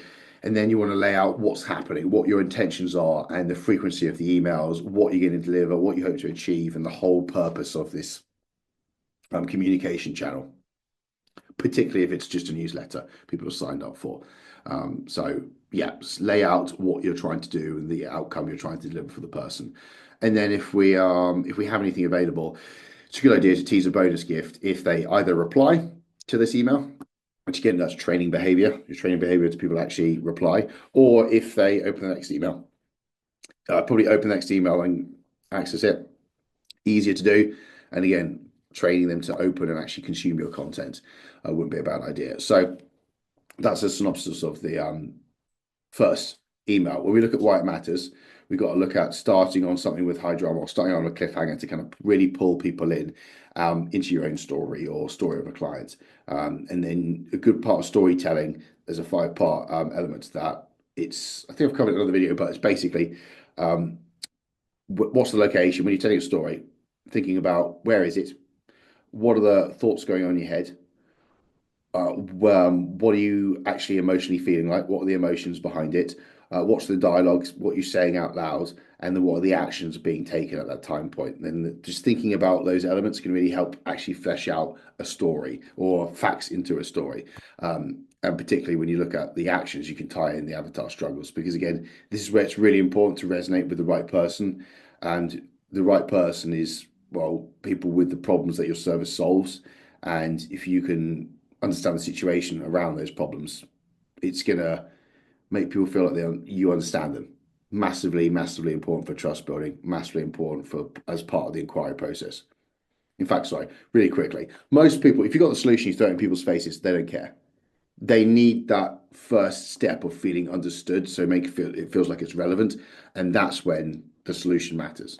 And obviously recapping on pain points, recovering the pain points to drive it home is important, because without that, there's no urgency. If it's all surface level, it doesn't really matter. And people are so distracted and blasé and in the daily motions of life. So getting to the actual reality and the whole pain point of why you're doing this is really important to pull them out of that and make them aware, ultimately to serve them. And then you can tease on a cliffhanger, because again, we want them to get in soap opera, start high energy, finish high energy, and tease what's coming next. And if you have that gift you offered, I'd do it PS, offer the bonus gift somewhere probably in the middle of that. And then we look at the next email, which is basically, that was all about why it matters and the kind of the issues and the problems. This is where we start, we focus on the solution, your ultimate outcome. So again, starting high drama, storytelling. You can cover like a client case study in this example, or some element of the proof. It wouldn't be a bad idea. It doesn't have to be full blown, but again, showing proof and delivering the solution through proof.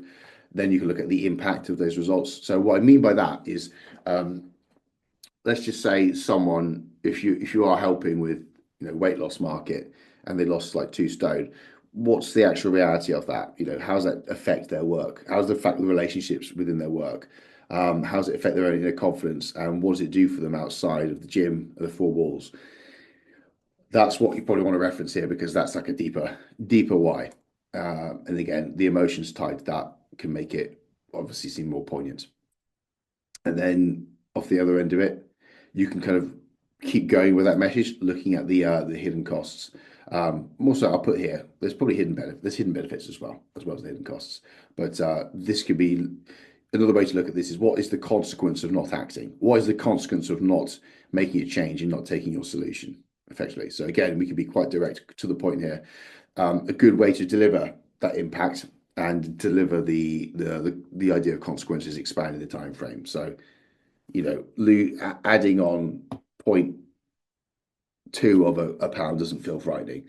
Adding 50 pounds in a year does. So it's just expanding time and driving home the actual impact. Like we talked about on the last email, impact of the results and how it feels good. What is the impact of the problem? How does it actually affect life? And if it isn't solved, but then you go to the solution and then confirm that what you have to offer is that solution. Then when we go on to that last email in this initial sequence, again, we can be quite direct. We can go straight into the email.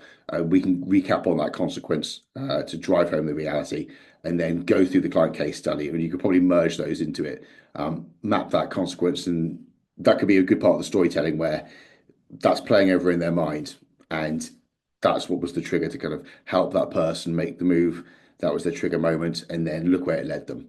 And then you can kind of link to that next stage of the funnel. Just like so-and-so got this could be your term. This could be, you could look forward in the next 6 months, you could look forwards and expect this as well. So if that's booking a call, you can do booking a call. If it's downloading another resource, or if it's getting on a trial, or if it's signing up to a membership or some element of service, that could be it depends. It depends entirely what you're going to do, or where you're going to send them. But it's typically that level of, now that you're primed, go here. And again, you notice it's a little bit shorter. Probably you can either have this realistically, the next stage of you could probably have call to actions throughout. Again, you could probably put one here if we're thinking about the click-through rate. Maybe put a button around this section, this paragraph, and then put another one here.